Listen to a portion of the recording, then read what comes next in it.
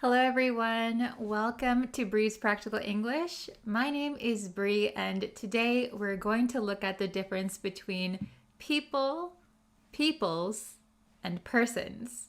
Now, these words can be very tricky in English, but we're going to look at each one and I'm going to explain the differences. So by the end of this lesson, you should have no problem understanding the difference, okay?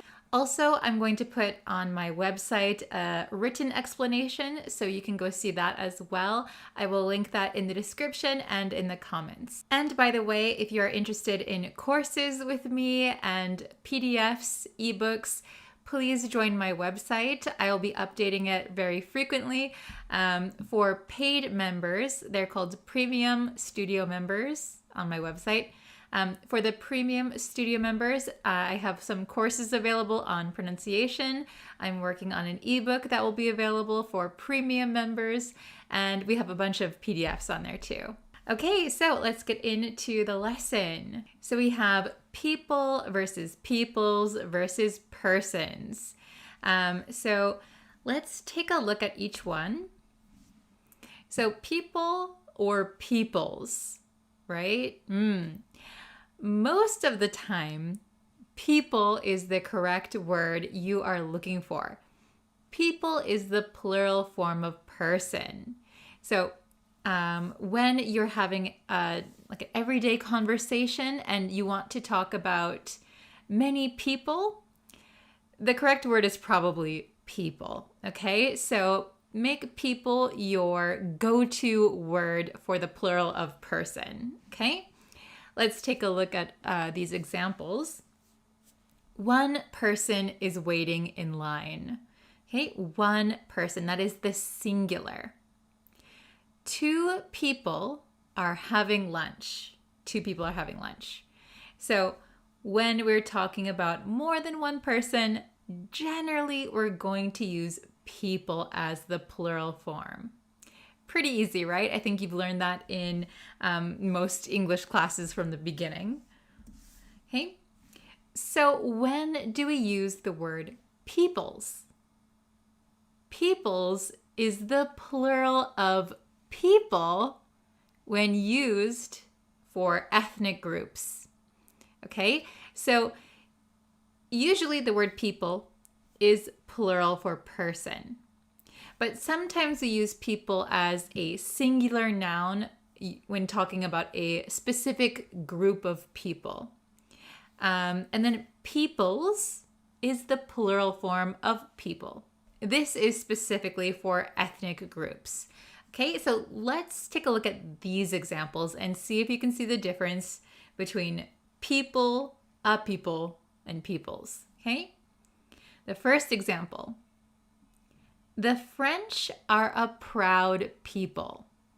You can see here, the French are a proud people. So people here is in the singular, a proud people, because I'm talking about one ethnic group. I'm talking about the French, okay, as a group. There are many French people in the world, but the French as a group would be singular. People, okay? The next example, the peoples of the world speak many languages. So in this case, I'm talking about multiple ethnic groups, multiple groups of people, okay? In that case, we're going to put peoples with an S. Are you following me so far? Let me know in the comments if you can understand the lesson so far, okay? Use people to talk about one nation or one ethnic group. People here is singular. The people of the United States have elected a new president.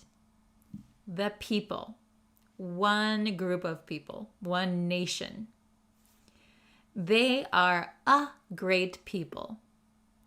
Okay, so remember here, this is not the general use of the word people. This people is singular.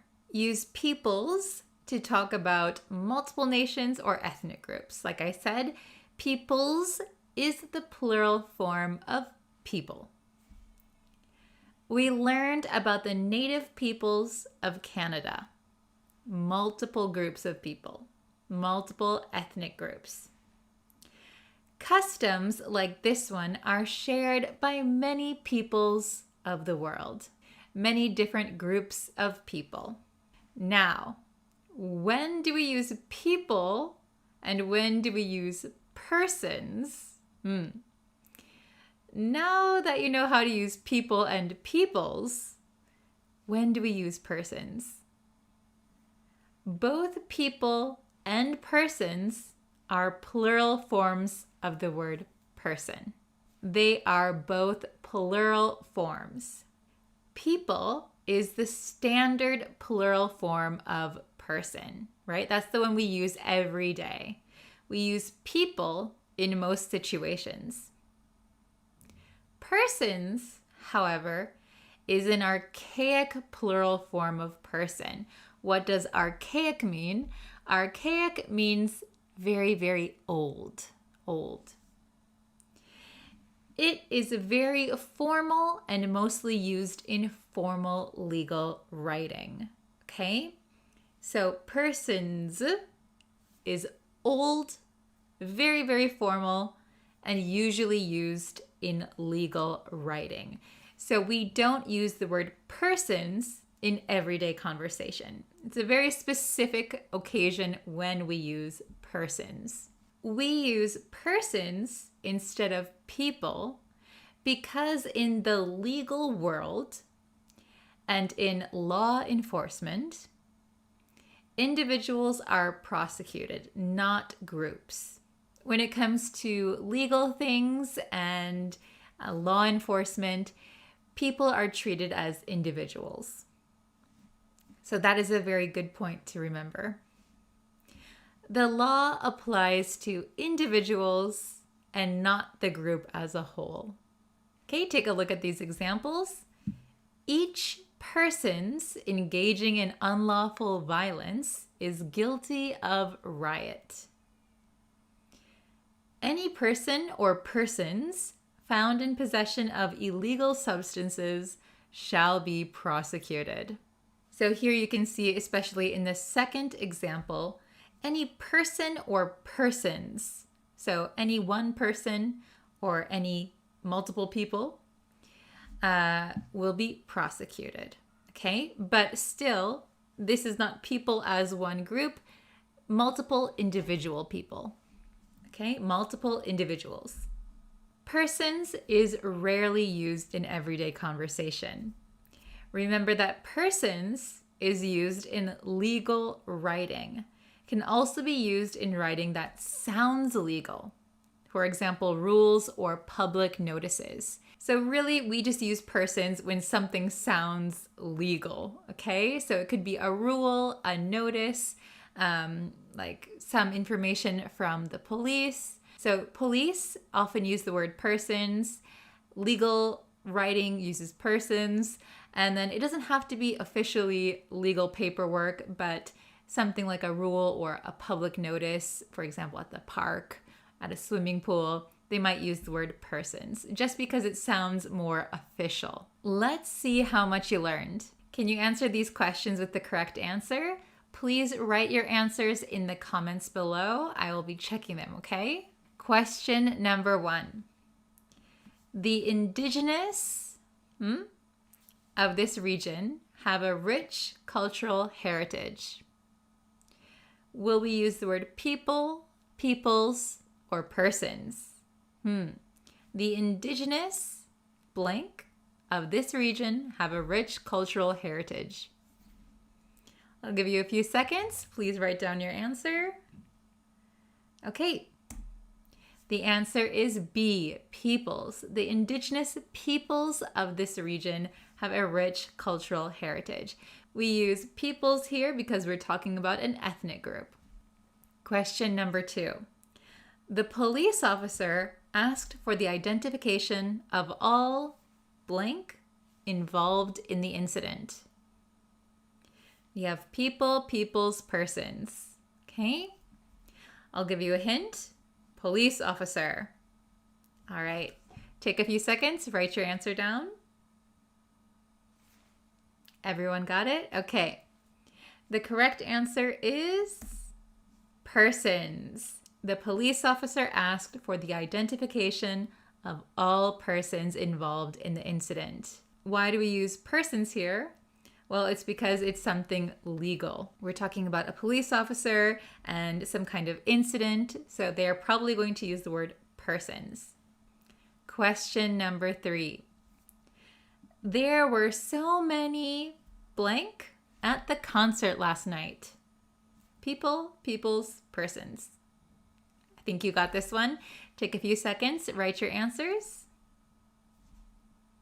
Everyone got it? Okay, the correct answer is people.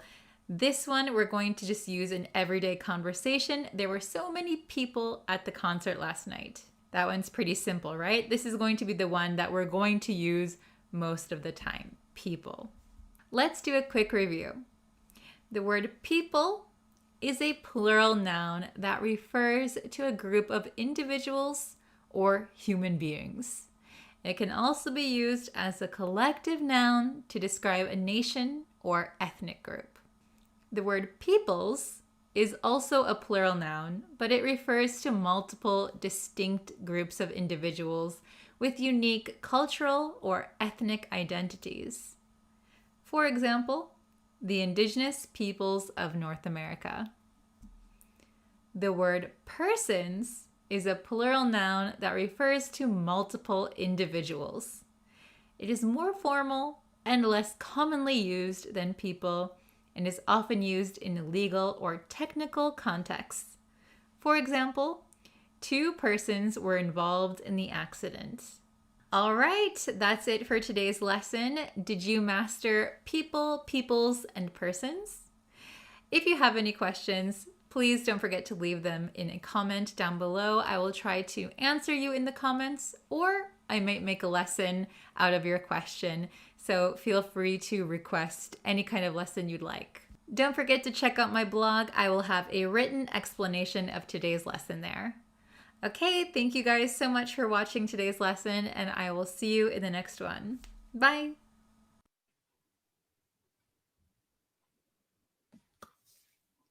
Hello everyone! Okay, we're gonna get the lesson started. If you haven't yet, please go subscribe to the YouTube channel. I know a lot of you already have. Thank you so much. And if you could like the Facebook page, share this video with your friends. It's always very much appreciated. So yeah, hello everyone. Hello Kosai, Josh, Jahangir. Hello from Bangladesh. Hanad, hello. How is everyone? Good morning, Tima. How are you guys today? What country are you from, and what time is it for you? I know some of you it's kind of early, some of you it's kind of late. Hello from Bangladesh. Hello, how is everyone? Hello from Myanmar, Pakistan, Indonesia.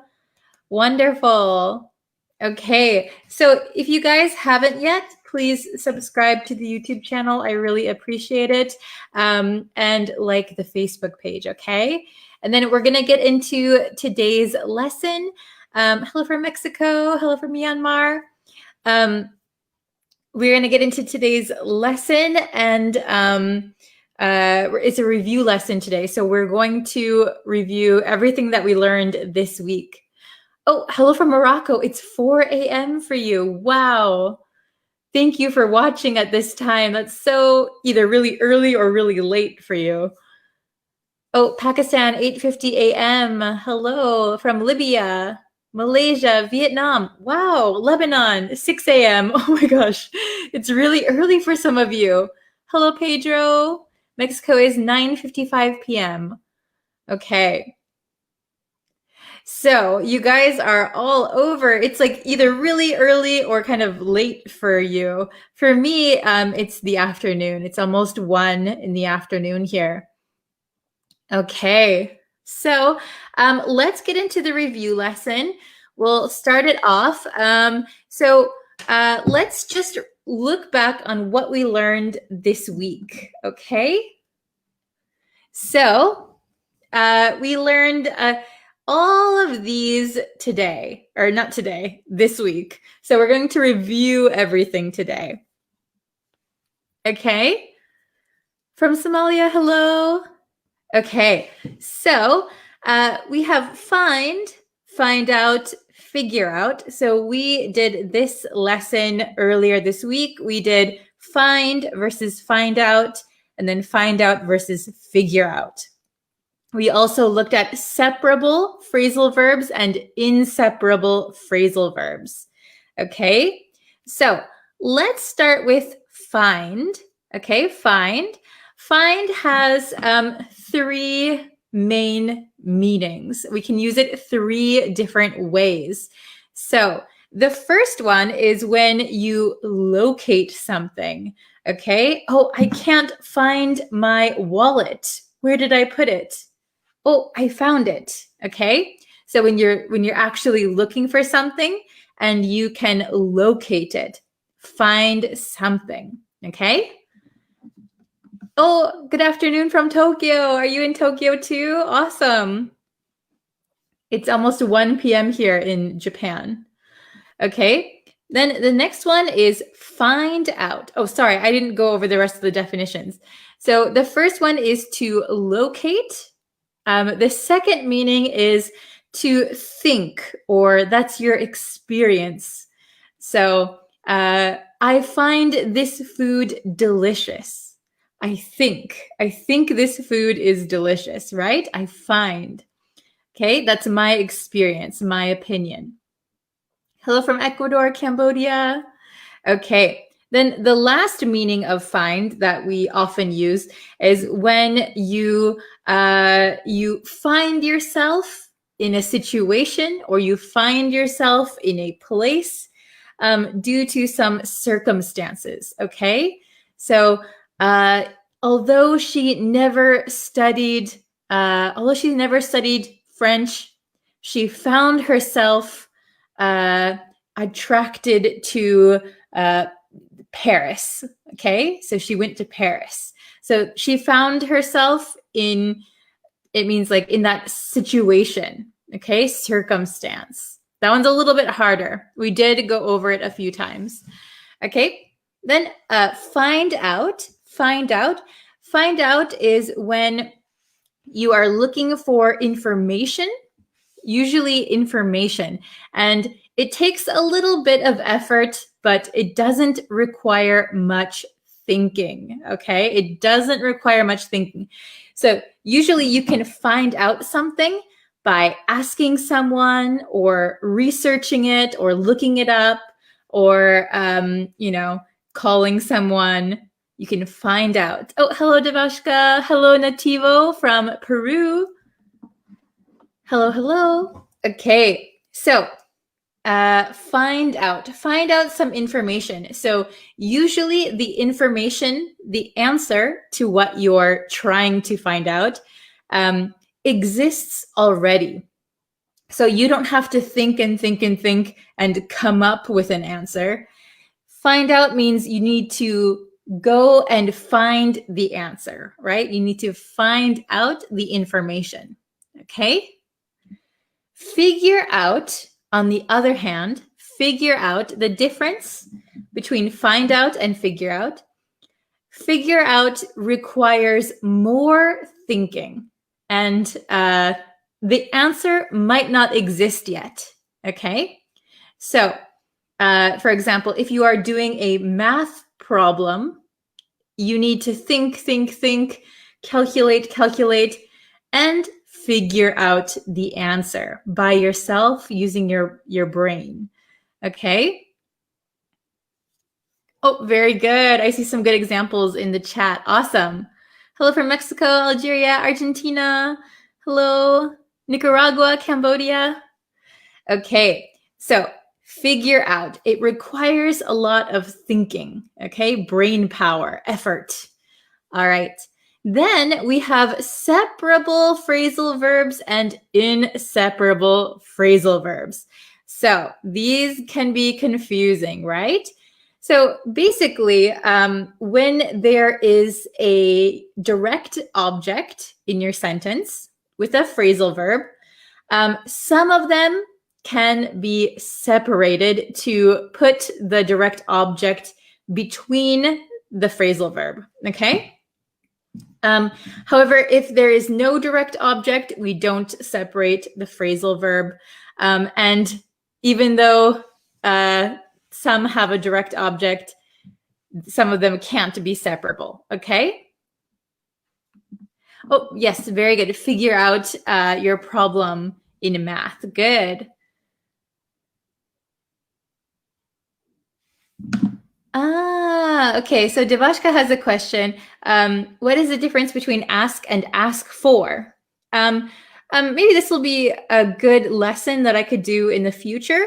Ask means you can ask a question, you can ask for information, ask for something, okay? Or just ask a person, ask someone, okay? Ask for something, ask someone, okay? I'll probably do a lesson on that later, maybe next week, okay? Yes, ask for is to request, like ask for a favor or something, okay? So separable phrasal verbs, inseparable phrasal verbs, you kind of just have to memorize or get used to which ones are separable and which ones are inseparable. The best way to do this is by listening to native speakers and then repeating after them. So if you hear that a phrasal verb is usually separated when there's a direct object, kind of get into the feeling of that. Oh, Anna's here. Hello. It's freezing today. Uh-oh. Must be so cold. Yeah. Glad to see you here. Okay. So we are reviewing all of these today. So let's go and look at our questions. Okay. Our questions. So, ta-da. We have our questions here. Pretty easy, I think. Maybe there's one or two tricky ones. But we have find out, figure out, wake up, write down. Okay. And we have 6 questions, but only 5 answers. So one of them we'll use twice. Okay. All right. So let's do number 1 together. Okay. Number 1, I somehow, my way home. I somehow, my way home. Oh, very good. I see. Oh, Alex said so easy. Okay. So I see a lot of people. Oh, very good. Okay, so for this one, it could be two different answers could be correct, okay? So number 1, 2 answers are correct, but they have maybe similar meanings. So I somehow, my way home. So maybe I was lost.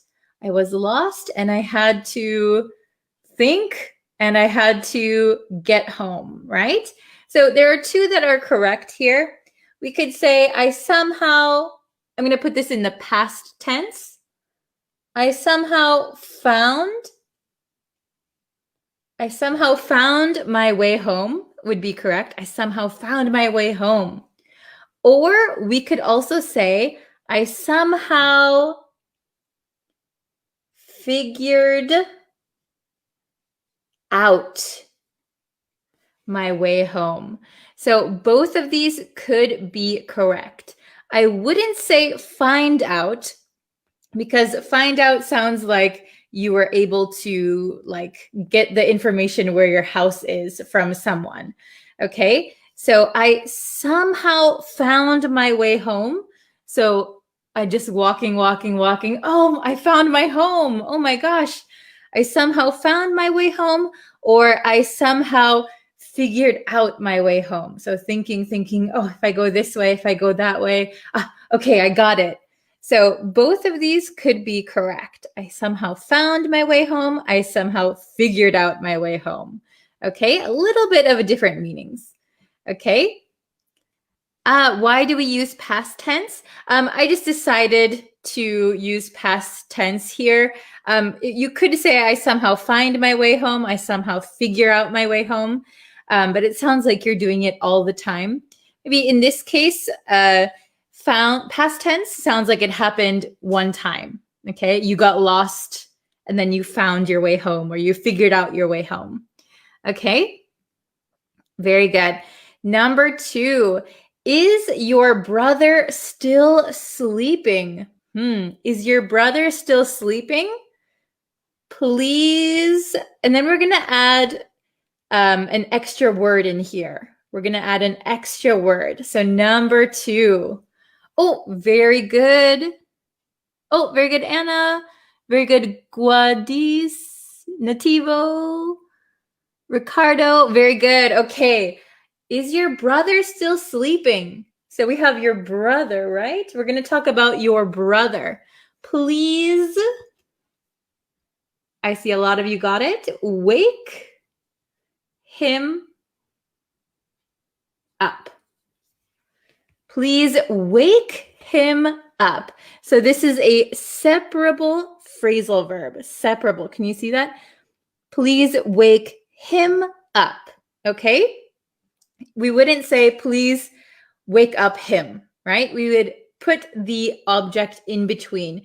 Please wake him up, or please wake up your brother. Could be correct, all right? How about number 3? Number 3, every morning.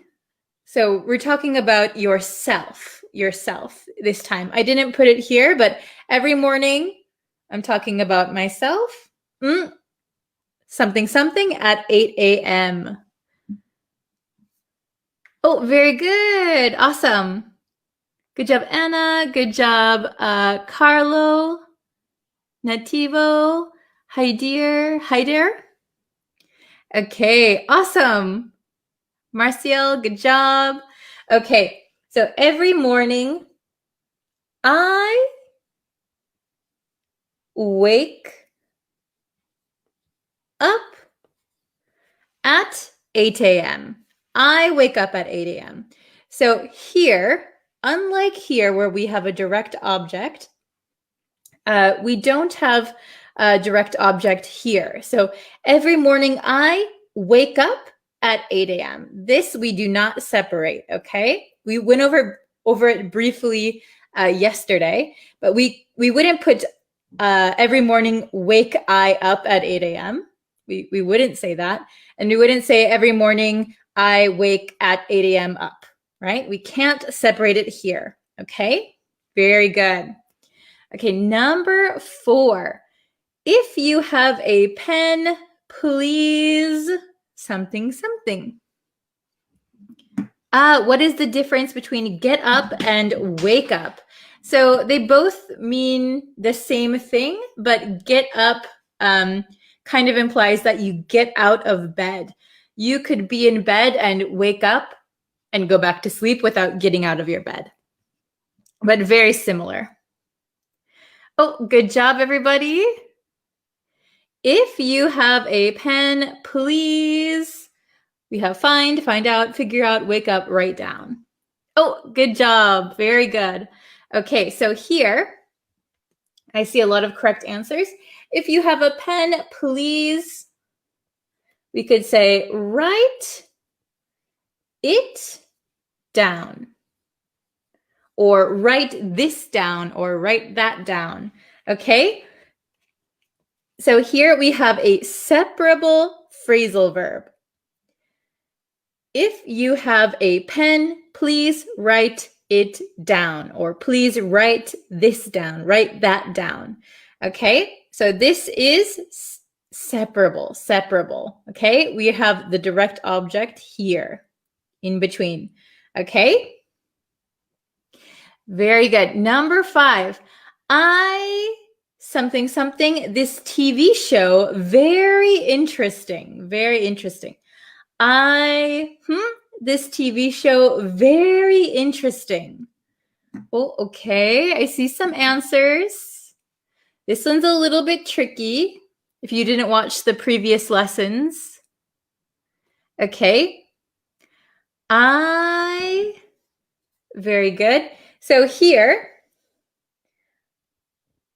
I find this TV show very interesting.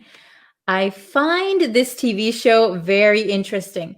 So if you didn't watch the other lessons, find means that it also means like you think something. You think something. I find this TV show very interesting. So I think this TV show is very interesting. We could also say like, I find math very difficult. I find English very fun to learn. So I think, I find. So this is a good one if you haven't ever used the word find like this. It's a good one to practice. Okay. How about the last one? Number 6. I called my friend to something. What time the party starts? Oh, very good. Reginald, very good.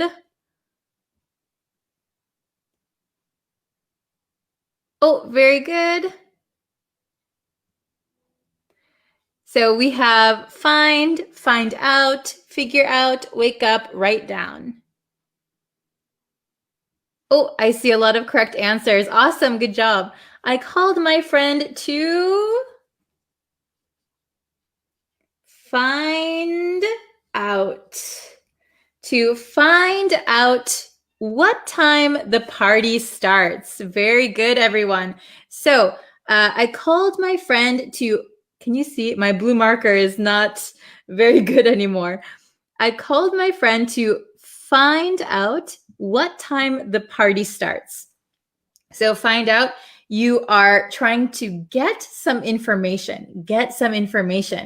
I called my friend to find out, to ask what time the party starts. Okay, very good. We'll go over them really, really quickly. Number 1, I somehow found my way home. Oh, there's my house. I somehow figured out my way home. If I go this way, if I go that way, I can go home. Okay, maybe I was lost. Number 2, is your brother still sleeping?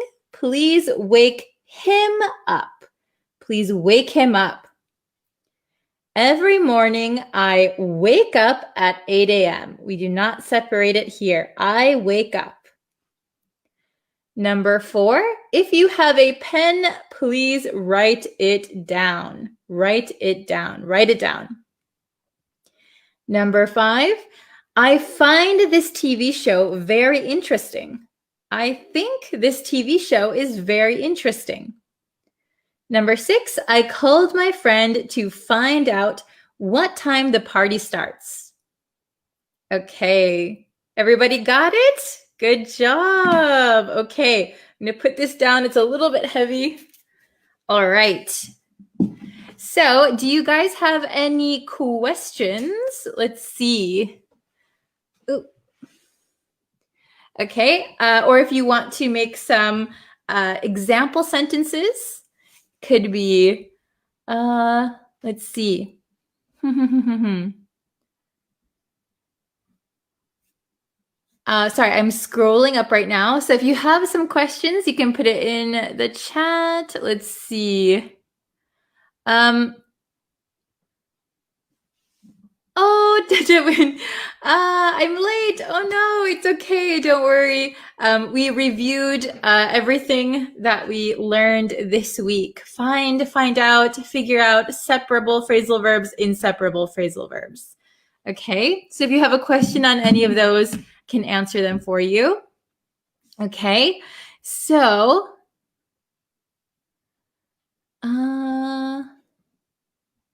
please give us a direct sentence of figure out.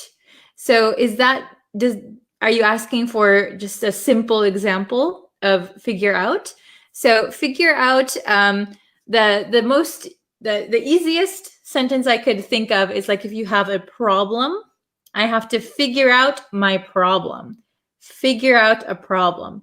Figure out how to do something. It means you have to think and do something. Okay. Oh my goodness, there was a deer jumped in front of my car right near the YMCA at Lake Geneva. Luckily that I didn't hit it. Oh my gosh, that is scary. So in my hometown also there are a lot of deer, and they'll suddenly jump out in front of your car, which is very, very scary, and it can cause a lot of damage to your car. I'm glad you're safe. Please take care. Okay. So a simple example for figure out. I figure out the math problem. I'll type it in the chat and then I'll put it on the screen. So this is a really simple example of figure out. I figure out the math problem, or I figured out the math problem.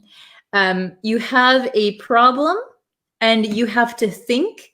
It takes a lot of effort.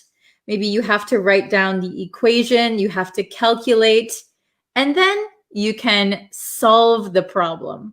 Okay? What exactly means I called to my friend?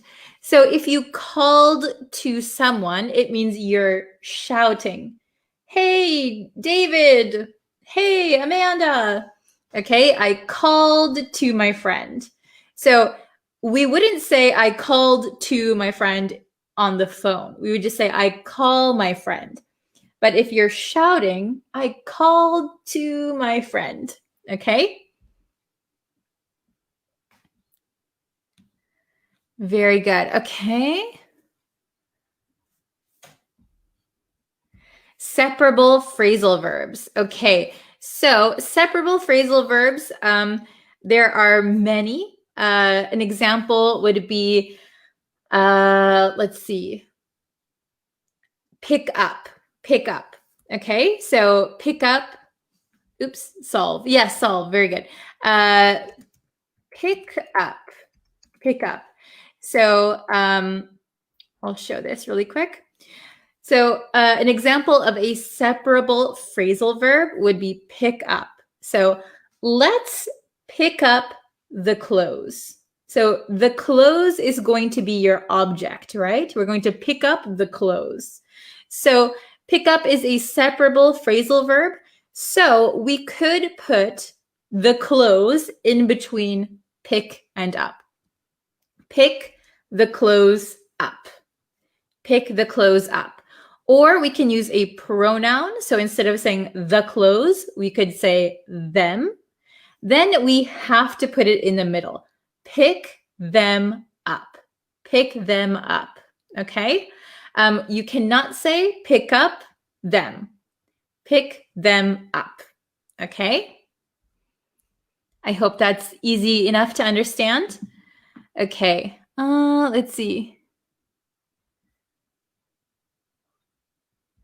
Oh, very good. I figured out how to build my new bookshelf. Yes, very good. So you had to do a little bit of thinking. It took some effort, but you could solve this problem by yourself. I figured out how to build my new bookshelf. So really figure out means like you're solving something by yourself or with a team of people. You're using your brain to solve something. Okay? Oh, write it down when I dictate to you. Oh, very good. So dictation, write it down. Very good example of a separable phrasal verb. Very good. Okay. Let's see. Oh, very good. You should pick up my clothes.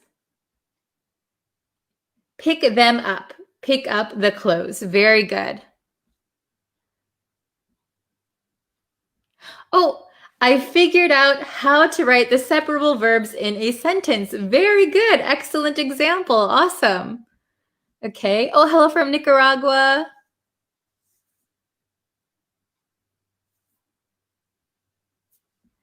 Okay. I want to find out how you moved to Tokyo from the States. Very good. Find out. So get that information. Find out. So actually, I came to Japan when I was a teenager. I was a little small teenager. I came here for school originally. That's a good way to ask a question and use the vocabulary. Awesome. Okay. I'll do one or two more if you guys have a question. Okay. Oops. I need to figure out how to get a visa. Yes, figure out. That means solve your problem. How can I get a visa? Okay. To figure somebody or someone out. Okay, so this is a good one. So we can say, I figured him out. So that means you have a person, right? And maybe you're not sure of that person's personality. You don't know that person very well. They're kind of mysterious. But by observing them, observing and kind of thinking, you're able to understand that person. So we could say, I figured you out. I figured him out. That means by observing someone, you can understand them and you understand everything about them. Okay? Very good. Okay, we'll do maybe just one last one.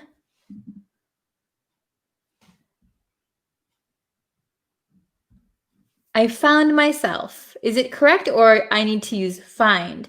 So found and find are just the same verb, but one is present tense, one is past tense. So I found myself means it's in the past. I find myself maybe in the present. Okay. This is a very good example. I find Lake Geneva so beautiful. Very good. I find Lake Geneva so beautiful. Wonderful. Me too. In Myanmar, graduated people can easily apply for a job, but it's difficult to get higher position when you dropped out of school. Very good. So we would say when you dropped out of school. So we learned dropped out the other day. Very good. Drop out of school. This is an inseparable phrasal verb. It means you quit school. Excellent. Okay. You guys have so many good sentences and so many good questions. All right. So if you guys have more questions on different topics, I will try and look through your comments and then I'll figure out what to do for next week's lessons. Okay. So by the way, I find your lessons amazing. Thank you. I find your smile is very exciting. Oh, thank you. Okay. So, this is a good one. I find learning a language is something unique. Yes, nice. Let's see. Today and tomorrow, every day on YouTube, I'm posting new lessons. So if you haven't seen the latest lesson, please go and watch that. I really appreciate it. Share this lesson with your friends. Subscribe to the YouTube channel, like the Facebook page, all that good stuff, okay? There will be a new lesson on YouTube later today, okay? Very good. So thank you so much for watching. I really appreciate all of you. I love seeing all the familiar faces in the chat. So thank you guys so much, and I will see you guys a little bit later on YouTube, okay? Thank you so much. See you guys later. Bye. Hello, everyone. Welcome back to another English learning video. I'm in a very plain background today because I just have a very short time to film today, so I couldn't set up my usual spot. So today, sorry, it's a plain white wall. Okay, so in today's lesson, I want to go over 5 get phrasal verbs. So 5 phrasal verbs using get. Okay, but first, if you haven't already and you would like to, please don't forget to hit that subscribe button so it will let you know when new lessons are uploaded. So if you don't know what a phrasal verb is, it's usually a combination of 2 words that, if you hear them, you probably know the meaning of the individual words, but when they're combined together, sometimes the meaning is not clear. And these are very important for learning English. A lot of Americans use phrasal verbs all the time. So the first phrasal verb with get we're gonna look at is get lost. Get lost. So you probably know to get lost means that you can't find your way. For example, if you're going somewhere new and you take the wrong road, you get lost. I got lost on the way to your house. But what I'm going to teach you today is another way to use get lost. Get lost can also mean go away. Go away, get lost. So it's not the nicest word, but it's an important one for you to know. So we use get lost to mean go away when we are angry or impatient. So an example could be, why don't you leave me alone? Get lost. Okay, so it is used when we are angry or when we have no more patience. Get lost, okay? Go away. So please use this sparingly. Don't use get lost all the time because it is a little bit of a mean thing to say. Okay, number 2 is get over it. Get over it. So to get over something means to feel happy or feel better again after something bad has happened. So we could say, they got into an argument, but they'll get over it. So they will feel better later. We also say, get over an illness. I was sick for a week, but I finally got over it. So I finally feel better again. Similarly, this can also mean to start to forget someone or something and start feeling better. So if there's a couple, let's say John and Sue. John breaks up with Sue. He ends their relationship. That means Sue might have to try and get over John. She'll have to forget about him and move on, start to feel better without him. She'll have to forget him. She'll have to get over him. We can also use this for people who think highly of themselves. For example, he thought he could do no wrong. He should get over himself. Maybe he loves himself too much, so he should start to forget himself. So if someone is very full of themselves or they think highly of themselves, we could say, you should get over yourself. So stop thinking so highly of yourself. Why do you put yourself above others? Forget about yourself. You should get over yourself. Number 3 is get out. Get out. Get out can be similar to get lost. So if we say it when we are angry, get out. That means leave. It's not a very nice way to tell someone to leave, but if you're angry, it's very effective. We can also get out of things. For example, get out of a car. And it can also mean leaving your house. So I've been stuck at home so long, I needed to get out. I needed to go and meet my friends. Get out. Recently, I don't get out much. This means I don't leave my house much. We can also use get out for the spreading of information. A rumor got out that he's moving soon. A rumor got out that a celebrity is at our school. Okay, get out information, spreading information. Okay, number 4. Number 4 is get by. Get by. Get by means to manage or to survive or succeed barely. We often use get by with the word manage. I managed to get by with my low salary for years. So somehow I was able to survive with my low salary for years. We can also use this for languages. I can get by with conversational English. So if your English is not that great, but somehow you are okay with conversational English, you can say, I can get by with conversational English. Or, my English is not that good, but I can get by.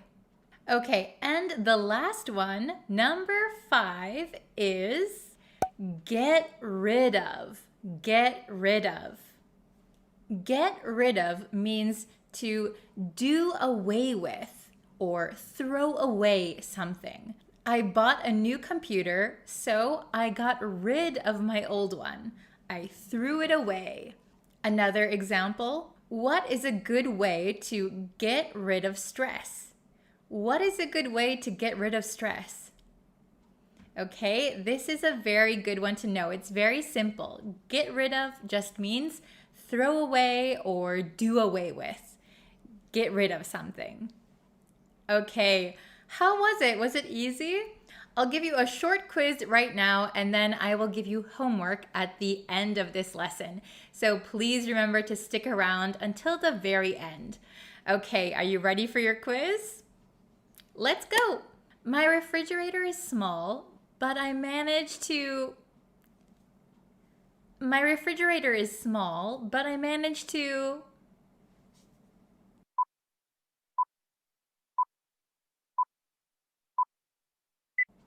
Okay, the correct answer is I managed to get by.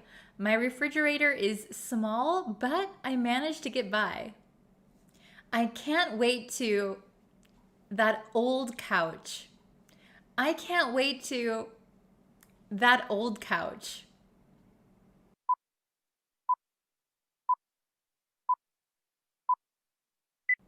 The correct answer is get rid of. I can't wait to get rid of that old couch. She's only just the death of her husband. She's only just the death of her husband.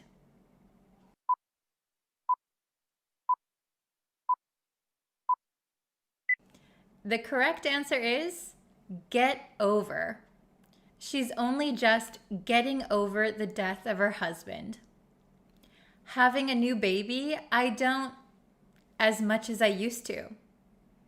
Having a new baby, I don't as much as I used to.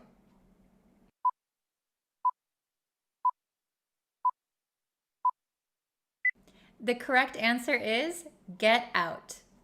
Having a new baby, I don't get out as much as I used to. Last question. I'm so fed up with you. Why don't you... I'm so fed up with you. Why don't you...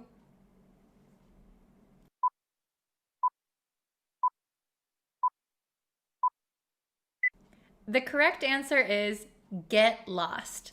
I'm so fed up with you. Why don't you get lost?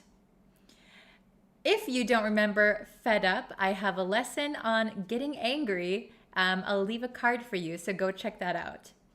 Okay, thank you guys so much for watching this lesson. I hope you learned something new, and please don't forget to do your homework at the end of this video. Thank you so much, and I'll see you in the next lesson. Bye!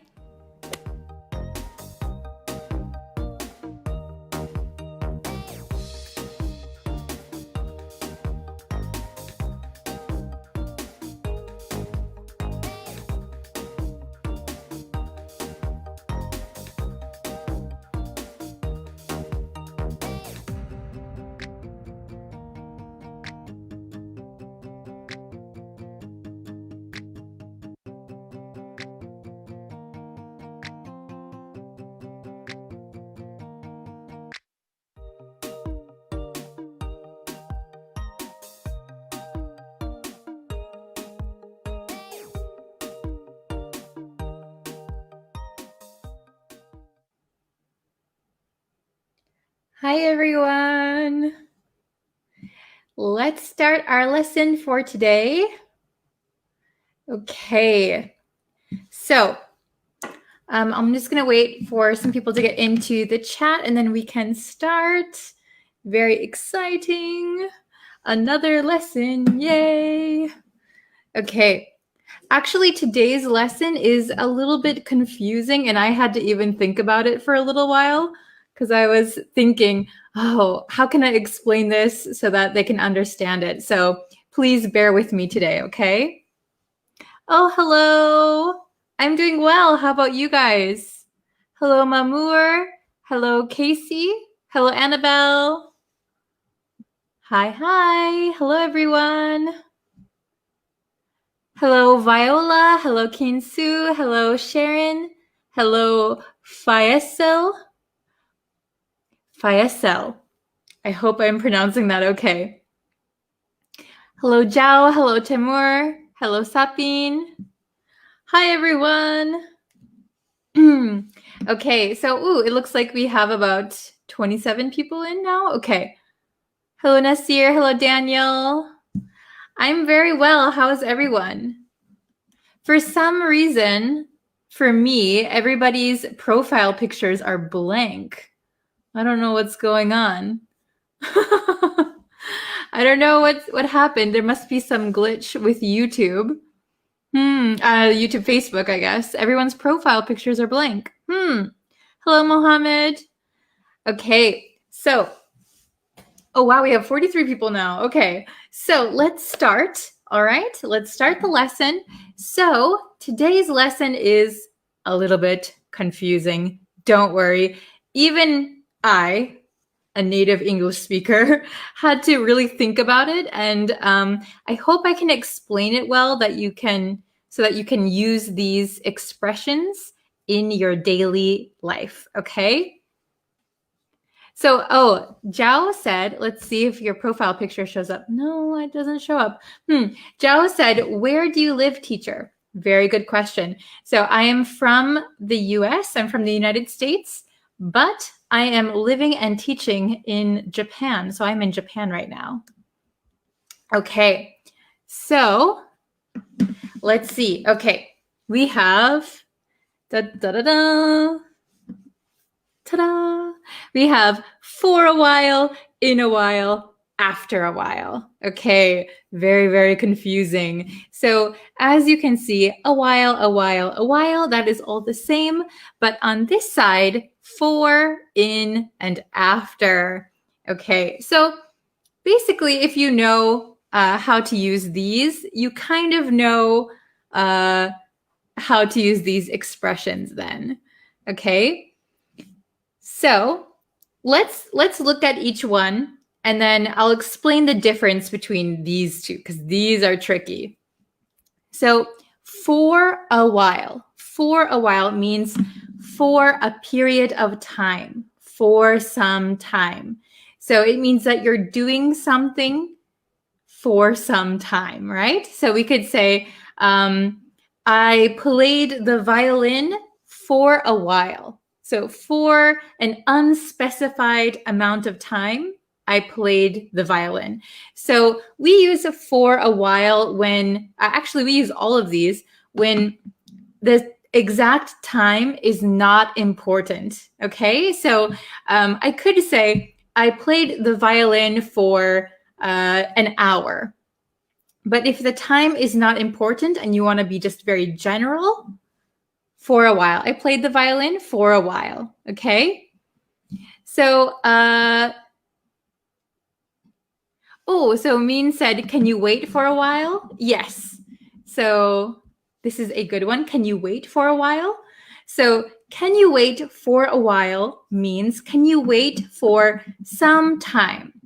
So usually a while is kind of a short period of time, but short depends on everyone's definition, right? For some people, a while could be 5 minutes. For some people, depending on the circumstance, it could be a month.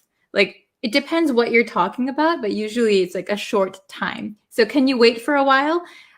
Generally, people would think a while means a few minutes or maybe an hour. It depends on the situation. Very good. Okay, so, very good, everyone.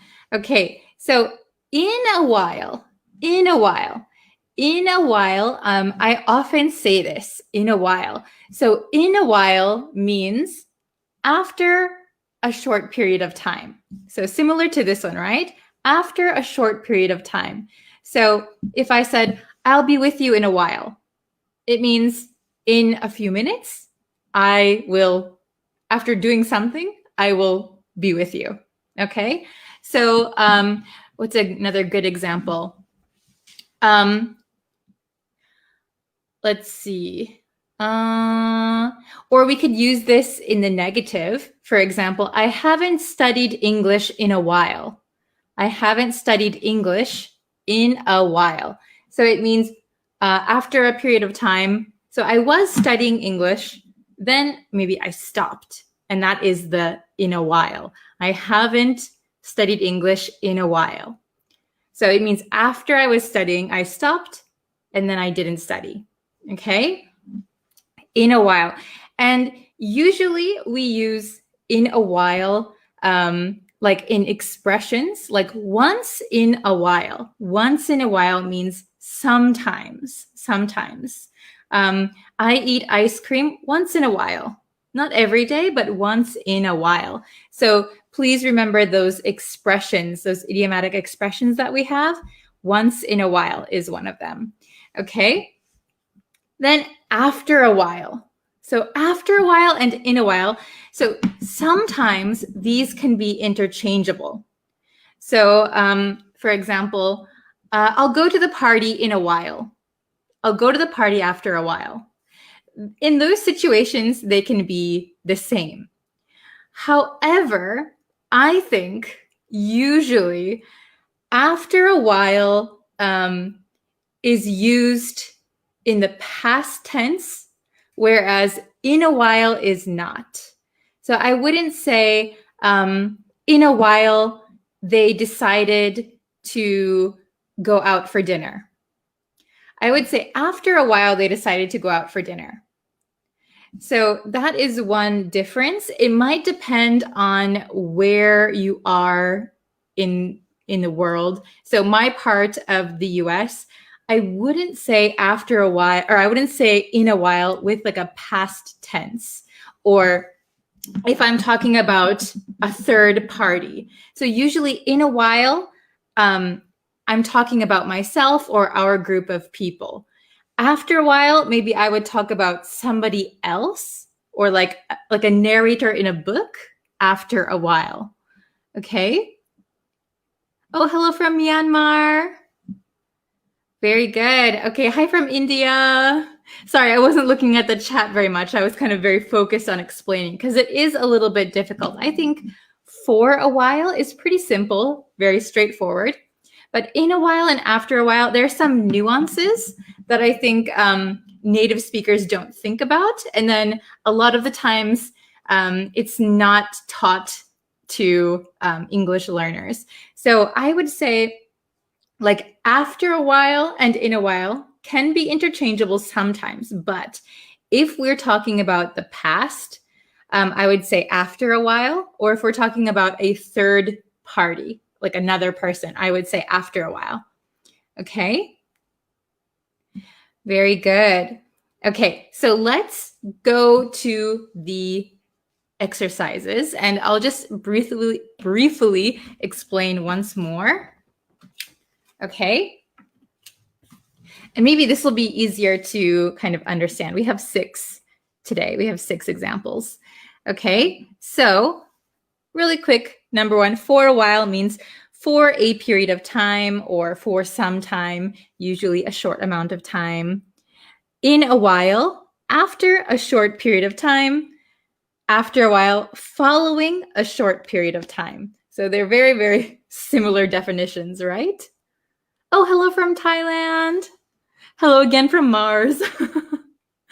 Okay, hello, Sandy. Okay, so let's see.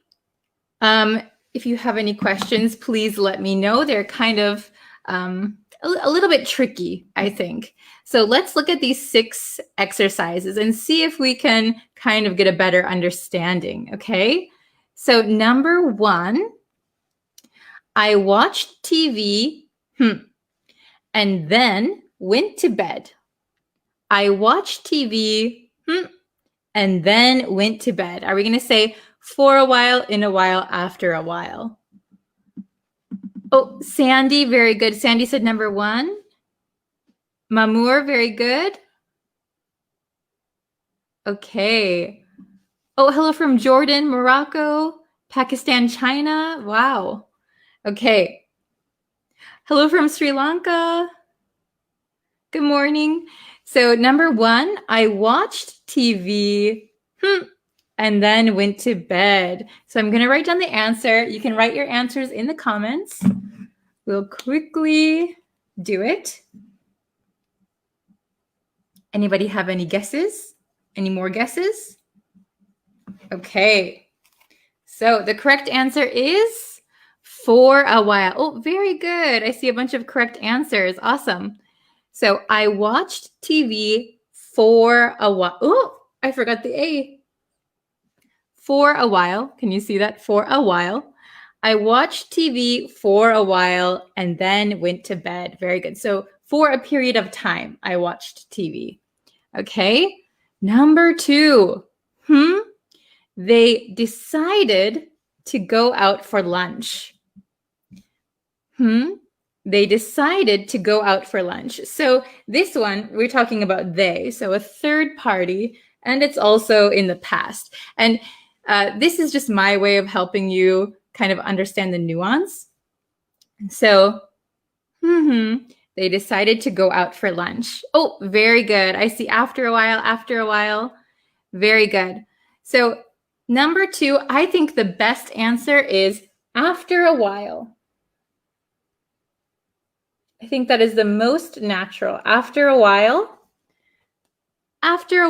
they decided to go out for lunch.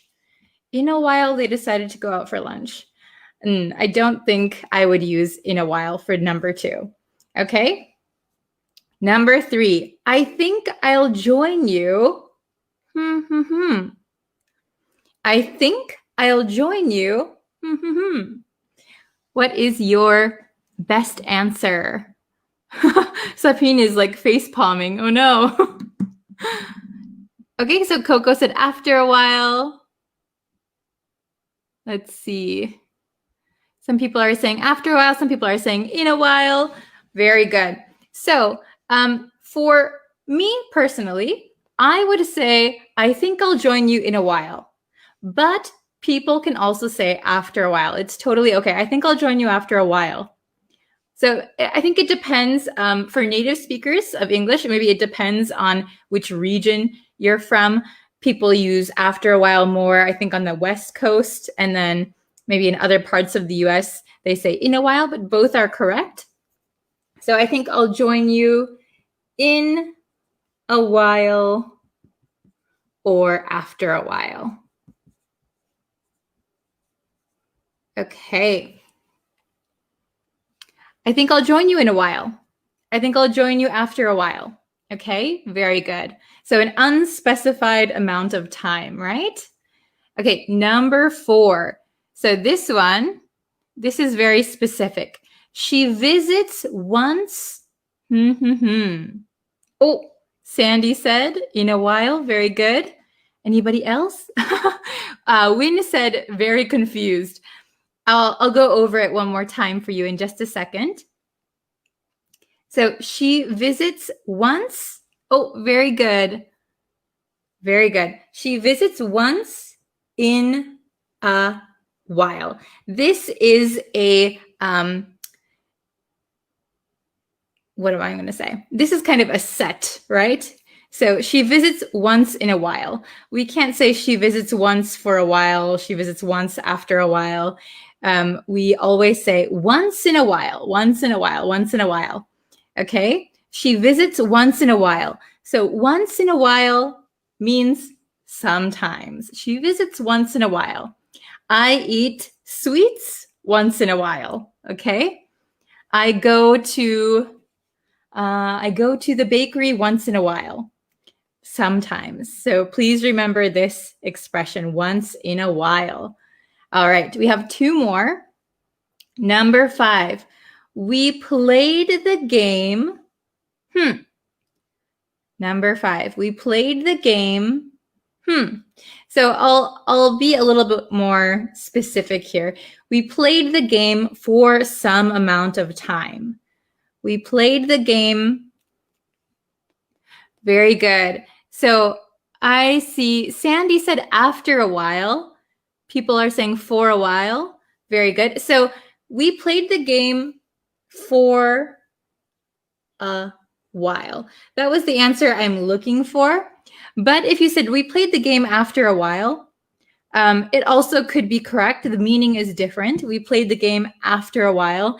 It means you were doing something else and then you played the game. So it could be correct. Or we played the game for a while, which means you played it for an unspecified amount of time. Very good.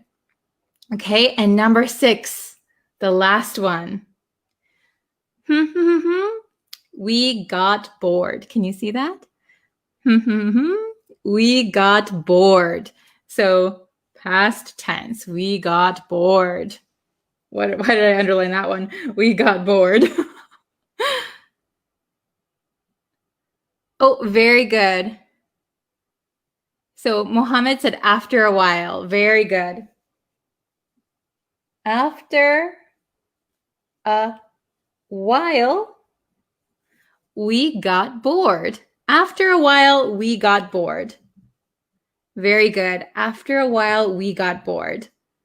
Good job, everyone. So for anyone who's confused, let me just explain. I think it might be different for people who are in different regions in at least the US. I'm not sure about in other countries, but for a while, that is always the same. It means for a period of time, for some time, usually a short amount of time. Then in a while is after a short period of time. I will go to the store in a while. Right now I'm watching TV. After a while can also be used in the same way. So I'll go to the store after a while. For some reason, after a while sounds a little bit longer to me, but that might just be me. And also, I think after a while, we usually use it with past tense, or if you're talking about like a third party, or like if you're narrating a book or something after a while. But when I talk about right now and about myself, I usually use in a while. So that is a little bit tricky. That is one nuance that I think a lot of people overlook. So we'll just go through these one more time for those of you who are just joining. Oh, Nang, I'm glad you can finally understand. Very good. Okay, so number 1, I watched TV for a while and then went to bed. I watched TV for a while and then went to bed. Okay, so for an unspecified amount of time, 10 minutes or an hour, I watched TV for a while. Okay, number 2, after a while, they decided to go out for lunch. After a while, they decided to go out for lunch. Okay? Number 3, I think I'll join you in a while. I think I'll join you after a while. Both of these are suitable. I personally would say in a while. Okay, number 4. She visits once in a while. Now, this one has to be in a while because once in a while means sometimes. Number 5, we played the game for a while. We played the game for a while. So that means maybe 10 minutes, an hour. The time is not important. We played the game for some amount of time. And after a while, we got bored. After a while, we got bored. Okay, so I would say after a while here because this is in the past tense. After a while, we got bored. So they were doing something, and then after that, they got bored or we got bored. Okay, very good. I think, usually like when we use in a while, we could replace anything with a time, right? So I played the game for 10 minutes. So I will play the game in 10 minutes. I will play the game after 10 minutes. I think after 10 minutes, we don't usually say. So that's why I think I tend to use this one with past tense. Okay, very good. So can you guys make some example sentences and I will put them on the screen and then we can look at them together, okay? So I'll try to help you out.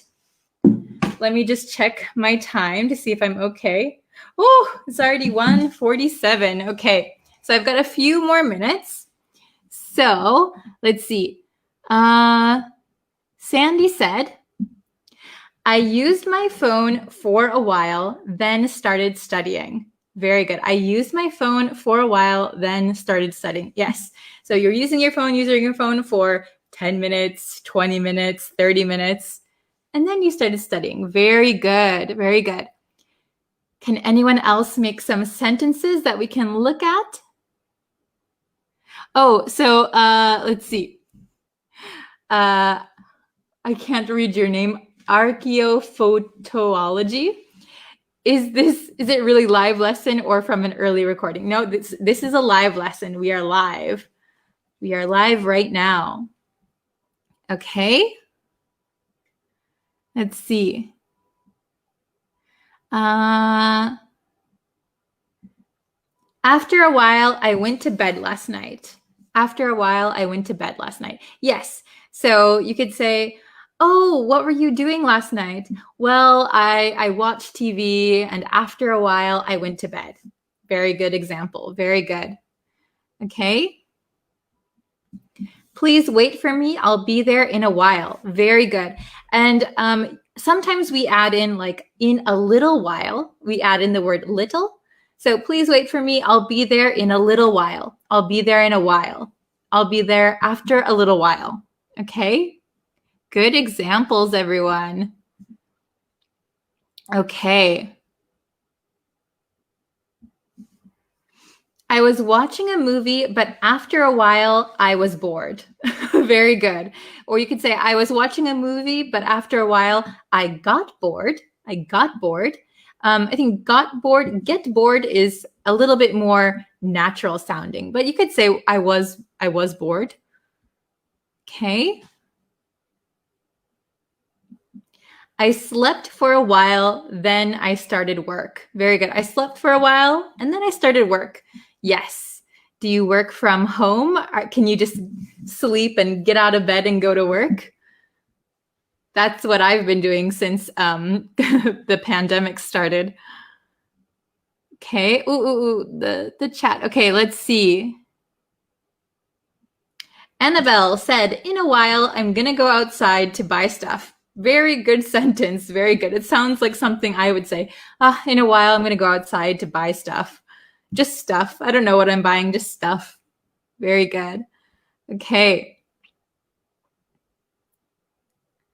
Very good. Let's see.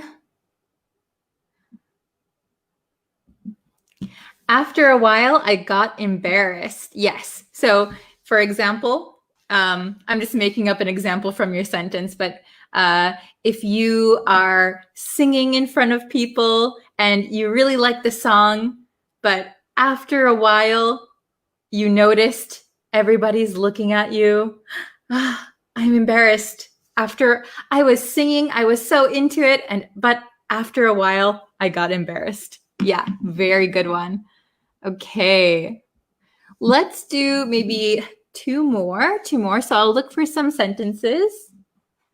Okay. Let's see.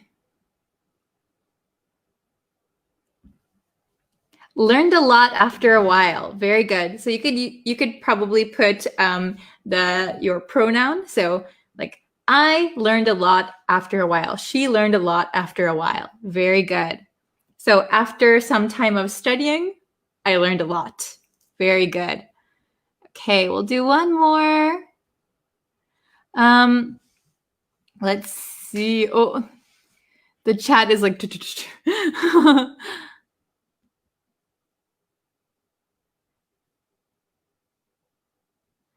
Okay, let me. I'm scrolling up to see if there's any that I missed.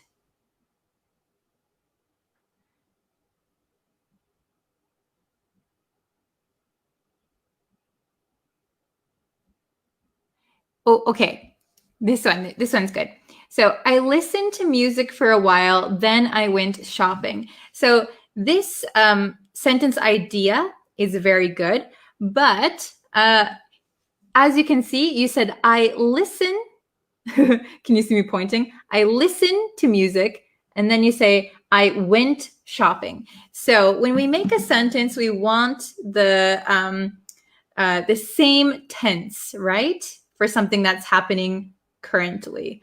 So you could say, I listened to music for a while, then I went shopping. That is good. Okay. So, or you could say, I'll listen to music for a while and then go shopping.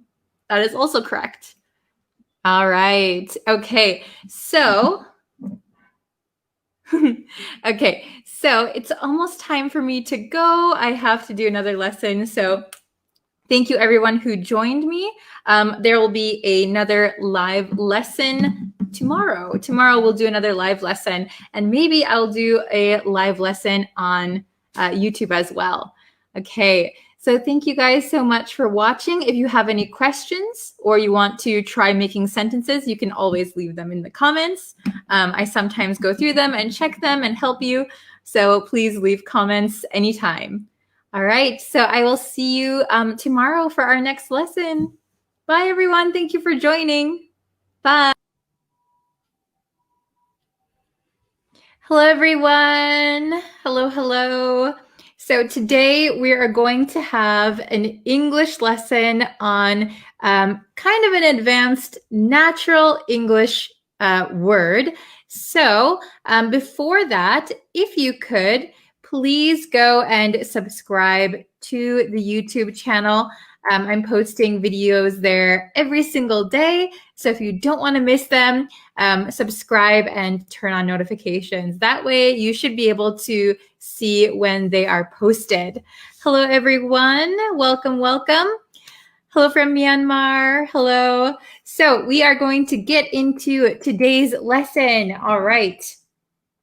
So today we are going to learn I'm a stickler for something. Okay, so the new word here is stickler. So does anyone know what a stickler is? Have you heard stickler before? I'm a stickler for something. Okay, so if somebody is a stickler, usually they have a strong desire to follow a certain behavior, follow certain rules. Okay, so yeah, and if you have some other questions, I'll try and answer them at the end. Okay, so a stickler is a person who has a strong desire to follow a certain behavior or like certain rules, and they always want to try and follow it. And sometimes they want other people to follow it too. Okay, so I'm a stickler for something. we'll get to the big board and then you can see it a little bit easier. Okay? Yes, type of behavior. Okay, so we have this big board here. All right, so what is a stickler? So stickler is a noun, and it is a person who thinks that a particular type of behavior is very important. This behavior is very important and always follows it or tries to make other people follow it. So they think a certain behavior is very, very important and I want to follow it. You should follow it too. Okay? So, all right. So, somebody's saying, is it a negative meaning? So it's not necessarily a negative meaning. I think this is a very neutral word. So it could be annoying a little bit if somebody is a stickler for the rules or a stickler for protocol. So every time you have to follow it could be a little bit annoying, but it's not necessarily a bad thing. Oh, very good. So Wad said systematic. Yes, kind of systematic. So very good. We'll go over the examples together. Okay. So number one, he's a stickler for rules. So that means he's always trying to follow the rules, and probably he wants everyone else to follow the rules too. Okay, I don't know if you know anyone who is a stickler for rules. Sometimes it's good, sometimes it can be annoying, right? Like if you are a student in school and your teacher forgot to ask you to turn in your homework, but you're relieved because you didn't do your homework. Oh, good, the teacher forgot. But there's always that one kid in class that said, oh, Miss Teacher, you forgot to collect our homework. Oh, you have to be such a stickler for rules. Okay, very good. So number two, can you see this? She was a stickler when it came to office manners. She was a stickler when it came to office manners. So that means maybe at her job, she used to work at an office. She was very, very particular about the office manners. Okay. So you can imagine each office has its own manners, maybe like phone etiquette, those kinds of things, signing emails. Okay, office manners. So she wanted to do it correctly every time. She was a stickler when it came to office manners. So usually when we say the word stickler, we usually say someone is a stickler for. You could also say a stickler when it comes to, when it came to. That is also okay. But you'll often see it with for after it. Okay? So number 3, I've always been a stickler for details. I've always been a stickler for details. So talking about yourself, oh, I really like details. I want to know the details very specifically. Okay? Oh, very good. Bodybuilders are often sticklers for their diet and protein intake. Yeah, that's true. They need to follow it exactly. Okay.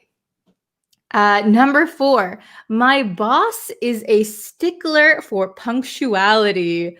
My boss is a stickler for punctuality. So if you are punctual, it means you are on time.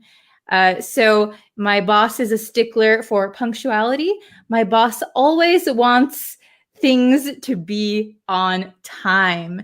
Maybe if somebody is late or a project is late, something is late, the boss does not like it, okay? So he's a stickler for punctuality, all right? Yes, stickler is often followed by for, a stickler for something. But in this case, for example, when it comes to, you could also use that, it's okay. And number 5, this is a question for my students. What are you a stickler for? Are you a stickler for rules? Are you a stickler for a certain etiquette? Are you a stickler for punctuality? Please tell me in the comments, what are you a stickler for? Okay. So remember that a stickler is a person who has a strong, particular type of behavior that they think is very, very important. And they try and always follow it. Oh, I see a very good sentence here. I'm a stickler for putting things away. Yes, very good. So that means putting things away is very important to you. So you always try and follow that. So this is a good example of something that is quite a good one, right? That's not annoying, right? Okay, so let's see. Oh, this is interesting. I'm a stickler for going to sleep at 10 p.m. sharp. If you don't know what sharp means in this sentence, sharp means exactly. So we often use that with time. 10 p.m. sharp, exactly 10 p.m. Okay. Let's see. Oh, this is a good one. I'm a stickler. So remember that stickler is a noun. So we need a stickler. I'm a stickler for maybe keeping promises. I'm a stickler for keeping promises. That's a very good one. I'm a stickler for housework. So maybe you have a particular way you like things to be done. Good job. Yes, I'm a stickler. Don't forget the I'm a stickler when it comes to house cleaning. Okay. I'm a stickler for studying every day. Very good. You have your certain behavior that is kind of very important to you. Okay. If my partner doesn't stickler about household matters, progress is not possible. Very good. So just be careful. We don't say like do stickler. The stickler is a noun. So if my partner isn't a stickler about household matters, progress is not possible. Okay, very good. The chat is going so quickly. Okay. Let's see.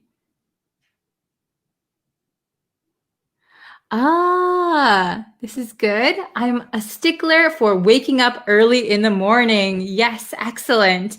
Are most of you, do you know the expression early birds? Early birds. So if you are an early bird, that means that you wake up early. Maybe you are a stickler for waking up early in the morning. If you are the opposite, you are a night owl. So you like to stay up late at night. Okay.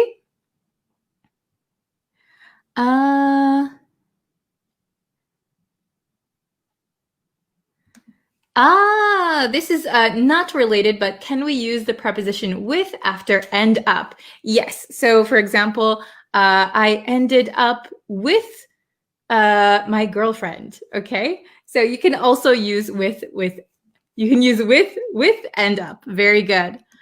Okay. Let's see. Oh, I was late.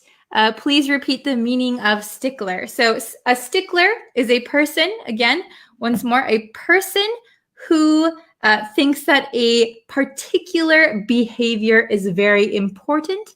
They always try to follow that behavior, and maybe they also try to make other people follow that behavior. They have a high standard for that particular behavior. Okay? Where am I? I am in Japan. I'm in Japan. I'm in my house in Japan. Okay? We'll do one or two more, and then I have to get going, but let's see.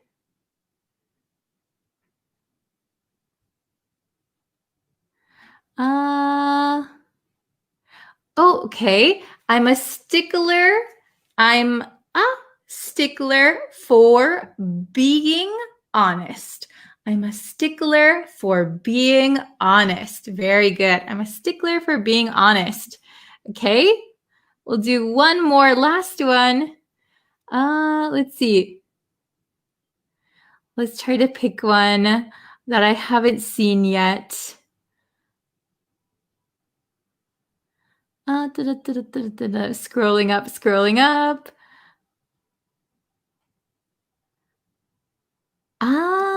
Okay. I'm a stickler for improve my English speaking in practice every day. Very good. So you could say, I'm a stickler. Very good. You wrote it correctly. I'm a stickler for improving my English by speaking every day. Or I'm a stickler for practicing English every day. That's very good. Okay, excellent. Well, very good, everyone. Oh, Raul, konnichiwa. Hello. Okay, so let's see. I will be posting another lesson later today on YouTube. So if you want to see that lesson, please subscribe so you can know when that lesson will be available. I think it should be around, oh, windy here. Okay, should be around 9 p.m. Japan Standard Time. Okay, very good. Thank you guys for watching today's lesson. It was very fun to talk with all of you. I will see you later today on YouTube and again tomorrow on Facebook. Okay, thank you guys so much, and I will see you guys in our next lesson. Bye, everyone. Hi, everyone. Let's see. Okay, I'm just going to do a really, really quick lesson today because I'm kind of busy. I think I told you that it is the kind of New Year's holiday in Japan. So I'm only going to be on here for a really, really quick lesson. So I'm going to wait for just a few people to get in the chat and then we'll start. Oh, I see some people. Hi. Hi, everyone. Hello, Pradeep, Sansan. Hello, hello. Whoa, we have a bunch of people now. Hello, how is everyone? Happy New Year, by the way. Hi, hello, hello, hello. By the way, there's going to be a new lesson on YouTube today. So if you haven't subscribed to the YouTube channel, go and do that. And yeah, as always, Facebook Live. Like the Facebook page, share it with your friends. Hello, everyone. Okay, so today we're going to be talking about this English expression. This is quality time, quality time. So again, let's look at the pronunciation. Quality, we can say quality, but this T is surrounded by two vowel sounds. So this becomes a flap T, right? Quality, quality. Quality time. Oh, hello, everyone. Welcome. Hello from Nepal. Okay, so we're going to be talking about quality, quality. This is American pronunciation. Quality time, quality time. Okay, does anyone know what quality time is? If not, that's okay. We're going to look at it today. All right, so, oh, nice to meet you, Ulan. Hello, hello. Okay, so quality time is when you spend time with someone you're close to and you give them all of your attention, right? So you don't spend time with someone and you're talking on the phone or you're texting someone else or you're watching TV. Spending quality time with someone is spending time and giving them all of your attention. Okay? All right, let's take a look at, I have some examples and the definition. Since we're only doing one expression today because I don't have a lot of time, we'll just look at these. I gave some examples, okay? So quality time is time spent giving all of one's attention to someone. So someone who's usually close to you, like a family member or your friends, something like that, okay? Oh, Jalil, hello, no problem. Sorry, I didn't give any warning about today's lesson. I just kind of hopped on here. So it's going to be kind of quick because I don't have a lot of time, all right? But there will be another lesson on YouTube today, so please watch out for that. Okay, so number 1, it's important to spend quality time with your family. Spend quality time. So you'll notice I have spend, spent, spending, spending. So usually we say spend time. So in this case, spend quality time with your family. It's important to spend quality time with your family. So that means you're giving your family all of your attention. You are not like watching TV or texting your friends. You're giving your attention to your family. That's why it's quality time. Okay. Number 2, Mom and I spent some quality time together. So when I go home to visit my family, I like to spend quality time with my mother. So usually we'll go shopping together or we'll cook together, something like that, where we're giving each other all of our attention. Hello from Pakistan. Hi, everyone. Okay. Number 3. Let's look at number 3. Do you have any tips for spending quality time with your children? So this is a good one. Do you have any tips? So sometimes spending quality time with your children might be difficult depending on their age. So if they're really young, you might not know what to play together with them with, or you might, if they're a little bit older, maybe they want to go spend time with their friends. So you could ask your friends, do you have any tips for spending quality time with your children? Okay, does it make sense so far? Teacher, I spend quality time watching your videos. Oh, thank you so much. Okay. Let's look at number 4. This is going to be the last one. I love spending quality time with. So please leave your answers in the comments and I'll choose one to write here. I love spending quality time with. Okay.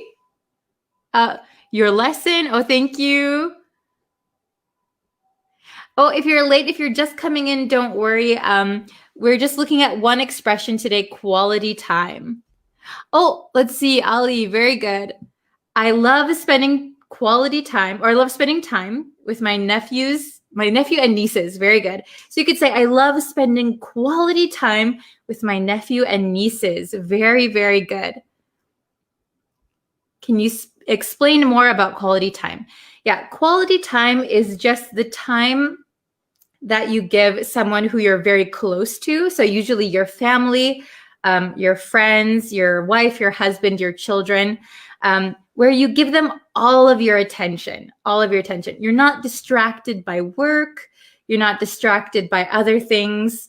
You're giving them all of your attention. Okay? Hi, right now, spending quality time with you. Oh, very good. Excellent. Okay.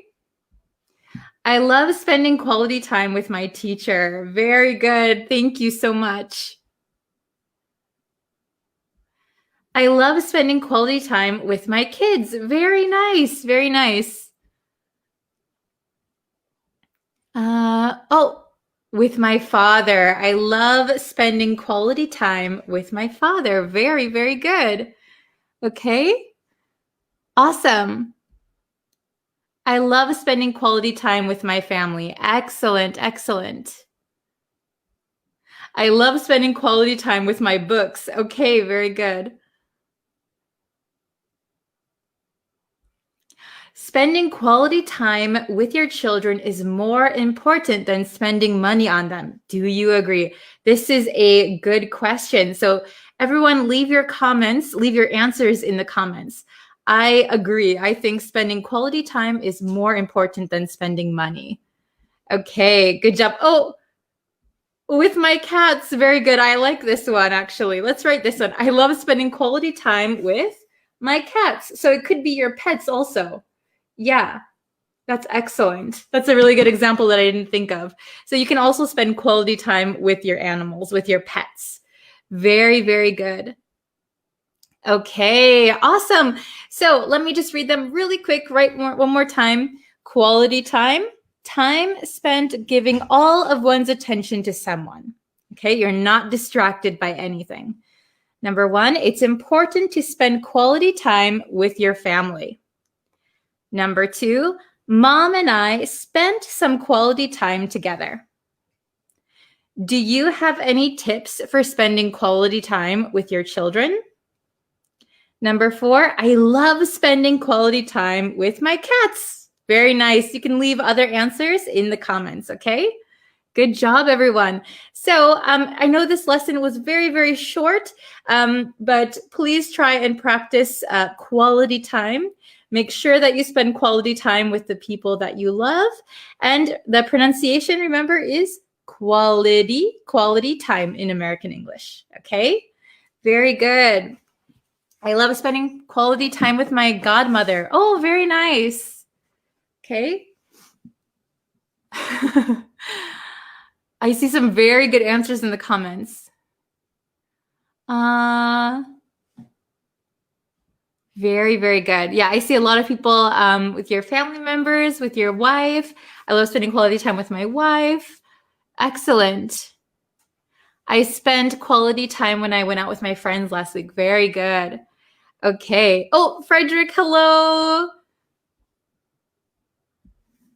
Good morning, Sister Bree. Greetings from Switzerland. I will quality time with my wife. Very good. So remember, you need to say spend. I will spend quality time with my wife. Wow, very good. Okay.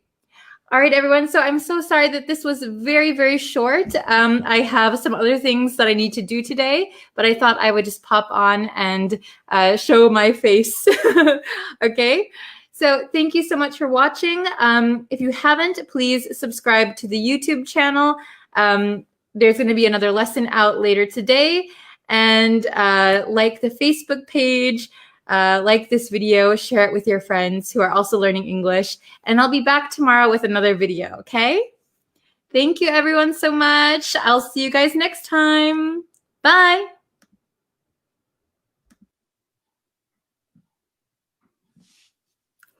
Hello, students. How is everybody doing today?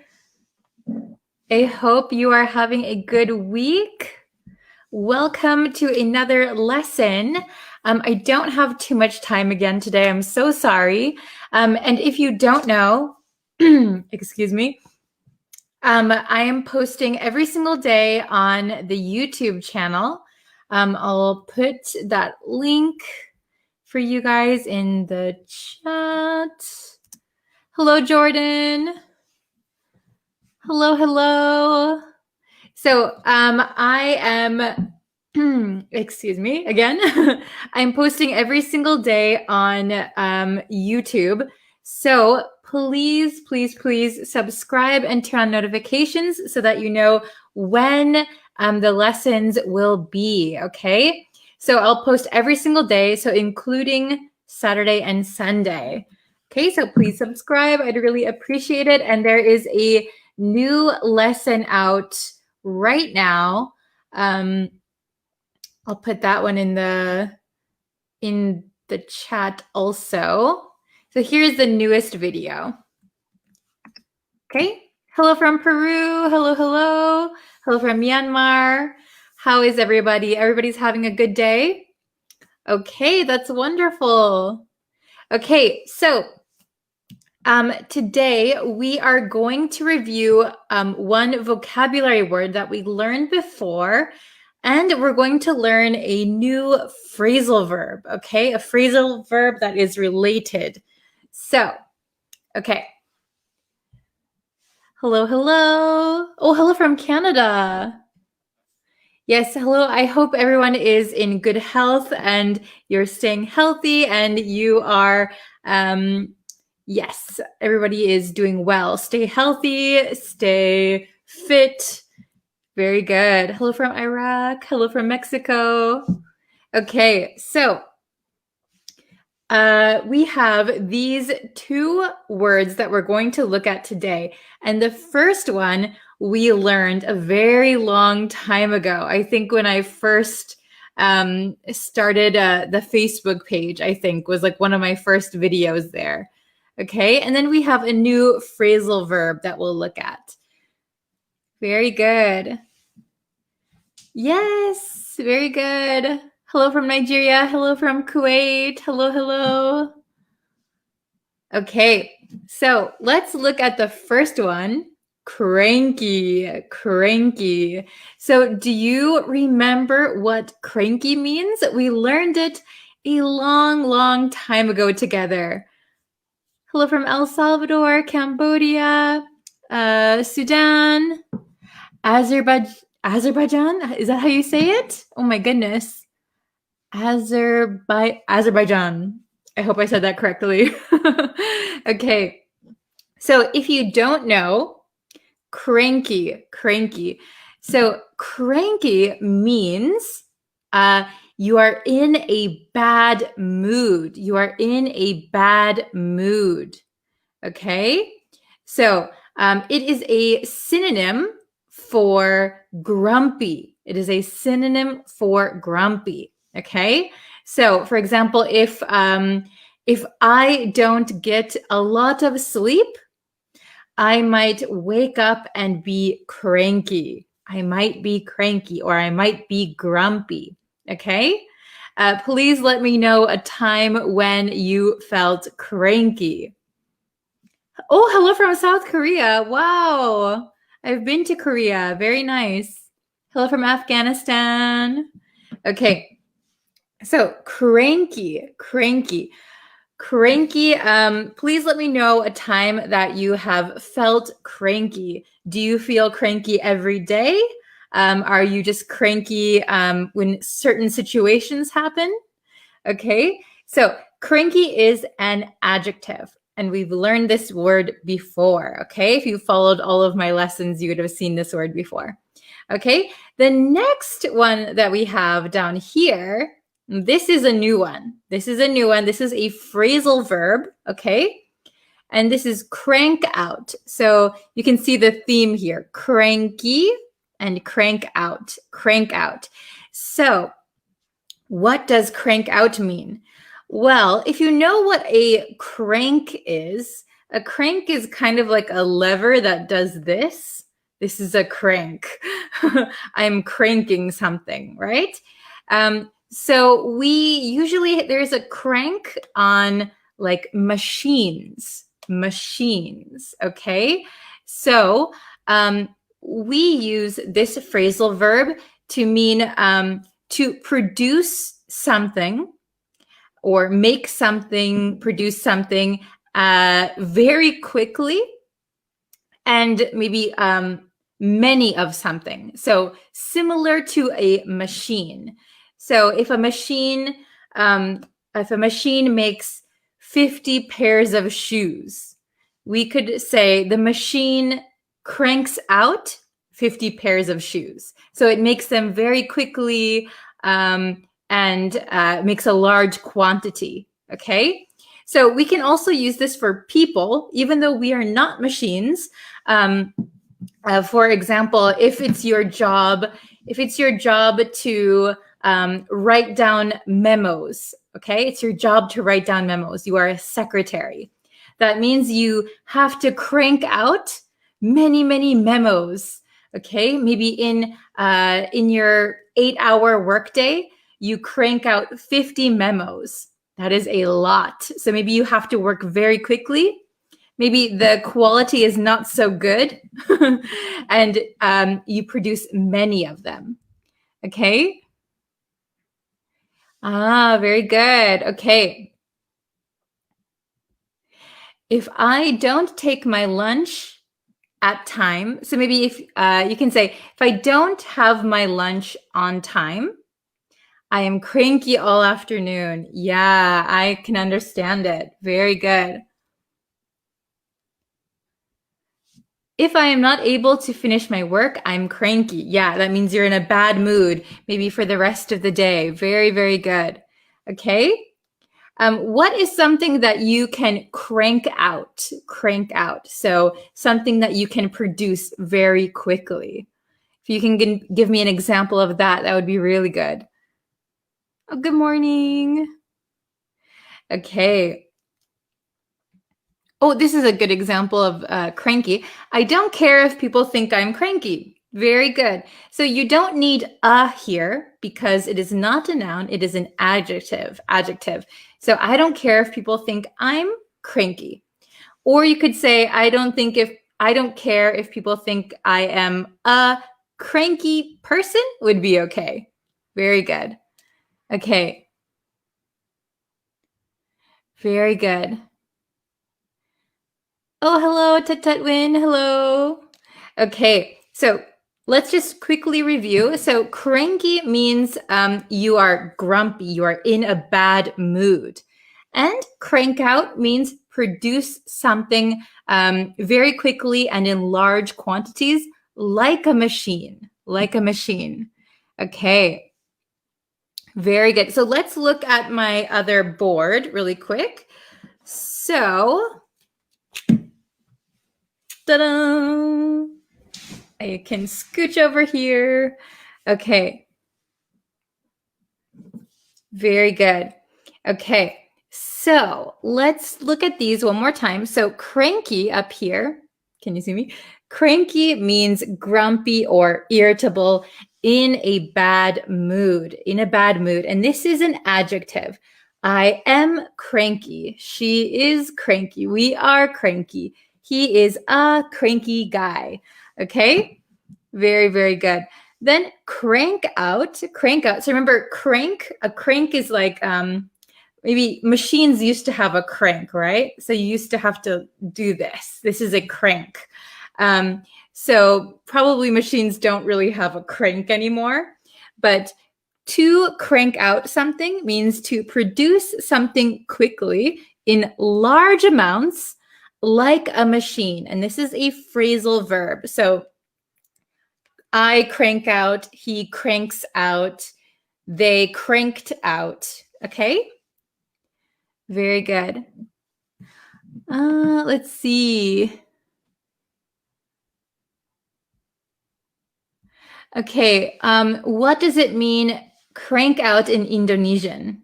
Oh, I don't know. I think you might be asking someone for a translation. So crank out just means to produce many things very quickly. Okay? Awesome. Okay, so I have 2 examples, and then I have one that you can kind of figure out, okay? You can answer. So let's read my examples first. So number 1, he was cranky after a long day of hard work. So he was grumpy. He was in a bad mood. He was cranky after a long day of hard work. Very good, okay? So we could say he was grumpy, or he was in a bad mood. He was irritable, okay? So long day of hard work, maybe you're very tired, you want to relax. You're not going to be in the best mood. You're not going to be super happy, right? Okay. Very good. So number 2, the author. So maybe an author is a person who writes a book. So this author cranks out 5 new books a year. Oh my gosh. So usually if you write a good quality book, it probably takes some time, right? It takes some time. But this author is producing very, very quickly. They are writing books very, very quickly and producing a lot of them. Okay, so maybe the quality is not the best, but the author cranks out 5 new books a year. So write a book, publish, write a book, publish, write a book, publish, write a book, publish, write a book, publish. Okay, I think I did that 5 times. All right, is it understandable? Okay, awesome. What is the meaning of the first sentence? He was cranky after a long day of hard work. So he worked, it was a long day, so maybe 8 hours, 10 hours, 12 hours of hard work. So because of that, he was cranky. He was in a bad mood. He wasn't happy, right? He was irritable. Okay.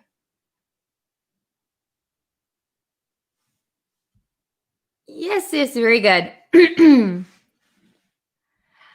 My brother and I crank out lots of bread this morning. Okay. So if you say, my brother and I crank out a lot of bread, maybe every morning, this means that you are making the bread. You're making the bread, and I don't know, maybe selling it or keeping it in your house. If you crank out something, it means you produce something. Okay, so if you're talking about eating, we wouldn't use crank out for consuming, just producing. Okay, awesome. Okay, so let's look at these 2 examples and you can figure out which one goes where. All right, pretty simple, I think. They're very different words. Okay, so number three. I didn't start working on my homework until now. So I waited and I waited and I waited, and I knew I had to do homework, but I waited until now to do it. And now I have to these 3 essays. So I didn't start working on my homework until now. And now I have to 3 essays. So, very good. Ashin, very good. Toi Hirwa. Jean Bosco, I think. Okay, Arthur, Patrick, good job. Okay. Yes, so the correct answer is crank out. So I have to write 3 essays in a short amount of time, which is a lot, and I have to do it very, very quickly. I didn't start working on my homework until now. And now I have to crank out 3 essays. Yes. So I have to work very quickly. Okay. Oh, everybody, good job. Wonderful, wonderful. Okay, number 4. She's when things don't go her way. She's when things don't go her way. So things don't go her way. That means that maybe the way she wants things doesn't actually go the way she wants them to, right? So maybe she is kind of it could be a young girl. We often say this about young children. They want things to go their way, so they get, very good. They get, yes, everybody got it right. She's cranky. So all the time, she's cranky when things don't go her way. So, for example, if a young child, let's say a little girl, I want to go to the park. I want to go to the park. I want to go to the park. But mom or dad says, Sorry, Sally, we can't go to the park today. I have to go to work, or you have to go see your grandma. Maybe the little girl would be cranky because things didn't go her way. It didn't go as she wanted it, right? She wanted to go to the park, but she couldn't. So now she's cranky. Okay. Very good. Excellent. Excellent. Okay. So we have cranky and crank out. Remember, cranky is grumpy, irritable, bad mood. To crank out something means to produce something quickly in large amounts like a machine, okay? Oh, very good example. For my portfolio, I should crank out 3 web projects. Wow. So yes, so maybe usually you might take more time, or you might work a little harder or a little slowly, but you need to get it done for your portfolio. So you'll crank them out. Or if they're easy, okay.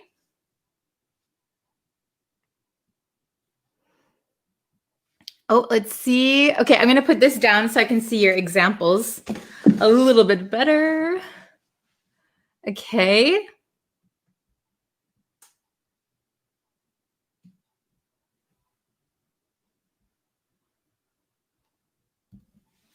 My boss will attend the meeting. I crank out his 2 reports. Okay. So does that mean that you have to do the reports for your boss? So you could say, my boss will attend the meeting, so I have to crank out his 2 reports. Okay. My boss will attend the meeting, so I have to, or so I will crank out his 2 reports. Okay, good job. Let's see.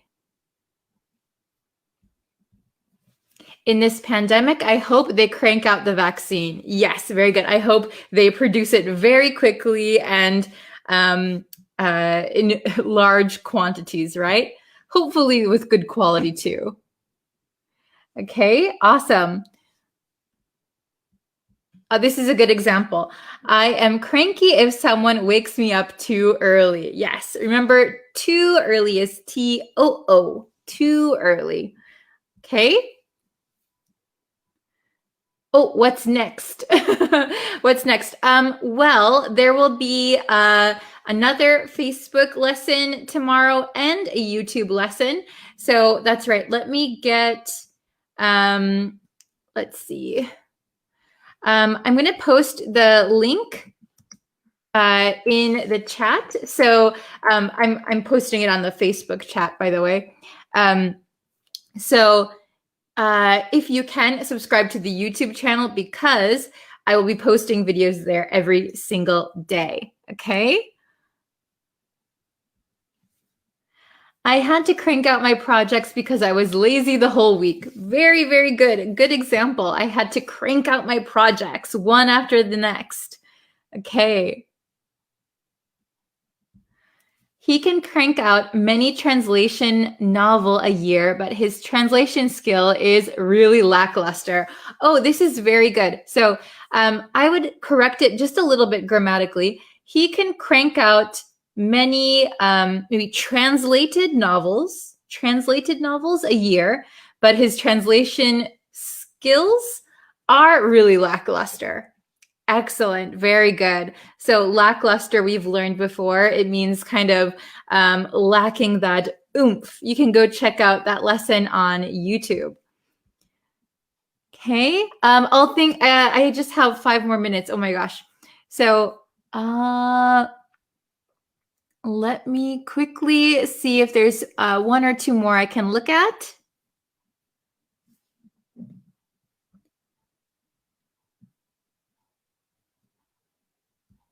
You need to crank out more lessons every day. Yes, very good. Very good. I should crank out more lessons. Hopefully, I can do them with good quality though. Okay. Let's see. Oh, Jalil, thank you so much. Let's support the channel of Teacher Bree, guys. Subscribe, like, and share. Thank you so much. Yeah, if you can subscribe, like, and share, that really helps. And it gives me motivation to keep cranking out lessons. Okay. All right. So, okay, that's all for today's lesson. Sorry, it was a little bit short, only 20 minutes. But I will be back tomorrow with a Facebook lesson and a YouTube lesson. I'm cranking them out. Okay, so please like this video and share it with your friends who are learning English. I appreciate it, and I will see you guys tomorrow. Thank you very much. See you soon. Bye.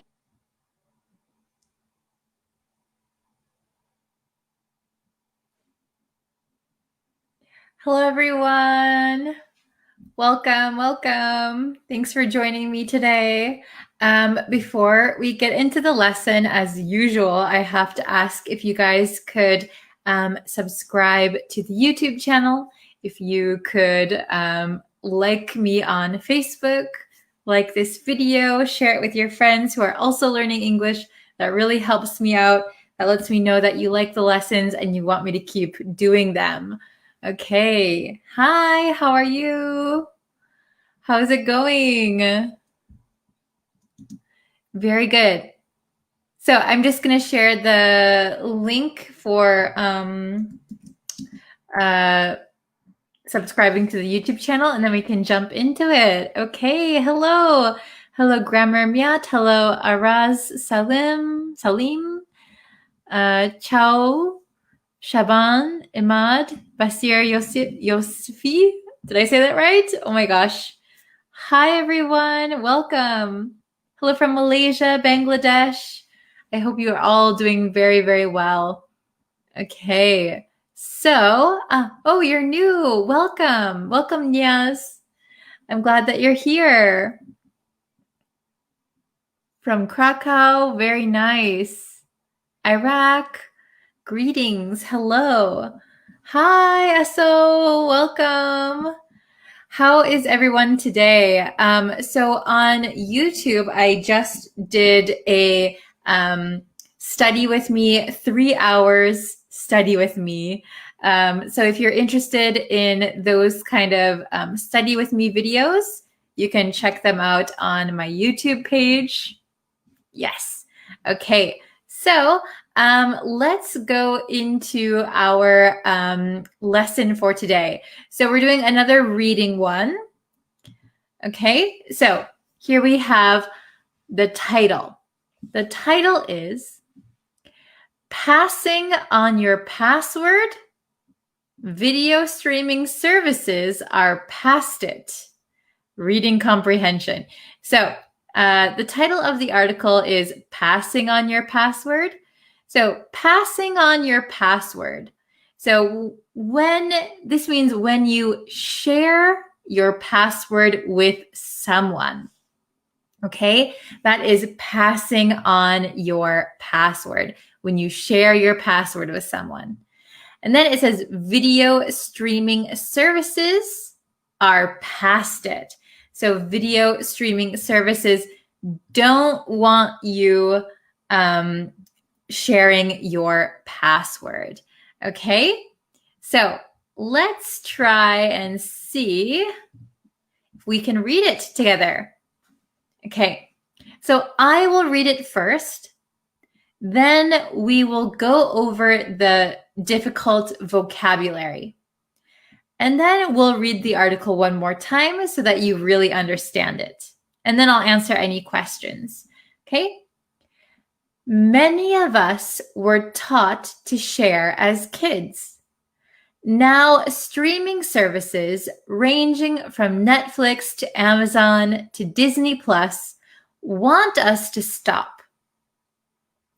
That's the new edict from the giants of streaming media, who are hoping to discourage the common practice of sharing account passwords without alienating subscribers who've grown accustomed to the hack. Okay, understanding so far?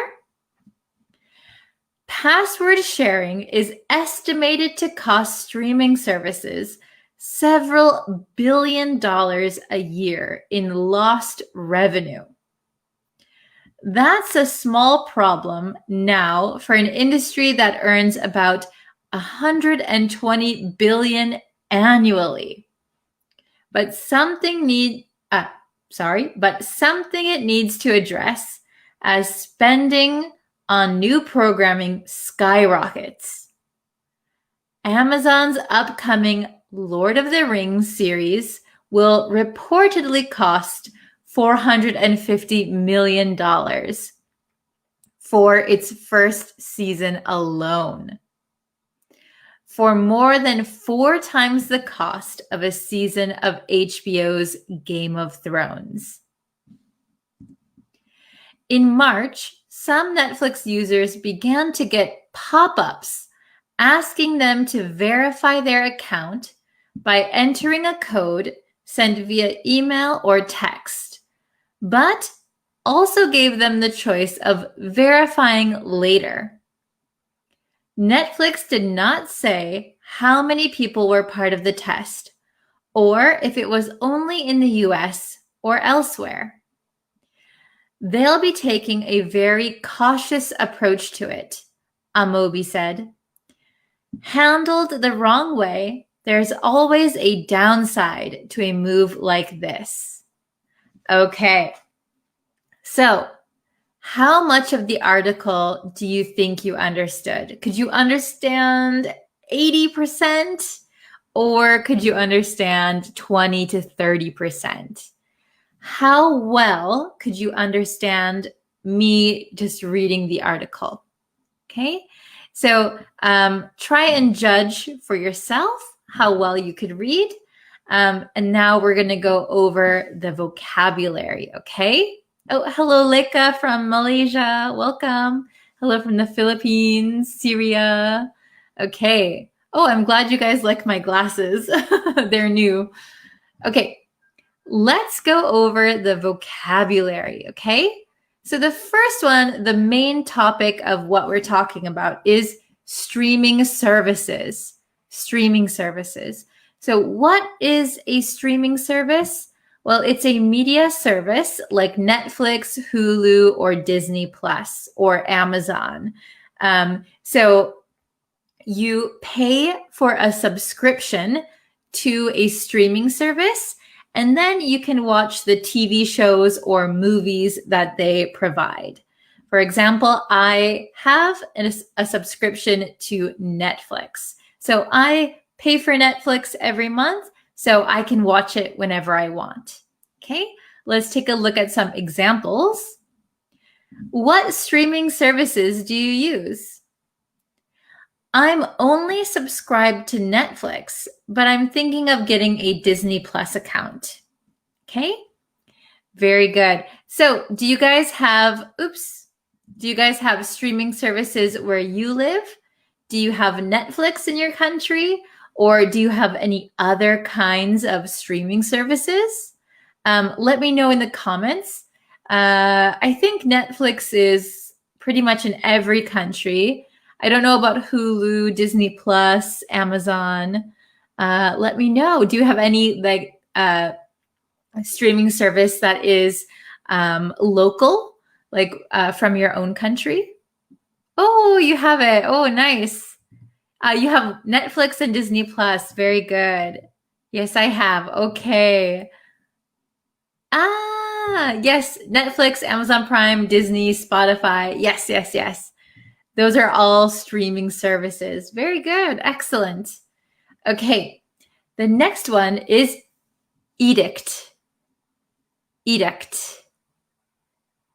Very good. Okay. So meaning is an official order or proclamation issued by a person in authority. Okay, so an edict is a proclamation or a regulation.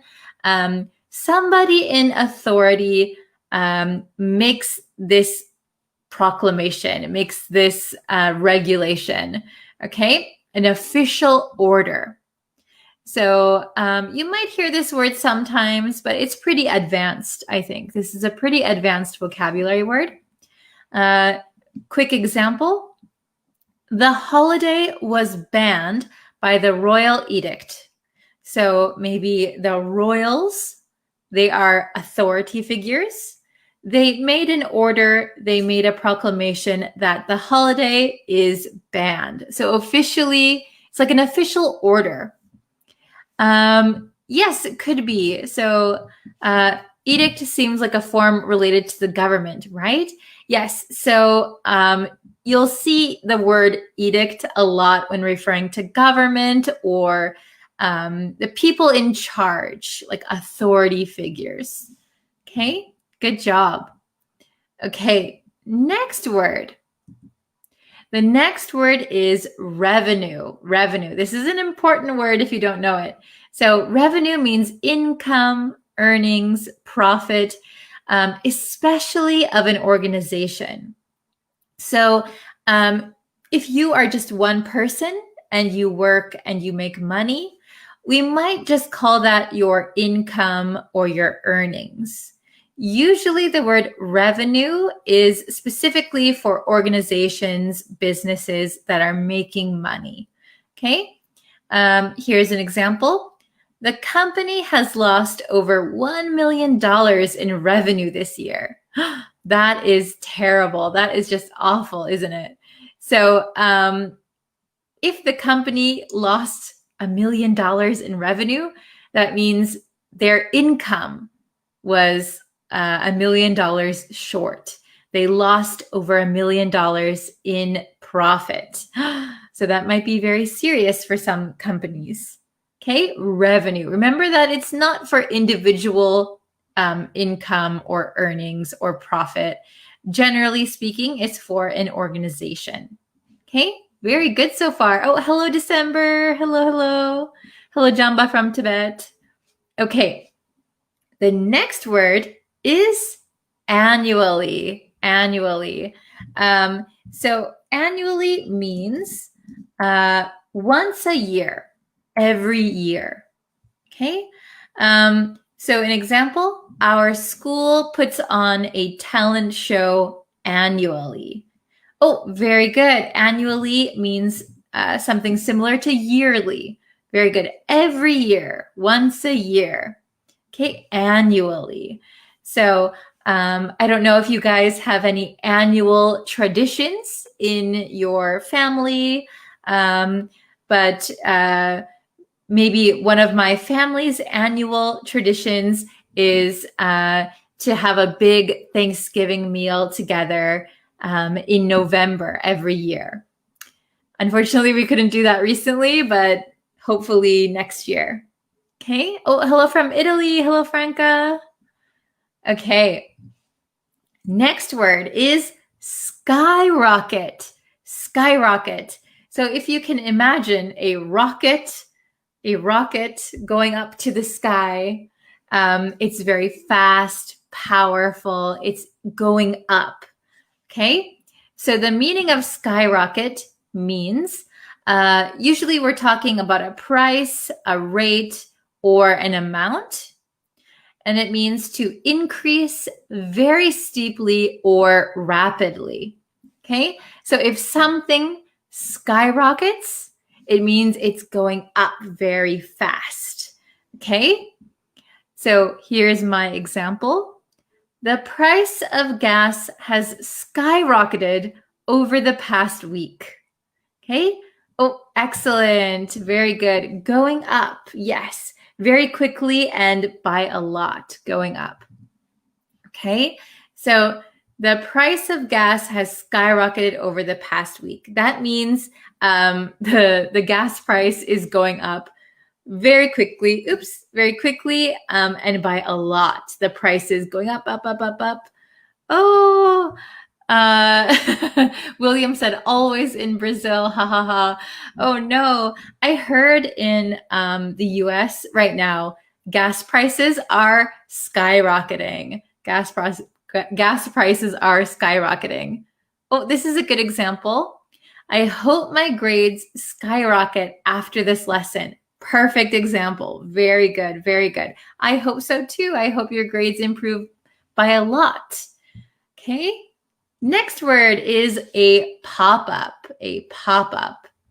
A pop-up is when you're on the internet and you go to a website and a little window pops up, right? A little window appears.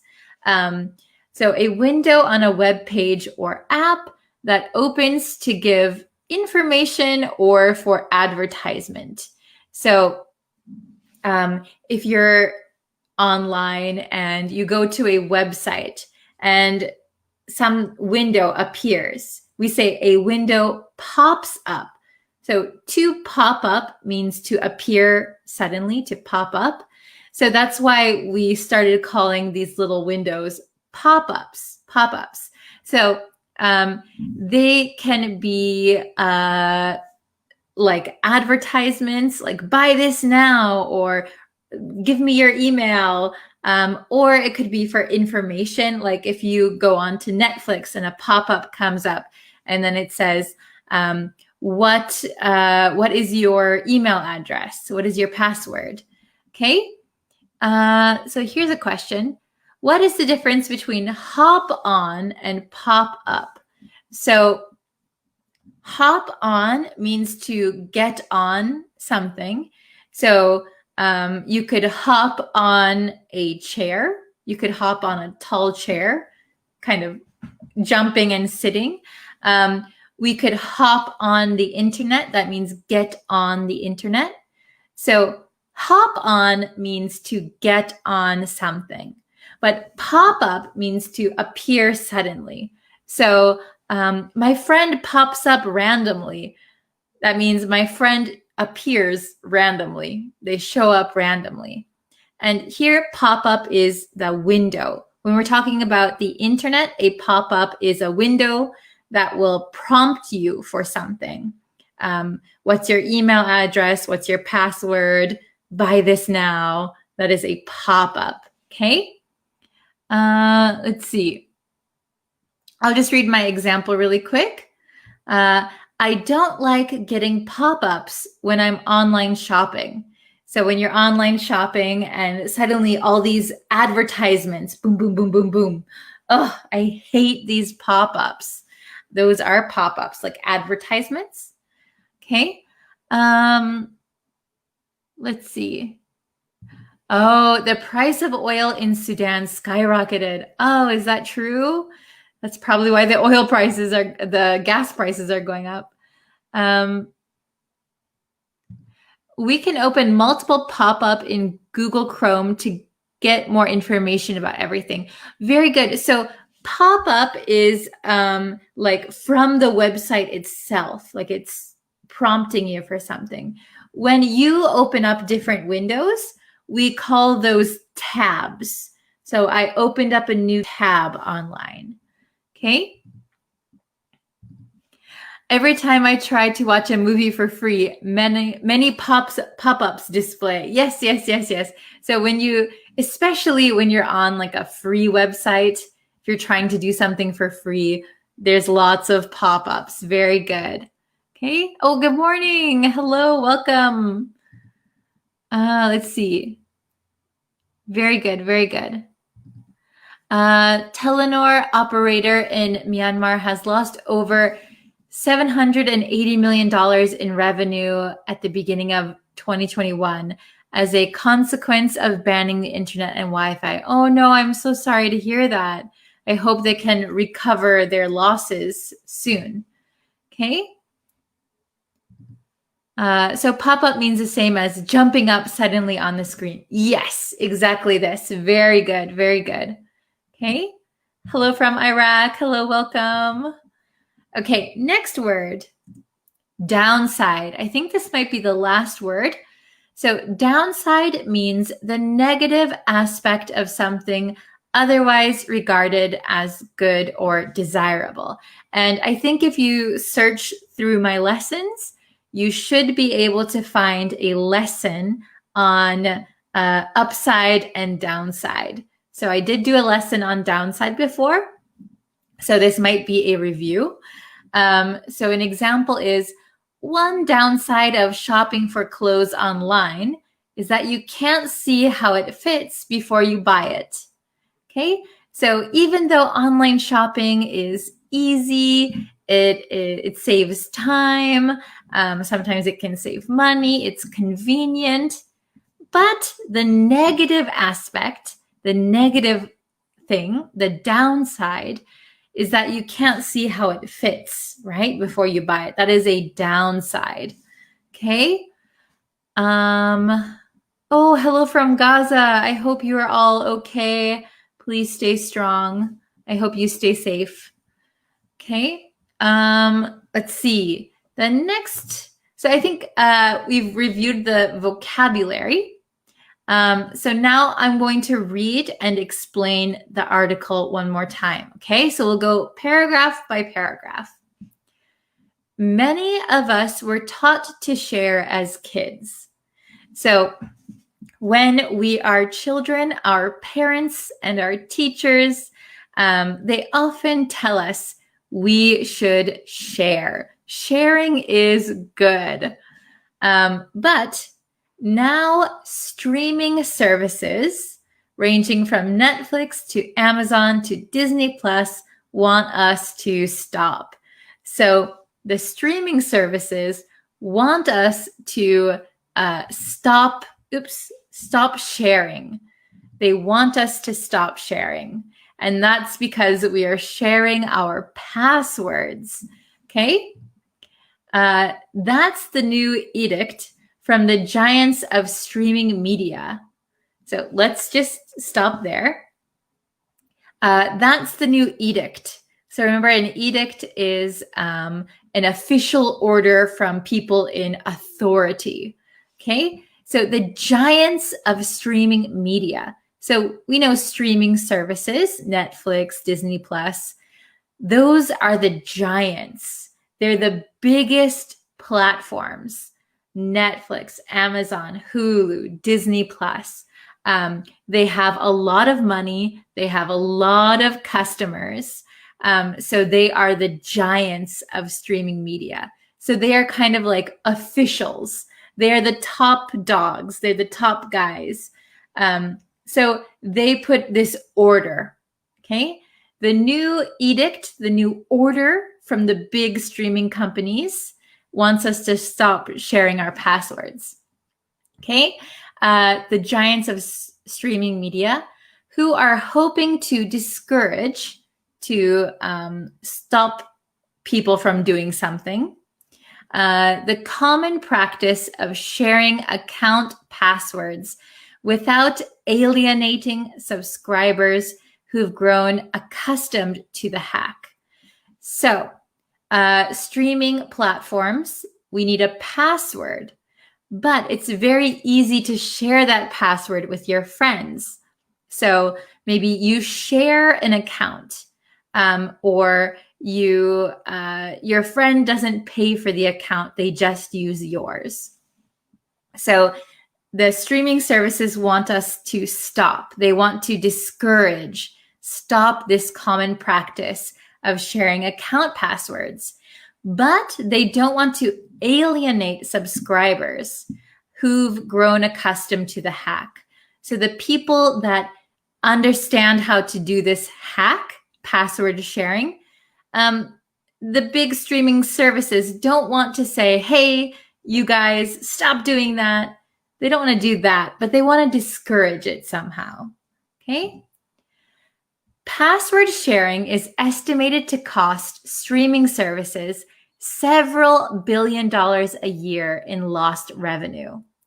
So people, because people are sharing accounts, sharing their passwords, not everyone who uses Netflix or Amazon Prime, not everyone has an account. Not everyone is paying.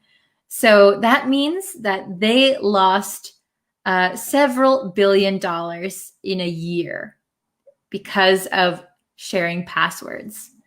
But that's a small problem now for an industry that makes about $120 billion annually. So every year they're making 120 billion. So losing like $2 or $3 billion is a small problem for them.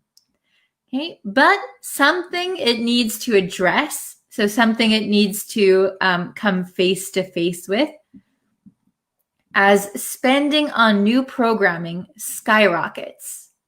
So even though a few $1 billion is not a big deal to big streaming services, they have to keep making new programs, new TV shows, new movies. And that cost is skyrocketing. The cost of making a TV show is going up by a lot. Okay, so Amazon's upcoming, so it will be released soon, Amazon's upcoming Lord of the Rings series. Lord of the Rings is a famous movie in the US, will reportedly cost $450 million for its first season alone. So in the US, most TV shows have several seasons. So the first season of this new TV show is going to cost $450 million. So it's probably going to go up the more seasons they make. And this cost is more than 4 times the cost of a season of HBO's Game of Thrones. So HBO is another network that has TV shows. They have Game of Thrones, which is super popular. And this cost, $450 million, is 4 times of this really famous TV show. So it just says how expensive it is. Okay, this is the last part. In March, some Netflix users began to get pop-ups asking them to verify their account by entering a code sent via email or text, but also gave them the choice of verifying later. So Netflix is trying to stop password sharing. And one way they started to try and do this is by showing pop-ups. So if I log in to Netflix, a pop-up might suddenly appear and it will say, verify your account. So confirm you are who you say you are. Okay, confirm your account, verify your account. But they don't want to be too strong, so they also give them the choice of verifying later. Okay? Netflix did not say how many people were part of the test. So this test is getting pop-ups, or if it was only in the US or elsewhere. Did you guys get pop-ups when you watched Netflix? Because I didn't. Okay. They'll be taking a very cautious approach to it. So they're being very careful, Amobi said. Handled the wrong way, there's always a downside to a move like this. So they're trying to be careful. They don't want users to say, okay, I don't want to use Netflix anymore. So they're taking it slow. They're testing it. And even though they're trying to save money for themselves, the downside would be people leaving the service. Okay, so that was it for our reading section. So I hope you guys could understand it. I hope it was easy. Yes, I hope you go over the vocabulary. Please try and review this lesson to see and write down vocabulary if you need to. Yes, okay. If you guys have any questions, please feel free to put them in the comments. And yes, I will be back again tomorrow, hopefully a little bit earlier than today. And I'll be on YouTube also. So please subscribe to the YouTube channel. like me on Facebook, like and share this lesson, and I would really, really appreciate it. Thank you guys so much for coming. Yes. Okay. Thank you so much, and I will see you guys very, very soon. Take care, everyone. Thank you. Bye-bye. Hello, everyone. Hello, hello, welcome. Let's get into today's lesson. But before we get into it, if you can and you haven't yet already, please subscribe to the YouTube channel. That way you'll know when I go live, when new lessons are available, we do quizzes, all of those things. I post every single day on YouTube, so you can always get a brand new lesson. All right, so today's lesson is going to be about the difference between 2 and 4. So 2 versus 4. So this is a really tricky one. A lot of my students ask, when do we use 2? When do we use 4? So there are many instances where we can use either of these. So I'm going to go over the ones that are the most difficult for my students to understand or use correctly, okay? So 2 versus 4.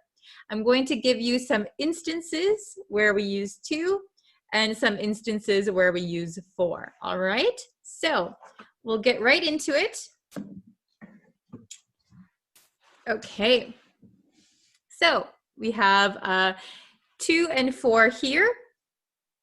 So 2, I think everybody knows that we use 2 for destinations when we are going somewhere, physically moving somewhere, okay? So I'm going to Italy. I'm going to India, right? Going to a place. So I'm physically moving and I have a destination, okay? Then we can also use to with giving. So please give this to your mother. Please hand in your homework to your teacher. Okay, you are giving something over, all right? Then we also use to for reasons. Reasons. Now this one is a little bit more tricky. I think some students get confused a little bit when using to. So we can use to for a reason or kind of a motive why something's happening if you use a verb, okay? So for example, I wear this jacket to keep warm, okay? Keep is a verb, so we can use to keep warm, all right? So let's look at for, all right? We can use for when we're talking about help, right?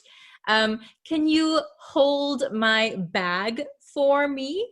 For me. So you are helping me, right? You're helping someone.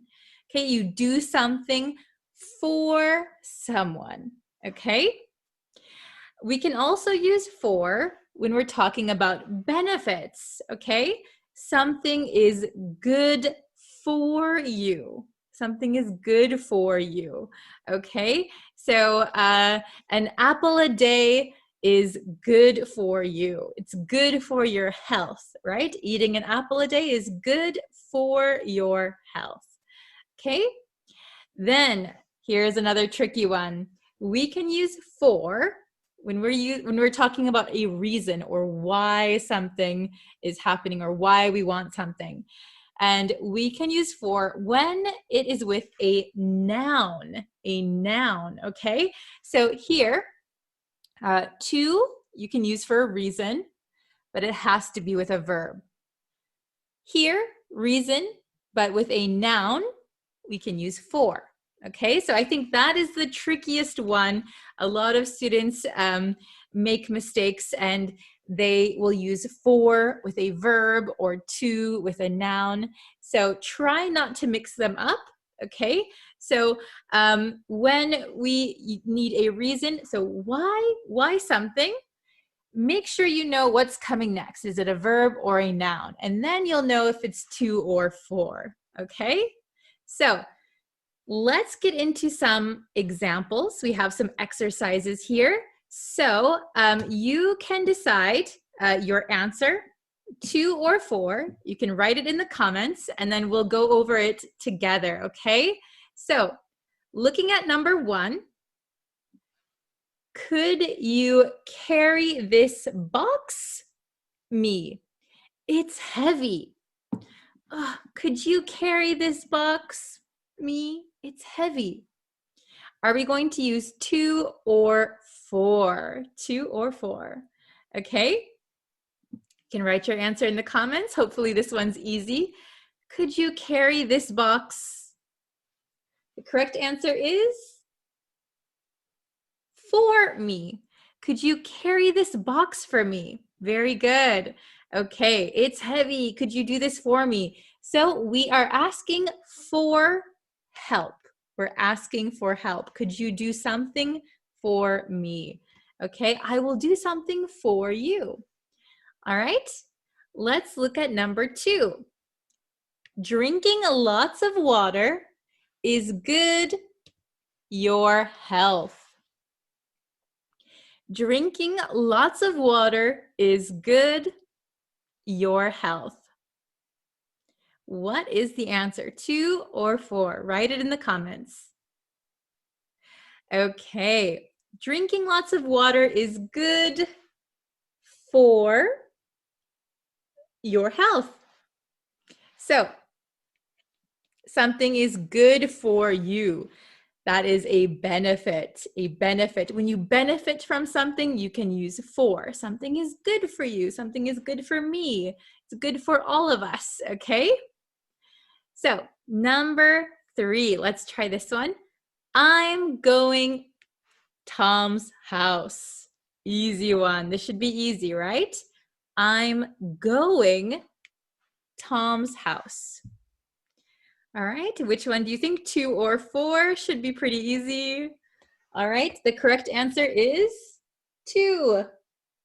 Hopefully that one was okay. So we are going somewhere. We are moving. So we have a destination, Tom's house. So we're going to use to. I'm going to Tom's house. Okay, very good. All right, let's try the next one. Number 4. She went the store buy some milk. She went the store buy some milk. So we have 2 answers here, okay? So this answer and this answer, write it in the comments. Number 4. I'll give you 1 second to think. Okay, so the correct answer, she went to the store. So we have an action. We're going somewhere. Where are we going? The store. This is our destination. She went to the store, buy some milk. Okay, so why did she go to the store? The reason, so we could use for or to, reason. But here, buy. Is buy a noun or a verb?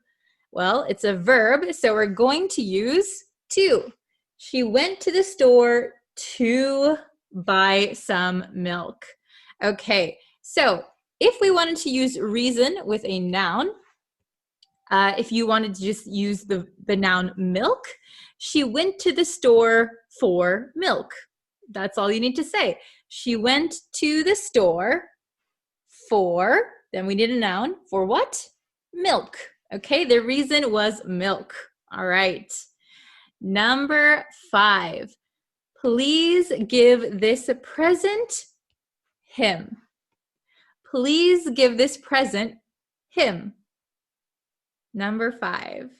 This one is also tricky for a lot of students, I think, when you're just talking. So sometimes people will mix up. Oh, please give this present. Which one is it? Which one is it? Hopefully you know. Please give this present.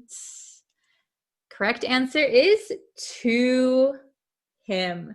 So remember, when we are giving something, we're going to use to.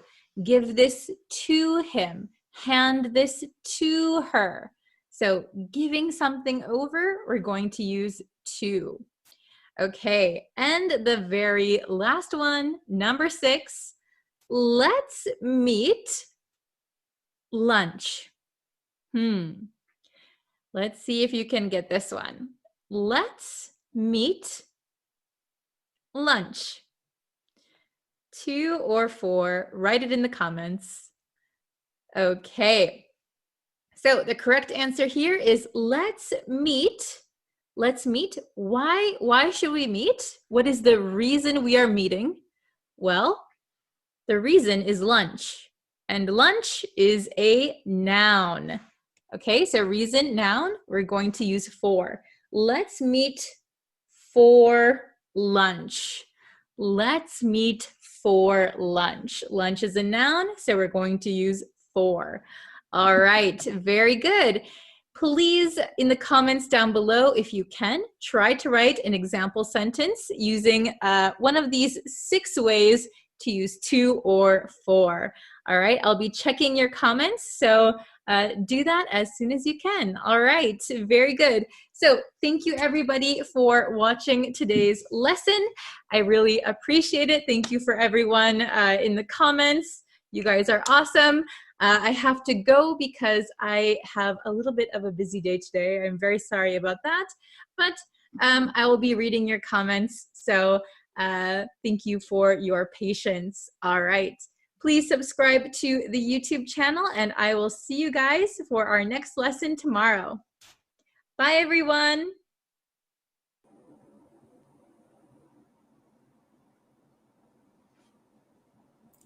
Hello, everyone. Welcome to our lesson. So I'm going to wait for a few people to get in the chat before we start. But if you guys haven't yet, and you want to know when I go live, when I have new lessons, please subscribe to the YouTube channel. The YouTube channel has all of the lessons. So, and they have, the YouTube page has exclusive lessons.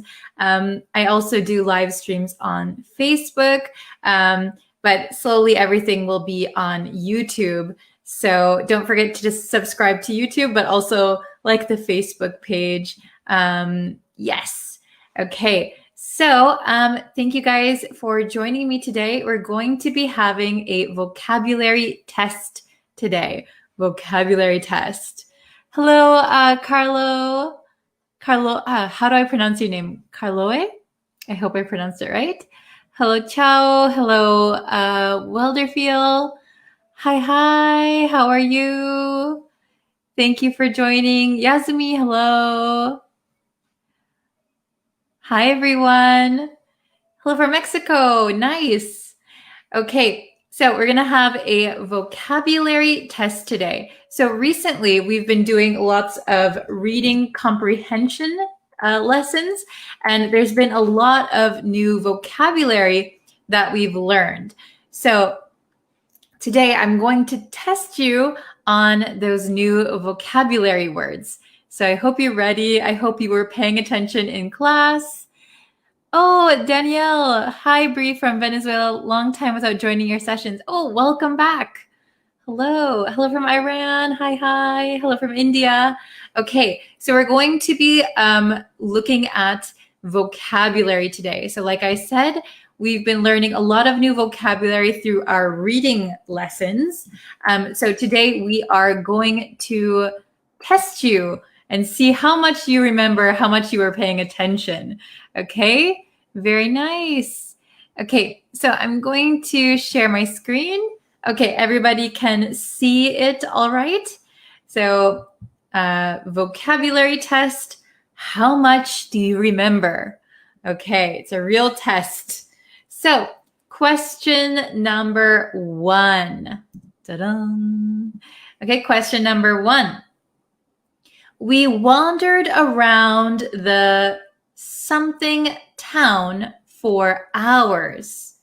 We wandered around the something town for hours. We have A, picturesque, or we have B, panoramic. Which word best suits this sentence? Which one is best suited for the sentence, okay? Oh, I see some people saying A, some people saying B. Okay, this is a little bit tricky. I kind of chose these words on purpose because it is a little tricky. So let's see. We wandered around the... The correct answer for number 1 is picturesque. Picturesque, okay? We wandered around the picturesque town for hours. Okay, so why is picturesque the answer? Picturesque means attractive, beautiful. It's like as beautiful as a picture. So a picturesque town is a very beautiful town. It is picturesque. Panoramic means a wide view. So usually we wouldn't describe a town as being panoramic. We would say a view is panoramic. So for example, if you go to the top of a tall building and you look out and you can see all across the ocean, we would say that is a panoramic view. Okay, you can see all the way around, usually from a high place. So an amazing view. But we wouldn't describe a town really as being panoramic. Okay, the view is panoramic from the town, but the town is picturesque. Okay, that is a really tricky one. But the best one to complete the sentence would be picturesque. Very good, very good. Let's try question number 2. Ooh, okay, some new words we have. The holiday was banned by the royal... Now this is hard. The holiday was banned by the royal lure, or the holiday was banned by the royal edict. Okay, so we learned these words very recently. I think we just learned edict yesterday or 2 days ago. So I hope you remember. Okay. Very good. I see A, I see B, A, B, A, B. Okay, so a little tricky.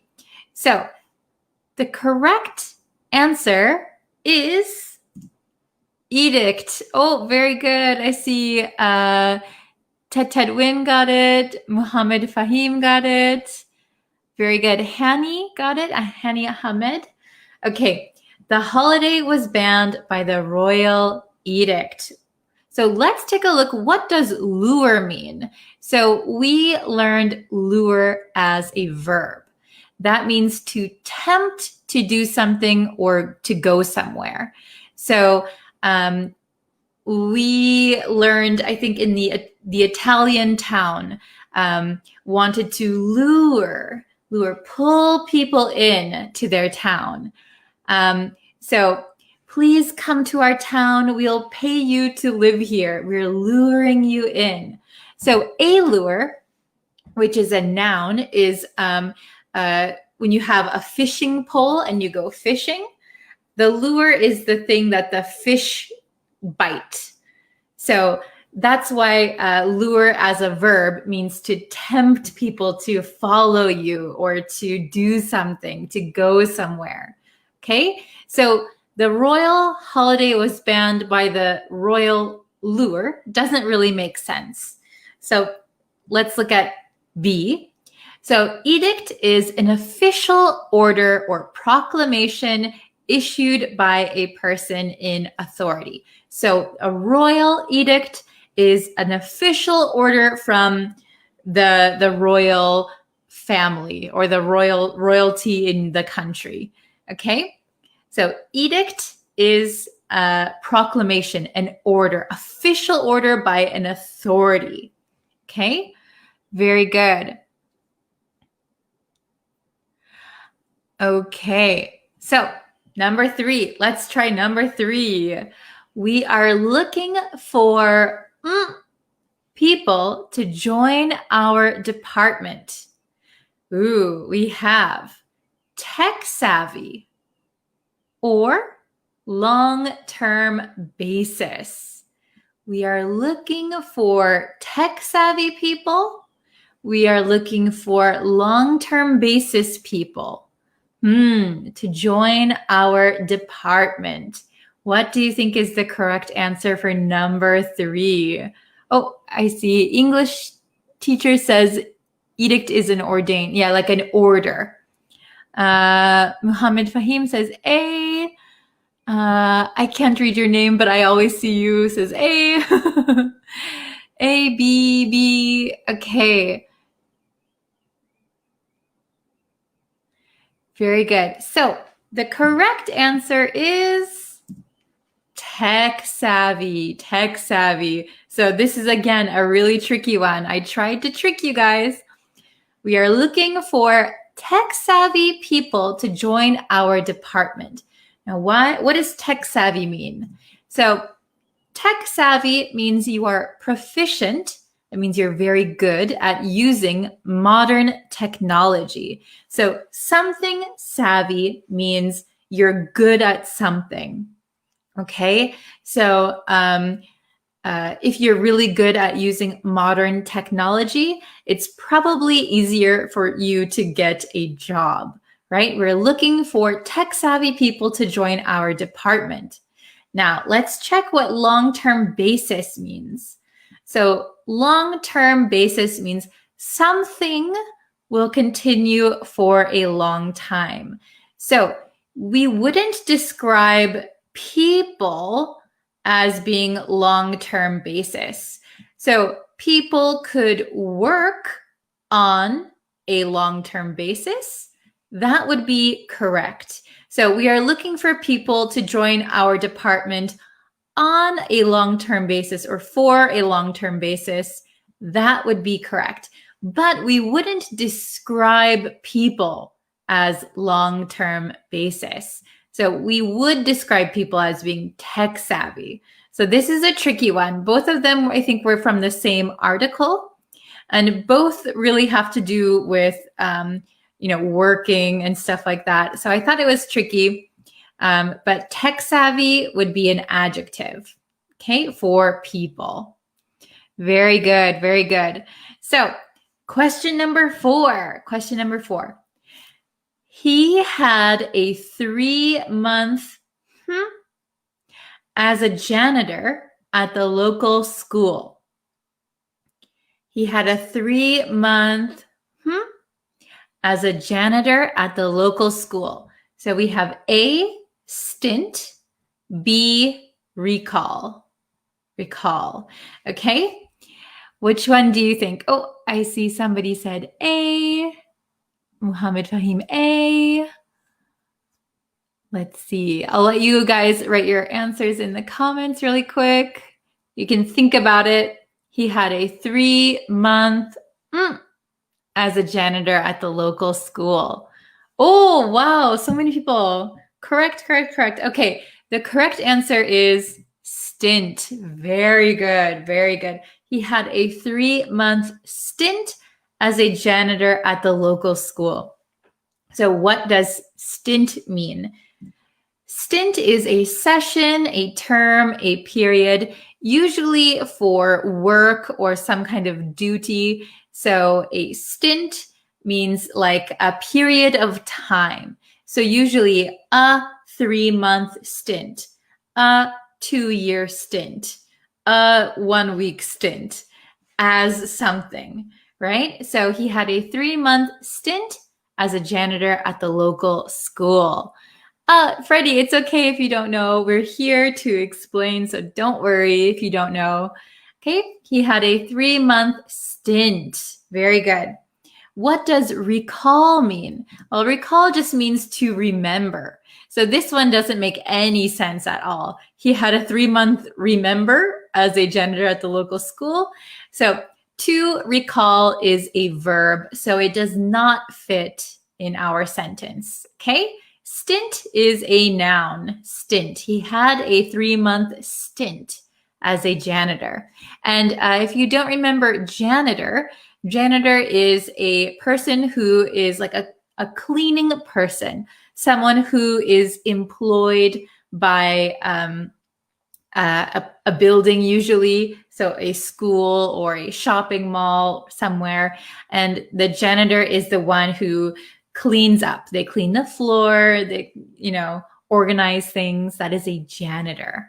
Okay, very good. Okay, so let us go to the last question. Let's see if you can get this last one. Ooh, okay. You live in London now, but where do you something? Okay, you live in London now, but where do you okay, we have hustle. You live in London now, but where do you hustle? Or you live in London now, but where do you, this is hail from. Okay, is it A, hustle, or B, hail from? Oh, very good. Okay, so I see a lot of people writing the correct answer. Excellent. Okay, so the answer to question 5 is hail from. You live in London now, but where do you hail from? So what does hustle mean? Let's take a look at hustle first. So hustle means work hard or a state of great activity. So for example, I work 9 to 5 at my day job, but I hustle on the weekends. So if you say I hustle on the weekends, maybe you have a side business, your own private business, or like a part-time job. So you work your regular job and then you're hustling, working really hard on the weekend. Or I saw somebody say hustle and bustle in the comments. So we can talk about the hustle and bustle of the city. So the city is very busy. People are rushing around, the hustle and bustle of the city. So it means a state of great activity. There is a lot going on. So in the city, there's a lot of hustle and bustle. In the countryside, it's a lot more calm and peaceful. Okay, so what does hail from mean? Let's recall what hail from means. So hail from means to be from or to come from. So where were you born? Where did you grow up? Okay, you live in London now, but where do you hail from? Where are you originally from? Okay, hail from. Very good. Okay, so I see a good one. Very good. I hail from Kashmir. Excellent. I hope I pronounced it correctly. Very good. Okay, so that was the test. There were 5 questions, 10 vocabulary words. I hope that you were able to get a good score. Let's see. Okay. Could I use a picturesque girl instead of a beautiful girl? So generally when we use picturesque, usually we're talking about something, a place, a building. Something is picturesque. Usually we don't refer to people as being picturesque, but that is a good question. Sometimes we refer to people as being statuesque. Statuesque is like a statue. So if you ever see those old statues, like in Europe, the people are really, like they have really nice bodies, lots of nice muscles. So, he is statuesque. So he looks like a statue. Okay. Or like they stand up really tall. They're statuesque. Let's see. 2 out of 5. Not bad, not bad. Especially if you didn't see the previous lessons. So all of the vocabulary we learned today were from the previous reading lessons. So if you go back and watch those lessons, maybe it will be a little easier for you. Okay. Oh, excellent. I hail from Mumbai. Very nice. I hail from Afghanistan. Perfect. Nice. Oh, 5 out of 5. Wow, good job. You were paying attention in class. Good. Hustle equals fraud. So, yes, hustle has several meanings. And if you hustle someone, that means you are like defrauding someone. But hustling, like on the weekends, means working really hard. So it over the years, the word hustle has gained several different meanings. But if you hustle someone, it is like fraud. So for example, if you here, I'll put my picture up again. So if you, for example, you and your friend go to play pool. Do you know pool? Pool, billiards. If you're playing pool and you say to your friend, you know, I'm not good at pool. I'm really not good. I've never played it before. And your friend is like, oh, okay, I know how to play. I'll teach you a little bit. So you pretend you don't know, and then your friend says, oh, why don't we bet some money? So whoever wins the next game will get $10. And your friend thinks that you don't know how to play. So you play the game and suddenly you are really good and you beat your friend. You win the game and you were really, really good. And we could say you hustled your friend. So you pretended you weren't good. Then you made a bet and suddenly you became really good. You hustled me. Okay. Oh no, I hustled, but I was fired. Oh, yeah, sometimes that happens. Even though you're hustling at work, something could just not be working out and you could get fired. That's true. In modern times, hustle and bustle affect on our lives badly. Yes, the hustle and bustle of modern day life affects us negatively. Negatively. Very good. Okay. Let's see. Oh, I don't know if I can pronounce this, but I hail from Merida, Yucatan, Mexico. I probably have a really American accent. Let's see. Oh, I am tired of the hustle and bustle of urban life. Perfect. Good sentence. Okay.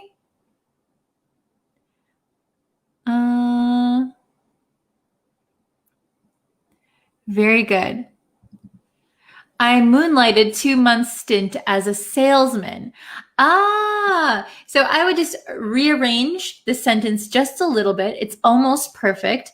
So I would say, I had a 2-month,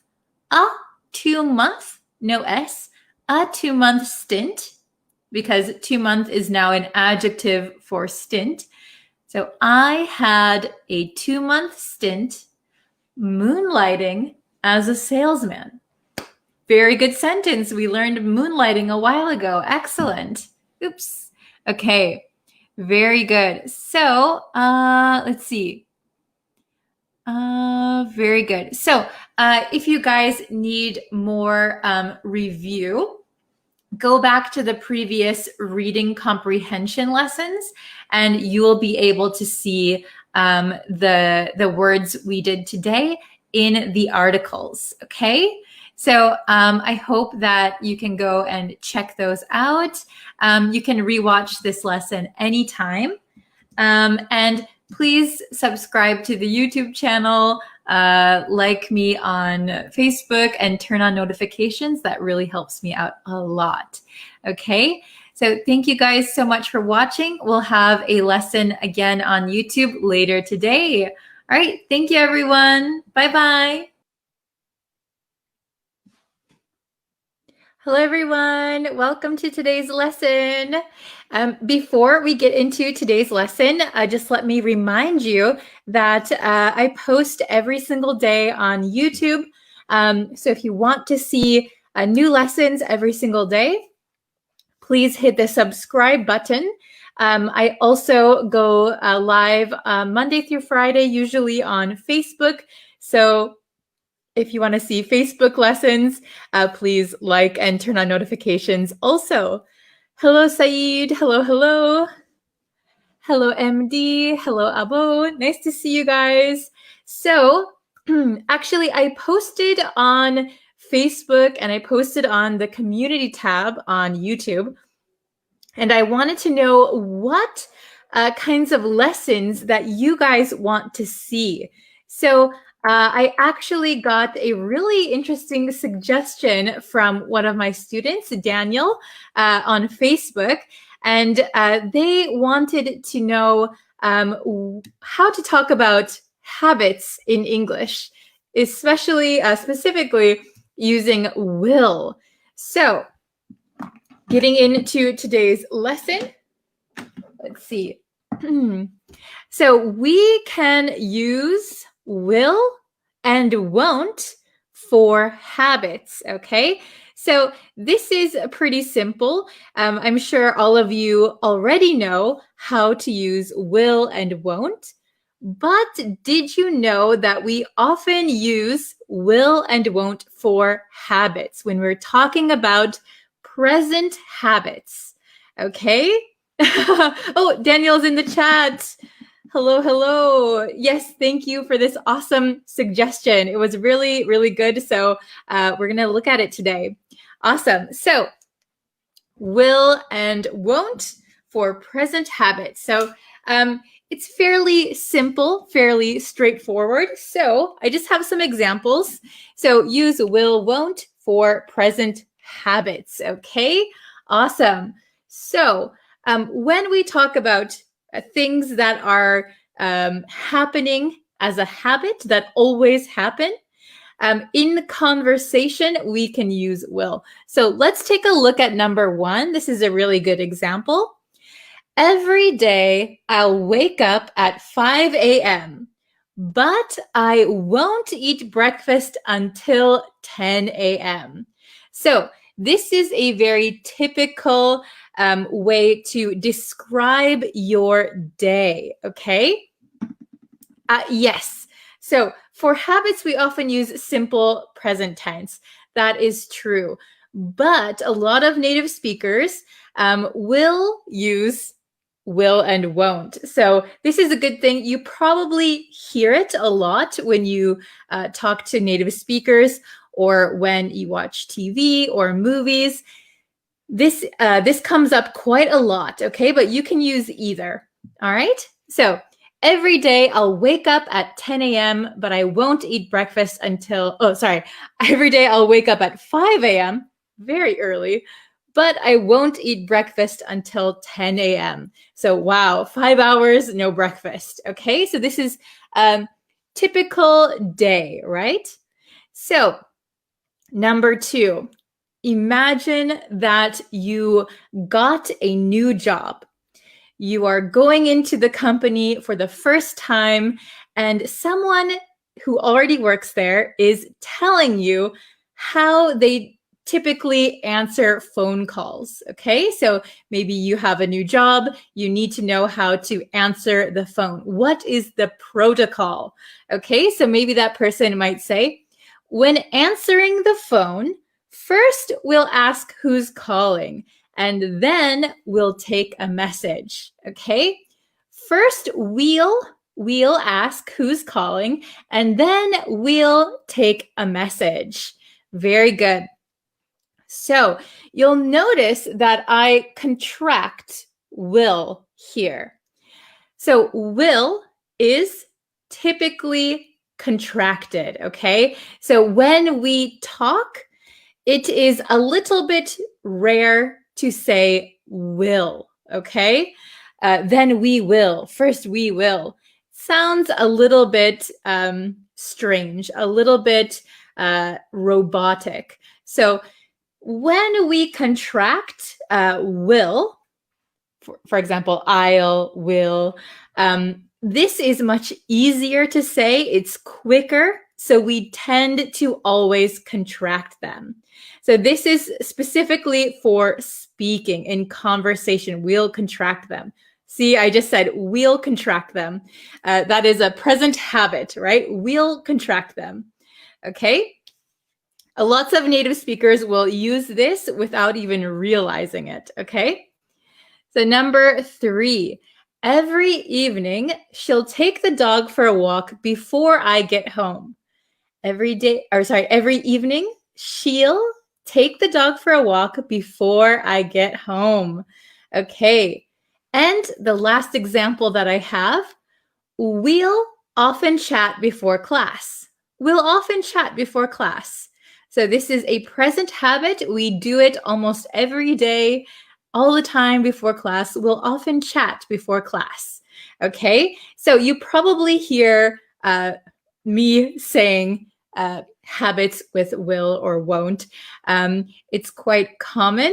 I think a lot of native speakers won't even realize that they're doing it.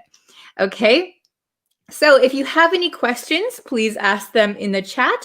Otherwise, feel free to make some sentence examples using will or won't to talk about your habits, okay? So, we have one question from Ali. Good question. Do native speakers still use shall with I and we?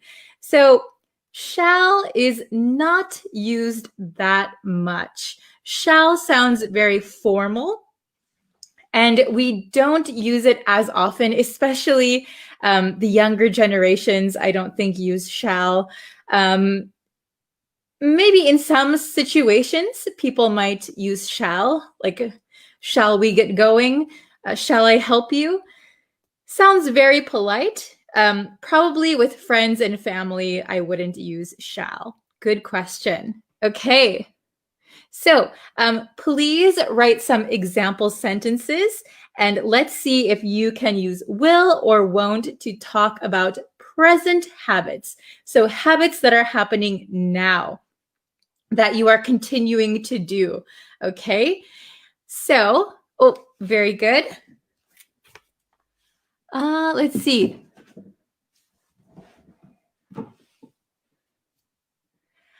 Okay. So in this case, Tet Win said, when I get back home, I will repair my bicycle. So if we are using will as a habit, that means you are always doing something. So in this case, this might be a one-time event. When I get back home, I will repair my bicycle. It sounds like a promise or something you've decided to do. However, if we're talking about habits, when I go home, I'll take a shower, then I'll make dinner, then I'll do something. So it means things that happen regularly, okay? Good job.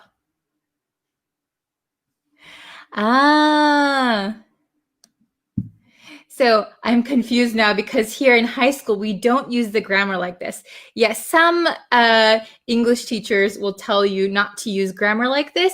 However, lots of native speakers use this grammar. It's kind of without realizing it. I saw it in some grammar textbooks. I don't know how many lessons online there are about this. Okay. Whenever my brothers misbehaved, my mom will curse a lot. Yeah, she'll do that. Very good. So I would just correct this sentence a little bit, because if you say, when whenever my brothers misbehaved, this is in the past tense, mom will curse a lot. So if you're talking about something that happens now, we would say, whenever my brothers misbehave, mom will curse a lot. Very good. Yeah, she'll do that. Very good. If you want to make this sentence in the past tense, whenever my brothers misbehaved, mom would curse a lot. So we can use would to talk about habits in the past. If you're talking about right now, will. Okay, very good. Let's see.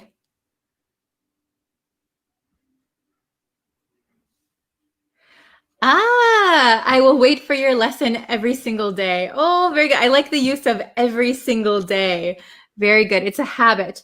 I'll wake up and I'll wait for the lesson and then I'll do my homework. I'll clean my kitchen right away after cooking. Yes, very good. So that is actually a very good habit to have. I'll clean my kitchen right away after cooking.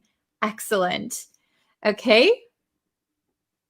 Let's see. Oops. Okay. Oh, beautiful. I didn't mean to post that one. Okay. I will chat with Bree before the premiere of live streaming on YouTube. Yes, very good. So if you guys don't know, I post lessons every day on YouTube.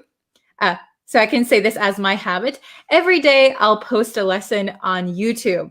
So if you guys want, you can chat with me in the chat before the live streaming starts. So in this case, Ali said, I will chat with Bree before the premiere of live streaming on YouTube. Excellent example. Very good. Okay, let's see.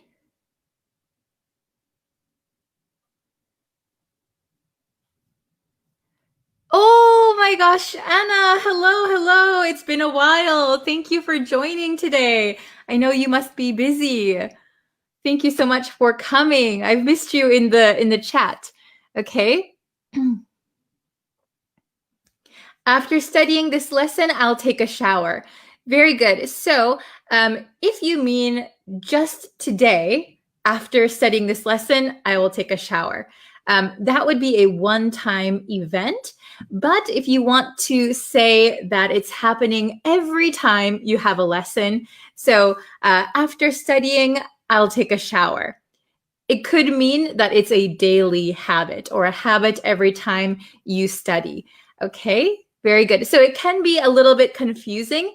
It depends on the context of the conversation. So if you mean it to be a habit, make sure that it is clear in the context of what you're talking about. Okay? So what are some of your habits? Okay? Let's see. I'll do one or two more and then I have to get going. Okay, so remember we're talking about habits, okay? Every day I'll take a tea. I won't to eat anything until 11 a.m. Okay, very good. So maybe you mean every day I'll have tea. Every day I'll have tea, but I won't eat anything until 11 a.m. Very good. So I'll have tea. I won't eat anything. Excellent. Okay. You guys are so good. All right. Oh, this is a great sentence. I'll have a cup of coffee to start the day. Excellent. I'll have a cup of coffee to start the day. So if this is your regular routine, perfect. Yes, that is excellent. Okay. So thank you guys for tuning in to today's lesson. You guys have some really good examples in the chat. So I'll just give a couple of announcements really quick. If you want to make some more example sentences, using your habits and will or won't, please put them in the comments. Also, if you have questions, if you want me to make a lesson on something, I posted a post on Facebook asking for lesson suggestions. I also posted a post on YouTube community tab. So if you can go to either of those places, please leave your lesson suggestions there, okay? Because sometimes the live chat, it's a little bit difficult to go back and find your questions. So if you can go and comment under those posts, any lesson suggestion or any question you have, that will be really, really helpful. Okay, thank you again to everyone who participated today. Please don't forget to subscribe to the YouTube channel and like the Facebook page. I will be posting every single day. So I hope that you guys can check it out. All right. Thank you so much. Please leave your questions on the Facebook post or on the YouTube community question. Okay. Thank you so much. And I will see you guys again tomorrow for a brand new lesson. Thank you so much. Bye, everyone.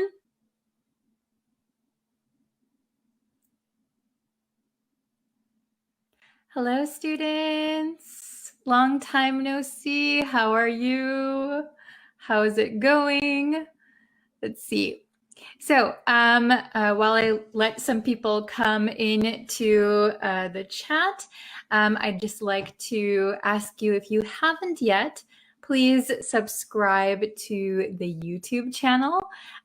You can also like me on Facebook and follow me there. You can turn on notifications on YouTube and Facebook, and that way you know when I go live. And you can also follow me on TikTok. Everything should be linked somewhere, so I hope you guys can find me. Hello, Alex, Moya. Hello, hello. Ahmed, welcome. So thank you guys so much for tuning in today. Hello from Mexico. Hello from Myanmar. Hello, Alex. Thank you. I'm so glad to be back. I took a few days off because I've been quite sick recently, so I'm still recovering, but yeah. Oh, hello from Haiti. Wow. Hi, everyone. Hello from Vietnam. So nice to see you guys. Hello from Peru, Cambodia. Welcome, everyone. Okay, so today we're going to be looking at the top 10 English phrasal verbs. So I chose these because I think they are easy to use in daily life. And if you travel to the US, for example, you most definitely will hear these words. Okay, I'm just checking if my light is on because it looks pretty dark over here. Okay, so we're going to jump into the lesson. So the top 10 English phrasal verbs. Phrasal verbs are pretty tricky to learn, I know, but no problem. We can master them together. Hello from Malaysia. Welcome. Okay, so let's see. Top 10 phrasal verbs in English. Okay, let's look at the first one. So I know 10 is a lot, right? 10 is kind of a lot, but we're going to go through each one and we'll look at the meaning and some example sentences. And at the end, we're going to have a quiz, okay? So stick around for the quiz at the end. Okay, wow, hello from Yemen, wow. Okay, so the first one, ooh, do you guys know this one? This is blurt out, blurt out. If we say it really quickly, blurt out, blurt out. So this T is going to kind of change to a English D sound. Blurred out, blurred out, blurred out. Okay, blurt out. So blurt out means to say something suddenly without thinking of the results. Okay, to say something suddenly without thinking of the results. Okay, so if you're talking to someone and then you accidentally say something that maybe isn't the nicest, or maybe you were supposed to keep a secret, but you couldn't help yourself. You just said it. We would say you blurted it out. You blurted it out. Oh, hello, Raju. Genki desu. Okay, so examples. She blurted out, "I hate this restaurant." Okay, so if you can imagine, maybe you go with your family or with a friend or with your coworker, your boss. You go to a restaurant, but you don't like this restaurant. And without thinking, you say, "I hate this restaurant." Why did I say that? So maybe you make the other person feel bad. So you blurted it out. Okay? So you said it without thinking of how it's going to impact other people. Okay? He blurted it out. Okay? So blurt out can be separable. It's a separable phrasal verb. So he blurted it out. He blurted out the secret, for example.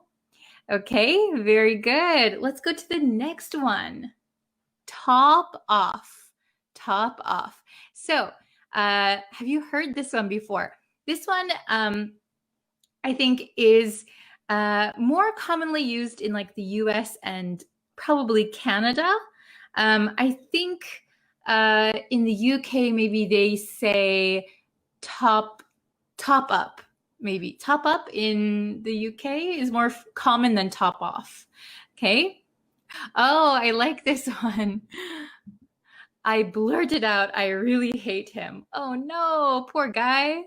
Very good. She blurts out the abusive language. Yeah, maybe without thinking, suddenly she said something really negative. Okay, so top off. The meaning is to fill something completely with a liquid. Okay, to fill something completely with a liquid. So, for example, if you are at a cafe, someone could say, "Excuse me, could you top up?"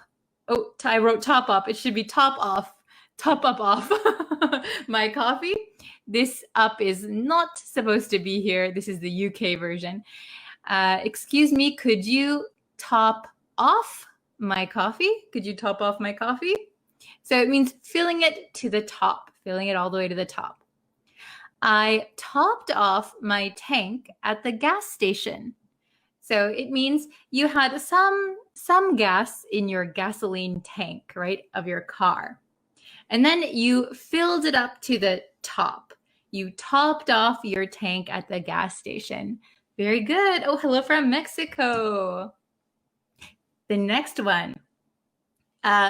This one, I thought we do use this quite a bit. Rack up. Rack up. So rack up means accumulate something over time. So you're getting more and more of something over time. Okay. Oh, yes. So April said, same as fill up. Yes. So top off, fill up. Very good. So fill up, you could use if your glass or cup or gas tank is completely empty. You can fill it up to the top.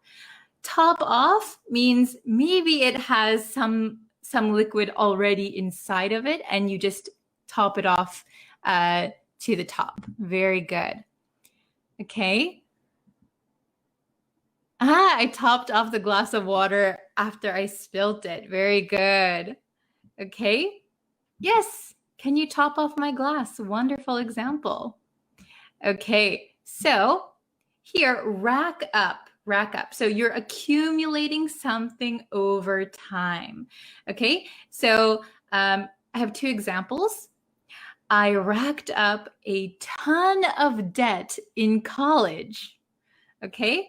So I accumulated very much or a lot of debt in college. So in America, college and university is like the same thing.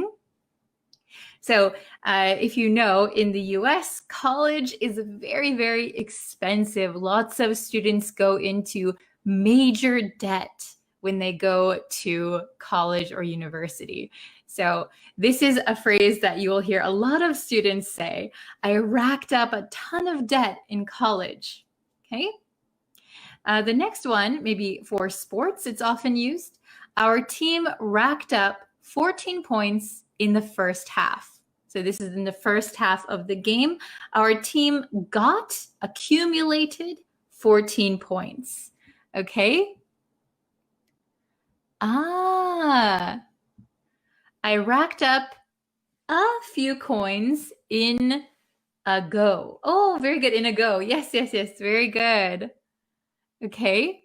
Oh, I like this. Would you mind topping off my cup of coffee? Perfect. Very good with top off. Let's see. Very good. So rack up means you're accumulating. You're getting something over time. Very good. Okay, let's go to the next one. The next one is end up. End up. So this one is a little tricky because it means to reach a place. So a physical place or a condition or a situation. So remember, it's 3 different things. That was not planned or expected. Okay, so usually end up means you weren't planning this, but in the end, you were in a place or you were in a condition or in a situation. Okay, so let's try these 2 examples. She ended up dropping out of school. She ended up dropping out of school. So to drop out of school means that you quit school. So you enrolled and then you dropped out. So without graduating, without getting a diploma, you dropped out of school. Okay, so it means you didn't finish. So probably that was not her plan. Okay, she ended up dropping out of school. Okay. So Ali has a question. What's the difference between somehow and somewhat? I have a whole lesson on YouTube on this, I think.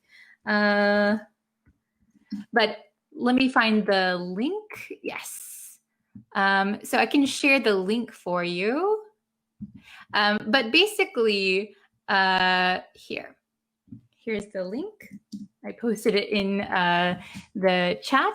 So somehow means in a way that is not clear. So some method or some way. Okay, somehow. Okay, somewhat means a little. I'm somewhat tired. I'm a little tired. I'm somewhat sick. I'm a little sick. Okay, very good. Okay, so the next one was somehow. So I'm not sure exactly how, but somehow the ball ended up on the roof. Okay, so maybe somebody kicked the ball really hard or they hit the ball really hard and it ended up on the roof. So that situation was not planned. It was not expected. So I don't know how, but somehow the ball ended up on the roof. Okay, very good. So end up. This is one we use quite a lot. Let's see. Can we always use gerund from after the phrase end up? So you can use a gerund or a noun. For example, ended up on the roof, ended up getting sick would be a gerund. Okay, very good. But we wouldn't put like ended up to plus a verb. We would never say that. Okay. All right, let's take a look at the next one. Ooh, get away with. Get away with. So in American English, when we pronounce this really, really quickly, this T is going to become a D sound, an English D sound. Get away with, okay? The meaning is to escape punishment or other repercussions. So a repercussion is similar to a punishment. It's like a consequence, something that happens because of your actions. So usually we use get away with when you do something wrong and you are able to escape without anyone doing anything to you. Okay, let's take a look at the examples. Some people think he got away with murder. Ooh, some people think he got away with murder. So, for example, I was watching the People versus O.J. Simpson on Netflix, I think it's called.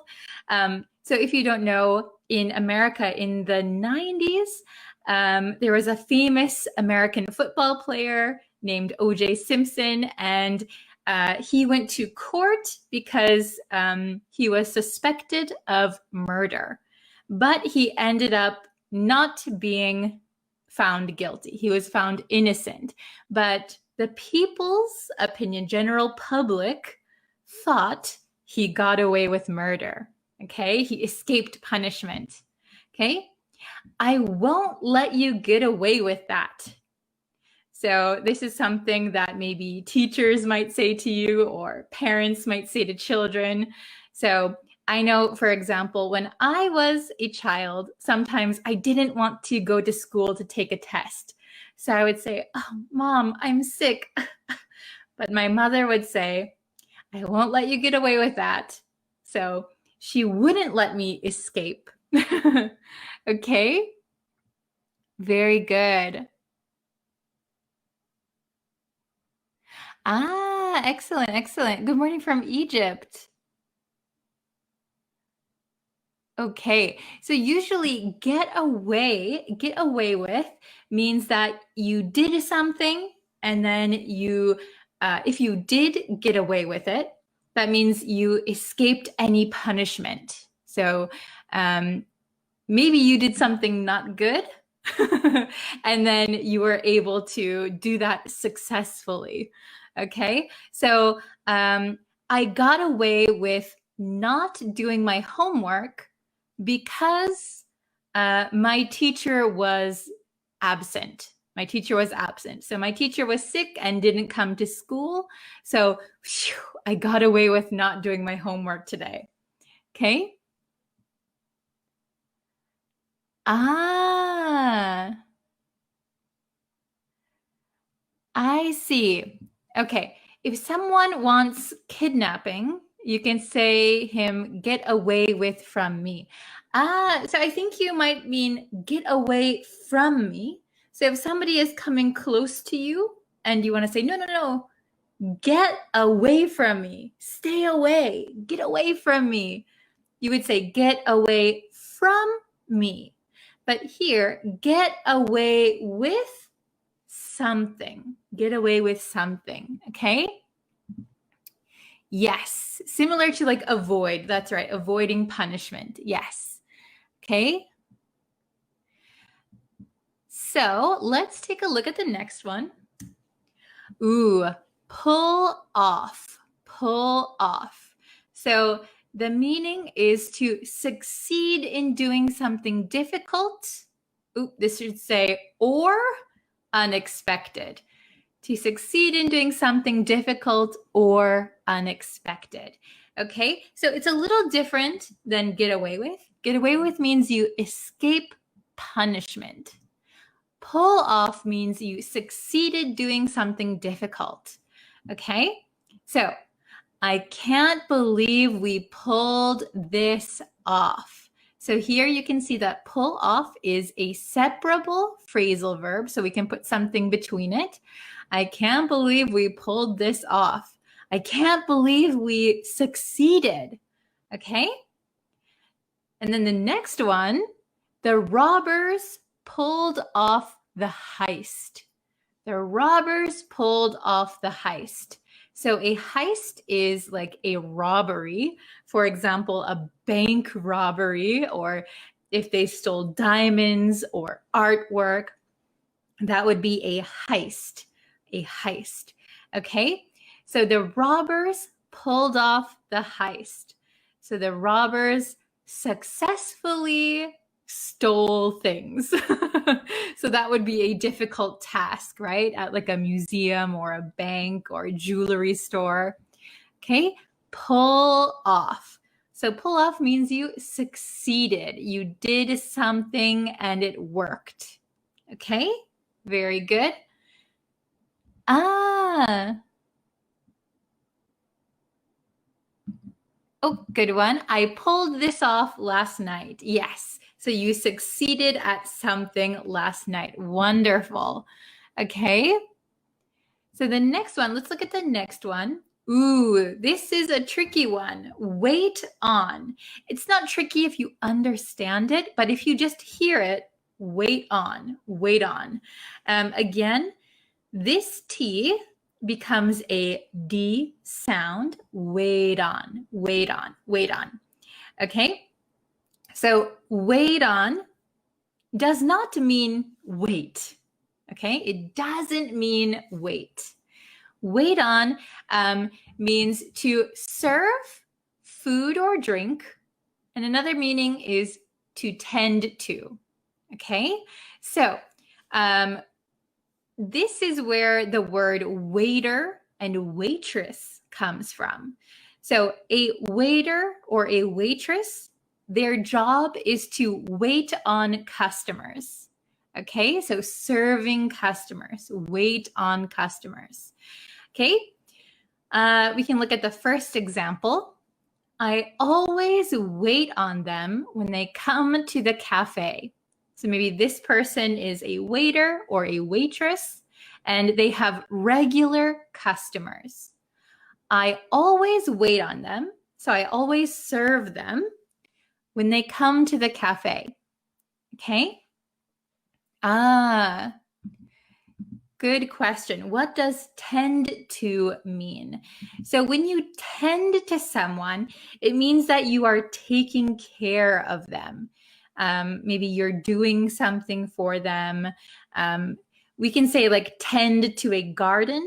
That means you're taking care of a garden. Okay.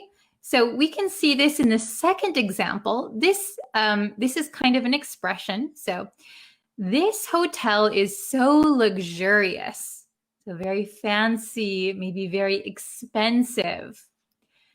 They wait on you hand and foot. So here, this is an idiom to wait on someone hand and foot. This means that someone takes care of everything for you.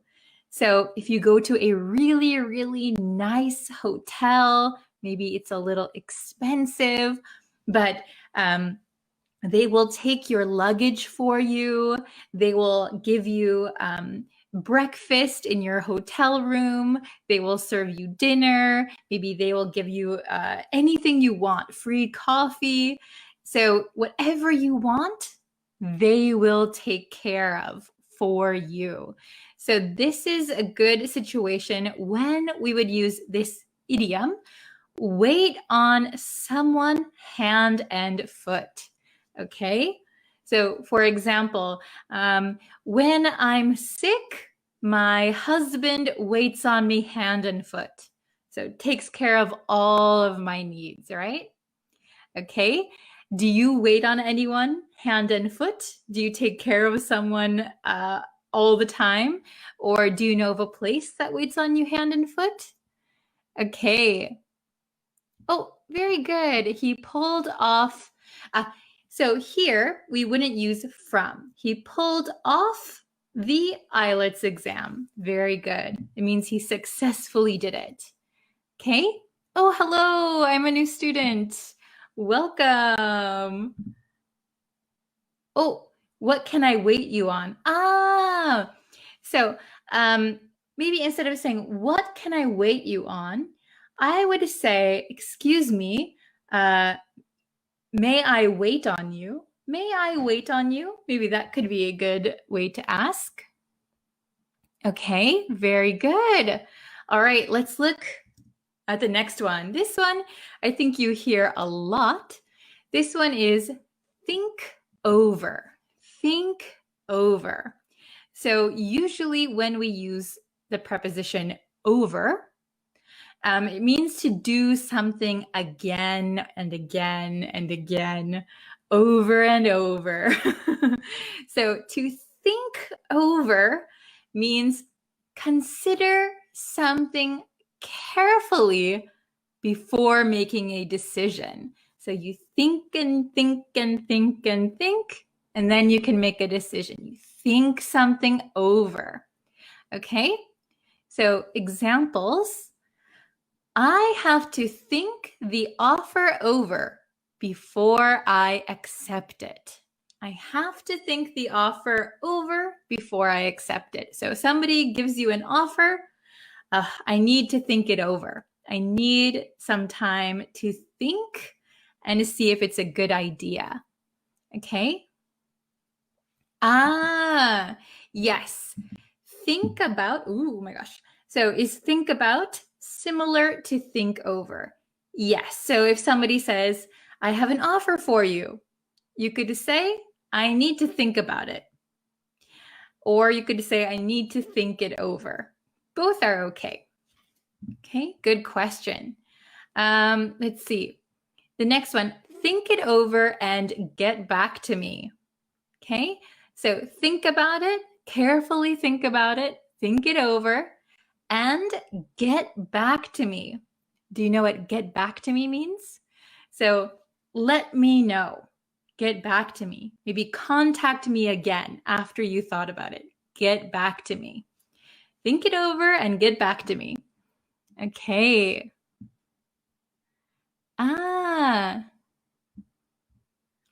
We think over before deciding to protest, maybe would be a good sentence.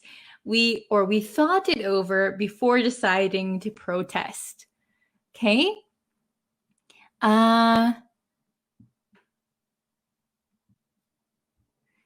It's a good idea to think over before to take the vaccine. Maybe it's a good idea to think it over. Think it over. Okay? Yes, get back to someone means reply to someone or contact them again. Okay, good job. Yes, it's very similar to sleep on it.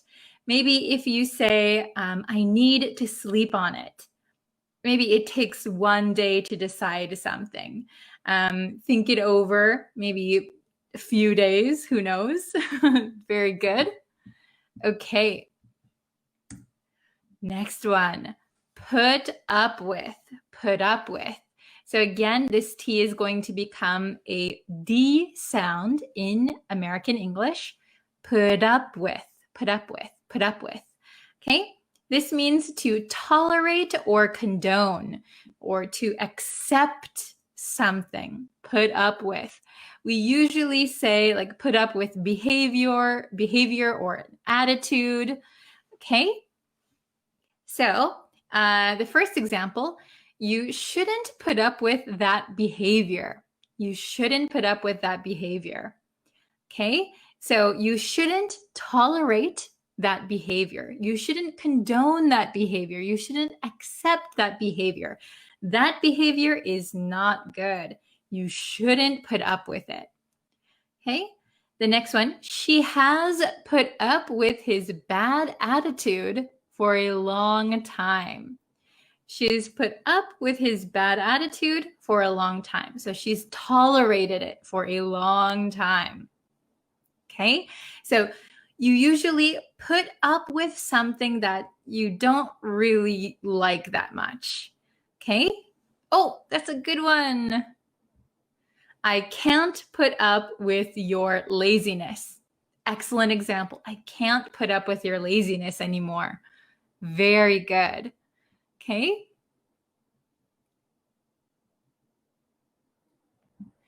Can we say, I have to think over the offer before accepting it? Yes, that is perfect. Very good. I have to think over the offer before accepting it. Perfect.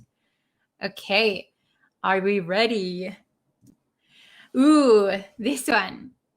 Chicken out. Chicken out. So to chicken out, you might think is a little bit strange. Have you heard this phrasal verb before? Because chicken becomes the verb, even though a chicken is a bird, right? So chicken out. So this means to decide not to do something because you are too scared. So I'm not sure why we say this in English, but to chicken out means that you are too afraid to do something. And if we call someone a chicken, it means that they are scared. Okay? So a lot of times when we are children, we'll say, "Oh, why don't you do this? Are you a chicken?" So chicken means somebody who's scared. Okay? So this means to decide not to do something because you are too scared. Okay? So we have two examples here. He was going to go skydiving, but he chickened out at the last minute. Ooh, I think I might chicken out if I go skydiving. So skydiving, if you don't know, is when you have the parachute on your back and you jump out of the plane and you release the parachute and you glide back to Earth. Okay? I think you have to be very, very brave to go skydiving. But if you are thinking, yeah, let's go skydiving, I'm going to go, but then you get on the airplane and you look down, oh my gosh, it's really high up. I don't want to do this anymore. So you could chicken out. Chicken out. Oh, I can't do this. What are you, chickening out? Okay. So here's the next. We can also just say it as like an exclamation. Don't chicken out. Don't chicken out. Okay? Yes. So can I use as past? Chickened out. Yes. So here, chicken is a verb. It's a phrasal verb. So normally chicken is a noun, right? It's a bird. But here, as a phrasal verb, only as a phrasal verb, we can use chicken in the past tense as chickened. Okay? He chickened out. He chickened out. Okay? I chickened out on typing an example. I did it though. Yes, very good. Yes. So maybe if you're joining one of my live lessons and you think you want to make an example sentence, but then you see lots of people typing and you get a little nervous, you get afraid, maybe you are shy and you chicken out. Oh, I chickened out on typing an example. Very good. I wanted to buy the car, but I chickened out. Yeah, so maybe if you want to buy a car, but at the last minute you're like, oh no, I'm a little bit afraid. I'm gonna waste my money. Oh, what should I do? You chickened out. Okay. I usually chicken out when I come across a dog. Very good sentence. Excellent. I usually chicken out. So maybe you're walking and you want to go this way, but then you see a dog. So you chicken out and you decide to go a different way. Yes. Good example. Okay. So chicken out is the same meaning as, I think you mean freak out. F-R-E-A-K, freak out. So freak out is like, like this. But chicken out means you are scared and then you decide not to do something. Okay, so freak out is kind of just your reaction. And then chicken out is like, oh, No, I'm not going to do it. I decided I'm not going to do it. Okay, very good. Ah, I chicken out to watch this movie because it's terrible. Excellent. Uh, I am chicken out on speaking English in public. Very good. So here, because chicken out is a phrasal verb, we don't need am. Okay, so you can say, I chicken out. I chicken out in speaking English in public. Very good. Okay. I chicken out to ride roller coasters. Yes. I've chickened out of riding some roller coasters too. I chicken out when I swim in deep, maybe in the deep end, for example, the deep end of the pool, or I chicken out when I swim in the deep ocean or the deep sea. Very good. Okay. Very good. So we have some questions. I have 5 questions for you. Okay. So let's see. There are 2 possible answers here for number 1. Okay. So let's see if you can remember the 10 English phrasal verbs we just learned. So question number 1, I plenty of frequent flyer miles. So if you don't know, frequent flyer miles is like a reward you get if you fly many times. So like on an airplane, if you fly many times, you can get frequent flyer miles. And then you can use those to pay for a flight. So we have I top off plenty of frequent flyer miles, or I rack up plenty of frequent flyer miles. Oh, very good. I see some different answers.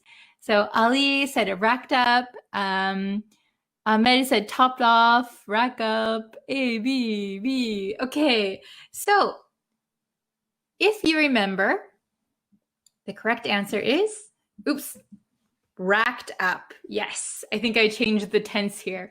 Okay, racked up. I racked up plenty of frequent flyer miles. So rack up means that you accumulate, you get. So you ride one airplane, you get some frequent flyer miles. You ride another airplane, you get some more. You're making a pile of them.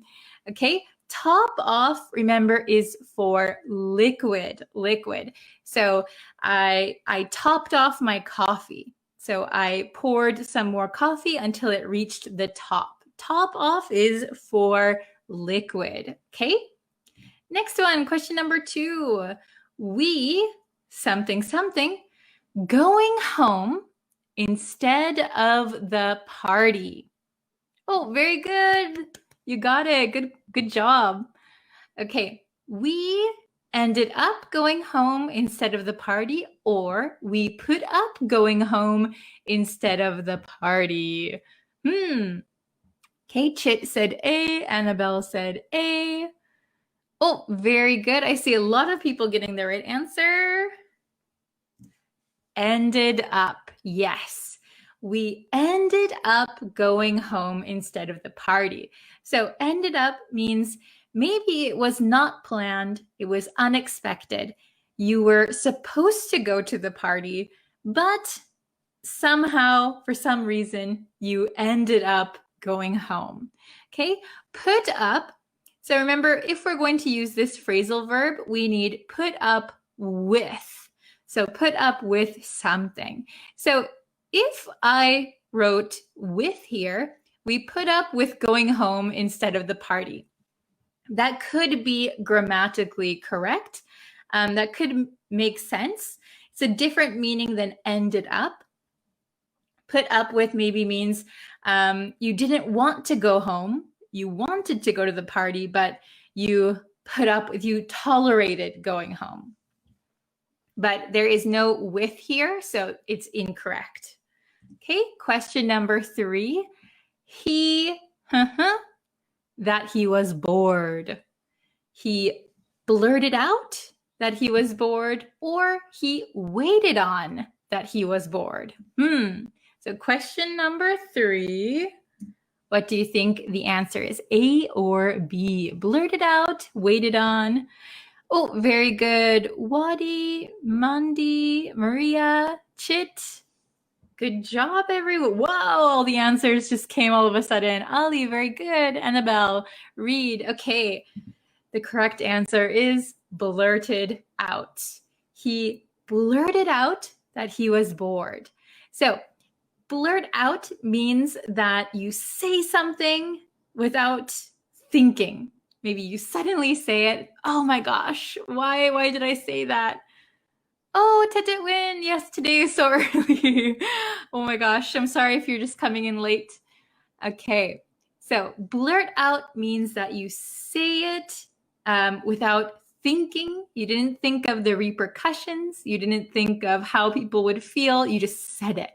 He blurted out that he was bored. Remember that wait on, to wait on someone means to serve someone, like a waiter or a waitress. Okay, question number 4. His parents let him with everything. So we have pull off or get away with. So I think this with should not be here actually. Okay.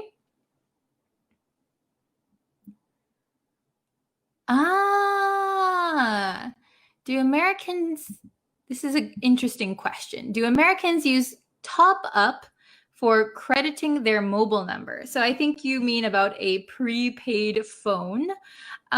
Possibly. So I don't use a prepaid phone, but maybe they top up their minutes. Could be. Okay, excellent. I think I gave this one away. So this correct one is get away with. Get away with. So I shouldn't have written this with here. Okay, his parents let him get away with everything. So they let him do things with no punishments. No punishments. Okay, so pull off, we wouldn't use with, first of all. And pull off means succeed. So it doesn't really make sense if you say his parents let him succeed, right? So his parents let him get away with. Very good. Last question. We were going to go bungee jumping, but everyone chickened out or everyone thought over? Bungee jumping, if you don't know, is when you have kind of like a harness and there's like a kind of rubber band almost, and you jump off like a bridge and there's like a rubber band and you boing, boing, boing, kind of like that. Okay, we were going to go bungee jumping, but everyone, oh, very good, everyone. The correct answer is A, chickened out. Chickened out. We were going to go bungee jumping, but everyone was too scared, so they decided not to do it. So that would be chickened out. Very good. So that was the last question. You guys did so well. Very good. Just really quick, remember that think over. To think over means to consider something carefully. Okay, but here we would need thought over something or thought something over. We can't really end the sentence, okay, without an object. Okay, very good. How well did you do? Did you get 5 out of 5 correct? There were 10 phrasal verbs today, 10 phrasal verbs. I know that's a lot, but I think they are pretty commonly used and very useful. Okay.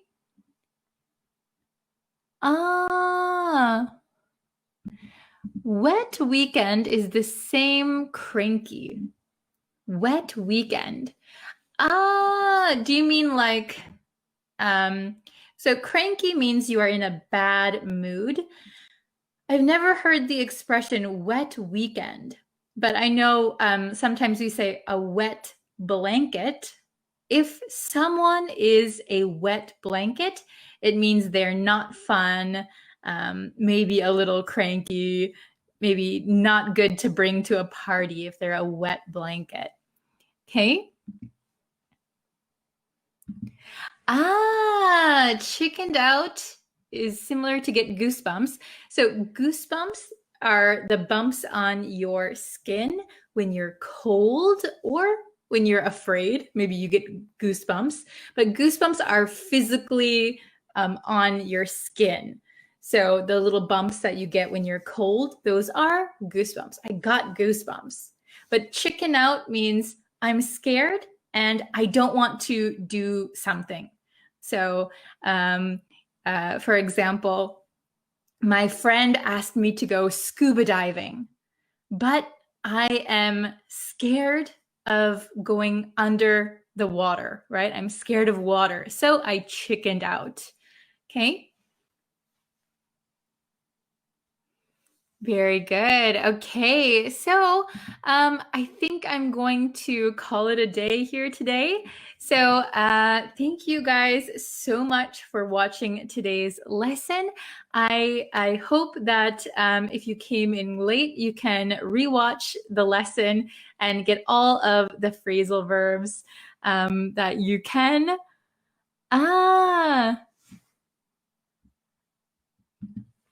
Listening and studying Teacher Bree's live lessons improves my English level from elementary to upper intermediate. I'm so glad to hear that.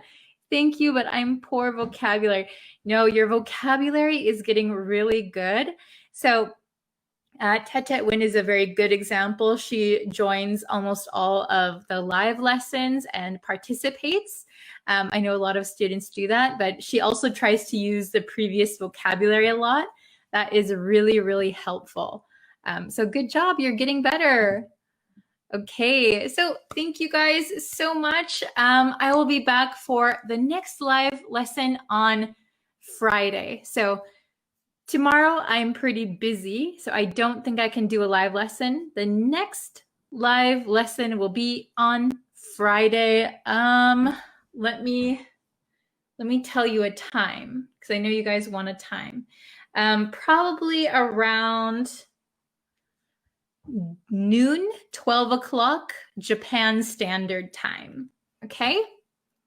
All right. Thank you guys so much. And I will see you on Friday. You can also catch some English lessons on YouTube. All right. Thank you, everyone. See you next time. Bye. Hi, everyone. Hi, guys. Hello. Welcome to another lesson. Are we ready? So this week, I think I've taught you several idioms, and today we're going to do the same. And I'm thinking that on Friday, oops, I dropped my phone. On Friday, what I should do is a review lesson of all of the lessons that we've done this week. What do you guys think?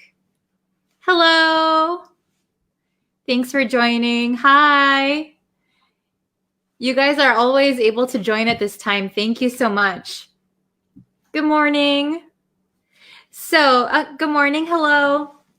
So I was just saying that this week I've taught many idioms, and I'm thinking maybe it's a good idea to, let's see, maybe do a review lesson on Friday and review like the 4 lessons Monday through Thursday.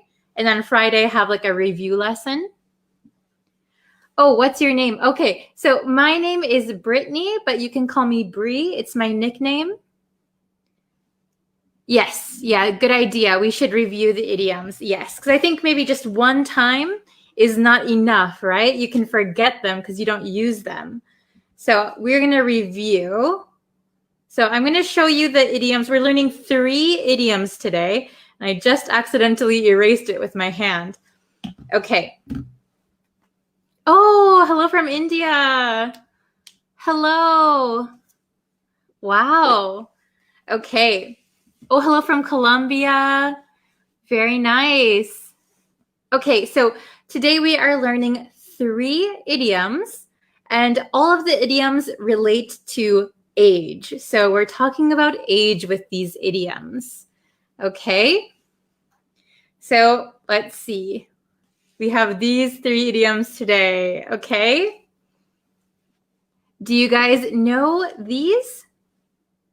Oh, you listen every day. Thank you so much. Okay, so we have the first one is over the hill. Over the hill. Does anyone know what over the hill means? Over the hill. Remember, we're talking about age. So if you know that we're talking about age, can you guess what over the hill means? So if you think of life as a hill, right? So, I should have had another whiteboard ready. I only have 2 whiteboards. So over the hill, I'll use these markers as an example. So this is life. Okay, can you see this? So on this side, you're young and you are going up the hill. You have a lot of energy, up, up, up, up, up. Then you kind of reach your maybe peak, the best point in your life. And then you start to go down. So, very good. Anna with the correct answer. So over the hill means old. So you've already passed the prime of your life, and now you are on the way down. So it's a little bit, I guess, sad way to say somebody's old, but it's a very casual way. Oh, you're over the hill. You've turned 56 or something. I don't think 56 is that old anymore. Okay, over the hill means old, maybe past the prime of your life, past the best point of your life. Over the hill, okay? Yes, very good, means old, okay? Oh, you're welcome for the subtitles. I hope they help. Okay, and the next one, I wasn't born yesterday. I wasn't born yesterday. So if you are an adult, not a baby, I don't think any of us here were born yesterday. So this means, this is maybe a hard one to understand, but I wasn't born yesterday means I'm not stupid. I'm not foolish. You can't fool me. I wasn't born yesterday. So this kind of comes from the image that young people are less experienced, have less knowledge. So a baby has the least amount of experience or knowledge, and you can kind of fool children, right? But if we are an adult and somebody tries to trick us, if somebody tries to fool us, we could say, hey, I wasn't born yesterday. You can't fool me, okay? You can't fool me. I wasn't born yesterday. Yes, I'm not a kid, okay? I'm an adult and I am smart. I wasn't born yesterday. So if somebody says, for example, if I said, hey, did you guys see the sky today? Today, the sky is bright purple. All day, the sky is bright purple. Maybe that is very hard to believe, right? So you could say, I wasn't born yesterday. I don't believe what you're telling me. I wasn't born yesterday. Okay? And the very last one, maybe the easiest one of them all, this is young at heart. Young at heart. So when we say it very quickly, young at heart, young at heart, young at heart. Okay? Does anyone know what young at heart means? Does anyone know? Oh, hello from Bangladesh.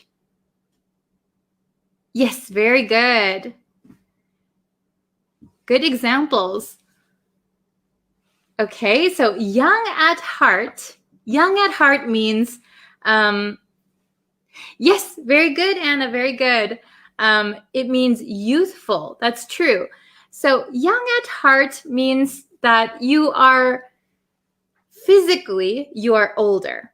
So you are an adult or you're in your 50s, 60s, 80s, 90s. Okay? So young at heart means that you are older, but in your heart, you have a youthful spirit. Okay? You are young at heart. So maybe an old person who likes to play jokes. Maybe they're young at heart. Or an older person who likes to play games. Young at heart. Okay? Very youthful, very bright. Okay? So alive. Yes, young at heart. So it just means youthful spirit, not an old spirit. Even though you're older, you like to have fun, you like to joke, you're young at heart. Okay, so one more time. Over the hill, I wasn't born yesterday, young at heart. Okay, so let's go to my next whiteboard where we have the, let's see, the questions. Okay. Ooh, I wrote it this way today because I thought I could fit more on it, but I guess it doesn't really fit on the screen that well. Okay, let's look at the definitions one more time. So over the hill means old and past one's best. Past one's best.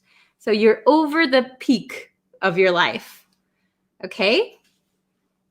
I wasn't born yesterday means you can't fool me. You can't fool me. And young at heart means having a youthful outlook in spite of one's age. Okay, I'll put that up here really quick. Can you see? Okay, so now that we understand the meanings, let's try the exercises, all right? So we have 3 exercises, okay? So number 1, let's do it together. I'll read it. He tried to overcharge me. Oops. He tried to overcharge me, but he tried to overcharge me, but so if you don't know, overcharge means charge too much. So if I go to the store and I want to buy bread, and the bread says it's $1.50, $1.50. But the store clerk says, that'll be $3. I could say, hey, you're trying to overcharge me. It's too much money.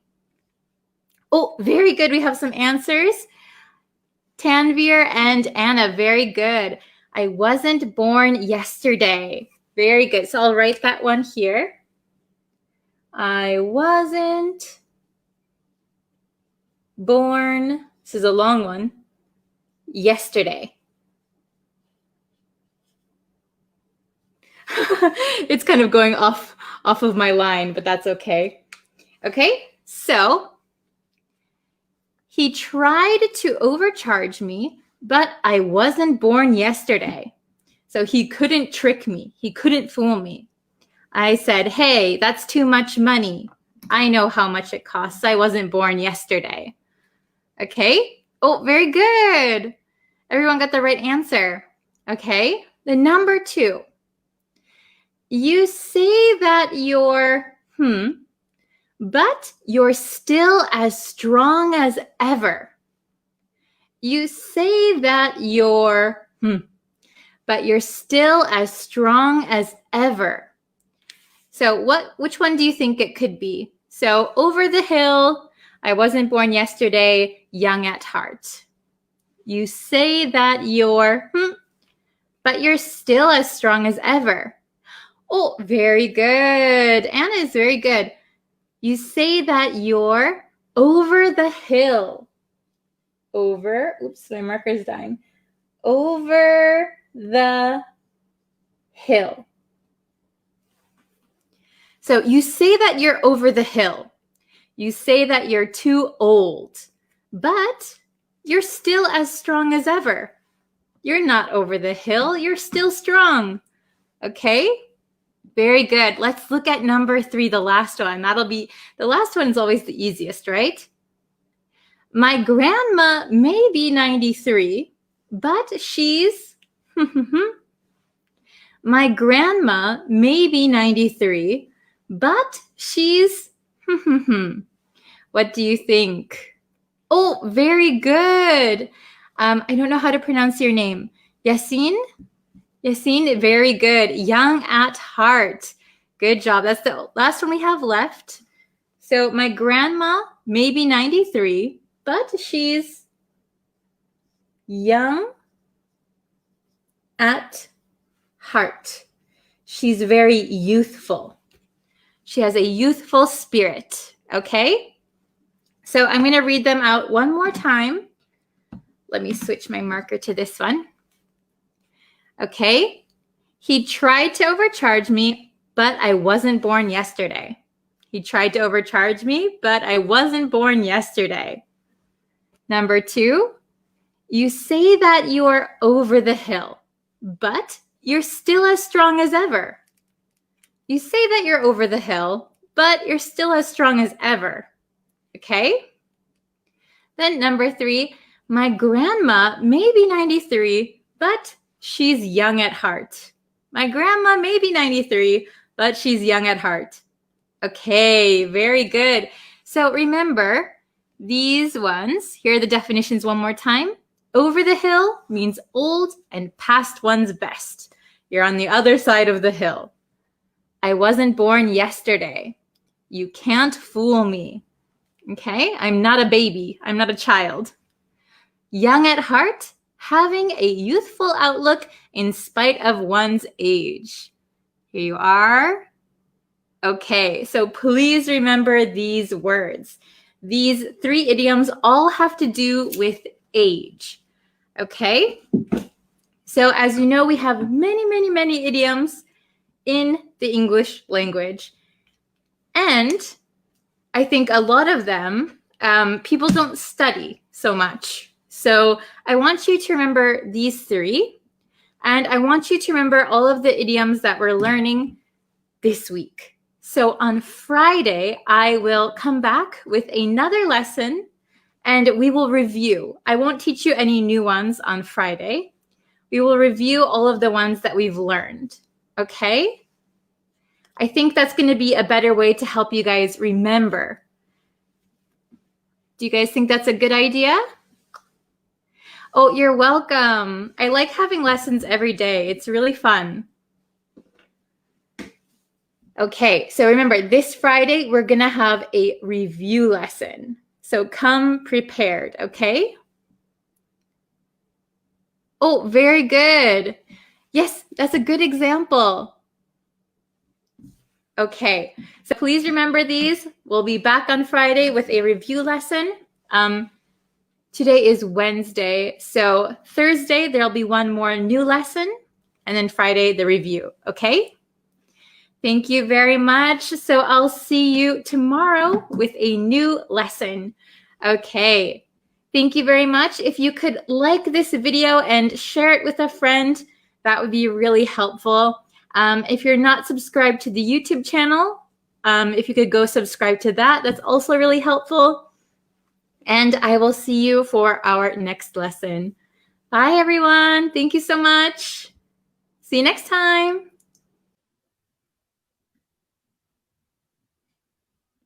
Oh, hi, everyone.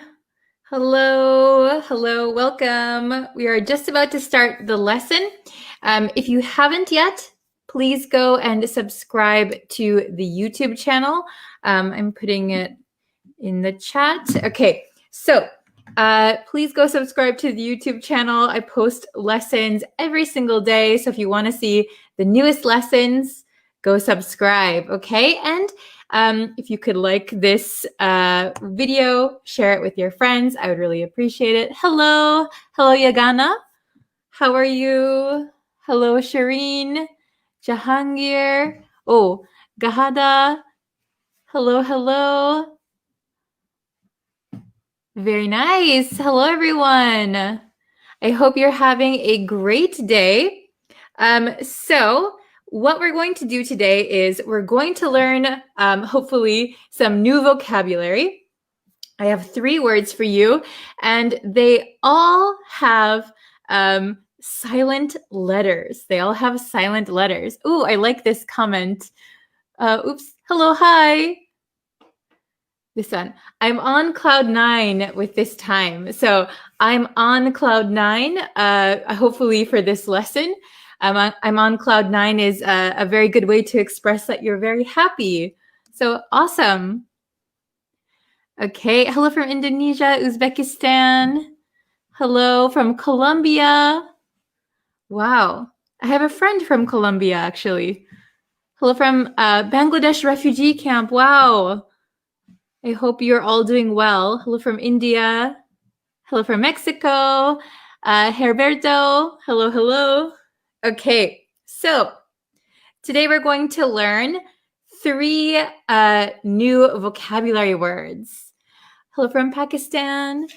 Okay, so these are going to be the 3 words. I think they're a little bit advanced.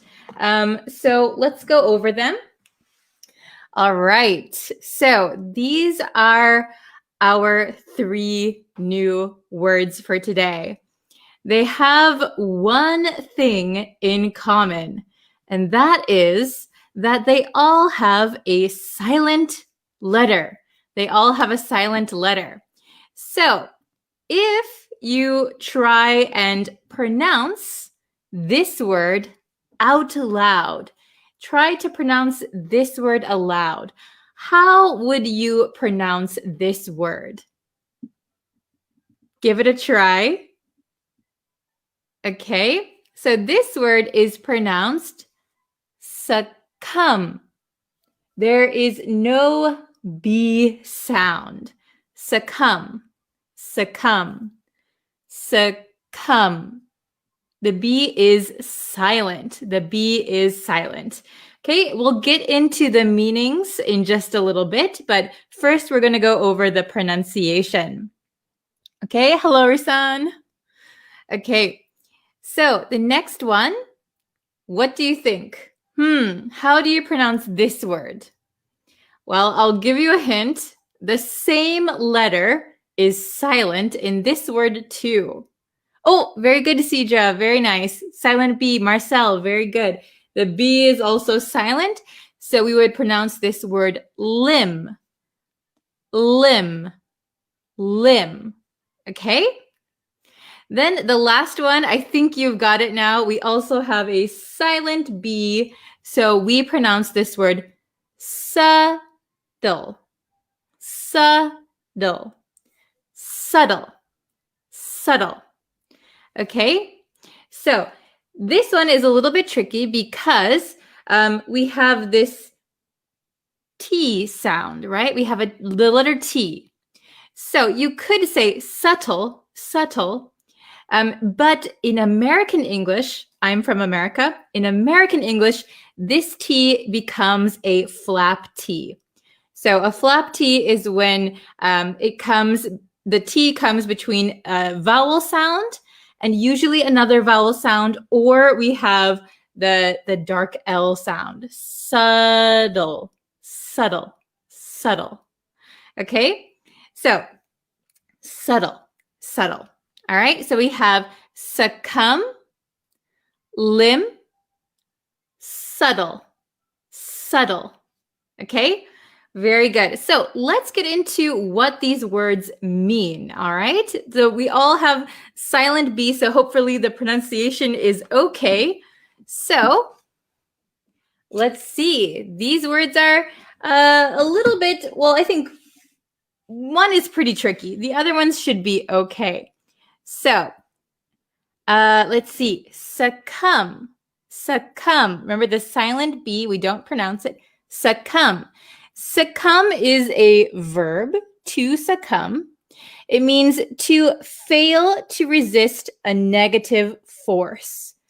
So, what is a negative force? Well, it could be anything that is bad. So, for example, temptation. Temptation. Temptation could be a negative force. So she succumbed to the temptation to cheat on her husband. So she gave in to the bad thing. Another negative force could be, for example, injuries or illness. If somebody says, he succumbed to his injuries, he succumbed to his injuries, it means that he couldn't resist his injuries and he died. Okay? Oh, Tatatwin, hello, welcome. All right. So succumb, to fail to resist a negative force. This is a verb. Okay? The next one is limb. Limb, silent B. A limb is very easy. It is a noun, and it's an arm or leg of a person. So a limb could be your arm, could be your leg. Your 2 limbs could be your arms, 4 limbs. Usually we're born with 4 limbs, usually. Okay, that's an easy one. Subtle. This one's a little bit difficult to explain. Subtle, subtle, silent B. So delicate or precise as to be difficult to describe. Okay, so delicate, so precise, it's so difficult to describe. Something is subtle. Okay, the next meaning is making use of clever and indirect methods to achieve something. So this is an adjective. Okay, so to make use of clever and indirect methods to achieve something. So if, for example, we went to a party. I wanted to go home early, but my friend didn't know that I wanted to go home. So I could subtly give some hints or signals that I wanted to go home. Not obvious. Maybe subtle is the opposite of obvious. Obvious, okay? Not obvious. So leaving some subtle hints or what do you call it? Well, hints, for example, for leaving the party. So I might elbow my friend. Hey, I'm getting pretty tired. Or I might make eye contact with my friend. Maybe those are subtle ways to get his attention, get his or her attention. Okay? So, oh my gosh, I only have a few minutes left. So we're going to have to quickly go through these. Okay, so we have some questions. Number 1, we've been driving for a while. Let's stop somewhere to stretch our something. Oh, very good, Tima. Excellent. Okay. We've been driving for a while. Let's stop somewhere to stretch our... Very good, Mario. Excellent. Okay, so the correct word would be limb. But because we're talking about multiple people's maybe stretching their legs, we can add an S, okay? Countable. So we've been driving for a while. Let's stop somewhere to stretch our limbs. So you can stretch your legs, you can stretch your arms. Oh, okay? Very good. Number 2, she left her parents hints about what she wanted for her birthday. She left her parents hints about what she wanted for her birthday. So instead of maybe saying, Mom, Dad, I want this dollhouse, instead of saying it directly, maybe she would draw a picture of it, or she would leave a magazine open to the page of the thing that she likes. Okay, oh, very good, everybody. The correct answer is subtle. Subtle. Subtle hints. She left subtle hints. Very good. Okay, and number 3, the last one. You must not to peer pressure. You must not to peer pressure. Oh, very good. Okay, excellent for number 2.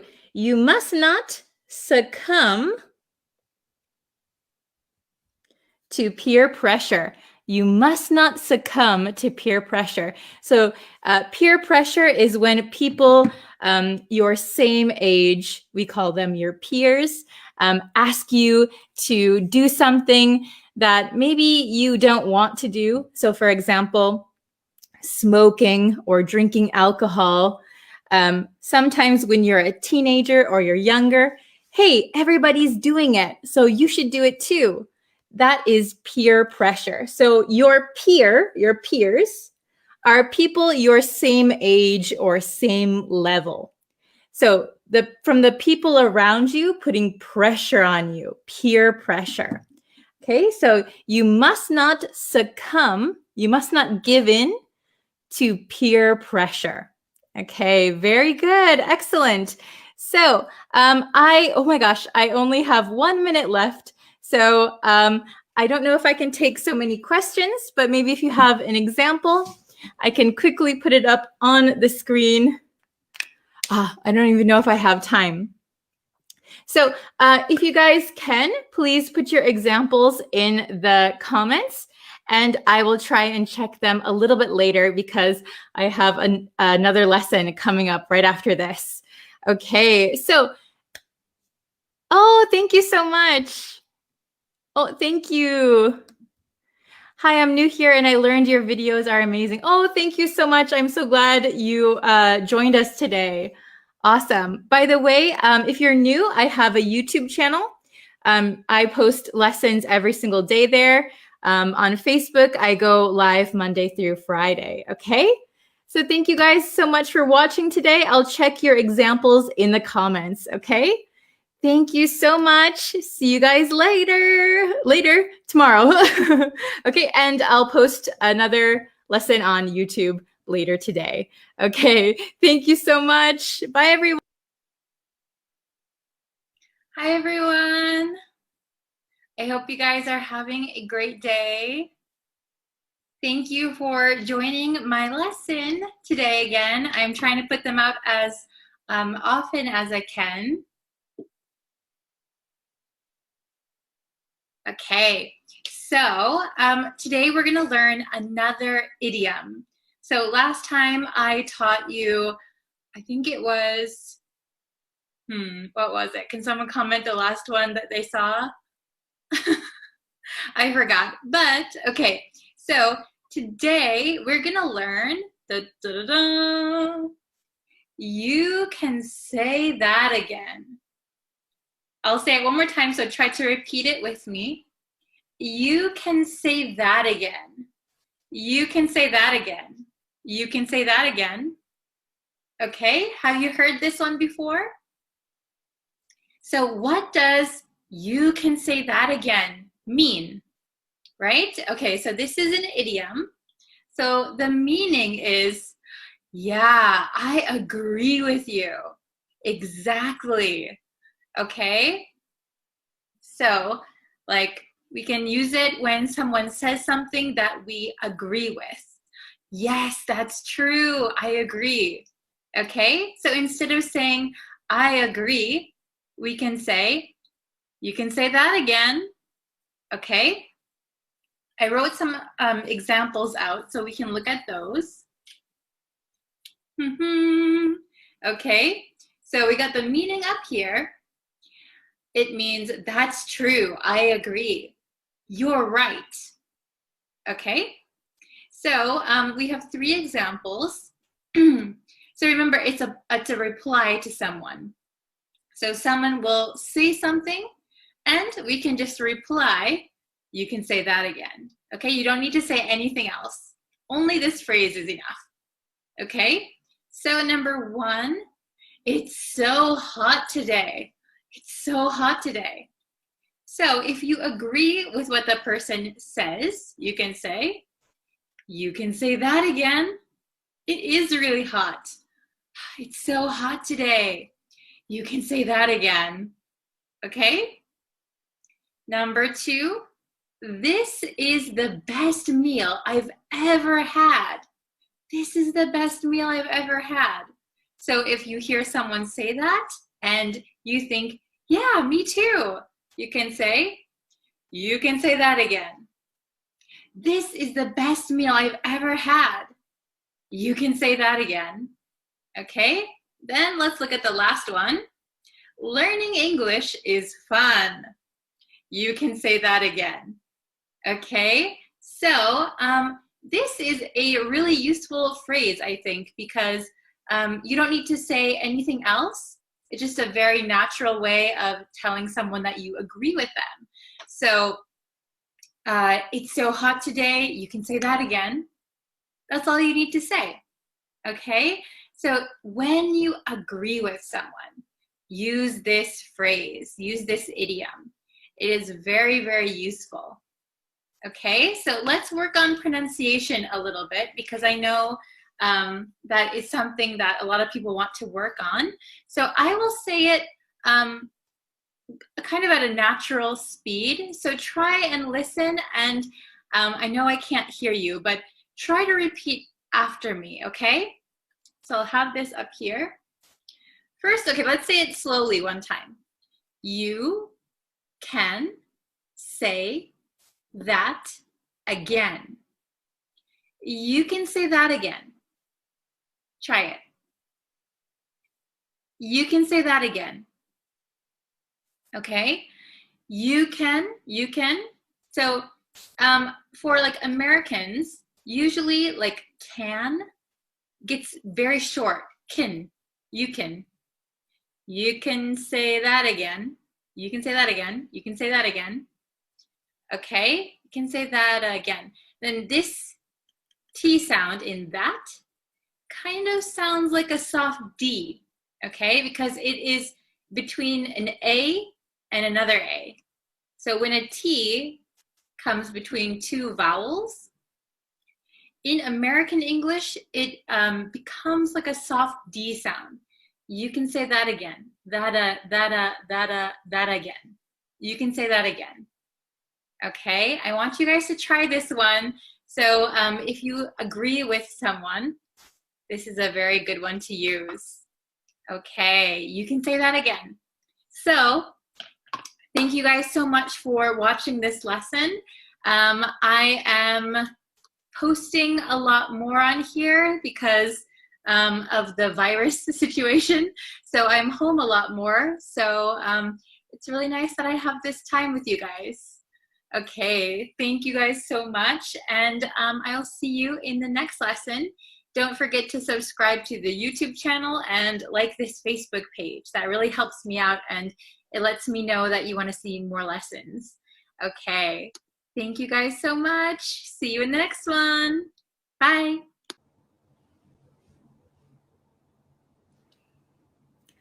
Hello, everyone. Hello. Are you having a great day so far? I apologize for yesterday. I got really busy. My appointment ran longer than I expected, and I wasn't feeling that well. So I'm so sorry I didn't post a video on YouTube or Facebook. I'm very sorry about that. But today we will have a lesson. Let me move my mic a bit closer. Hello, Golden. Hello. Before we jump into today's lesson, if you haven't yet and you would like to know when I go live, when I post quizzes, when I post new lessons, you can subscribe to me on YouTube, follow me on Facebook, and you can turn on notifications over there. I'm also on TikTok. You can find me over there too. Tatetwin, hello. Are you okay? Yes, I'm okay. if you've been following me for a while, you'll know I got really sick in March, and I still have to go to the hospital for checkups. I had a really nasty virus, not coronavirus, but I had a really nasty virus, and it's still in my system. So it's really easy for me to get sick. So I apologize for that. Okay, so we're going to look at phrasal verbs. I only have a little bit of time, so we're going to jump into it right away. We're going to learn phrasal verbs with off, okay? Very good. So, phrasal verbs with off. Let's take a look. The first one we have is better off. Better off. Okay? So the meaning, there are two main meanings we're going to learn today with better off. The first meaning is in a more satisfactory situation than you were before. So your situation is better now than before. Okay? Very good. The second meaning is having more money and a better level of comfort in your life than you had before or than someone else has, okay? So basically, when we use better off, you are in a better situation than before, okay? So it could be just about your situation, or it could be specifically about money and comfort level, okay? So let's take a look at some examples. Better off. So remember, this is inseparable, okay? We don't separate better off. So here are some examples.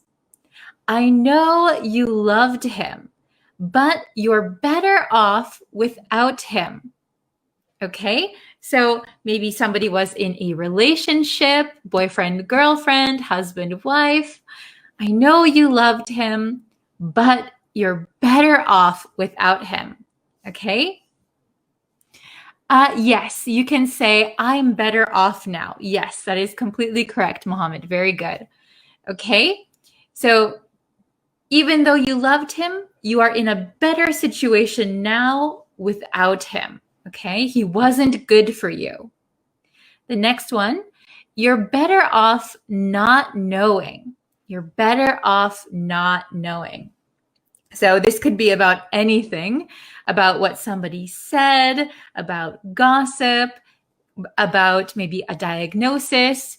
You're better off not knowing. So not knowing is a better situation than knowing. Knowing maybe is a not good situation. Okay? The last one, we are far better off. So here, far means very. We are far better off now than we were 5 years ago. So this could be about your financial situation, money. We are far better off now than we were 5 years ago. 5 years ago, we had no money. Now we are very stable, very successful. Okay. Next one is come off, also inseparable. We do not separate this one. Meaning is to appear or to seem to be. He comes off as desperate. So he appears desperate. Okay? Very good. The next one, I don't want to come off as rude. I don't want to come off as rude. So I don't want to appear to other people as a rude person. Okay, very good. Excellent. Oh, I see some great examples in the chat. Very good. My English is better off, I reckon. Better off than before. Very good. Okay. The next one is doze off. Again, inseparable. Inseparable. Do not separate doze off. The meaning is to fall asleep, especially for a short period of time.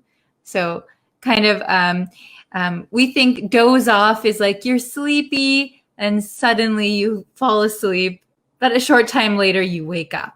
Okay? Especially for a short period of time. Okay, example, she dozed off for a few hours. So a few hours is a short period of time. She dozed off for a few hours.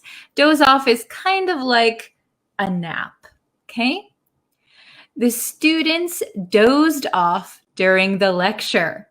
Maybe the professor is talking, a little boring.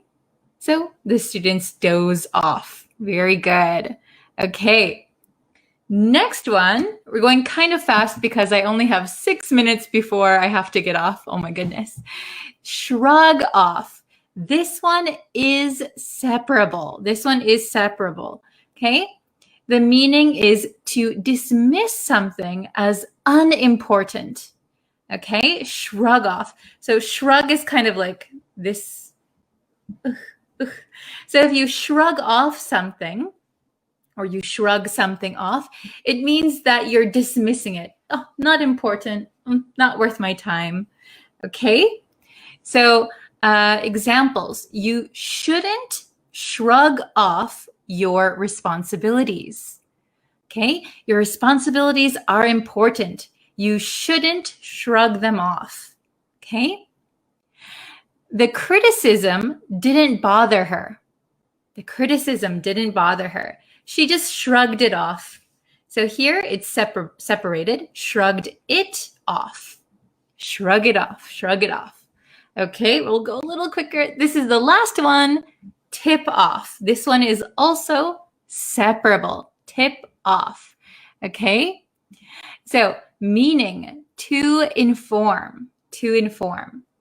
So usually to inform someone of something that's going to happen or that happened or you know who did it, okay? Someone tipped off the police before the incident. So someone told the police, they gave them a tip. They tipped off the police before something happened. And here we can separate it. Who tipped them off? Who tipped them off? Was it you? Who told them? Okay? Very good. We will never shrug off our lessons. Oh, thank you. Oh, hello from Myanmar. Okay, so let's answer some questions really quick. We have 5 questions and 5 phrasal verbs with off. Better off, come off, doze off, shrug off, tip off. I only have 4 minutes left. Oh my gosh. So my schedule is so packed today. I'm so sorry. So number 1, before setting my alarm clock. When do you set your alarm clock? Probably before you go to sleep, right? So before setting my alarm clock. Oh, Aliawan, perfect. Very good. Okay. Excellent, TF Ran. Good job. So the correct answer for number 1 is dozed off. Very good. I dozed off before setting my alarm clock. Number 2 is separable. If you have back pain, you shouldn't something. Okay? Aliwan, perfect. Oh, Tetetwin, very good. Okay. Number 2, if you have back pain, you shouldn't shrug it off. Very good. You shouldn't think, oh, it's not important. Maybe you should go to the doctor. Number 3, you'll be something if you study more now instead of going out with friends. Very good. You'll be if you study more now instead of going out with friends. Can you get number 3? Ali, very good. Excellent. Good job, Kat. Marfa. Very good. Okay. You'll be better off if you study more now. You'll be in a better situation. Excellent. Number 4. Because he's shy, he can as arrogant. Because he's shy, he can as arrogant? Oh, very good. Very good. Ali, Mohammed, good job. Mohammed again, good job. Okay, very good. Come off. He can appear as arrogant. He looks arrogant, but he's just shy. Okay. Number 5, the last one. The police were about the bank robbery. This one's easy, right? We only have one left. The police were about the bank robbery. Oh, good job. Very good. Okay, the last answer is, so we have were here, so we got to change it. Tipped off. Very good. The police were tipped off about the bank robbery. Excellent. Good job. I hope you got all 5 correct. We went through it kind of quickly today. If you need more help, you can always go back and review this lesson. Maybe you can write down the words that you didn't know. Okay, very good, everyone. So let's see. I will do my best to put up a YouTube video again today. And yes, I'm just so packed with my schedule. I'll do my best. Okay. Thank you, everyone, for watching, and I will see you very, very soon. Thank you again. Take care, everyone. Bye-bye.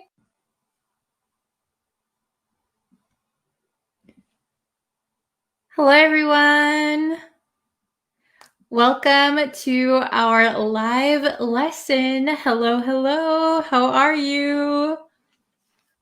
Okay, so while we wait for some people to get into the chat, first, if you guys could subscribe to the YouTube channel if you haven't yet already. I can share the link. I'll share the link on Facebook for you. If you haven't yet, go over and subscribe. You can also like the Facebook page. Like this lesson, share it with your friends, all that stuff. Hello, everyone. How are you guys today? Hello from Cambodia. Hello, hello. Oh, everybody's doing well. Very good. Hello from Canada. Hi. Okay, so we're going to look at a few common English expressions today. Common English expressions. They're a little bit long, but they're good ones to know in case someone says them to you, or if you find yourself in an English conversation with some native English speakers, they might use these expressions. So they're really good ones to know. I hope you can try and use them in your daily life as well. Okay, let's see. Hello from Algeria, Morocco, Afghanistan. Hello, everyone. Okay, so I'm going to show you the common expressions. Okay, do any of these look familiar to either of you? To any of you? Okay, hello. Okay, so the first one, we'll go over them together. The first one is to have bigger fish to fry. To have bigger fish to fry. It's a mouthful, I know. So it's a little bit long. To have bigger fish to fry. So what does that mean? Well, if you think of little fish and big fish, and if you're trying to cook dinner, maybe the bigger one is the one you want to focus on. That's the one that maybe is the most important, right? Because it's bigger. You can eat more.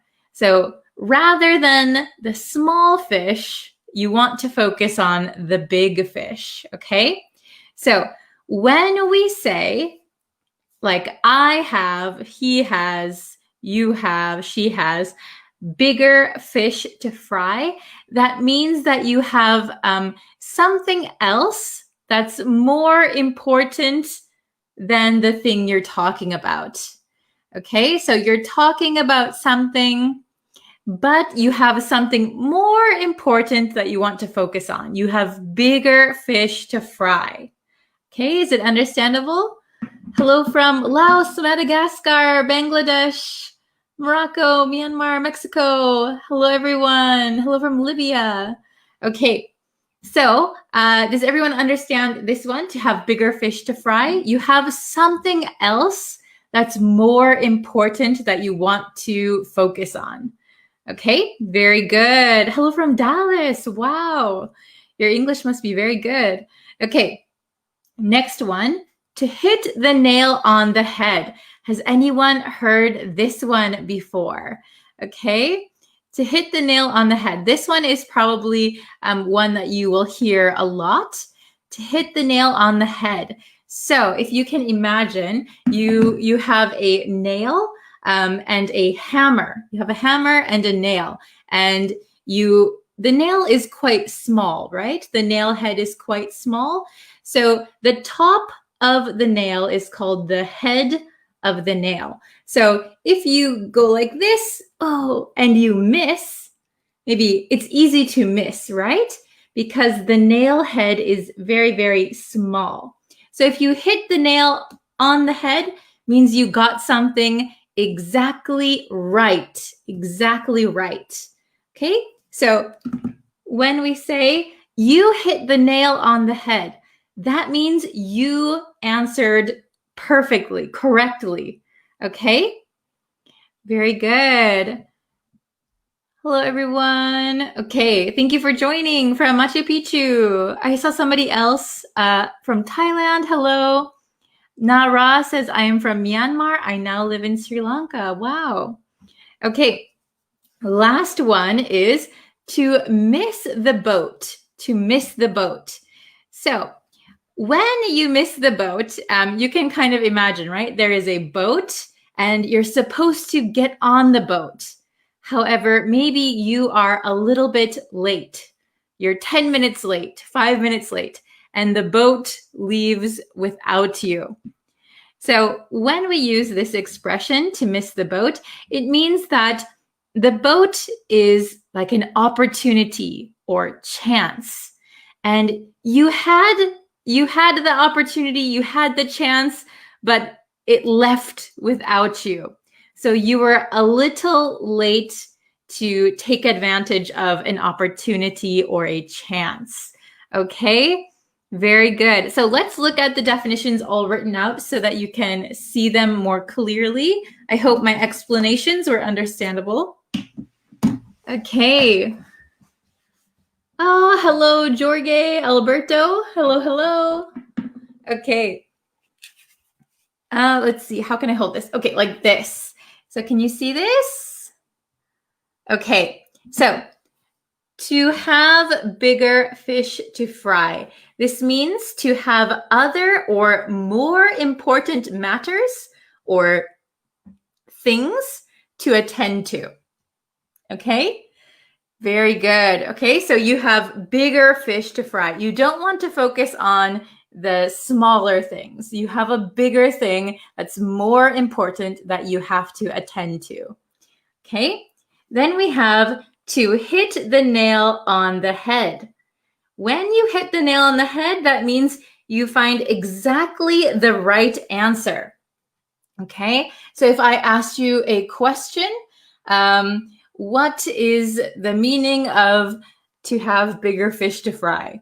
And you answered with this definition, you hit the nail on the head. That is exactly right. Okay? And let's see, the last one, to miss the boat. To miss the boat. This means to be too slow to take advantage of an opportunity. You had the chance, you had the opportunity, but you were a little too slow. Okay, very good, very good. So let's look at these questions. So you guys can answer the questions in the chat, in the comments. So we'll do number 1, okay?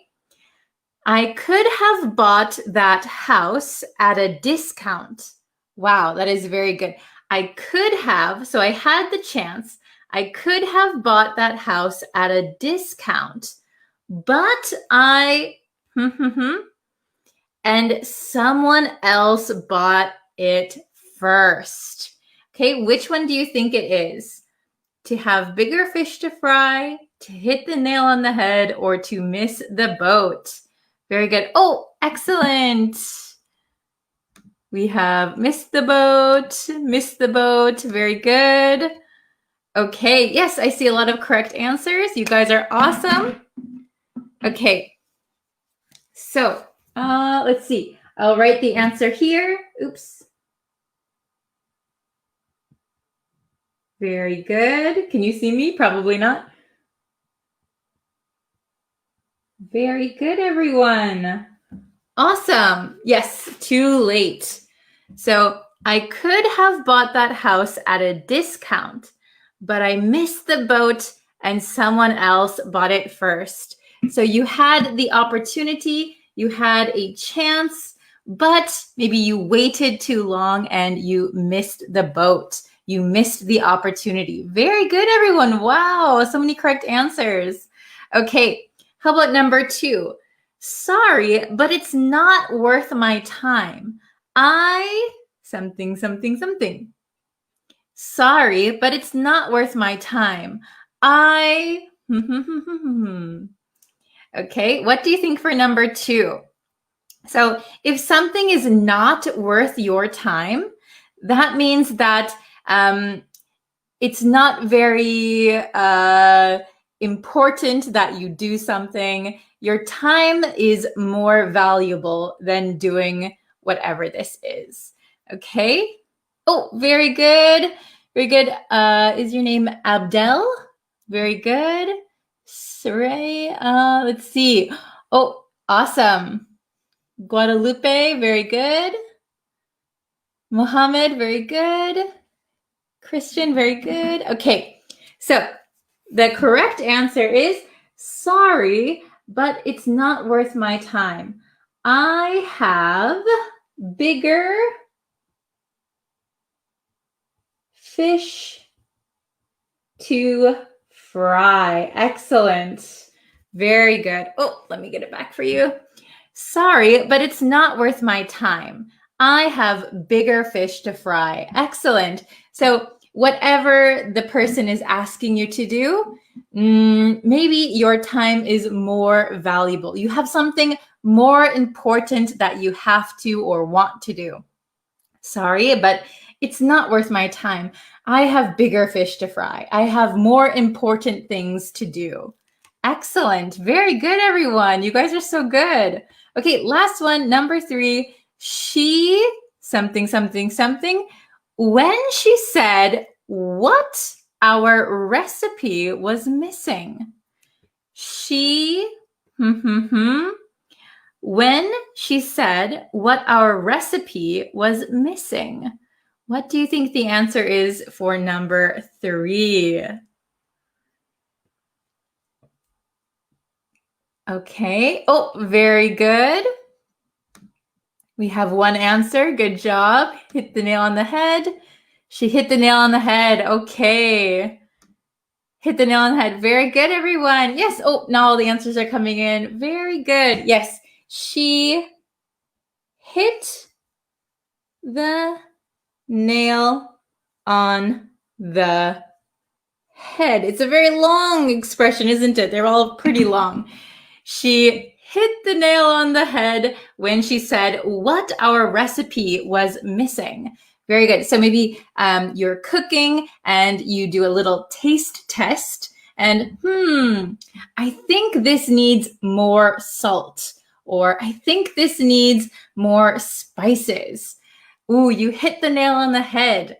She hit the nail on the head. She got the perfect answer, correct. She was totally correct. Very good. Okay, awesome. You guys are so good. So if you want to try and make some sentences, we can take a look at them. Okay, we have these 3 that we did today: to have bigger fish to fry, to hit the nail on the head, to miss the boat. If you want to try and make an example sentence, I would love to see it. You can put it in the comments and let's see if I can put it up on the screen. Let me put my marker away. Oh, very good. Can I use them in British English? That is a good question. I think probably. I think you could probably use to hit the nail on the head, to miss the boat in British English. I'm not sure about this one. I'll have to ask my British friends. Okay, very good. Okay, so if you want to make your own example sentence, you can go ahead. Let me scroll up and see if there are any questions. You guys did so well. Let's see. Oh, this chat is scrolling so much. Can you give me your Facebook? Yes, my Facebook is Breeze Practical English. Breeze Practical English. So I'll put it up for you guys. I don't know where you're watching this video.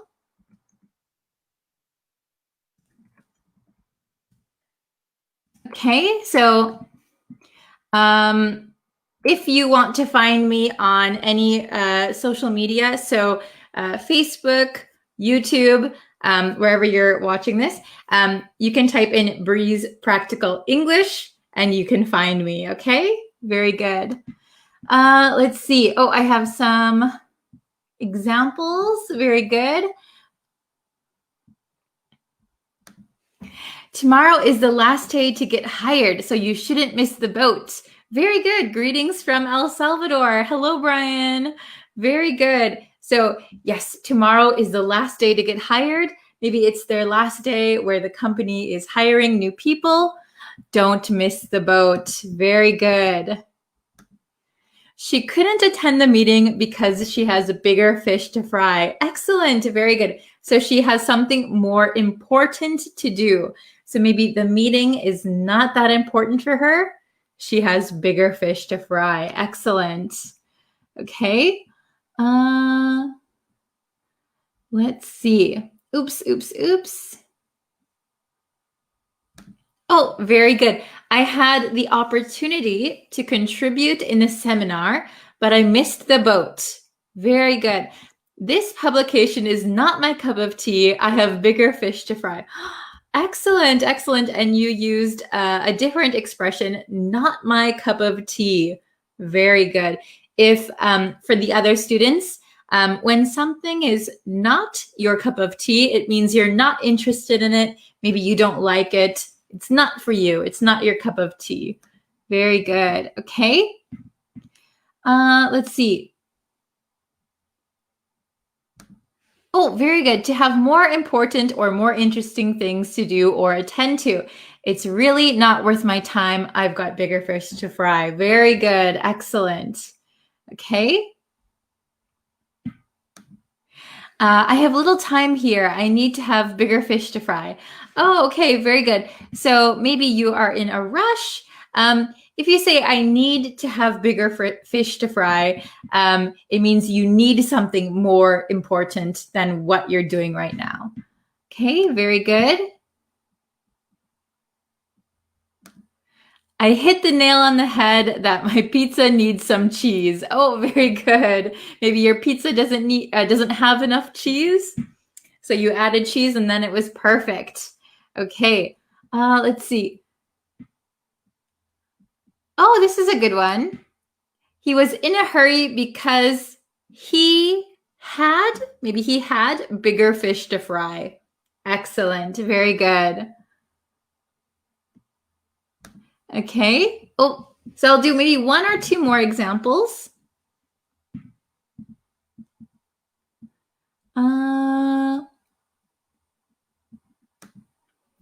She invited me in her holiday, but I had bigger fish to fry. Is this correct?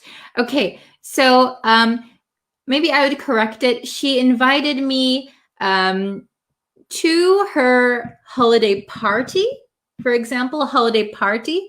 So we don't say invite me in a holiday. She invited me to her holiday party.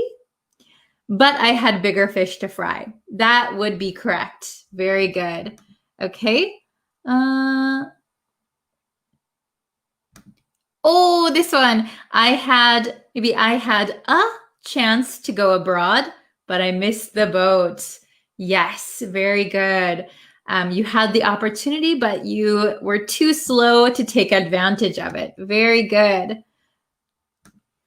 I don't waste my time with you. I have bigger fish to fry. Oh, very good. So you could say, I don't want to waste my time with you. I don't want to waste my time with you.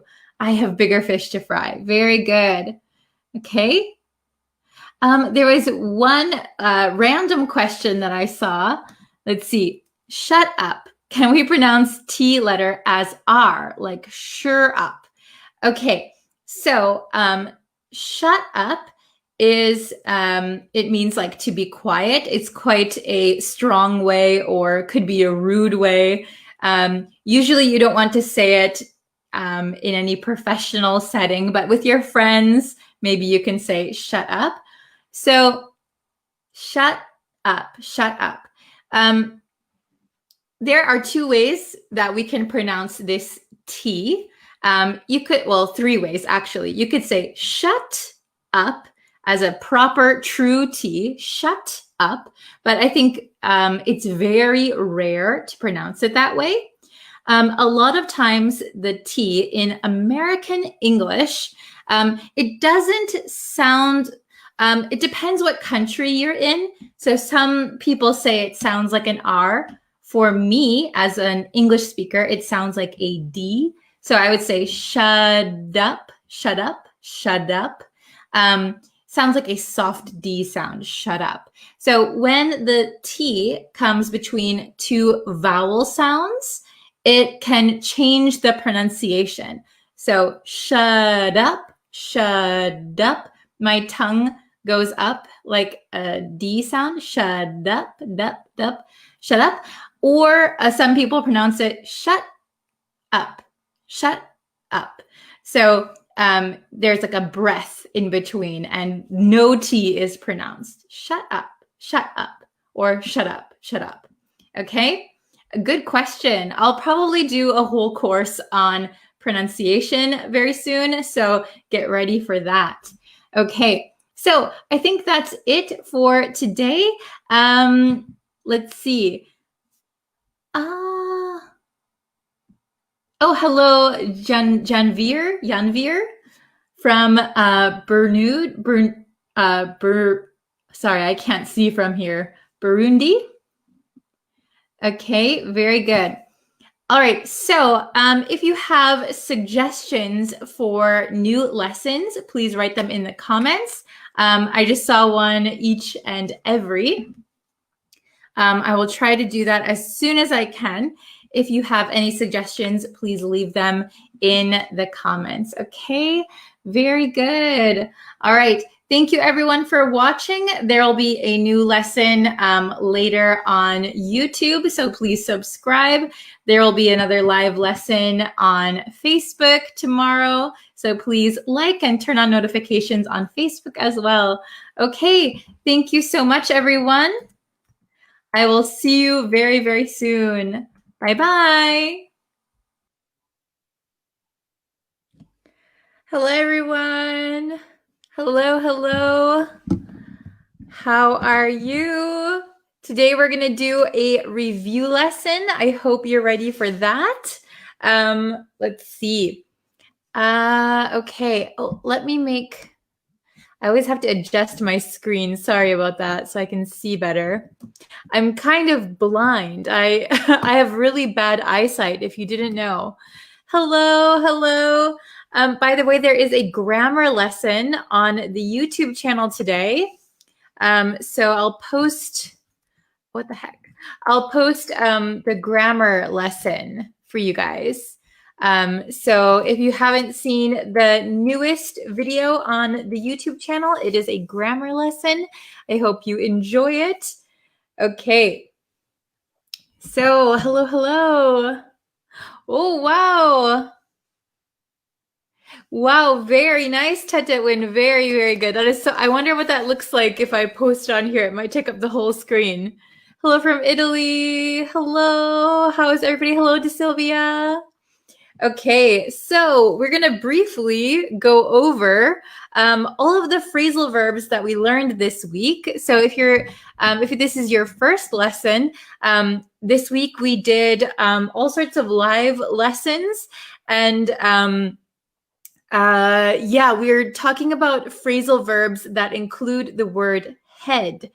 And there's also one that doesn't include head, but 7 out of the 8 phrasal verbs that we learned include head. And when we use head, so head over, head up, head down, head out, head in, those all mean go somewhere, go somewhere. Basically, head means go, okay, or leave. So we have these 8 today that we're going to review, and then we'll get into some questions. So number 1, head over. Head over simply means go to a specific place. I'm going to head over to the store. I'm going to head over to your house. I'm going to head over to the school, for example. Okay, so let's see, head over. Okay, so leaving one place and going to a specific place. Come over. So usually we use come over, like come over means to me or to my house. So why don't you come over here where I am? Okay, so please come over for dinner. Please come over for lunch. So if somebody says, please come over, that means they want you usually to go to their house or, wherever they are. Okay? Head over to school. Yes, very good. Okay. Then next we have head up. So head up is very easy to understand. We use it to mean go up or go north. So if you live on the first floor, but you want to go up to the 10th floor, for example, you could say, I'm going to head up to the 10th floor. Or if you're going in the direction, which is north, you could say, I'm going to head up north, or wherever north is. So, for example, I'm from the US. So if I said, I'm going to head up north, I might be talking about Canada, right? I'm going to head up to Canada. Okay? People in Canada, if they want to come to the US, though, they would say head down.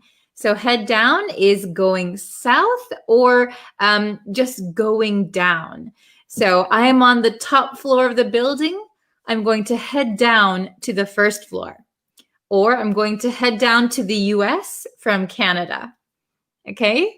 Hello. Yes, I'm going to head over to my office. Very good. Okay. Very good. Okay. Then we have head out. So head out can mean to leave a certain place. So we should head out soon. It's getting dark. So we should leave soon. Head out. Head out means to leave. Or it can also mean with directions. So we have like north and south.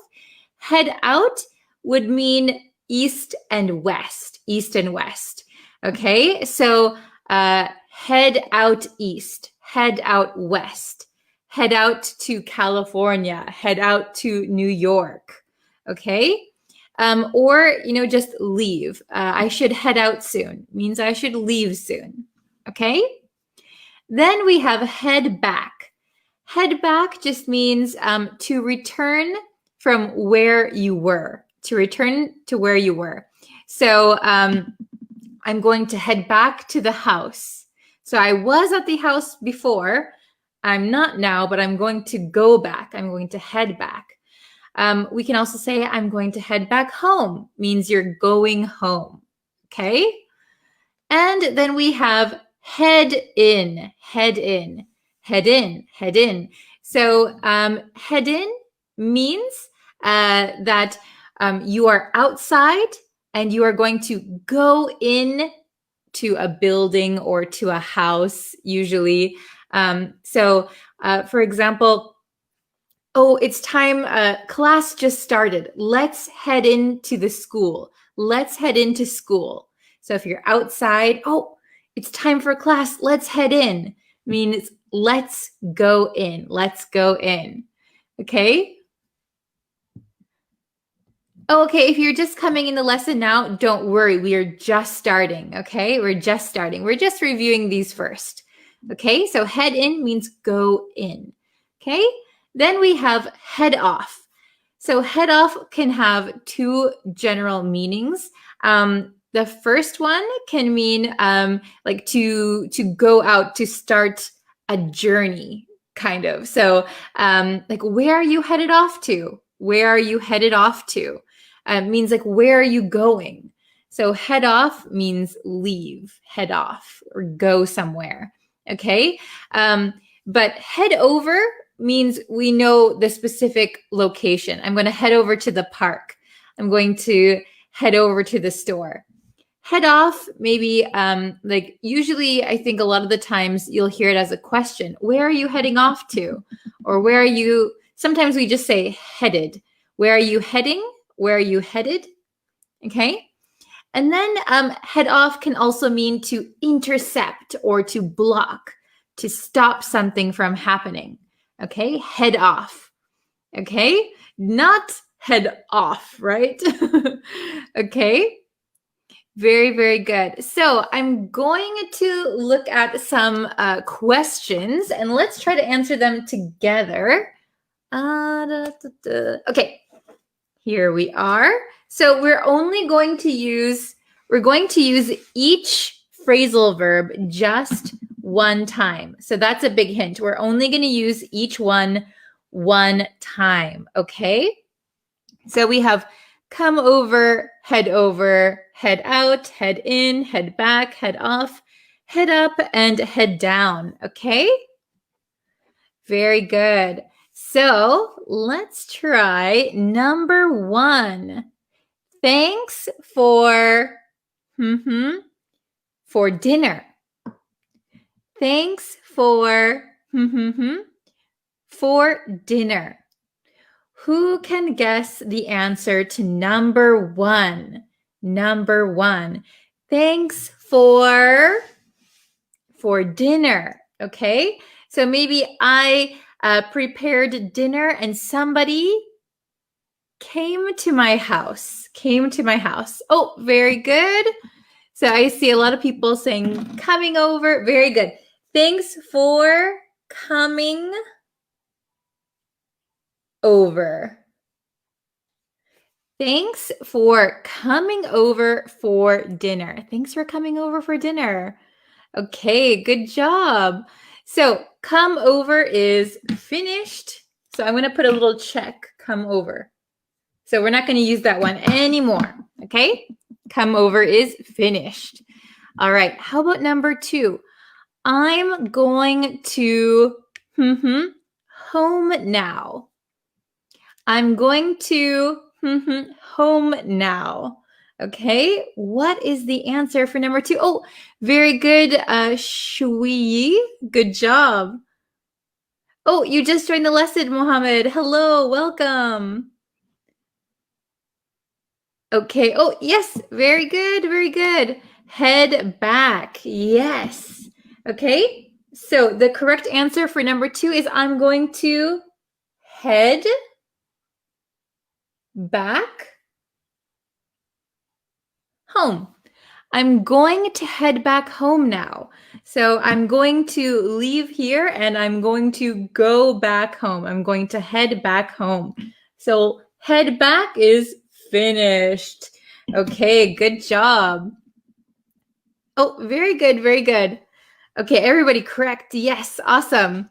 Number 3, we are north for the summer. We are North for the summer. Oh, very good. Very good.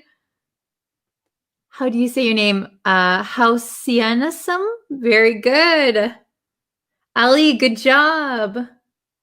Oh, yes. Very good. Very good. Kyusu, good job. Sharif, Ashin, okay. So since we have we are heading up north for the summer. Maybe it'll be a little bit cooler up north. So we are heading up north for the summer. Excellent job. Okay. Number 4. Oops, I gotta put heading up is finished. Head up, finished. Okay? So you can guess from what we have left, right? Number 4, the police managed to a violent crime. The police managed to a violent crime. What could it be? What could it be? So in this sentence, the police were able to kind of stop a violent crime before it happened. They stopped it before it happened. Oh, very good, Mieria. I didn't say that right. Miera. Good job. Oh, very good, De Silvia. Okay, so the correct answer, the police managed to head, let's see if I can write it so you can see it, head off a violent crime. So they were able to intercept it. They were able to block a violent crime before it happened. The police acted quickly. They were able to head off a violent crime. Very good. Okay, head off. Finished. Okay, number 5. Let's check number 5. Why don't you... It's warmer in the house. Why don't you... It's warmer in the house. Okay, so number 5. Who can get it? Who will be the first one? Oh, good job. Oh, yes, very good. Okay, so sunrise, very good. At will, very good. Kyusu, good job. Okay, awesome. Coco, very good. So why don't you head in or head inside? Both are correct. Why don't you head in? It's warmer in the house. Why don't you go inside? It's warmer in there. Okay, yes, very good. Okay, so head in is also finished. Okay, so we have head over, head out, and head down left. Okay, so number 6, he, west for school. He, west for school. And let's put this in the past tense. Okay? He, west for school. Number 6. Oh, very good, Edwill. Good job. Aliamar, very good. Kaja, Shuoyi, Aliawan, very good. Okay, so he, we're going to put it in past tense. We could also put it he heads. We're going to say past tense, he headed out west. He headed out west for school. Excellent, good job. Okay, you guys are killing it. Very good.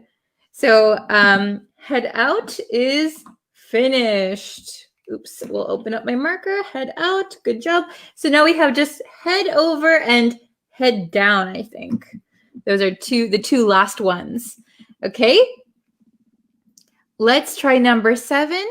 Let's see if you can see that. Aisle to the basement. Basement. Aisle to the basement. Oh, very good. So number 7. Oh, very good. Za Seng Ong. Very good. Ali Amar, good job. Kachen. Very good. Devashka, good job. Good job, Mong. Okay, so I'll head down. Head down to the basement. I'll head down to the basement. I'll head down to the basement. Very, very good. Okay, so the basement is obviously south or down, right? Okay, number 8, the very last one. So I guess we can check head down is finished. So the last one, very, very easy, should be we're, so we are, to the library later. We're to the library later. Number 8. Can you put it in the correct tense? Oh, very good. Ali, very good. Ali Awan, good job. Tino, good job. Miguel, very good. Let's see. Oh, very good, Devashka. Okay, awesome.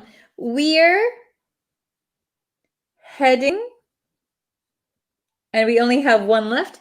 Head over. So we're heading over to the library later. So we're going to the library later. Excellent. Very good. Okay. So I'll read them one more time. Number 1, thanks for coming over for dinner. Thanks for coming over for dinner.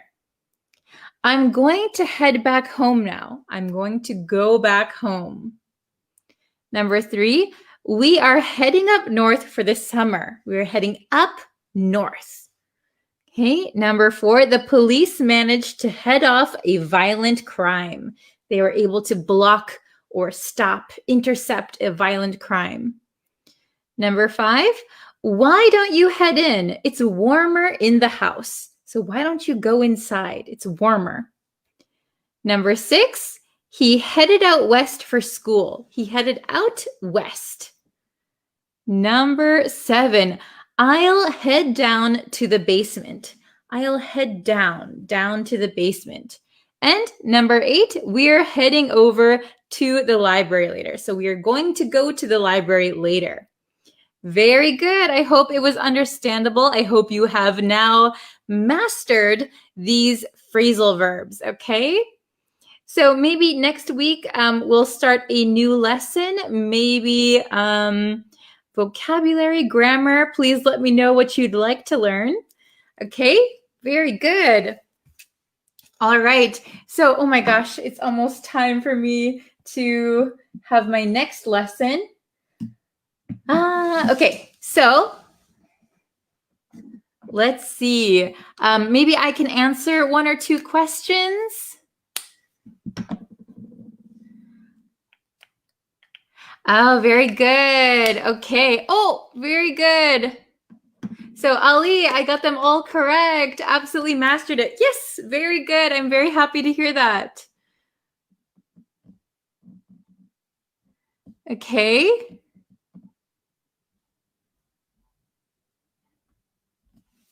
All parents hope their children who work abroad head back home during Christmas. Yes, yes.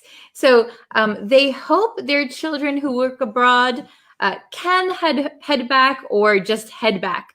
Very good. Okay. Devashka wants to learn grammar next week. So please let me know if you're interested in learning grammar. Let me know what grammar you'd like to learn. Okay, this is a good question. Why not say neck down? Neck down. So basically, head is a directional word. So when we talk about head, we mean to go forward. So heading in a direction. So always remember that head is a direction. So I think probably like your head is kind of the top thing on your body. So it's kind of the first thing that moves, or I'm not really sure exactly why, but Head is a directional word. Neck, we can say from the neck down. So, for example, from the neck down, somebody is paralyzed, for example. They can't move. So, from the neck down means like from here down, right? But neck is not a directional word, unfortunately.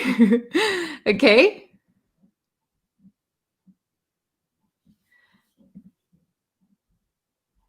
Head down and go down. Are they the same? Yes.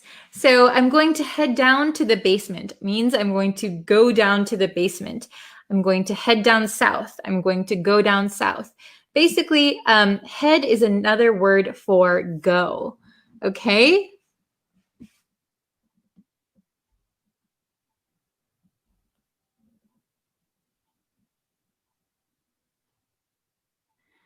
Okay. We'll do one more. I see a lot of questions popping up. We'll do one more question. Actually, I don't have any more time. Let's see. Why don't you mention my name? Hello, Abbas? Abbas? Hello, hello. Somebody wants to learn tenses. Okay. Let's see. I really have no more time. Okay, so sorry guys, I can't answer all of your questions. Could you explain the use of wish? Actually, I have a whole video on wish and hope on the YouTube channel. So if you go to the YouTube channel, you'll be able to find it.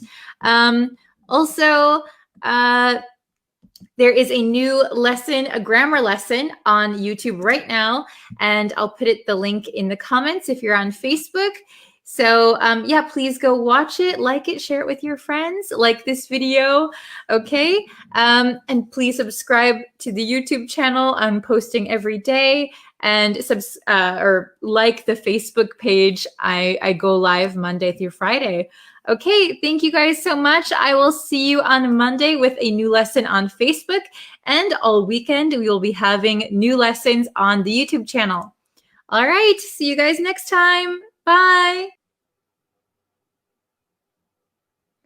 Oh, hello everyone. Hello, hello. Thank you guys for joining me right away. I really appreciate it. Really quick, I'm just going to post the link to the YouTube channel if you're not watching this on YouTube. If you want to subscribe to the YouTube channel, I'm going to be posting a lot more there. There's going to be lots of live lessons. So if you haven't subscribed, I'll post it one more time. If you haven't subscribed, please, I would really appreciate it if you did. That would be so, so awesome. Wow, hello, hello. There's so many people here. Okay, hello, Jidong. Hello, Jawaria. Hello, Ali. Hello, David. Hello, Rajib. Hello, Salah. Hello, Moo. Wow, so many of you. Hi, Jared. I'm very good. How are you? Hello, Bilal. Hello, Rajib. Okay. So thank you guys for joining me. Good morning. How is everybody today? Are you having a good day? Oh, hello, Anna. Hello, Ayman. Hello, Andrea. Hello, hello, hello, hello. I'm doing well. It is 2 in the afternoon for me right now. I'm doing good. Okay, I'm going to say it one more time. If you haven't subscribed to the YouTube channel, please subscribe. That really helps me out, and I'll be posting a lot more exclusive lessons there, okay? So thank you very much, and I hope you guys are ready for today's lesson. So yesterday, we did the zero conditional. Can you see my zero? Zero conditional last time.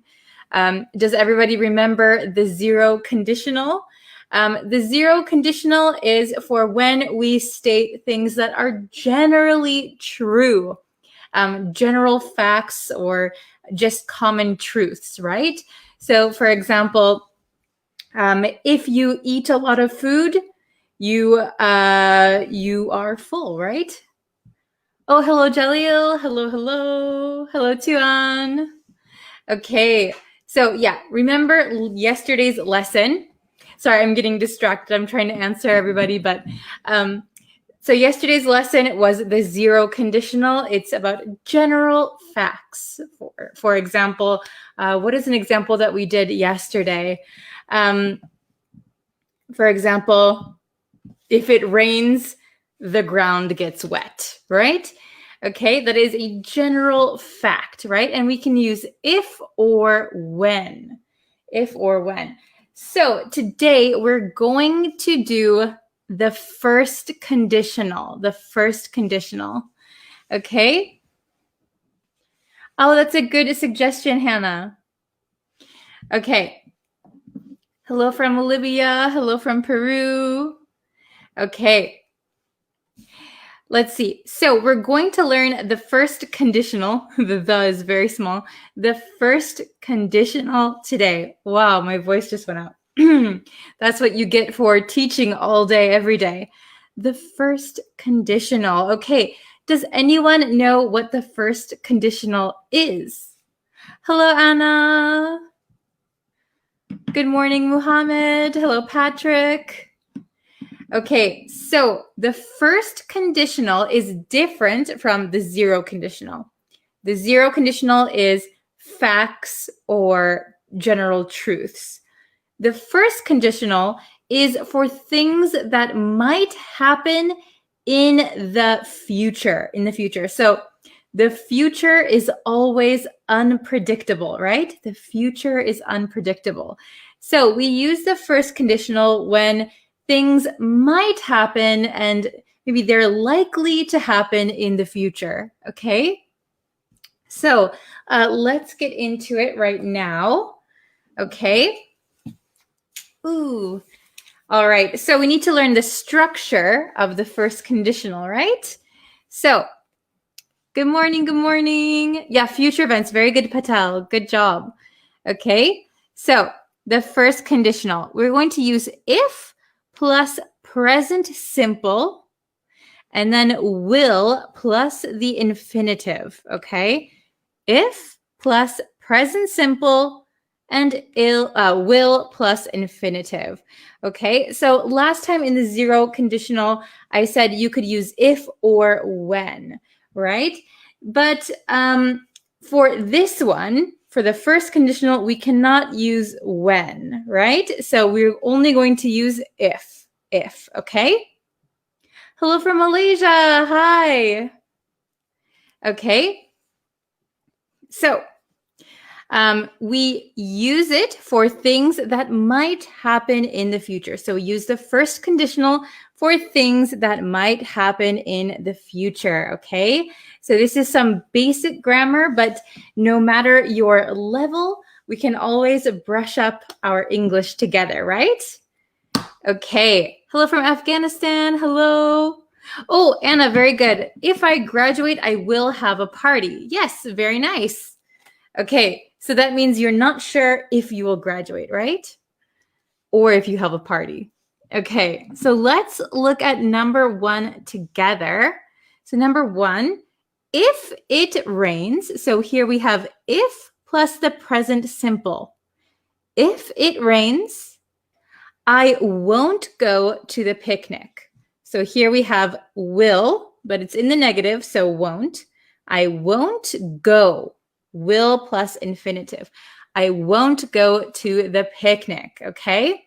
So we don't know, is it going to rain? Is it not going to rain? Well, if it rains, I won't go to the picnic. Okay. Yes. So Ali said, what's the probability of happening? So this is up to the speaker, I think. If it rains, I won't go to the picnic. You mean the probability of rain? We don't know, since it's in the future. It could be 50-50, right? Or 70-30. So we don't know. Okay.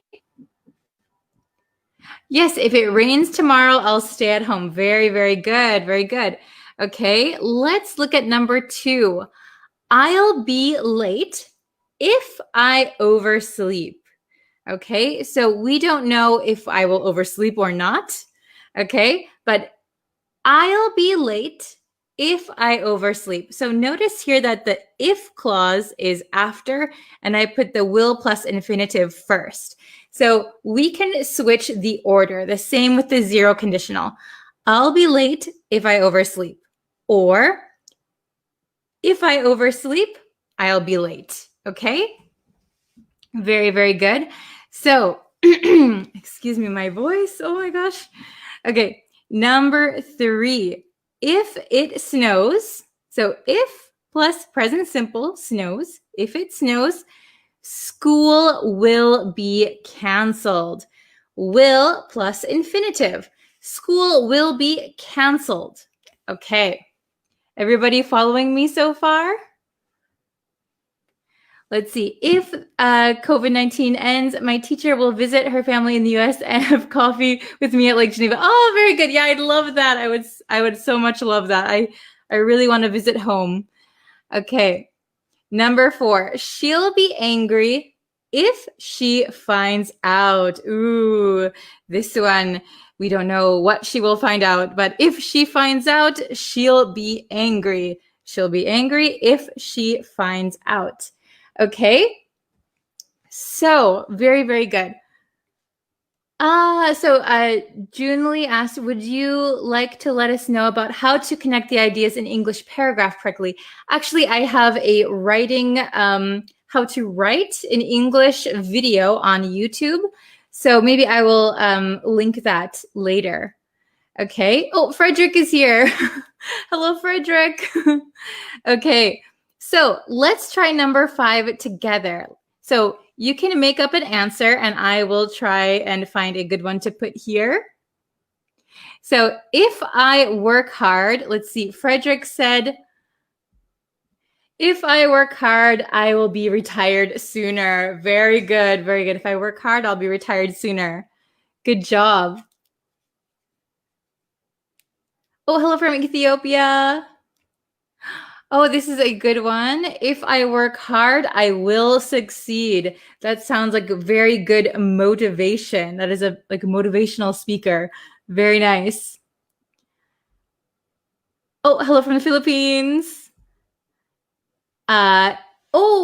If I work hard, I will be succeeded. Maybe you mean successful, Ali. Successful. Or I will have succeeded. Okay. Oh, very, very good. I will reach the peak. If I work hard, I'll be famous one day. Oh, I hope you will reach your dream. Okay. Oops. I'm happy if you love me. Okay. Let's see. Oh, the comments are going a little bit fast. It's hard for me to pick them up. If I work hard, I'll get promoted. Oh, that's a good one. If I work hard, I'll get promoted. If I work hard, I'll visit so many countries, maybe on vacation or for work. Okay.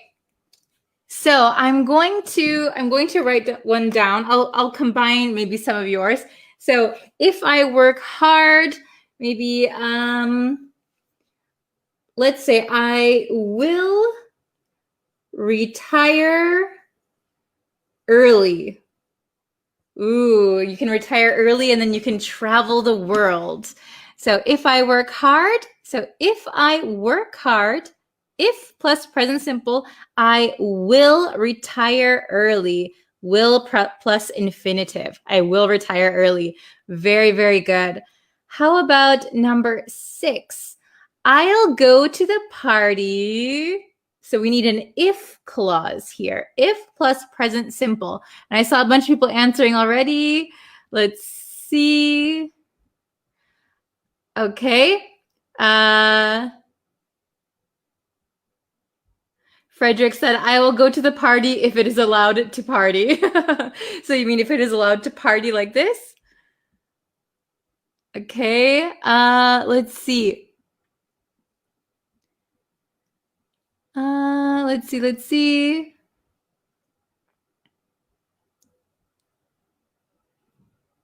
Oh, they're going fast. Okay. Oh, this is a good one. I'll go to the party if you invite me. I'll go to the party if you invite me. That is a really good one. Or this is very similar. I will go to the party if I am invited.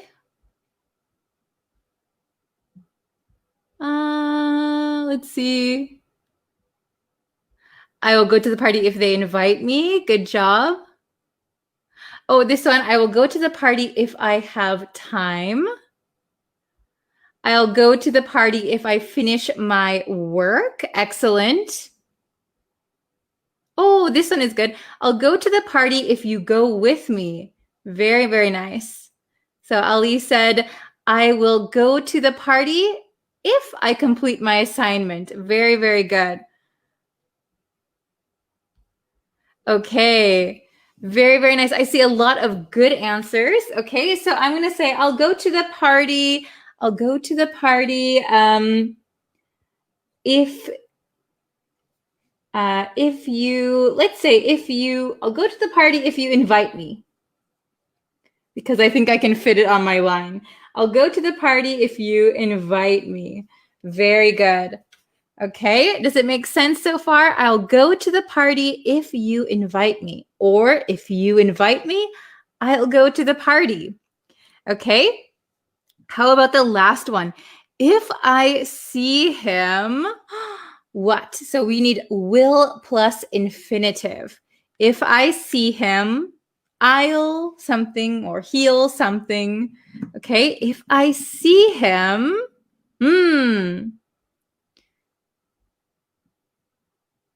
Oh, this one sounds very mysterious. If I see him, I'll tell him the truth. So right now he doesn't know the truth, but if I see him, I will tell the truth. It sounds like a novel. Okay. Oh, this one sounds very good. If I see him, I'll tell him that I miss him a lot. Very good. Very good. If I see him, I'll tell him that I miss him a lot. That's excellent. Let's see. If I see him, I will talk him about his family. So maybe I would say I will talk to someone about his family. Very good. Let's see. Oh, okay. So if I see him, I'm so happy. So maybe if we're going to use the first conditional, we're going to need will plus infinitive. So what you could say is, if I see him, I will be so happy. I will be so happy. Oh, if I see him, I will be upset. Oh, very, very good. If I see him, I'll drive him home. Very, very good. If I see him, I will take him to my house. Ooh. Okay. Oh, very good, Patel. If I see him, I will be happy. Excellent. If I see him, I will ask for his help. Very, very good. If I see him, I will ask his phone number. Okay, I'll ask for his phone number. Very, very good. So I have to pick. There were so many good ones. Okay, let's say, oh, I got marker everywhere. I got marker everywhere again. Okay, if I see him, let's say I'll tell him the truth, because that sounds very interesting. I'll tell him the truth. Ooh, we should make a story together, everybody. You had such interesting answers. Okay, so let's read the three that we just did together. Number 5, if I work hard, I will retire early. Number 6, I'll go to the party if you invite me. And number 7, if I see him, I'll tell him the truth. Very, very good. Ooh, okay. So can you guys try and make some first conditional sentences? And I will put them up on the screen. And if they need any corrections, I'll correct them. Okay, let's see.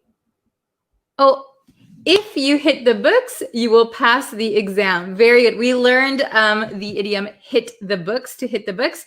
So hit the books means study very, very hard. Okay, excellent. So if you hit the books, you will pass the exam. Good job. Okay. If I work hard, I will be.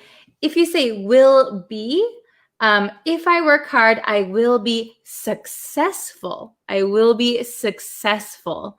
Okay? Very, very good. Oh, this is a nice one. If I see him, I will give a hug. So if I see him, I will give him a hug. Very, very nice. Okay. Oh, okay, really quickly. So if you guys have questions that are not related to the first conditional, I will try and answer them in the comments after the lesson, okay? So you guys can ask your questions. I will try and answer them in the comments. But for right now, I'm going to stay on track, I think. Let's see. If it rains tomorrow, I'll stay at all. So maybe you meant to say I'll stay at home. I'll stay at home. Okay. So yes, you can feel free to ask any questions. And if I don't answer it now, I'll try to answer them in the comments. Frederick, if everyone shares the video link of this lesson, Teacher Bree will become world famous. Thank you. It's such a kind, kind example. Okay. Oh, if I meet my teacher, I will ask for pocket money. Yeah, pocket change, or very good. If I meet my teacher, teacher, please give me some money. Okay. Let's do a few more. Let's see. Okay, really quick. What's the meaning of oversleep? So I used oversleep here. I'll be late if I oversleep. So oversleep means that you don't get up, you don't wake up when you're supposed to. So you sleep too long, you oversleep, oversleep. So you sleep too much. Okay, so you don't wake up on time. Okay, let's see. Let's see. I'll do maybe one more.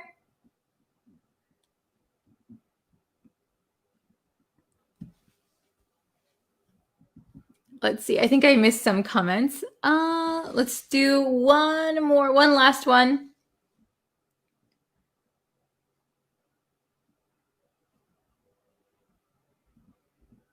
Oh, if you practice more, you'll learn English fast. Very good.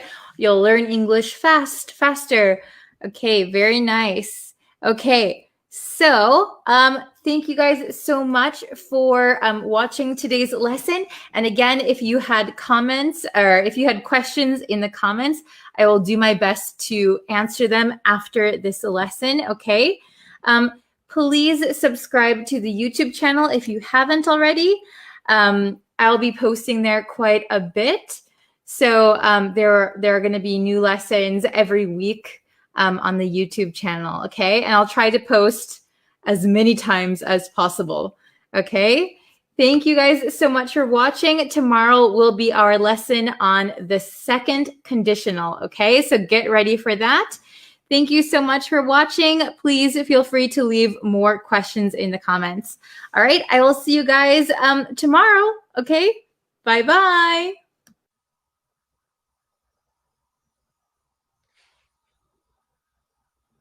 Hello, everyone.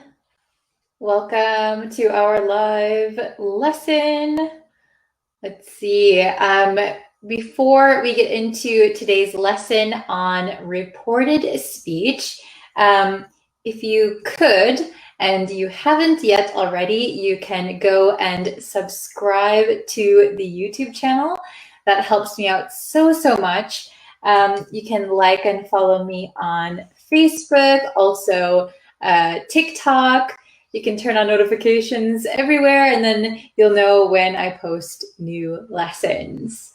Hello, Lonardi. Hello, Talal. Hello, Momle. Hello, Taruf. I hope I'm pronouncing all of your names correctly. Jihad. Hello, Rana, Joshua. Hello. I'm sorry, I can't read your name, but I always see you in here. Hello. Moses. I'm very good. How are you guys? So we just did a Pomodoro study session on YouTube. So if you weren't watching that one, that is just where we can study together, and it's very casual. You can ask questions. It's quiet for most of the time, but it's kind of our motivation to study. Okay. Oh, hello from Algeria. Welcome. All right. So today we're going to be looking at reported speech. So it's quite tricky, isn't it? Because when we use reported speech, we have to change the tense of what we're talking about, right? Usually. So we're going to go over some basic tense changes. So when we use reported speech, which tense do we change it to? Okay, so we're going to look at that today. I'll bring it up right now. Okay, reported speech. Very good. Oh, hello from Cambodia. Oh, I see a couple people from Cambodia. Hello from Libya. Please let me know where you are watching from.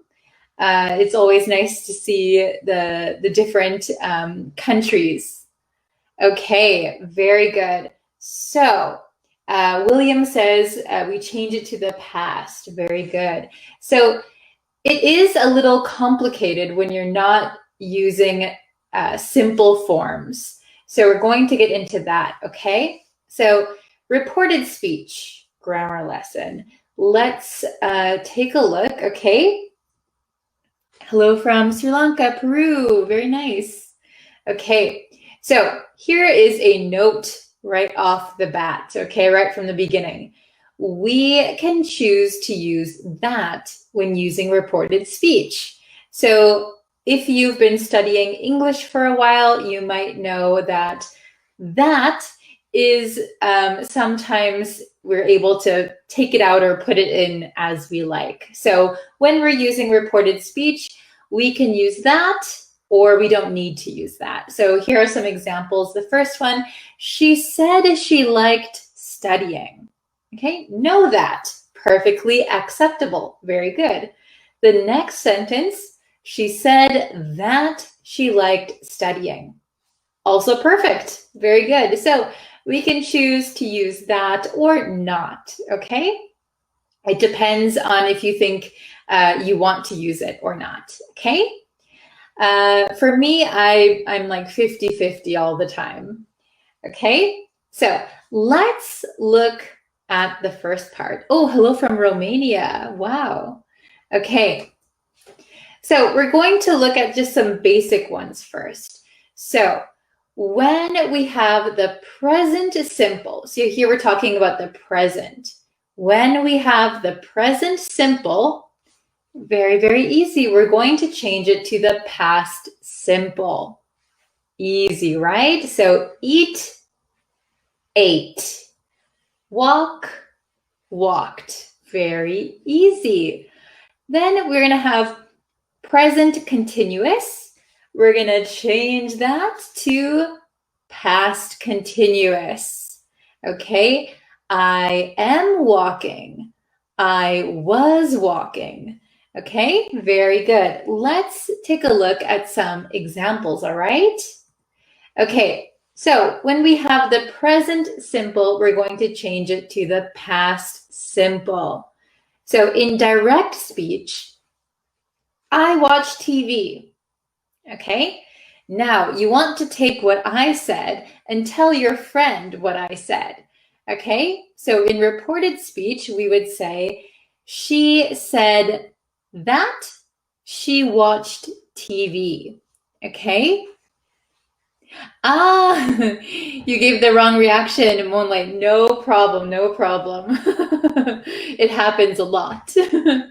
Okay, so I watched TV. She said that she watched TV. Very good. Ah, we have a question. Okay, interesting question. What is the difference between reported speech and passive voice? So, when something is reported, that means that you heard information from someone and you're going to tell another person. So, Timmy said, I'm with Timmy. Timmy, I watch TV. Okay, I know Timmy watches TV. Now I'm going to tell Julia. Timmy said he watched TV. Okay, that is reported speech. We're telling a third person. Passive voice is something is done to you, for example. I just did a lesson on the YouTube channel about passive voice for processes. So for example, I get my hair cut, for example. That was for get and have. But yeah, passive voice is something that happens to you. Okay, good question. So this is pretty easy, right? Okay, let's look at the next one. Present continuous to past continuous. Again, pretty easy. This is pretty easy territory. So direct speech, I am running. I want to tell someone else that. She said that she was running. Okay, past continuous. Very good. Okay. So that is for present tense things. Okay? Very good. Tet, when you are correct. Yes, that is right. Okay, so let's look at the past. Okay, so present perfect, past simple, or past perfect. When direct speech is one of these three, we're going to change the reported speech to past perfect. So if the direct speech is already past perfect, it's going to stay past perfect. Okay? Very good. Okay. So present perfect. Remember, we're going to change it to past perfect. That's pretty easy, right? Okay, so in direct speech, we have had a discussion. That is my present perfect sentence. We have had a discussion. Okay, so we have and past participle. Okay, so we have had a discussion. So in the reported speech, this is where a lot of people get confused, right? We're going to say, they said that they had a discussion. Oh my goodness, why do we say had? What is going on? So you have to remember, we're changing the present perfect to the past perfect, okay? So we have had, and we need to change have to had, okay? So it's going to become had, and this is correct grammar. It might sound strange for you, but it is correct. Present perfect, have had. Past perfect, had. Okay? We have had a discussion. Reported speech, they said that they had a discussion. Very good. Okay. Next past is past simple. We're also going to change to past perfect. Okay. Direct speech. I went out. Reported speech, I'm telling someone else. He said that he had gone out. Very good. He said that he had gone out. Are you following me so far? Very good.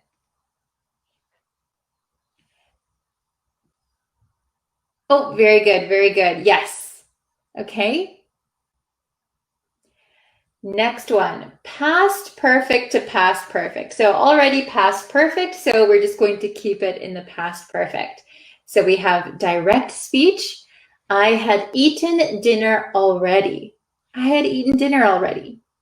Reported speech, he said that he had eaten dinner already. Very good. So we're just going to keep it as it is. Had eaten dinner. Had eaten dinner. Had plus the past participle. Awesome. Okay. Very good.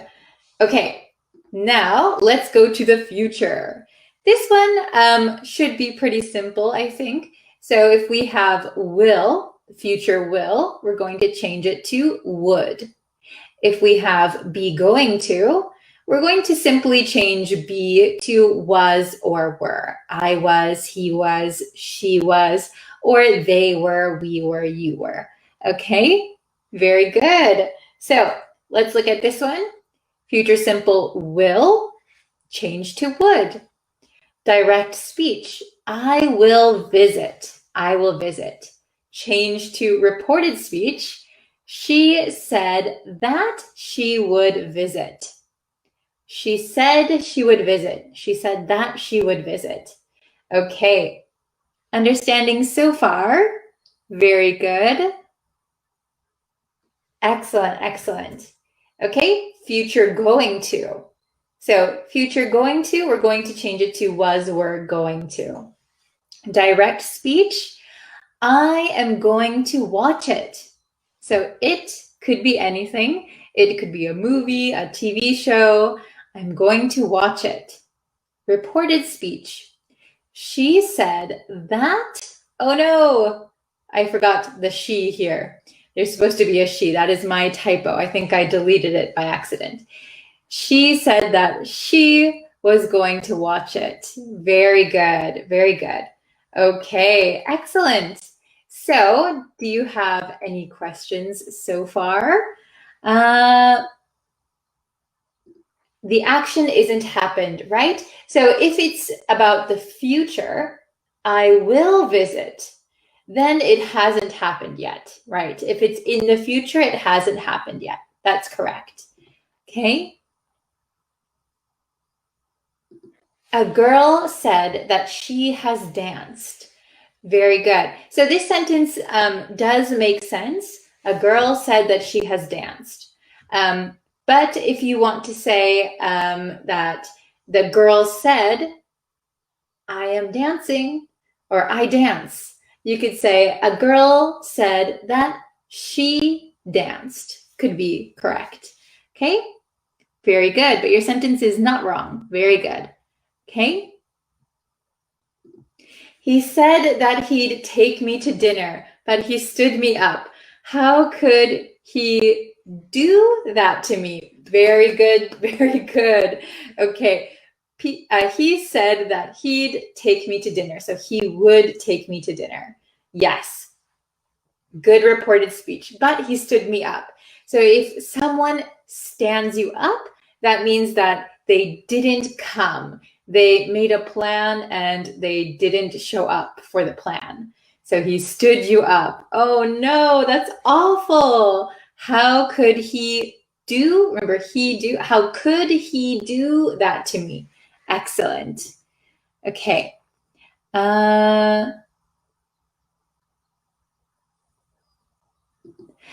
People in Myanmar said they protested the military junta until the end. Very good. Excellent. Excellent. We shouldn't use the present in the reported speech. So basically, yes, we don't use the present tense in the reported speech. However, sometimes native speakers do use the present tense in reported speech. That is when something is a general fact. General fact. Okay? So, for example, in the example, let's give the example. I like ice cream. I like ice cream. She says she likes ice cream because it is always the same. It's not changing. Okay, so sometimes native speakers will say the present tense in reported speech, but you can simply say the past, and that's totally fine. Thank you for teaching this topic because I have never known this part of grammar. Oh, I'm so glad that this was useful for you.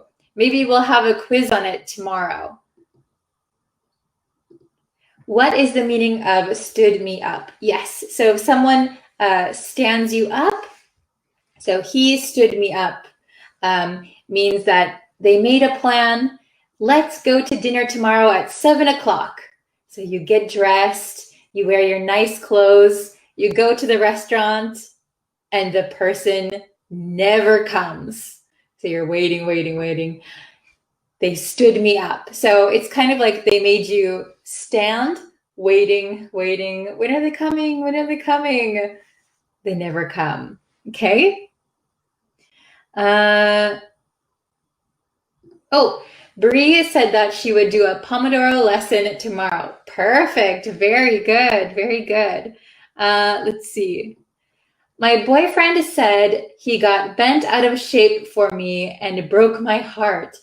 Oh no, he got bent out of shape for you and broke my heart. Oh no, I hope that's not a true story. Very good. Okay. So if you're just joining us, we're talking about reported speech. お元気ですか?元気です。日本人ですか? Okay.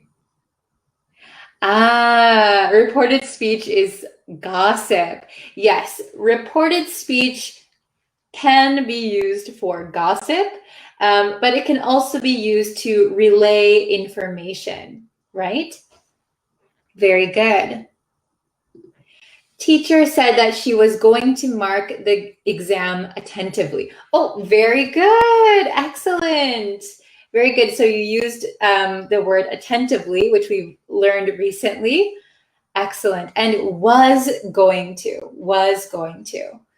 Very good. Okay. Excellent. Excellent. I'm glad it wasn't true. I'm glad it was just an example. Okay. The government said that the traveling restrictions were going to ease this summer. Very good. Yes, the government said that the traveling restrictions were going to ease this summer. Very good. Okay. So I have to get going because I have a private lesson, but thank you guys so much for watching and studying with me today. If you could, I would really appreciate it if you would subscribe to the YouTube channel or like me on Facebook or TikTok. You can follow me everywhere. I post all the time, so hopefully you will get a new lesson every single day. Okay, thank you guys so much for watching. If you joined a little late, you can always come back and rewatch the lesson.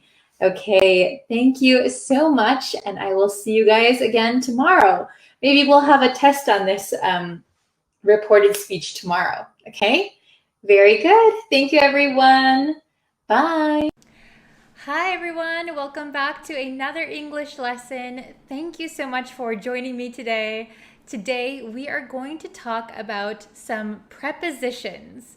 So you probably know about prepositions, but sometimes they're pretty difficult to know when to use the right one. So today we're going to focus on 3 prepositions: in, on, and at. In, on, at.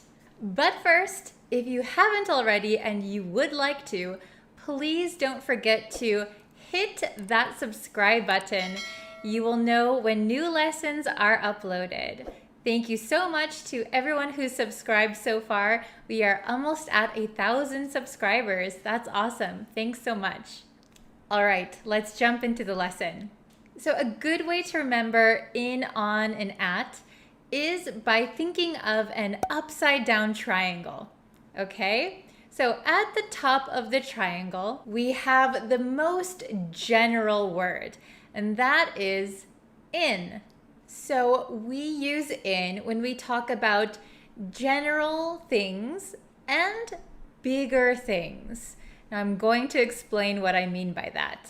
So we're going to break these into time and location, okay? Time and location. So when we use in, we can talk about general or big amounts of time.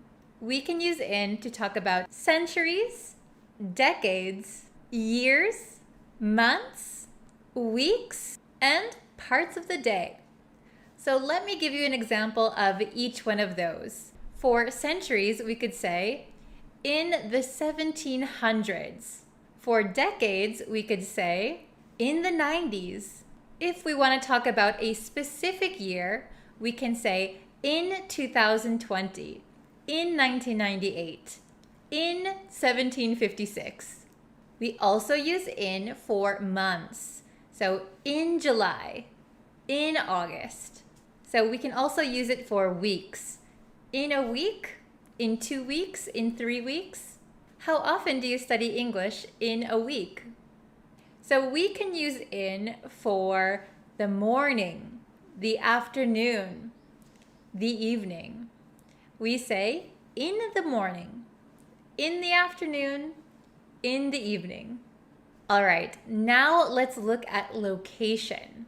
Remember, because we are at the top of our upside down pyramid, in is used for general places or bigger locations.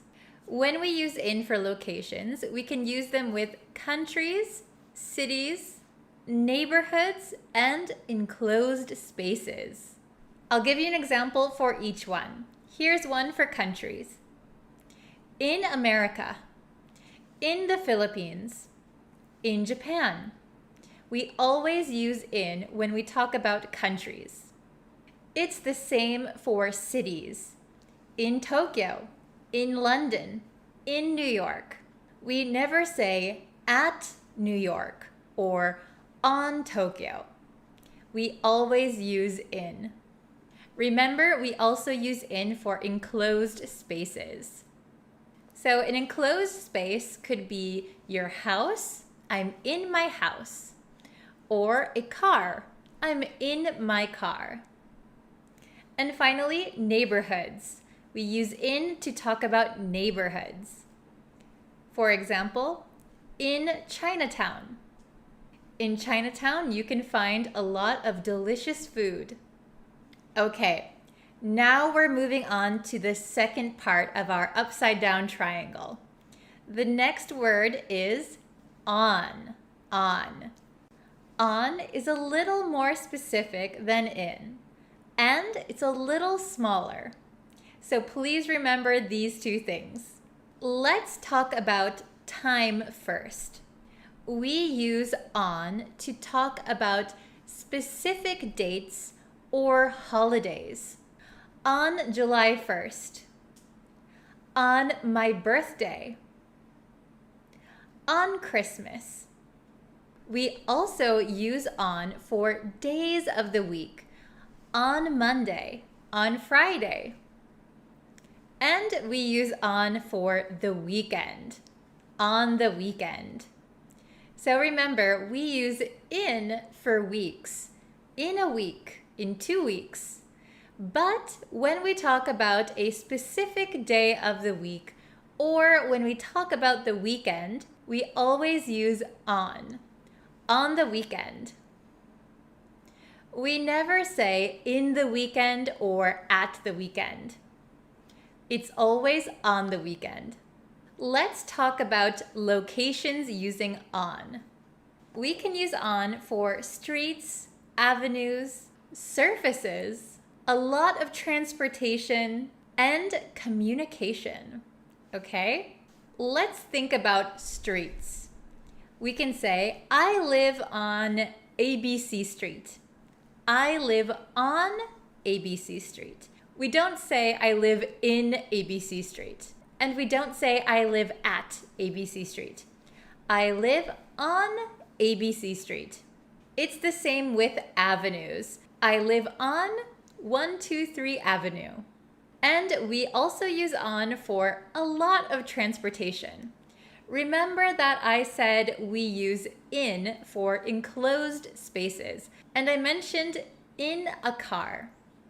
We also can say in a taxi. Those are smaller modes of transportation that are enclosed. If we talk about bigger transportation, for example, a bus or a train, we are going to use on, okay? On a bus, on a train. All right, so in a car, in a taxi, on a bus, on an airplane, on a train, on a boat. Okay? So remember these differences. I know it kind of doesn't make sense, but remember, if you say on a car or on a taxi, it sounds like you are on top of it. For bigger transportation, on a bus, we understand that you are riding the bus. We also use on for surfaces. I put the cup on the table. I'm standing on the floor. And one of the most important ones is communications. We use on when we talk about communication. So let me explain a little bit about what that means. When I say communications, I mean things like the radio, the TV, the internet, and the phone, okay? We use on for these four. So I like this song on the radio. My favorite movie was on TV last night. I looked it up on the internet. I called my mom on the phone. For communications, we always use on. Okay, so now we are at the very bottom of our upside down triangle. And at the very bottom, we have the word at. Now, at is very specific and very small. Okay, let's take a look at time with at. So we use at for time and some parts of the day. Okay, let's take a look at these two. So when we talk about a specific time, for example, 8 o'clock, we would say at 8 o'clock. I wake up at 8 o'clock. Now let's look at parts of the day. So remember, we use in for in the morning, in the afternoon, in the evening. However, we can use at with parts of the day like noon, midnight, and night. So at noon, at midnight, at night. Okay, let's look at locations for at. This is very simple. We are going to use at for addresses and specific locations. So remember I said we can say, I live on ABC Street. But when we say a specific address, for example, I live at 123 ABC Street. That is a specific address, so we will use at. If you're just talking about the street or the avenue, use on. But when you're talking about a specific address, always use at. We also use at for specific locations. I'm at the store. I'm at the station. I'm at the front door. Okay, let's look back and review. So remember, in is the most general and the biggest. So we can say in a country, in Europe, in France. Then we get smaller. In Europe, on ABC Street. Then if you want to get very, very specific, we can say in Europe, on ABC Street, at 123 address. Okay, are you getting it? I'm going to give you your short quiz now. So, I'm going to give you a sentence. Please pick which preposition you should use. In, on, or at. Okay, ready? Let's go. He was born the 1800s. He was born the 1800s.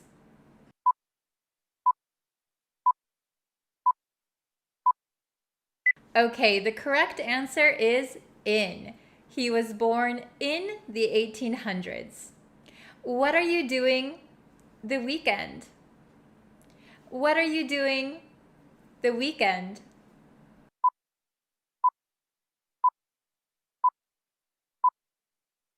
The correct answer is on. What are you doing on the weekend? I always go to bed 8 o'clock. I always go to bed 8 o'clock.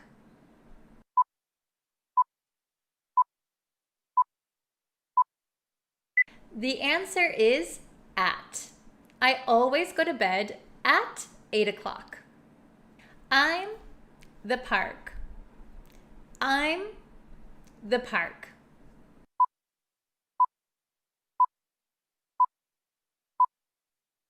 The correct answer is at. I'm at the park. He lives Manhattan. He lives Manhattan.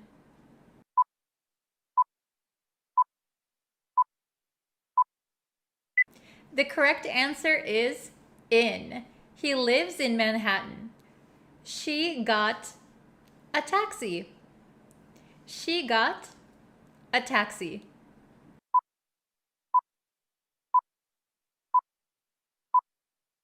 The correct answer is in. She got in a taxi. Please sit down the sofa. Please sit down the sofa.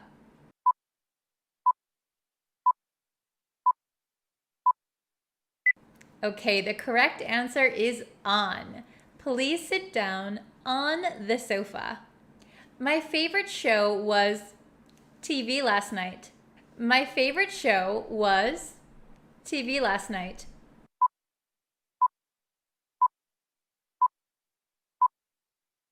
The answer is on. My favorite show was on TV last night. Okay, this is the last question. See if you can get it right. I'm going to Hawaii, April. I'm going to Hawaii, April.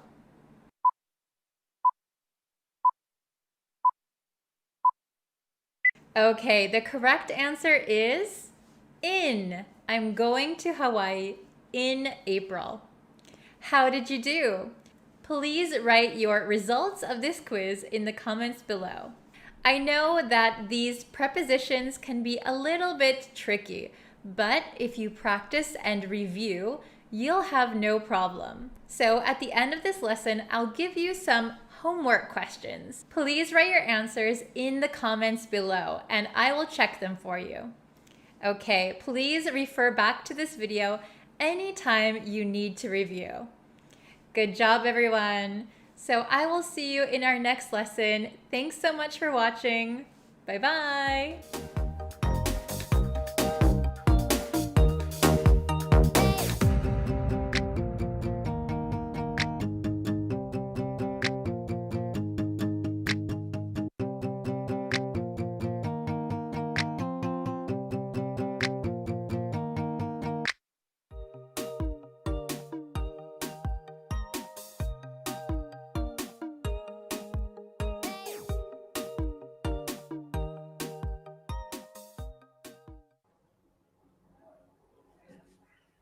Hello, everyone. Hello, hello. Let's see. Okay, I'm going to wait for a few people to get in the live stream and then we can start.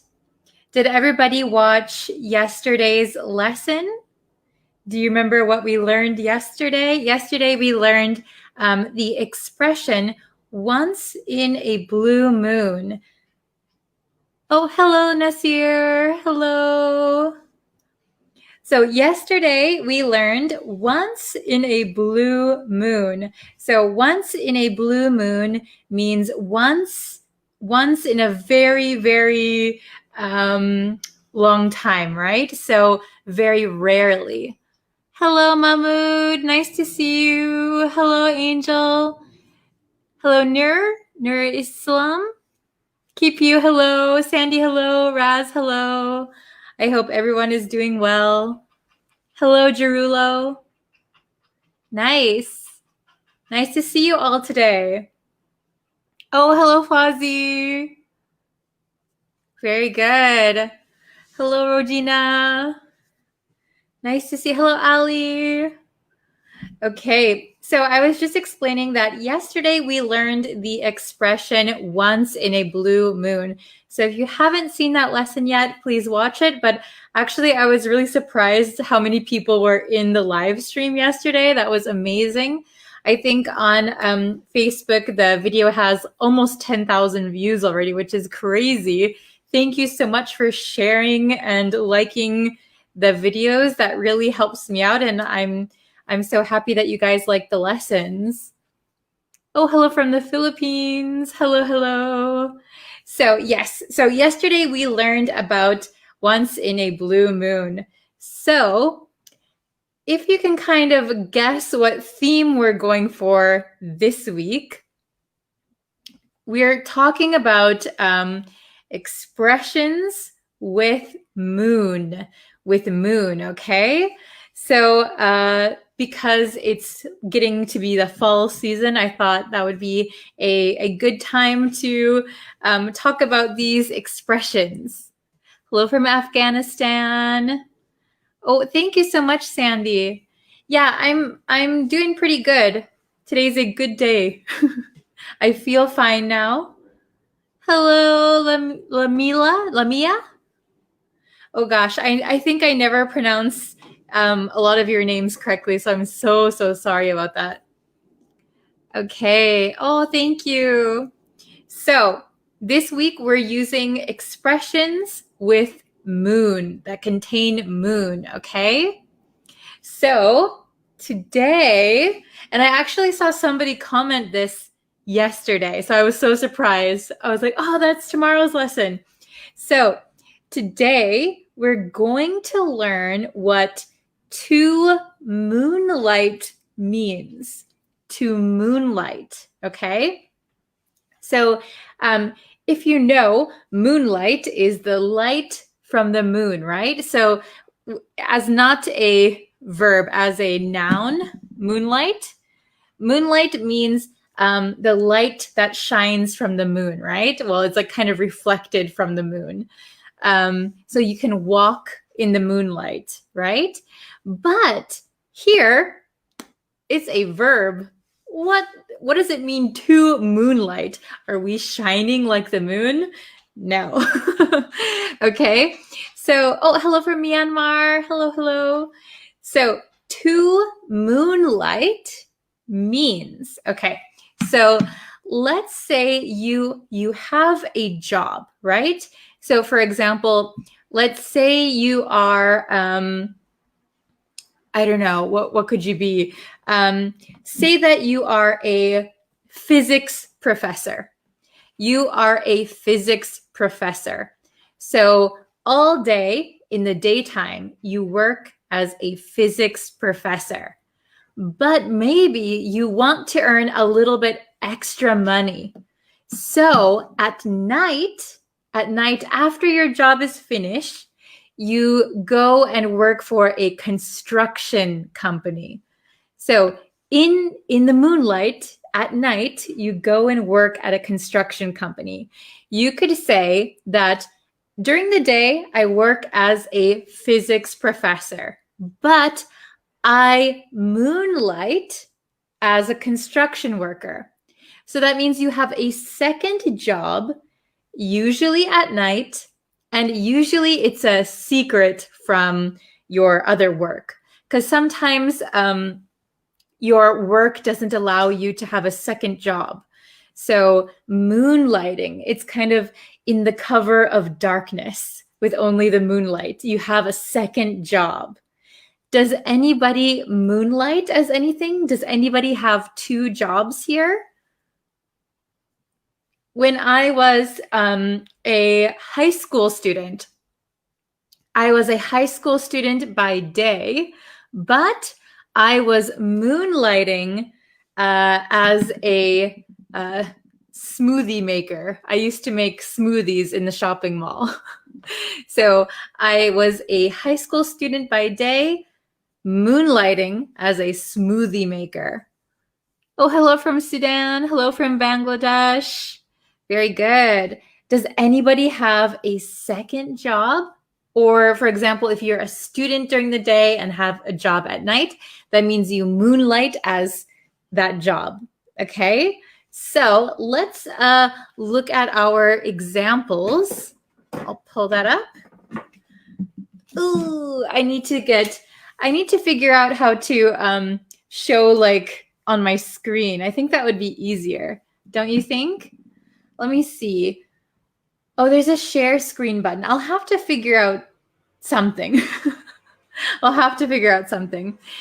Okay, but for now we have my whiteboard. So let's see. I'll move over a little bit. Okay. So the meaning of to moonlight means to have a second job, typically secretly and at night, in addition to one's regular employment.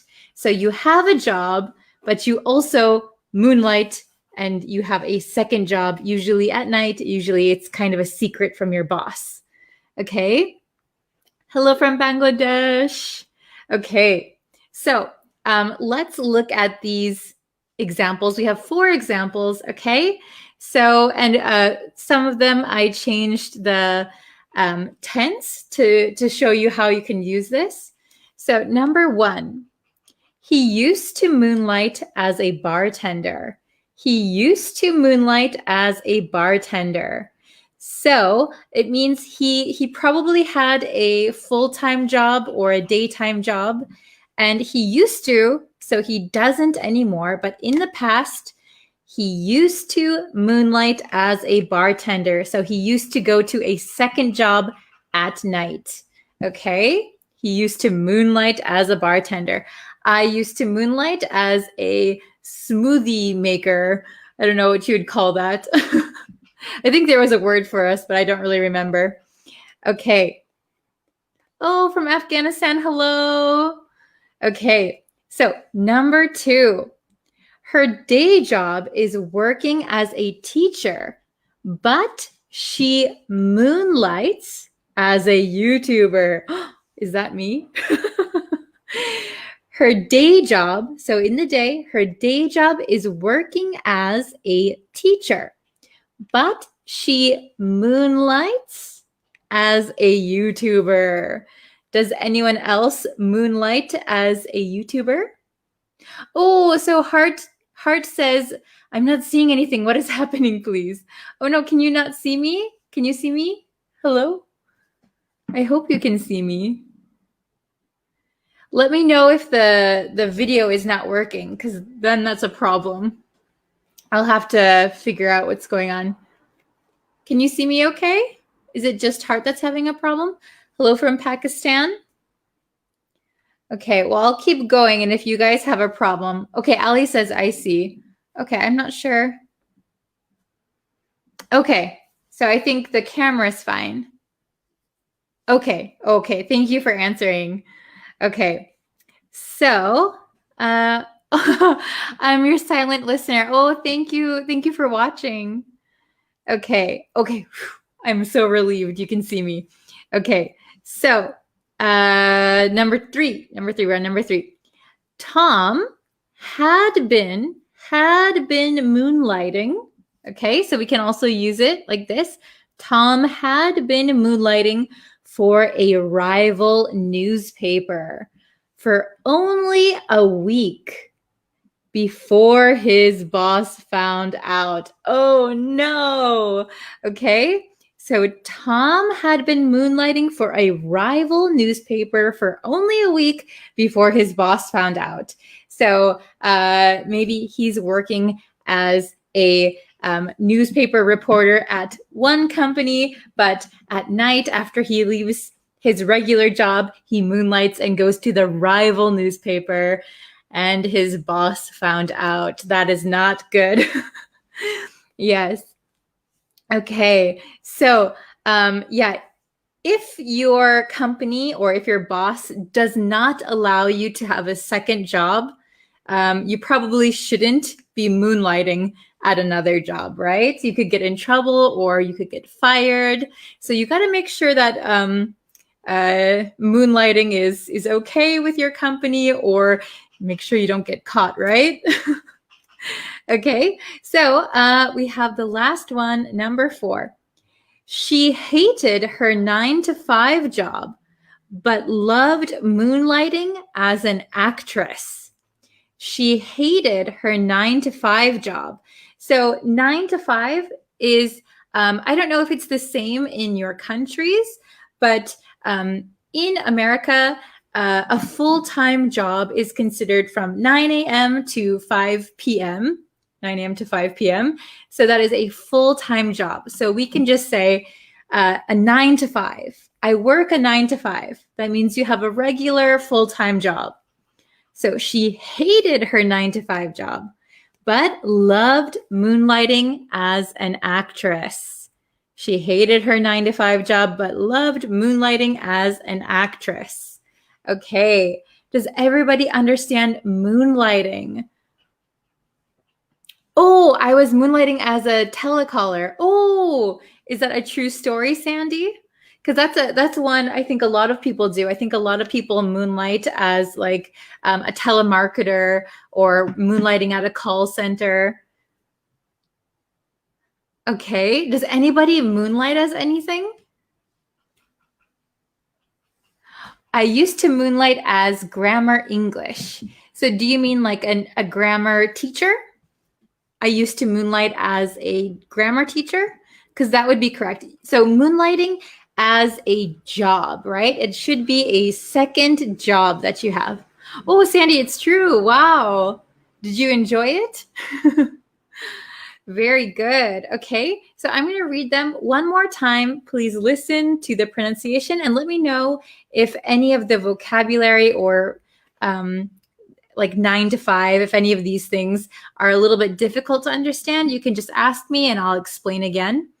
Okay, so remember that moonlighting means having a second job, typically secretly and at night. That's why it's called moonlighting, and in addition to your regular job. Okay, so I'm going to quickly read these, so please listen and you can repeat at home.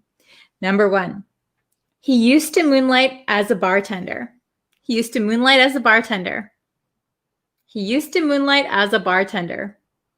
Okay, number 2, her day job is working as a teacher, but she moonlights as a YouTuber. Her day job is working as a teacher, but she moonlights as a YouTuber. Number 3, Tom had been moonlighting for a rival newspaper for only a week before his boss found out. So pay attention to this for. We don't usually say for. We say for. Notice how closed my mouth is. So Tom had been moonlighting for a rival newspaper, for only a week, before his boss found out. Okay? And the last one, number 4, she hated her 9-to-5 job, but loved moonlighting as an actress. She hated, notice the T becomes a flap T, hated. She hated her 9-to-5 job, but loved moonlighting as an actress. Okay, I'll put that up there one more time for you guys. Okay, very good. Ooh, so Sandy enjoyed moonlighting. That's good. Okay, you work a shift only. I moonlighted as a security guard. Oh, very good, Ahmed. That's a good job. I think a lot of security jobs are moonlighting, right? I used to moonlight as part of KTV job. Oh, KTV, is that like a TV network? I used to moonlight as a part-time waiter in a restaurant. Perfect. Very good. I have a tutorial as a moonlight. I see. So do you mean you moonlight as a tutor? So I moonlight as a tutor. Okay. And oh, what is the meaning of bartender? So number one, he used to moonlight as a bartender. A bartender is the person who works at a bar and mixes the drinks. That is a bartender. It's usually a night job. That's why a lot of people moonlight as a bartender. They might have a full-time regular job and then go to a bar and work as a bartender at night. So mixing the drinks, serving customers. That is a bartender. Good question. Hello, Yassine. Okay. Hello, hello. All right. Does anyone have any questions? Is it okay? Understandable? I hope so. Okay. So thank you guys so much for watching. And I really appreciate all of you sharing and liking this video. It really, really helps me to know that you enjoy these. That's awesome. Ooh, I'm from Seattle. Wow. Are you from Seattle? Are you in America? That's amazing. Oh, so Mamour asked, teacher, where are you right now? I mean, in which country are you living? So originally I'm from the US, but I am living and working in Japan. Can I honest have a screenshot? Oh, do you want to see the board one more time? I'll show it to you one more time. I'll put it up like this. So if you need a screenshot, you can take one. Okay. All right. Very good. From Morocco. Are you living in Seattle then? From Kurdistan. Hello. Thank you guys so much. Okay. Wow. We've been going for 18 minutes already. Oh, thank you guys for watching. I really appreciate it. If you can share this video, I really appreciate it also. And yeah, thank you so much, Mahmoud. You're so kind. So yeah, I'll be back tomorrow with another live lesson. And if you can, please subscribe to the YouTube channel. I'm trying to get to 3,000 students on the YouTube channel, which is very exciting. Okay. I am a teacher in school and I'm learning English moonlight on Facebook. So you could say I'm moonlighting as a student on Facebook. Yes, very good. Hello from Philippines. How can I use the word tutor? So tutor, to tutor someone means to help someone study, to tutor someone. But somebody can also be a tutor. So tutor can be an action or it can be somebody, describing somebody. Okay. Thank you guys very much. I have to go now, but I will be back tomorrow with another lesson. Thank you so much and see you guys tomorrow. Bye-bye.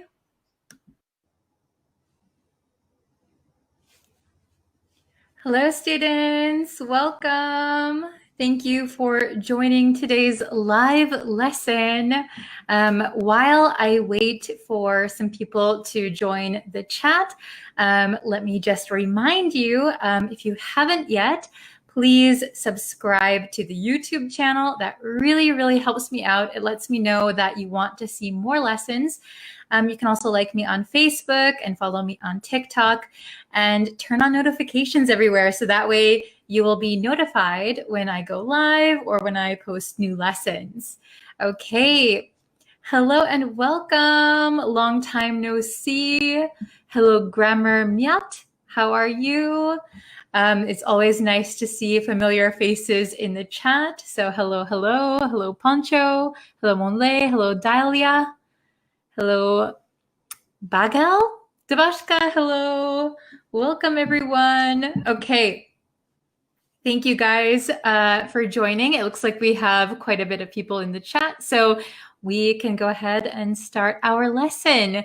So last live lesson that we did together was about suppose versus supposed to. Okay, so we have a similar but different lesson for you today. Let me put it up on the screen. Ta-da! We have assume, presume, or suppose. What's the difference? Are all three of these the same? Okay, so assume, presume, or suppose. What is the difference? If you know the difference, feel free to put what you think the differences are in the chat. This one is kind of a difficult one. I think if you ask a native speaker, they might have to think about it for a second. What is the difference? Assume, presume, suppose. Okay, so they are very similar. However, I wouldn't say that they are interchangeable from each other, with each other. So before we get into the lesson breakdown, I want you to know that assume and presume come from the same Latin root word. Okay, so they have the same root word. They have the same root in the Latin. That's why they look so similar and mean such a similar thing. Okay, so just so that you know, they have the same root word in Latin. But in the English language, assume and presume are more like brother and sister and less like twins. Okay, they're not exactly the same. So let's get into it. Let's review suppose. Okay, we learned suppose in the last lesson, but let's just quickly review it.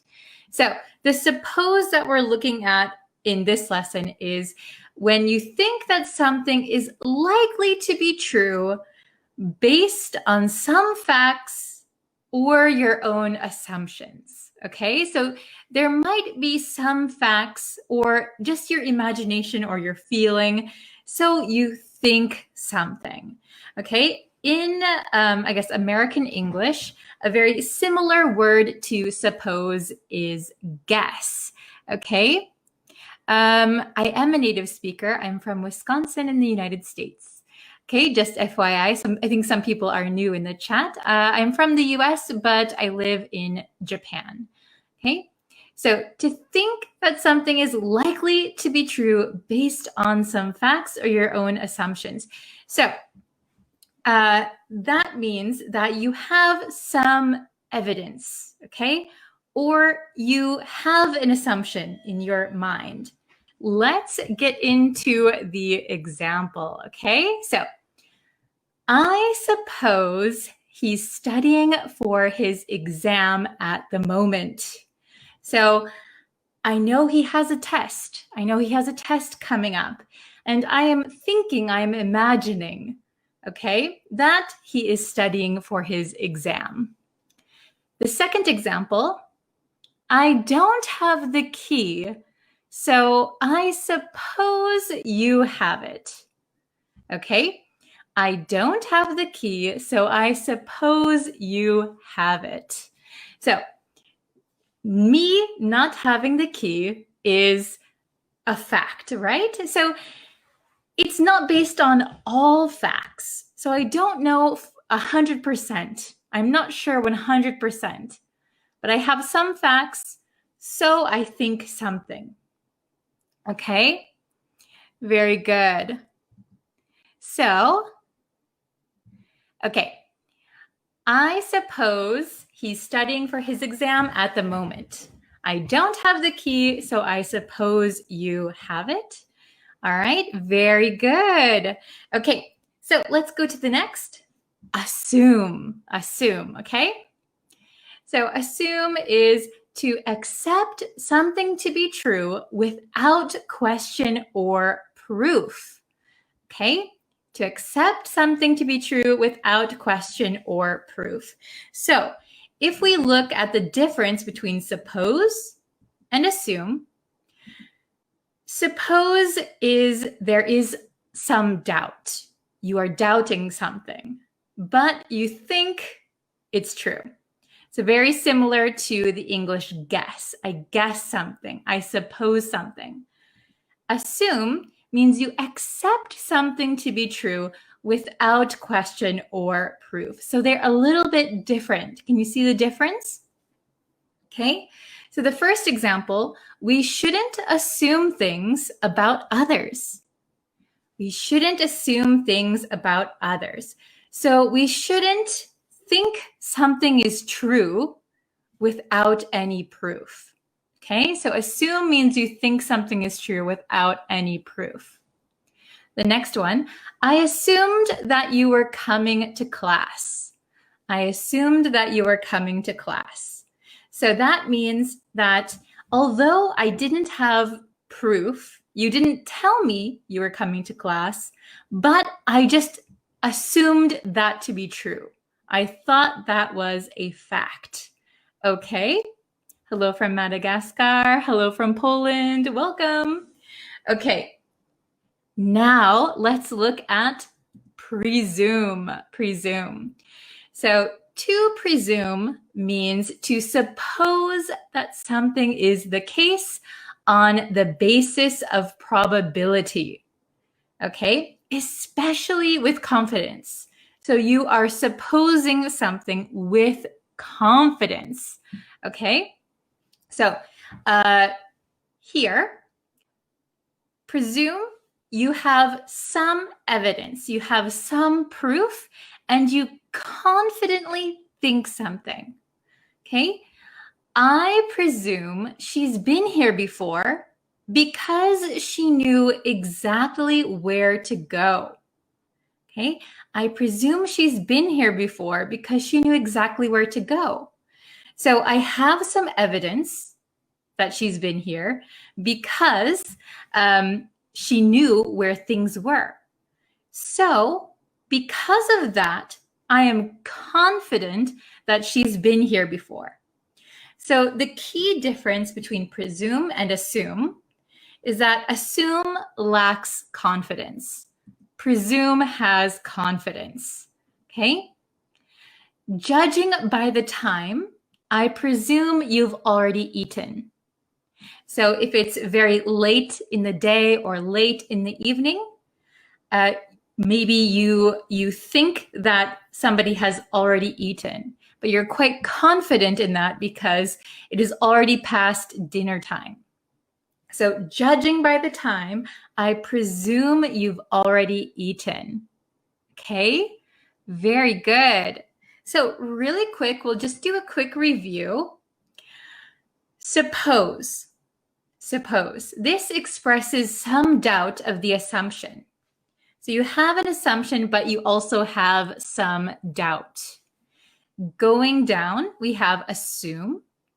This is to suppose, to think something without reason or evidence. Okay, you don't have any reason or evidence to believe something, but you believe it. So this has less doubt than presume, okay? Or less doubt than suppose. Suppose has the most doubt. Next is assume. And then presume is to suppose or to think something confidently with some evidence. Okay, so breaking it down this way, is it easy to understand? Suppose has the most doubt. Assume you don't have any evidence, but you think something to be true. Next, presume you don't have, or you have some evidence and you are confident. Okay, very good. So I'd like to see if you guys can make some example sentences on your own in the comments. Let's see if we can see some example sentences. Oh, I assumed that you didn't cheat on me. Very good. I hope nobody has cheated on you. I assumed that you didn't cheat on me. Okay. Although I didn't have any proof, I assumed it to be true. Okay. I assume he is the most popular. So if you assume he is the most popular, it means you don't have any real evidence, but you think something to be true. Very good. Okay. Let's see if there's any other ones.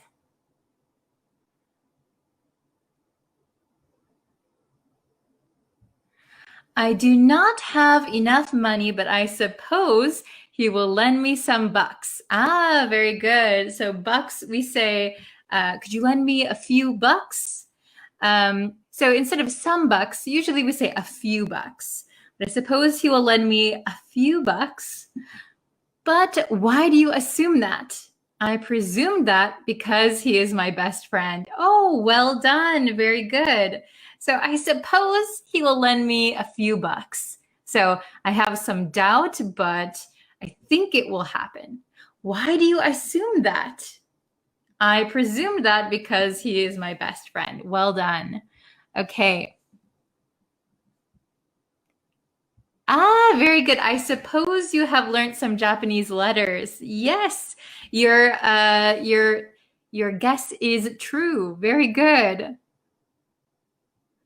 I presume that you are a kind-hearted person, teacher. Oh, thank you very much. Good use of presume. I hope I've shown you something to give you some evidence of that. Okay. Lack of confidence leads to assuming things rather than presuming them. Very good. So we have an expression in English that if you assume something, it makes an ass out of you and me. So if you can see, assume has ass, ass. So sometimes we use the word ass meaning like an idiot or a fool. So if you assume something, that makes an ass out of you and me. Okay, so that's a kind of little joke that we have in English, because when you assume something, it means you have no evidence, but you just think something's true. Okay, very good. Oh, hello from Myanmar. Welcome. I assume you will teach us English. Your assumption is correct. Very good. I presume you are an extrovert because you talk very friendly. Oh, thank you very much. Actually, I am, I think, half an introvert and half a extrovert. Very good. Ah, I assume that ups and downs are a part of life. Very good, very good. So life has ups and downs. That's a part of life. Very good. Okay. Ah, very good. I won't presume to disturb you. Oops. I won't presume to disturb you. So maybe you are thinking of another way to use presume. I should mention that assume and presume have other meanings, but we're not looking at them today. We're just looking at the differences of the same meaning, okay? Or of a similar meaning. Okay. Ooh, I love this one. Do not make an assumption about me before you get to know me. Yes, very good and very true. We shouldn't make assumptions about people. Very true. Okay. I assume that next year will be better. Yes, very good. So I think assume is a good word to use here because we don't know what next year will hold, but we can, without any evidence, we can think that next year will be better. We assume next year will be better. Very good. Okay. I presume that English learners are enjoying Bree's short lessons. Oh, because she is creative in this regard. Thank you so much. And a very good sentence, very good example sentence. Thank you. Okay, so we'll call it a day here today. I know my schedule has been a little crazy recently. Hopefully, that will not be so crazy anymore. I will definitely be back again this week with another live lesson. Thank you guys so much for always sticking around and watching them. And again, if you want to subscribe to the YouTube channel, please do that. You can follow me on Facebook and you can follow me on TikTok. All right. Thank you guys so much for watching. I will see you very, very soon. Bye, everyone. Hi, students. Welcome back to another English lesson. Today, we are going to have a little bit of a quiz, okay? But first, if you haven't yet and you would like to know when I post new lessons and when I go live, please consider subscribing to the YouTube channel, okay? All you have to do is press the red button, turn on notifications, and then you'll know when I go live. So today's quiz is all about make and do. So make and do are oftentimes confused by English learners. So today we're going to test how well you know make versus do. There are 10 questions, and I'm going to give you 3 answers for each one. After I read the question, you'll have about 20 seconds to pick the correct answer. Feel free to type your answers in the comments, and then you can see where you made your mistakes. Don't forget to tell me your score after you've completed the quiz. All right, are you ready for question number 1? Before you can see the doctor, you have to an appointment. A, do. B, done. C, make.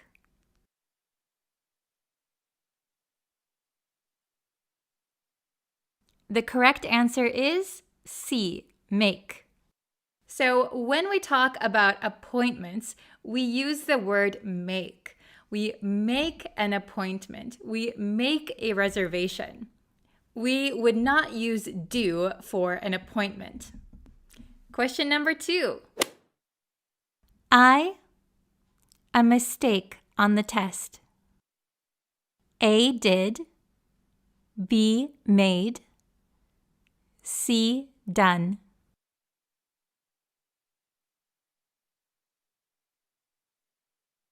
The correct answer is B, made. Remember that we make mistakes and make corrections. Question number 3. The storm, a lot of damage. A, did. B, made. C, done. The answer for number 3 is A, did. Did you get it right? We can do damage, damage can be done, but we can't make damage. Number 4. Have you the bed yet? A, make.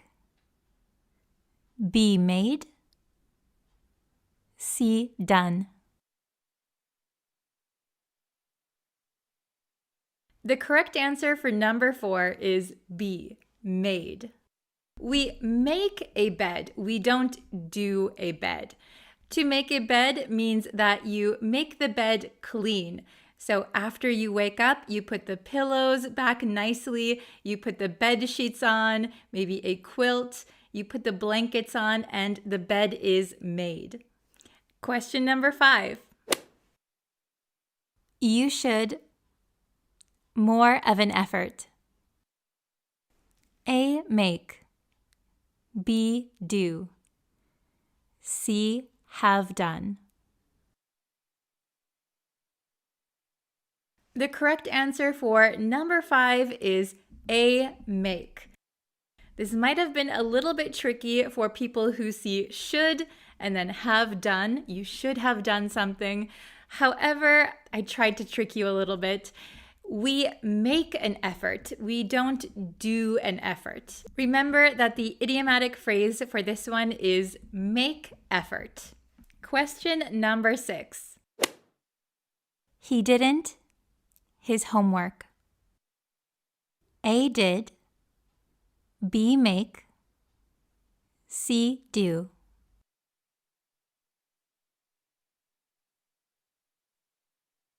The correct answer for number 6 is C do. Remember that students do homework and people do work in general. Number 7. The girls are in the bathroom, their hair. A done. B making. C doing.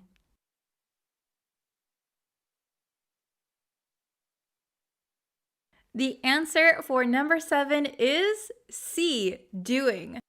We always do our hair. You can remember this because we sometimes call a hairstyle a hairdo.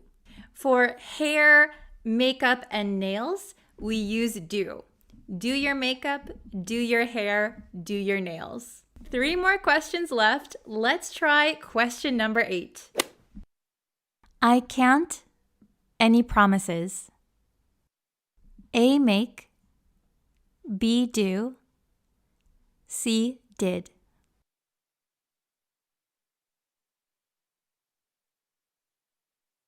The correct answer for number 8 is A, make. Remember, when it comes to promises and vows, we make them. Make a promise, make a vow. Only 2 more questions left. Number 9. Have you the dishes yet? A did. B done. C made.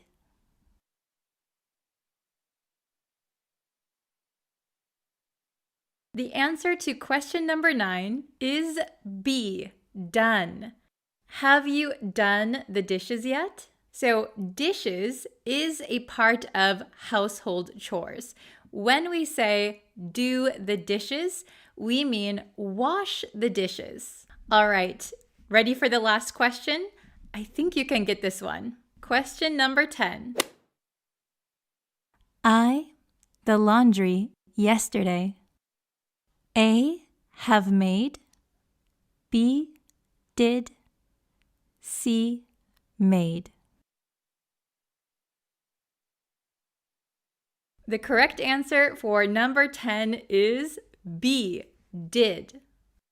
I did the laundry yesterday. Laundry is another household chore. So when we wash our clothes, we call it doing the laundry. So doing laundry, doing the dishes, those are household chores. We do chores. All right, how did you do? There were 10 questions. How many did you get correct? Please write your score in the comments below. I hope it was easy for you, but if it wasn't and you need more help, don't worry. I'll be making another lesson on make versus do very soon. So please subscribe so that you can see that lesson when it comes out. All right, that's it for today's quiz. Thank you guys so much for watching, and I will see you again tomorrow for a brand new lesson. Bye, everyone.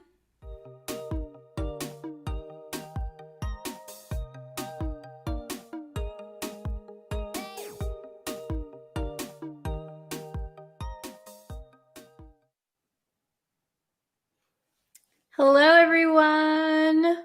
Oh, hello, Mahmoud. It's nice to see you in here. Hello, hello. Okay, so I think my mic is on. Let me check. Yeah, okay. I think you can hear me, so that's great. So, hello, hello. Okay, so today we're just going to go over one idiom because I thought it would be nice just to focus on one for today. Oh, let me make my screen a little bit bigger. Okay, so if you're watching this now, I am live. If you're watching this in the future, this was a live lesson, okay? So if there's anybody who wants to participate in the chat, you can comment also. Hello, it's nice to see you here. Okay, so I'm going to jump into it, and I need participation also. So I hope you guys can participate as well. Oh, Tomoko, hello. Oh my gosh. Are you available at this time? I hope you're not too busy. Hello, hello. I know this is a random time. So I'm going to jump into it. So today we're going to learn this idiom, okay?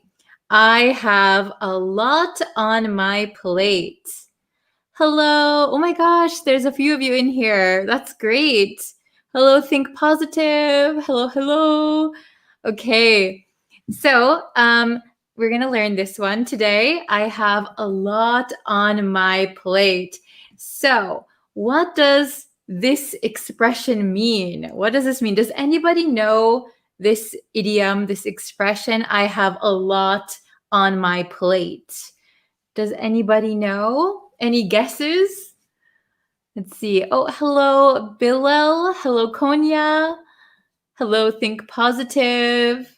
Hello, Suat. Wow. So Mahmoud says he doesn't know what it means. Okay. Oh, Tomoko says a handful. Oh, okay. That's a very good guess. So what it means, if you have a lot on your plate, what it means is that you have too many things going on in your life. You are too busy, too busy. Oh, hello, Agam. Hello. So if you have a lot on your plate, that means maybe you have many things going on in your life. Maybe work is very stressful. You have a lot to do at home. So you have a lot on your plate. So if you can think of like a plate and you have work here, you have home life here, you have maybe some extra projects here, you can't fit anything else on your plate. Your plate is full. You have a lot on your plate. Okay, so that means you are super busy, maybe even too busy, too busy. So it could be stressful. It could be, you have no time for other things, right? So I have a lot on my plate. I can't do anything else. I can't do any more than this. Oh, hello from Bangladesh. Nice. We have so many countries. That's amazing. Okay, so I'm going to show you some examples. And then I need some participation. Yes, Tomoko, super busy. Very good. I'll need some participation for the last one, okay? So with my trusty whiteboard. Very good. Okay, so the meaning is have a great deal or too much to handle, okay? So you have a lot to do, very busy, or even too much, like it's kind of stressful, right? So I have 3 examples here, and then I want you guys to come up with like one example of your own, okay? And then I'll write one here. So let's check out number 1. So with a new baby and working full time, she must have a lot on her plate. She must have a lot on her plate. So new baby, that would make you very busy, and working full time, you're going to have too much on your plate. She has a lot on her plate. Okay? Oh, thank you, Mahmoud. You're so nice. You're so sweet. Okay. So, and here I wrote down different variations on how to say it. So, where'd it go? Here I said, I have a lot on my plate. But as you can see with these examples, there are different variations. So we'll look at those too. So the first one, she must have a lot on her plate. And if you listen to the pronunciation, she must have a lot on her plate. A lot on her, a lot on her, a lot on her plate, okay? So a lot on, this T in lot becomes a flap T, so it almost sounds like a D. She must have a lot on her. The H in her kind of disappears also. So a lot on her, a lot on her plate. Okay, very good. Let's look at number 2. I don't think I can take on another project. I've got too much on my plate right now. So I don't think I can take on another project. So take on another project means accept another project, work on another project. I've got too much on my plate right now. So this is a little bit different from here. Yes, very good, Tomoko. Oh, hello, English time with Salman. Is that how you say it? Hello. Okay, so why aren't you use him in writing? Oh, I'm not sure what you mean. Okay, so I don't think I can take on another project. I've got too much on my plate right now. So you can see this variation is a little bit different than this one. She must have a lot on her plate. And this is I've got, I have got, I've got too much on my plate. So I really can't fit in anything else, right? Too busy. Okay. And then last one, number 3. Could you give me a hand? I've got a lot on my plate at the moment. So again, I've got a lot on my plate at the moment, or I have a lot on my plate at the moment, okay? And a lot of the times we add right now at the end or at the moment. I have a lot on my plate at the moment. I have a lot on my plate right now. Okay, it's kind of emphasizing that right now I'm too busy. Sorry, I can't do any more. Please help me or do it by yourself. Okay, so for number 4, could you think of a good sentence? So what would be a good sentence where you would use this? I have a lot on my plate. Oh, hello, Corey. Thank you very much. Okay, so can you think of a good sentence? So when is a time that you are so busy that you have a lot on your plate, you can't do anything else, you can't accept anything else? Oh, with assignments to complete and notes to prepare for exam, I have a lot on my plate. Yes, that is very good, Agam. So with assignments to complete and notes to prepare for maybe for my exam or for the exam, I have a lot on my plate. Oh, Tomoko said, I have a lot on my plate because I just started my new job. Yes, very good, very good. You can say, I have a lot on my plate because I just started my new job. Yes, that would be perfect. Very good. Okay, so very good. I'm going to, let's see. Does anyone else have one more we can put here? So I'm going to do, maybe I will combine Agam's and Tomoko's. So let's see. Maybe if someone is in school and they just started a new job. So with maybe with assignments to complete and starting, oh, I ran out of space, starting maybe my new job. I have a lot on my plate. So I don't know if you guys have ever gone to school and worked at the same times. Oh my gosh. Oh, Frederick, hello. I didn't notice that you're here. Okay. So with assignments to complete, oh, look at my terrible handwriting. Oh my goodness. Okay. With assignments to complete and starting, it's supposed to say starting my new job, I have a lot on my plate. Very busy, okay? Yes. So this reminds me of when I was When I was in high school, I had a part-time job and I was going to high school, so I had a lot of assignments. So I had a lot on my plate. I couldn't meet my friends. I couldn't go out and have fun. Yes, very good. Oh, very good, Tomoko. Yes. With assignments to complete and starting my new job. Starting my new job.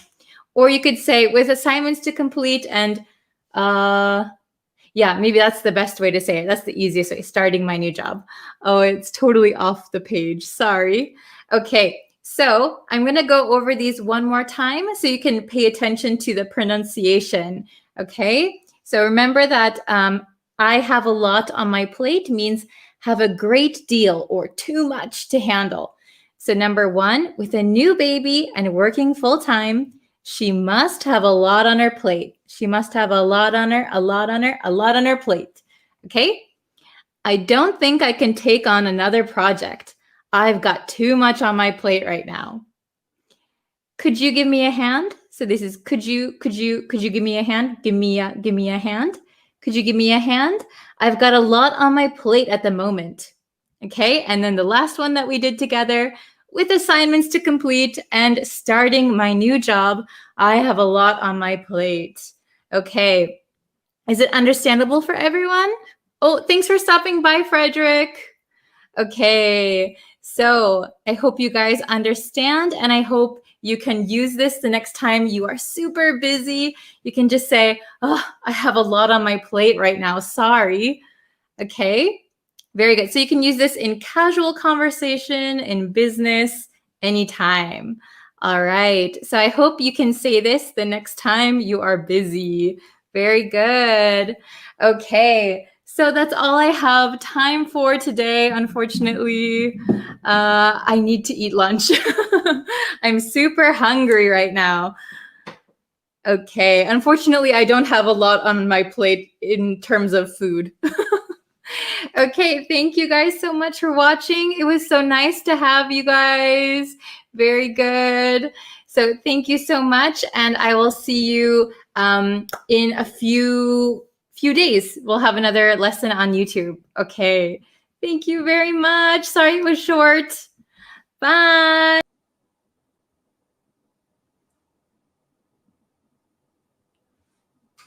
Hello, everyone. How are you guys doing today? If you're joining us live, let me know what country you're watching from. So we always have lots of different countries. We're a pretty international group here. So shout out your country. And before we get into the lesson, if I could remind you to please subscribe to the YouTube channel, that helps me out a lot. It lets me know that you are enjoying the lessons and that you want to see more. You can follow me on Facebook. You can follow me on TikTok, Twitter, YouTube, everywhere. Hello from Peru. Hello. And if you could like this video, and if you want to share it with your friends who are also learning English, that helps grow our community. Okay. Hello from India. Hello from Mexico City. Hello from Mexico, Syria, Egypt. Nice to see you all. Hello from Pakistan. Welcome, everyone. Okay, so we're going to get into the lesson. Hello from Cambodia. We're going to get into the lesson today. So today we're going to look at some basic English grammar, but let's see how well you understand this basic English grammar, okay? Hello to Vashka from Myanmar. Hello from Palestine, Somalia, Brazil. Wow, so many countries. Okay, so yes, we're going to check our basic English grammar skills.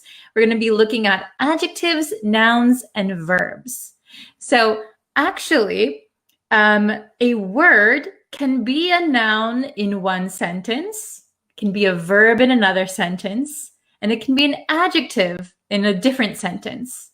Okay, so even though it's the same word, it can take on different parts of speech. Adjective, noun, verb. Ohayou gozaimasu. Okay, so we're going to check. I'm going to share the screen. There you go. You should be able to see it. Okay. So we have adjective, noun, or verb. Basic English lesson. So even if you think your English is pretty good, let's just test it, okay? Let's see if you can answer these pretty easily, okay? There's 9 simple questions, okay? So, question number 1. My daughter wants to invite you to her play. My daughter wants to invite you to her play.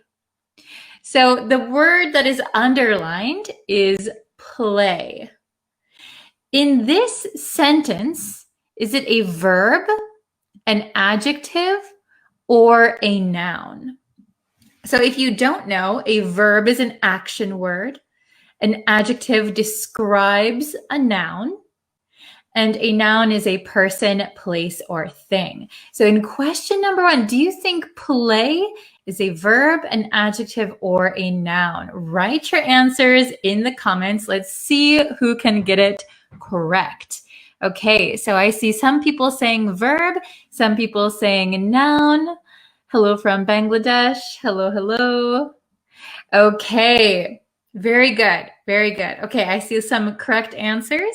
So here in question number 1, play is a noun. A noun.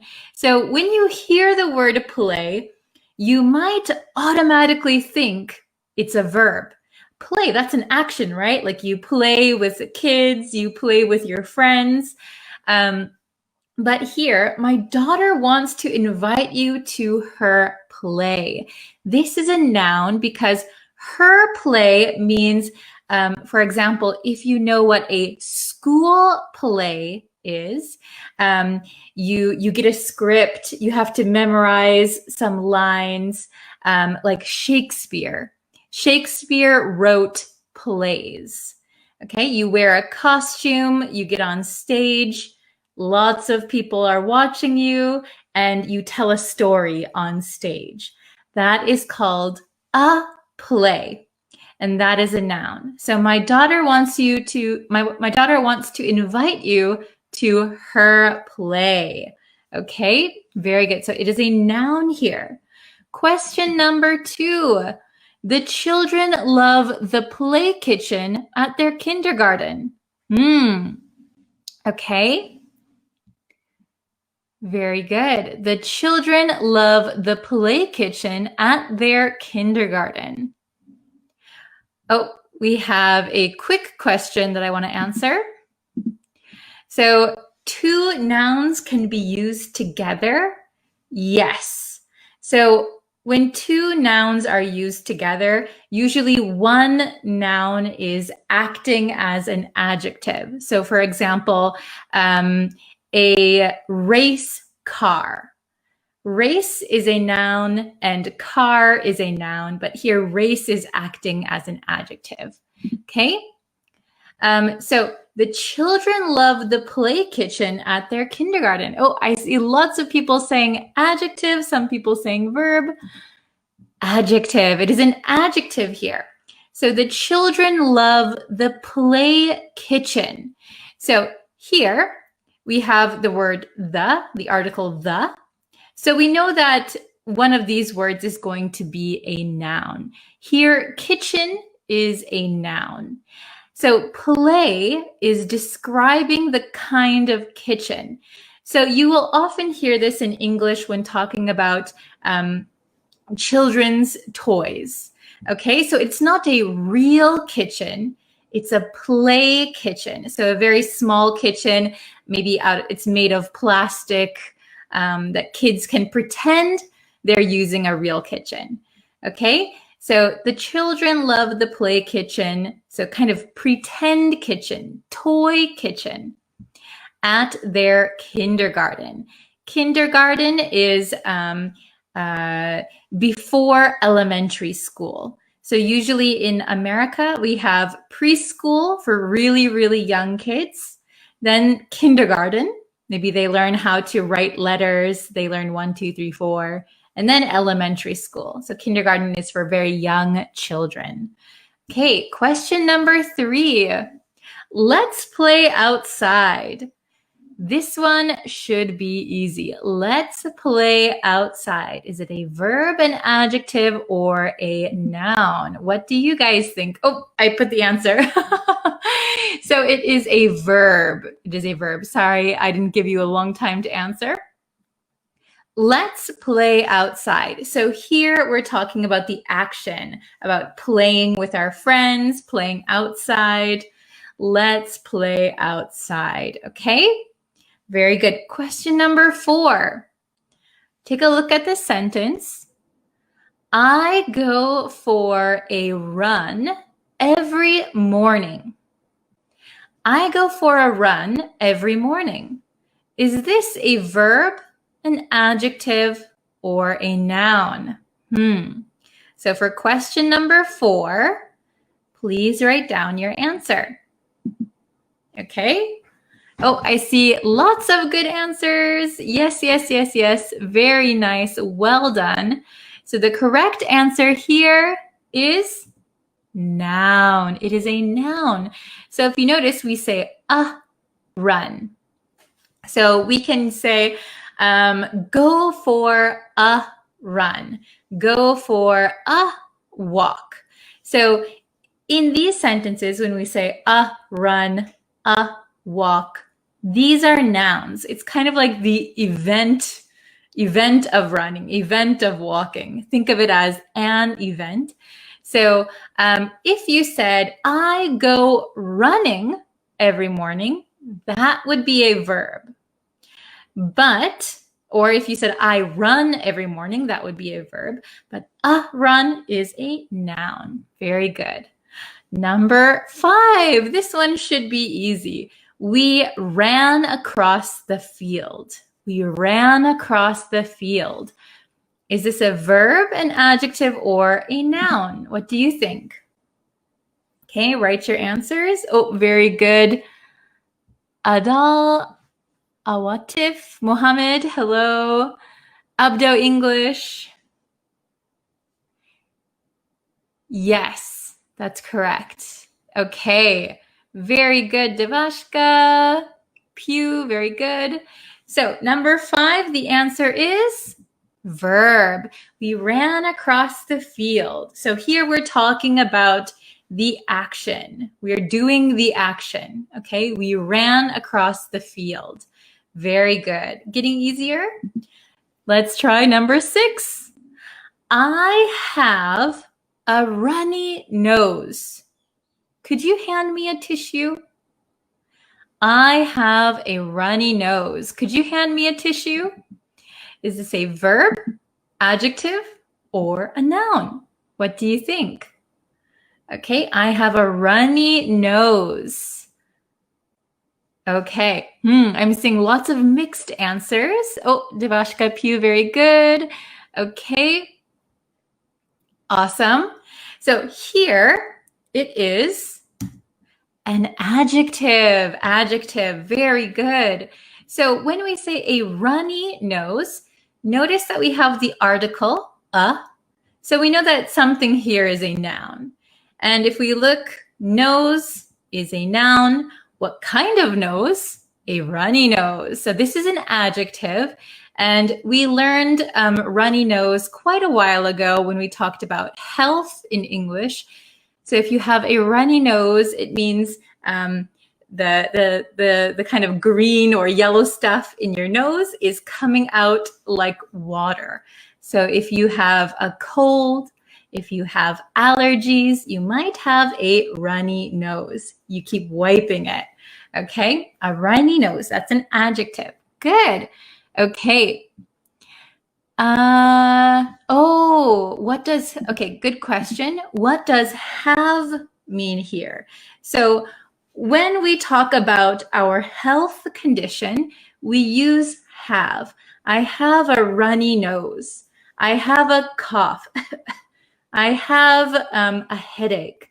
I have a fever. So we usually say I have and then your condition. Okay? Good. Very good. Number 7, only a few more. Okay. Oh, welcome. Happy to join you. Thank you. Okay. Question 7. Put the open bottles on the counter. Put the open bottles on the counter. Is this a verb, an adjective, or a noun? Verb, adjective, noun. Put the open bottles on the counter. Okay, we have somebody said number 2, which is an adjective. Adjective, very good. Devashka, adjective. Okay. Adjective, very good. You guys are so smart. Okay, so the answer for this one is adjective. Excellent. So we have put the, so we know we have a noun coming up. So then we have open bottles. The bottles are the noun. Okay, what kind of bottles? Open bottles. Very good, very good. Okay, number 8. We have two more. I'm going to the opening of the art gallery tonight. I'm going to the opening of the art gallery tonight. Okay?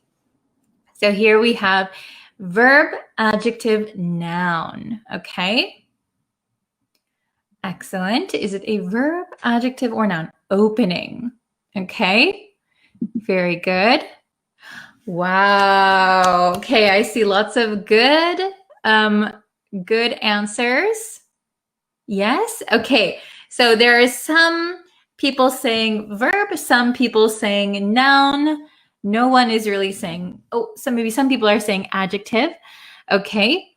So the correct answer for number 8 is noun. This is a noun, okay?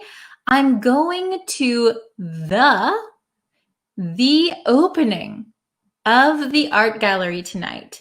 So when we say an opening, the opening, I'm going to the opening of the restaurant, going to the opening of the art gallery. Opening here means an event. This is an event. So maybe the first day that the art gallery is open. So this is a noun, the opening. There's a kind of dead giveaway. We learned dead giveaway in our previous lesson. The dead giveaway is we have the word the here, the opening, the opening. Okay, so opening here is considered an event. So it is a noun. Good job. Oh, Win, hello. It's okay if you're late. You can always watch one more time. Okay, last question. Could you open this jar for me? So open, is this a verb, adjective, or noun? Hopefully this one is easy. Oh, Grammar Miat is also late. No worries.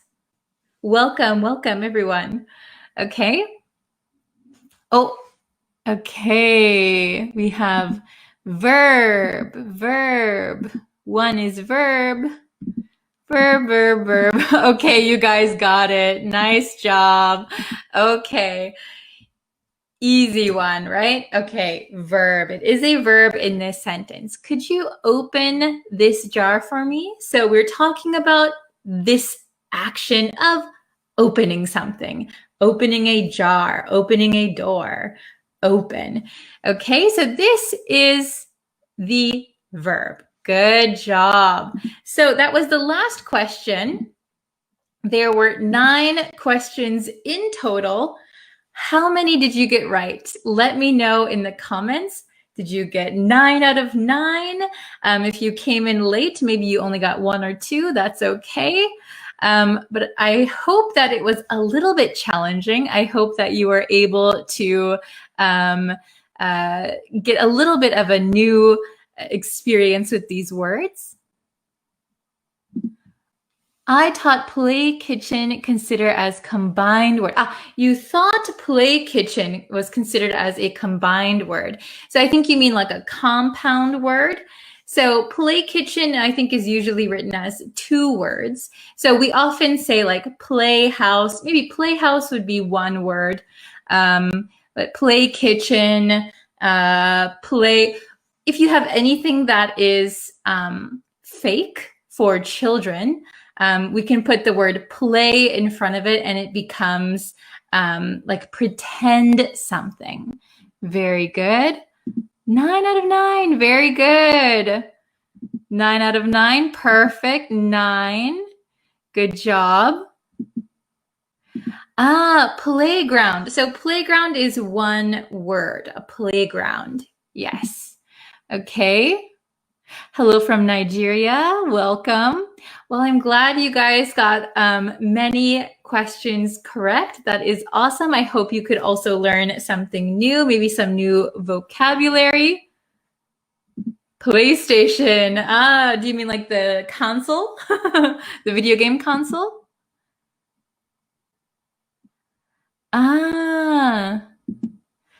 Okay. Tetwin has a question. He has been my friend since 10 years ago. He has been my friend since 10 years ago. This means we are not friends now, doesn't it? He is my friend. It means we are always friends, right? If you said he had been my friend 10 years ago, it would mean you're not friends now. But he has been means it started in the past and continuing until now. So, for example, I have been studying English for 10 years. Then it means you're still studying now. Okay, I hope I understood your question correctly. Hello from Sudan, welcome.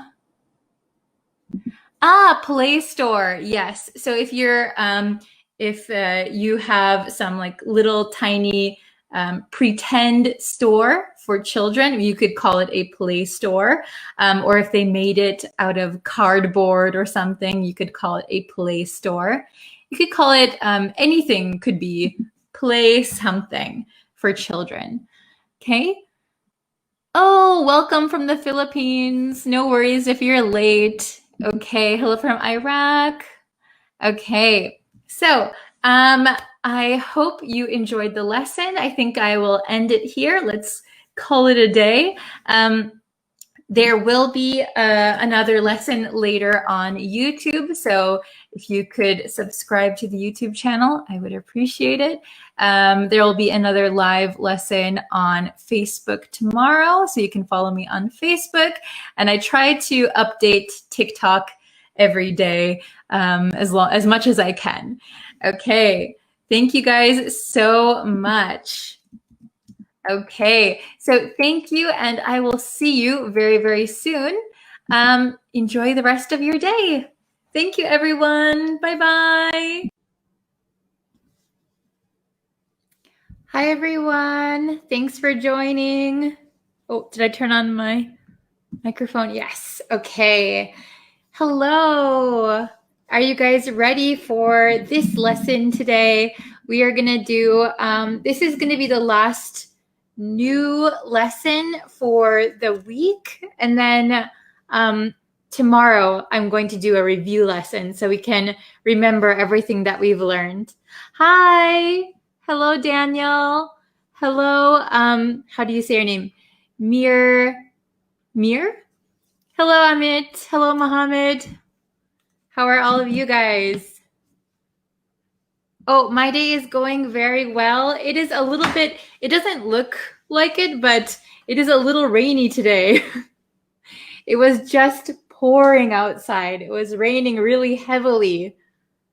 Hello. Yes, I'm back with another lesson. So today we're just going to learn one new idiom. Okay, today is just one new idiom. And then tomorrow we will have a review lesson of all of the words and idioms we've learned this week. Okay? Good morning. Hi, everyone. Wow. Very nice. We have a lot of different countries again today, which is wonderful. So, I think I have a little bit of a cold still. My voice is a little bit strange today. Sorry about that. Hello. Hello, Ahmed. Hello. Okay. So, we'll just jump into it. Okay. So, here is the idiom for today. Today we are learning a dime a dozen. A dime a dozen. Have you heard this expression, this idiom before? Oh, hello from Kurdistan. Hi. Okay. So who knows a dime a dozen? Who knows what this means? Well, first of all, we have two maybe new words if you don't know. So let's look at a dime. Dime. So a dime is an American 10-cent coin. American 10 cents is called a dime. Unfortunately, I don't have a dime with me right now. Oh, maybe I do. Wait 1 second. I'll look in my purse. Okay? If I have a dime, that would be really lucky. But a dime is just a 10-cent coin in America. So I'll show you if I have one. I have one. Wow, that's so lucky. Okay. So this, can you see this? This is a dime. This is a dime. This is a 10-cent coin in America. Let's see. I think it says dime on it somewhere. Yeah, right here. Can you see the word dime at the bottom here? Ooh, that's hard to see. Yeah, it says dime. Can you see that? Oh. Okay. So this is a dime. It is a very small coin, right? A dime. So a dime is worth 10 cents. Okay, 10 cents. So it's very cheap, right? I don't know what you can buy with this. Not very much. Okay, so a dime is a 10-cent coin, and a dozen, does anybody know what a dozen means? So you'll often hear this in English. So if you go to the bakery and you say, I would like a dozen donuts. So a dozen means 12. A dozen means 12. Oh, do you want to see the dime again? Okay. Somebody's asking to see the dime. It has, ooh, this is a dime, and on the back, on the bottom, it says dime. Can you see that? Maybe it's a little bit blurry, but this is a dime. Yes, yes, yes, yes, very good. So a dozen means 12. So if you think about a dime, a dozen. So if you can buy 12 things with this one little coin, that means the thing that you're buying is very, very cheap and maybe very common, right? So if you can buy something for a dime, already it's cheap. If you can buy 12 of something for a dime, very, very cheap, okay? So a dime a dozen, what does this mean as an idiom? So it doesn't actually mean that you're buying something with a dime. It means that something or a person or anything is very common, very, very common, and of little value. So as an idiom, a dime a dozen means something that is very common and of little value, almost worthless. Okay, so if you say this about somebody, like for example, if you were to say, English teachers are a dime a dozen. Maybe I would be a little bit sad if you said that. It sounds like they're common and kind of worthless. So a dime a dozen. Be careful how you use it, okay? So let's get into the examples. So I wrote some examples for you. Okay. So the meaning is at the very top. So a dime a dozen means very common and of little value. So remember that, very common and of little value. Okay, so let's look at the first sentence. So examples. In Japan, convenience stores are a dime a dozen. I'll put that a little bit closer. In Japan, convenience stores are a dime a dozen. So I live in Japan, and there are convenience stores everywhere. So I think walking from my closest station to my house, I pass 3 or 4 convenience stores. So that means they are very common. So in Japan, convenience stores are a dime a dozen. Okay, let's look at number 2. Opinions are a dime a dozen. Opinions are a dime a dozen. Okay, so that means that everyone has an opinion. Everyone has an opinion. So sometimes, even if somebody doesn't know what they're talking about, or somebody's not an expert, not a professional, but everyone has an opinion. So that sometimes means opinions are common and maybe of little value. If you don't know what you're talking about, your opinion could be of little value. Opinions are a dime a dozen. So as you can see, number 1, convenience stores. This is like a physical thing. But here, opinions. An opinion is not a physical thing. So you can use this idiom for non-tangible things also. Okay? And let's look at number 3. Oh, you took a screenshot of the example. That's great. Yeah, you can take a screenshot. Number 3. He thinks he'll be famous someday, but aspiring actors are a dime a dozen. He thinks he'll be famous someday. So maybe he's dreaming of becoming famous, but aspiring actors, so aspiring means you are trying to become an actor. But if you go to Hollywood, aspiring actors are a dime a dozen. There's so many of them, and maybe many of them are not good. So aspiring actors are a dime a dozen. Okay, understandable so far? Oh, very good. Nowadays, private universities are a dime a dozen. Very good, very good. So you're getting into number 4. So I gave you 3 examples. So number 4, I would like you to finish number 4 and give me something to write here.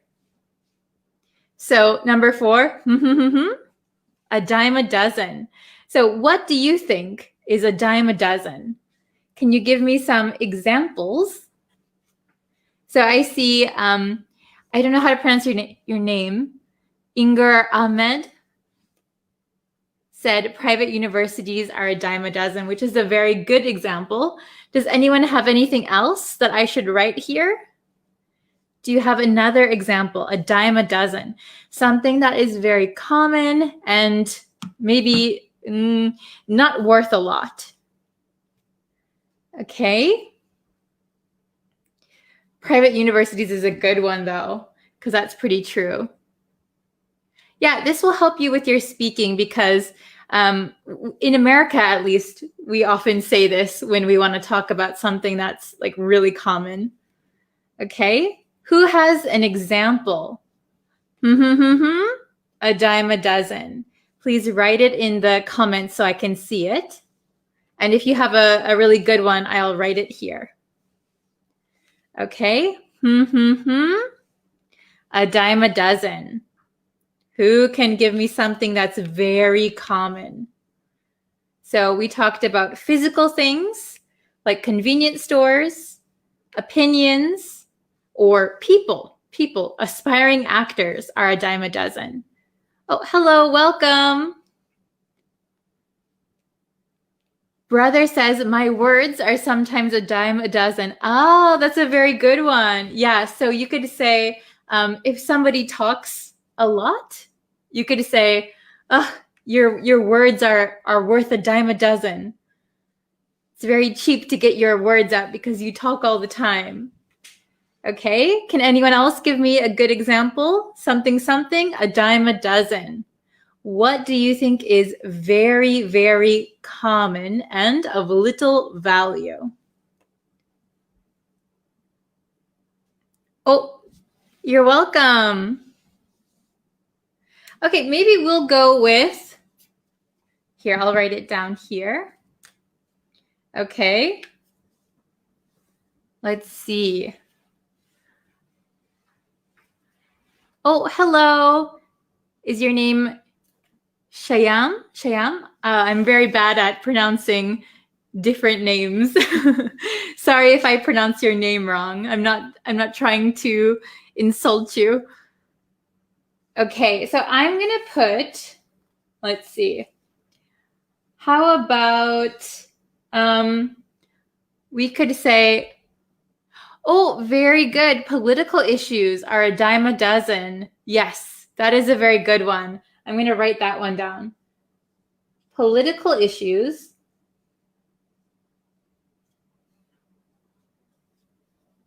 are a dime a dozen. Very good.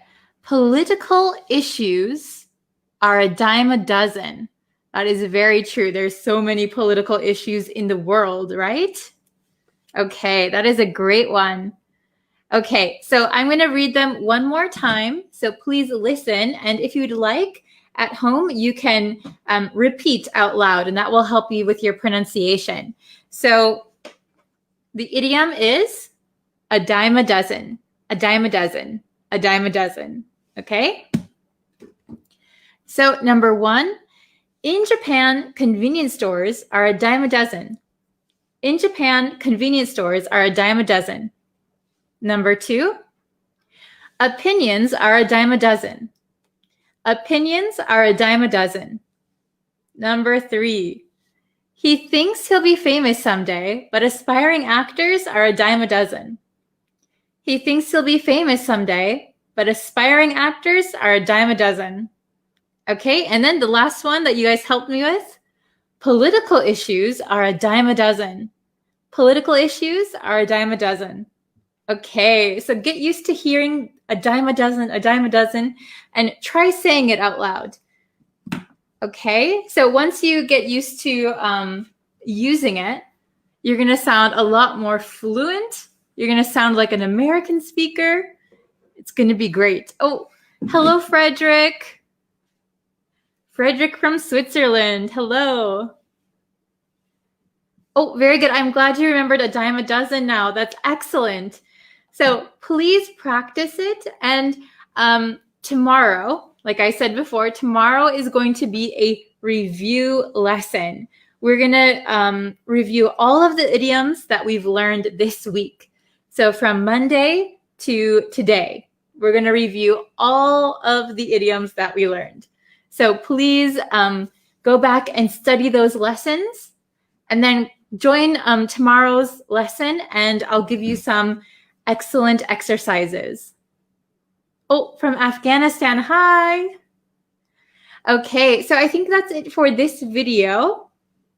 Oh, wow, we've already been going for almost 16 minutes. Oh my gosh, thanks for staying around. Thanks for sticking around. Okay, very good. So just remember, this is a dime, very, very small 10-cent coin. And if you can buy many things with this, if you can buy a dozen of something, that means that it's very common and probably not worth a lot. Okay, Oh, thank you, Frederick. Yeah, you can review the lesson anytime. I leave them up on the Facebook page. I might start uploading them to the YouTube channel also because I think not everybody watches both. So I'll do that too. The exact time for tomorrow. Okay, so I didn't decide yet, but I should probably decide. Okay, I'll decide right now so that you guys can have time to. Okay, how about. So I live in Japan. So I live in Japan Standard Time, JST. So if I say tomorrow's lesson will be at 12 o'clock, 12 o'clock JST. So maybe 3 hours earlier than today's lesson. Is that okay? Oh, okay. So if you're just joining us, a dime a dozen is what we studied today. So a dime, this is a dime, a 10-cent coin to buy many of something. So a dime a dozen means that something is very common and not worth a lot. Okay? So my time right now is 3:24 in the afternoon. So 3 hours earlier than today is when the review lesson will be. Okay? Okay, thank you. All right, so I will see you for tomorrow's lesson. I'm looking forward to it. Please go and review the past week's lessons. Okay. Thank you very much, and I will see you in the next lesson. See you tomorrow. Bye-bye. 100 English synonyms to advance your English and sound smarter. Amazing. Astounding. You look amazing in that dress. Last night's performance was astounding. Annoy. Bother. You shouldn't annoy her. I didn't mean to bother you, sir. Anger. Infuriate. I hope I didn't anger you this evening. You always manage to infuriate me. Angry. Furious. Are you angry that I didn't tell you the truth? My parents are furious that I failed the test. Awful. Dreadful. The food tastes awful. What dreadful news. Bad. Heinous. I heard there was a bad accident. It was a heinous crime. Beautiful. Radiant. He has a date with a beautiful girl. You look as radiant as ever. Big. Immense. I have a big problem. I am under immense pressure. Bright. Intellectual. Only the brightest students attend this school. He is something of an intellectual. Calm. Tranquil. A calm summer night. A house in a tranquil rural area. Cold. Frigid. Take a jacket because it's cold out there. The winters are frigid up north. Danger. Peril. He is in danger. You could put us both in peril. Dangerous. Hazardous. You are playing a dangerous game.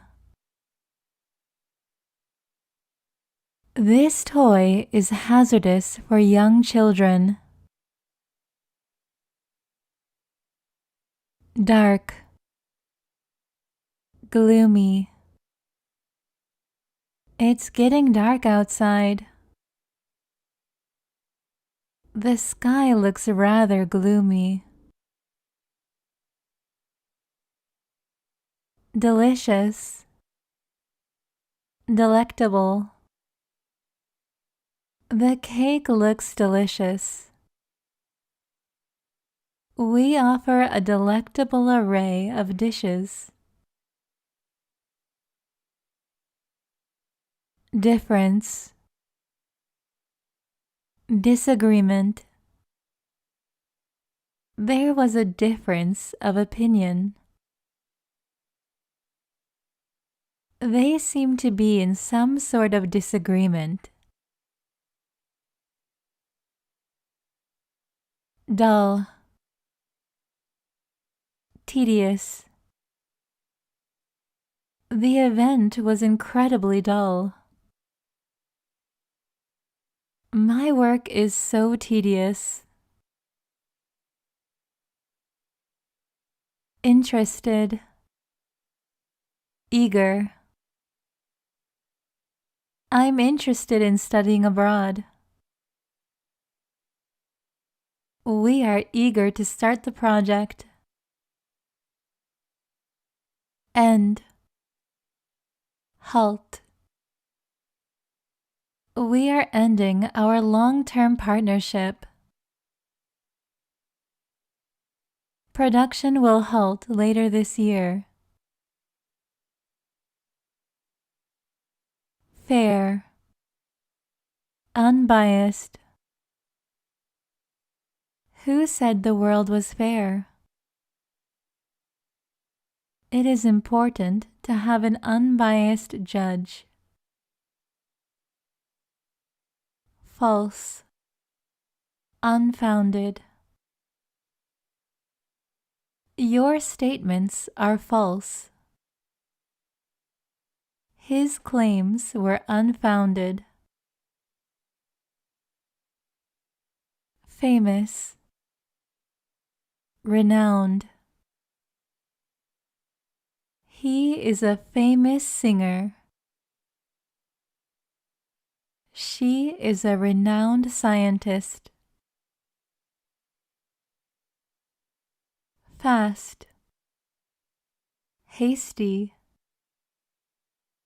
We have to move fast if we want to be on time. Don't be so hasty. Fat. Stout. I ate too much and now I feel fat. He is a stout, middle-aged man. Fear. Dread. We have nothing to fear except fear itself. I'm dreading today's math test. Funny. Comical. You tell the funniest jokes. The scene was quite comical. Good. Satisfactory. I read a good book. Your essay was satisfactory. Great. Noteworthy. She is a great chef. She was a noteworthy actress. Gross. Obscene. That joke he told wasn't funny, just gross. I thought the movie was obscene. Happy. Pleased. You look happy today. He was pleased with himself. Hate. Despise. I hate broccoli. Why do you despise me? Moody. Touchy. Sorry, I'm a little moody today. Why are you so touchy? Mischievous. Naughty. Children can't help being mischievous. My son was being naughty. Quiet. Still. Could you be quiet, please? The night air was still. Right. Factual. Is this the right answer? Only write factual statements in your report. Scared. Apprehensive. He is scared of the dark. The kitten was apprehensive of her surroundings. Slow. Leisurely. The game started off slow. We walked leisurely to the car. Strange. Peculiar. He was wearing strange clothes. She asked a peculiar question. Trouble. Distress. Did you get in trouble with your parents? A look of distress came over his face. True. Accurate. Is what you just told me true? Please make sure your claims are accurate. Ugly. Hideous. She is pretty on the outside, but ugly inside. Stop making that hideous face.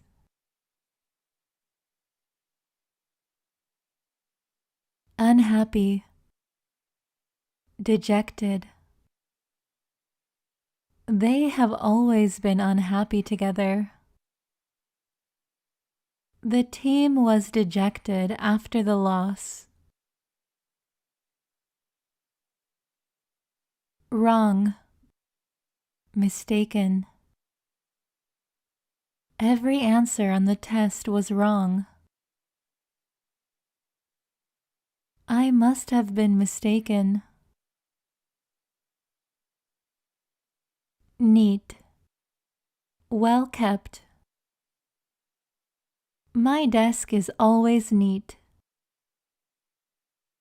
His room is surprisingly well kept. New. Novel. I just ordered a new dress. That is a novel idea. Old. Dilapidated. I want to grow old with you. We found a dilapidated cabin in the woods.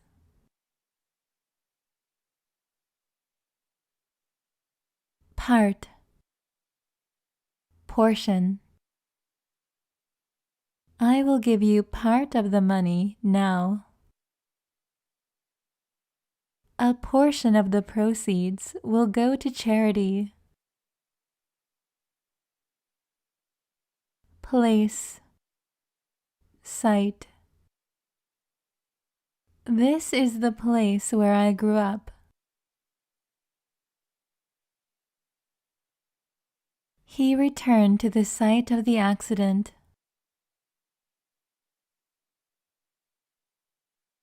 Plan.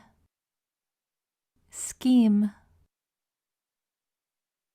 We came up with a plan to reunite the couple. Is this another one of your schemes? Popular. Well liked. He is the most popular boy in school. She is well liked among all of her friends.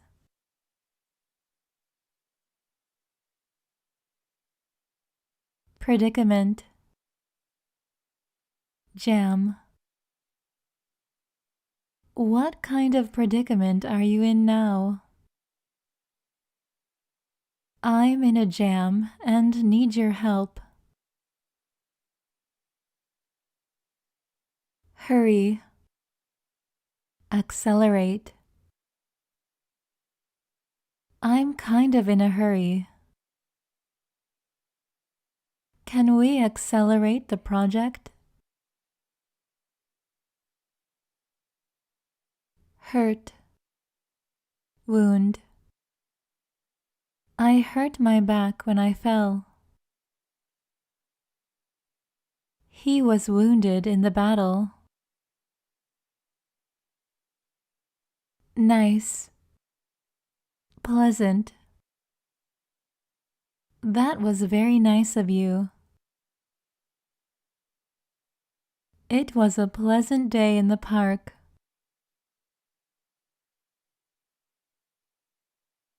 Important. Vital. This is a very important test. Oxygen is vital for human survival. Interesting. Fascinating. She has very interesting ideas. This is a fascinating documentary. Lazy. Sluggish. I feel lazy today and don't want to do anything. I knew I was sick when I started feeling sluggish. Little. Cramped. I have a little bump on my head. This apartment is a bit cramped. Answer. Retort. Do you have an answer for my question? I retorted with a flat denial. Ask. Interrogate. May I ask you for a favor? The police will interrogate the suspect.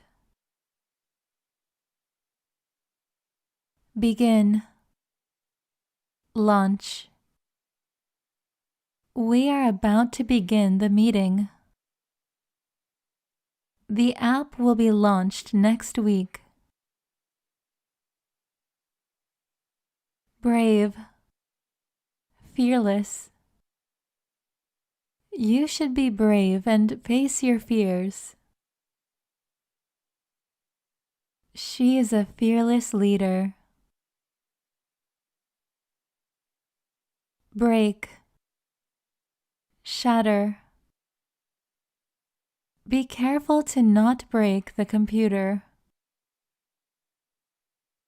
I dropped the glass and it shattered. Come. Approach. Are you coming home?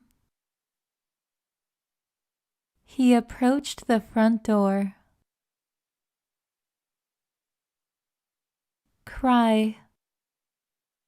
Weep. Please don't cry. I wept with joy. Cut. Nick. Could you cut the carrots?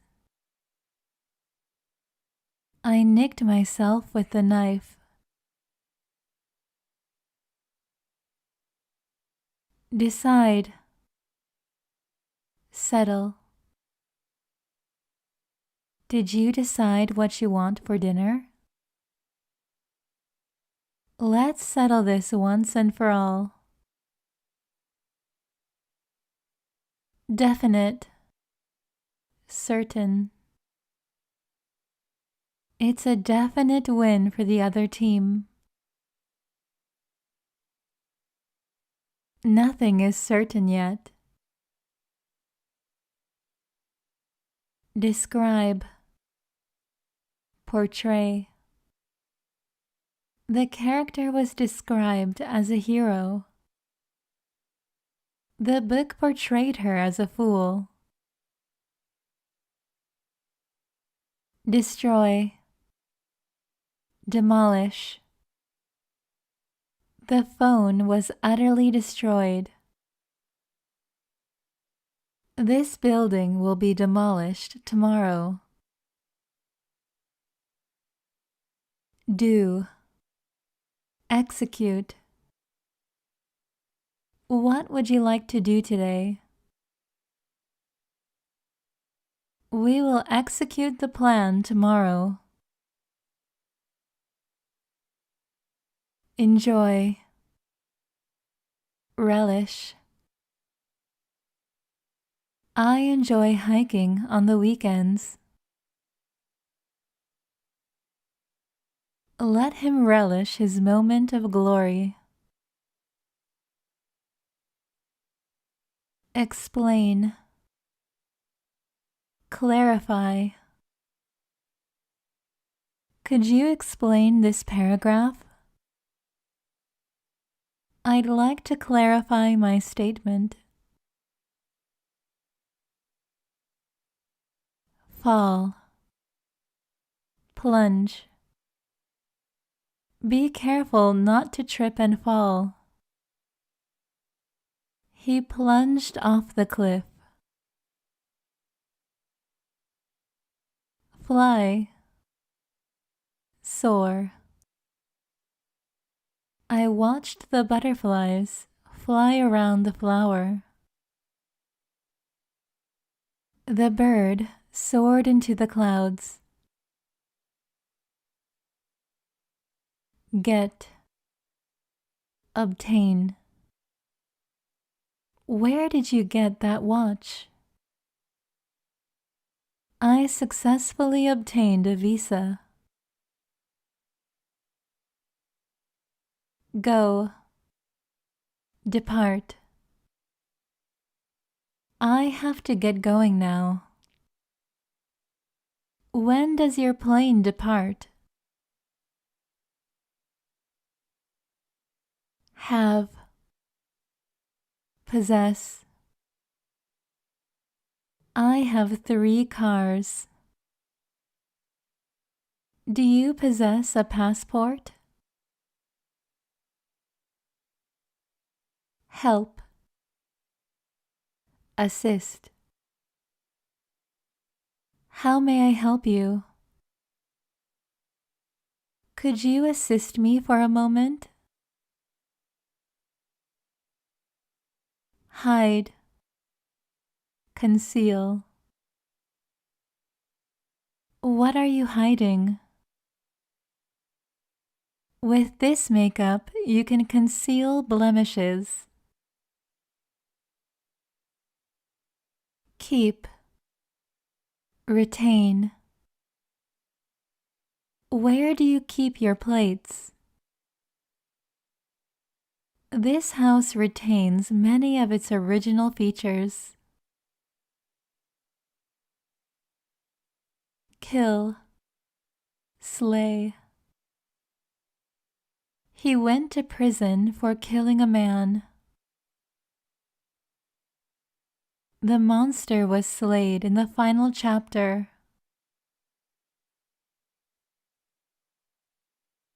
Look. Gaze.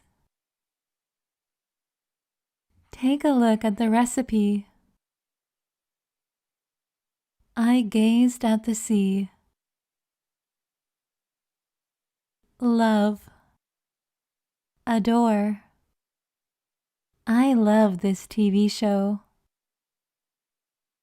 I adore you. Make. Fabricate. Will you make a speech? You shouldn't fabricate stories. Move. Inch. I moved closer to the doorway. She inched toward the staircase. Mean. Imply. What do you mean? Not to imply anything, but could you stop singing? Put. Set. Put that down over here. Could you set that on the table?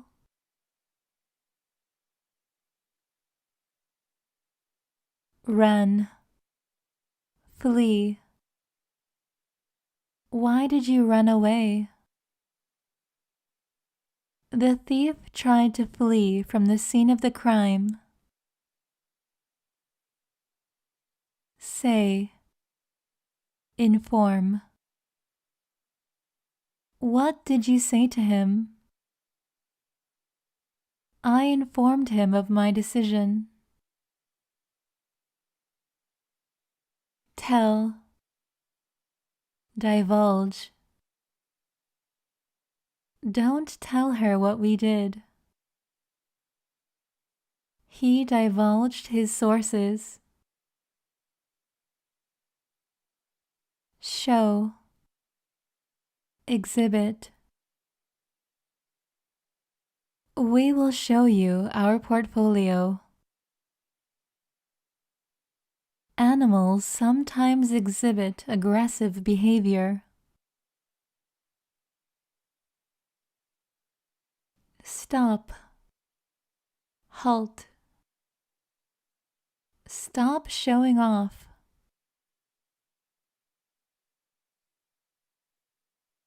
Production has been halted worldwide.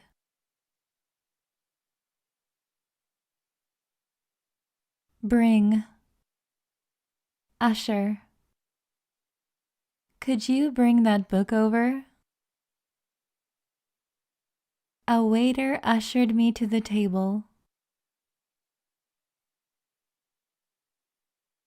narrate, recount. The hero narrated the story. I recounted the tale to my friends. Think, contemplate. I think we should turn around. We contemplated moving to a smaller house. Judge, deem. Who are we to judge? The event was deemed a success. Use, exhaust. Which color should we use? We have exhausted all our resources. Lose, misplace. Be careful not to lose your purse. I have misplaced my belongings. Locate, pinpoint. Have you located their whereabouts? I was unable to pinpoint the source of the noise.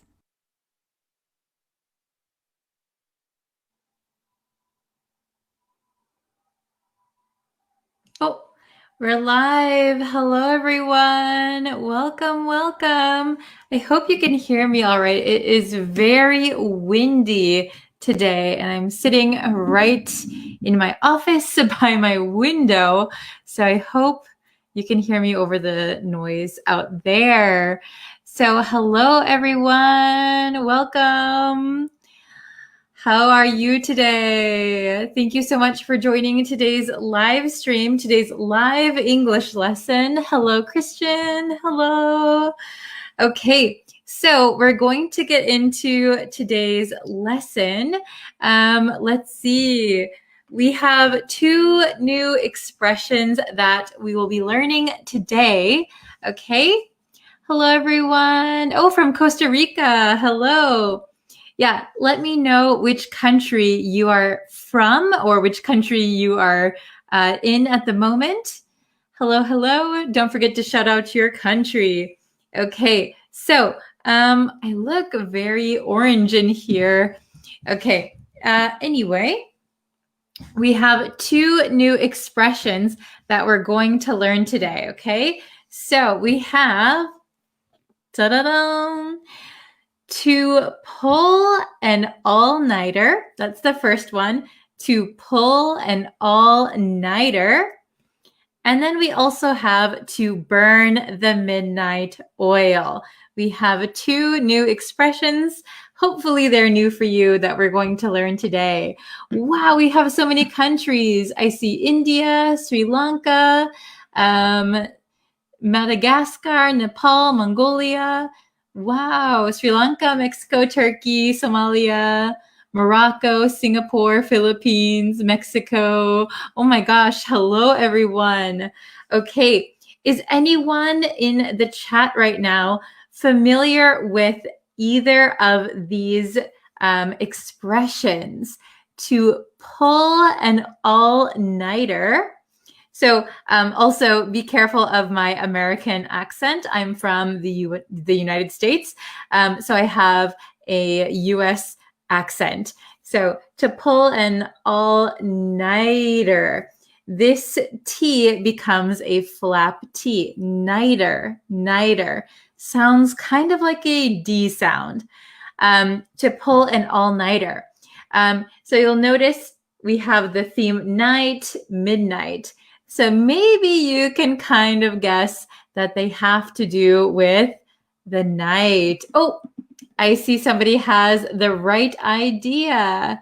Okay. Oh, I only understand the second one. Okay, very good. Let's see. Yeah, they mean to stay up all night. Very, very good.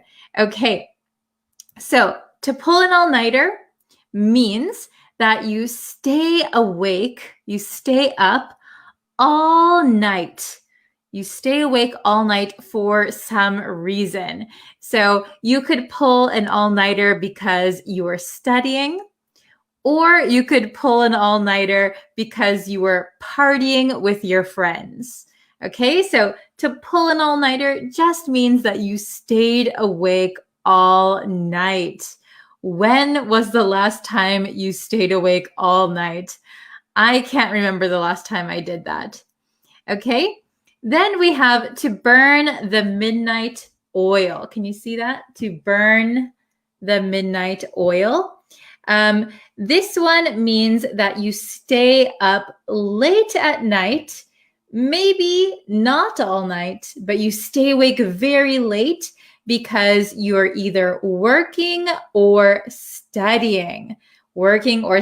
So this one, to burn the midnight oil, means that you are working hard at something, so you stay awake late. To pull an all-nighter doesn't necessarily have to be because you're working hard. It could be because you're partying with your friends. Okay, very good. So also I want to point out why we say to burn the midnight oil. Long time ago, before we had lights like these, people used to use candles, right? And they used to have like oil candles.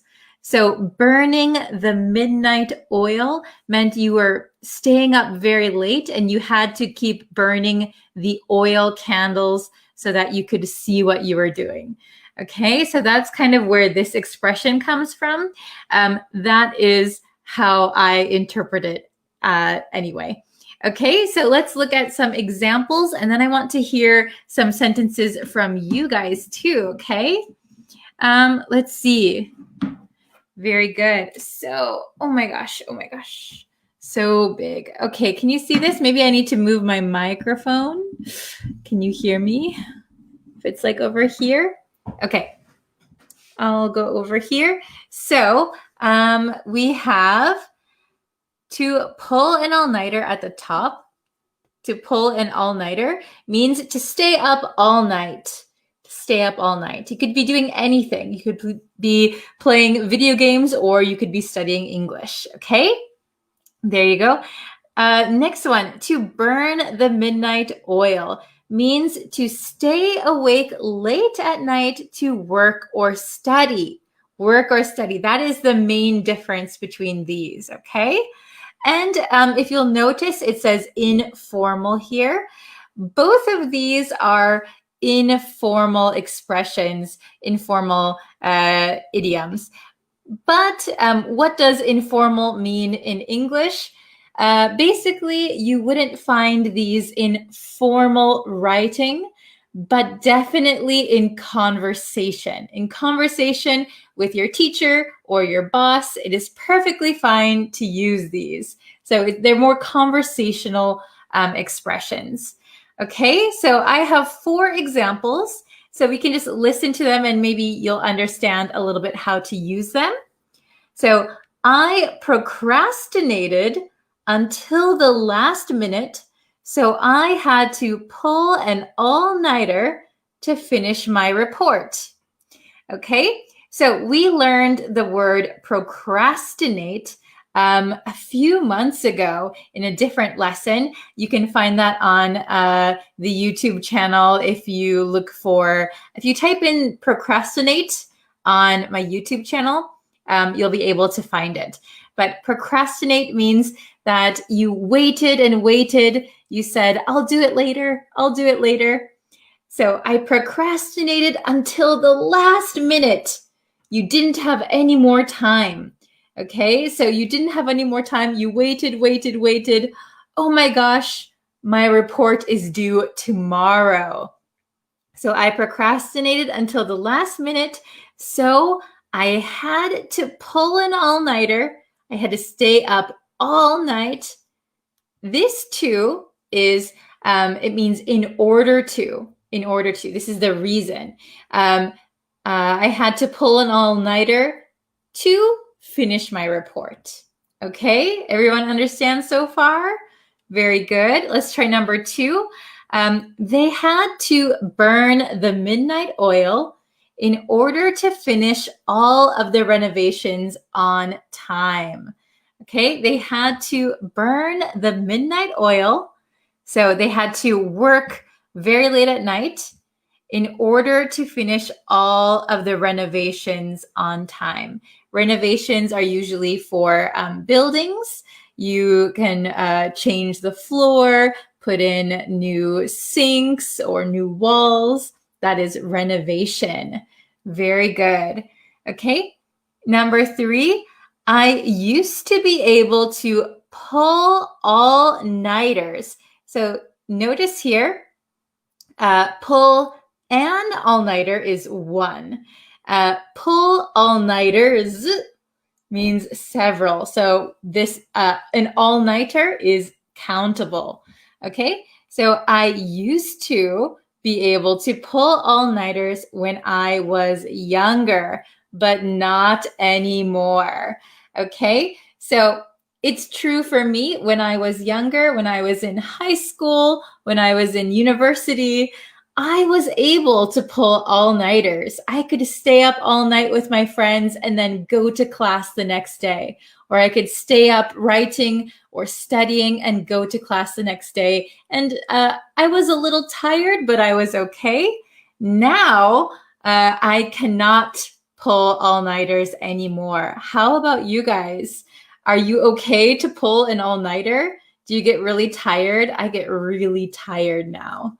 Okay, last one, number 4. I know you like to burn the midnight oil, but don't forget to sleep. So I know you like to stay up late and work hard or study hard, but don't forget to sleep. Very good. Okay, so now that we know how to use these expressions, could you please try and make some sentences of your own in the chat, and I can put it up on the screen, okay? So we can check them together. So to pull an all-nighter or to burn the midnight oil, okay? Oh, we have one. Very good. Excellent. Let's see here. I'll move the mic a little closer. Can you hear me? Okay, so very good. I pulled an all-nighter last night watching some TV series. Oh my gosh, did you really? What TV series were you watching? I have been watching a lot of Netflix recently. Okay, very good. So, oh, this is a good question. What is the difference between idioms and I think you mean phrasal verbs? Phrasal verbs. So a phrasal verb is usually a verb plus like a preposition. For example, run over. A verb plus a preposition. Idioms can be a little bit longer, like what we have here, to pull an all-nighter. Usually idioms can be 3, 4, 5 words. Phrasal verbs tend to be between like 2 and 3 words. Does that make sense? Very good. Okay. Oh, good one. I pulled an all-nighter to watch the Pirates of Caribbean 1 to 5 in 2017. Wow. I am a fan of Pirates of the Caribbean. Very good example. Okay. Oh, you were watching Modern Family. It's very good. I like it. You have a good voice and I very understand your pronunciation. Oh, thank you. I'm glad you can understand my pronunciation. I'm so glad to hear that. Okay, you guys did an awesome job. Very good, everyone.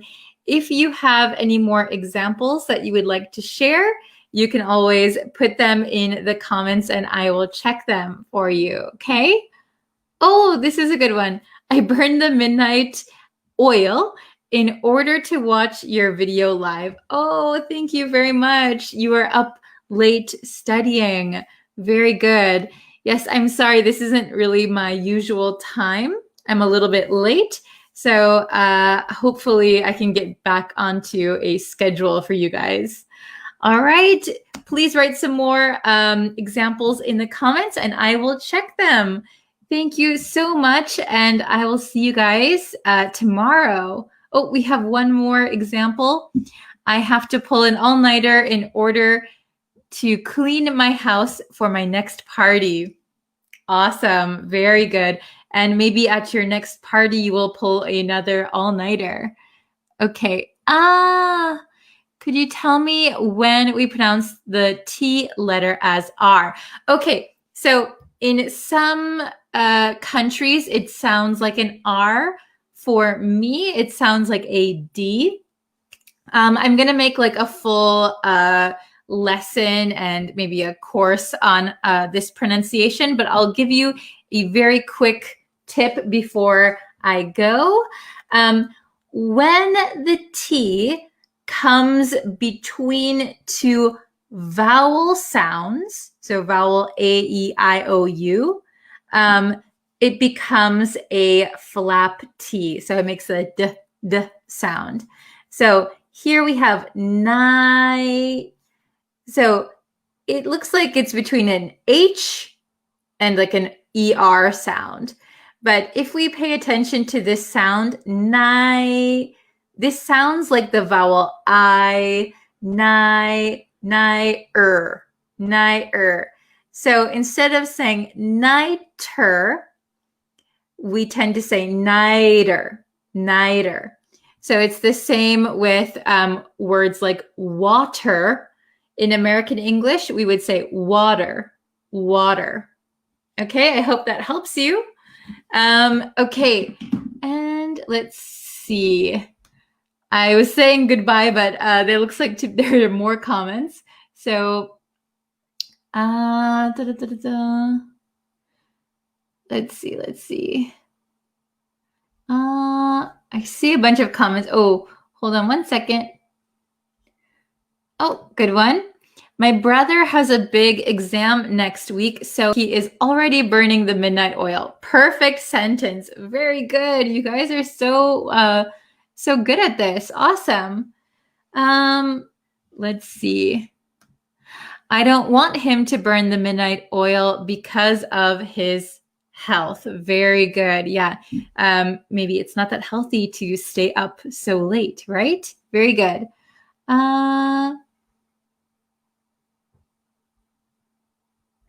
Let's see. Okay, very good. Oh, okay, Yvonne, please take care. Be safe. I hope you have a good day. All right. Thank you so much, you guys, and I will see you in our next lesson, which will probably be tomorrow, so stay tuned. All right, thank you, everyone. Bye. Hello, everyone. How are you today? Before we start the lesson, let me just say, if you haven't already, please go over and subscribe to the YouTube channel because I'm uploading new lessons every day over there. And let's see, I'm going to send you the link real quick. So if you are over on Facebook and you haven't subscribe to the YouTube channel, go ahead and do that because new lessons are going up every day. And if you could please like this video, share it with your friends who are also learning English. That is awesome too. Hello, everyone. Hello from Mexico, Sudan, Pakistan. Wow. Hello. How is everybody doing today? Oh, I'm glad you guys are good. Okay, very nice. So now that we have some people in the chat, that is awesome. We can start the lesson. Good morning from Morocco. I'm doing well. How are you? Hello. Okay, so we're going to get the lesson started. So this is going to be a quick grammar lesson. So some of you may already know this. Some of you might need some help. It might be a little bit difficult, but we're going to go through it together, okay? Hello from Dubai. Hello, hello. Okay, if you want to see all of the lessons, you can go over to the YouTube channel. All right. Hello from Sri Lanka. Oh, hello, Devashka. Hello, hello. Oh, okay. No problem if you're just coming in right now. We haven't started yet, so we're going to start right now, okay? So we have these two, okay? So I know this is, a lot of students can get these confused, but don't worry, we're gonna master them today, okay? So we have used to versus be used to.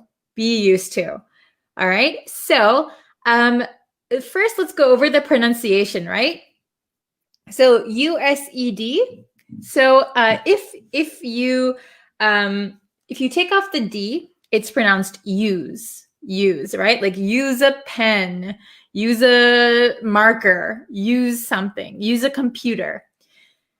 When we add the D, for something that you have used already, we're going to say used.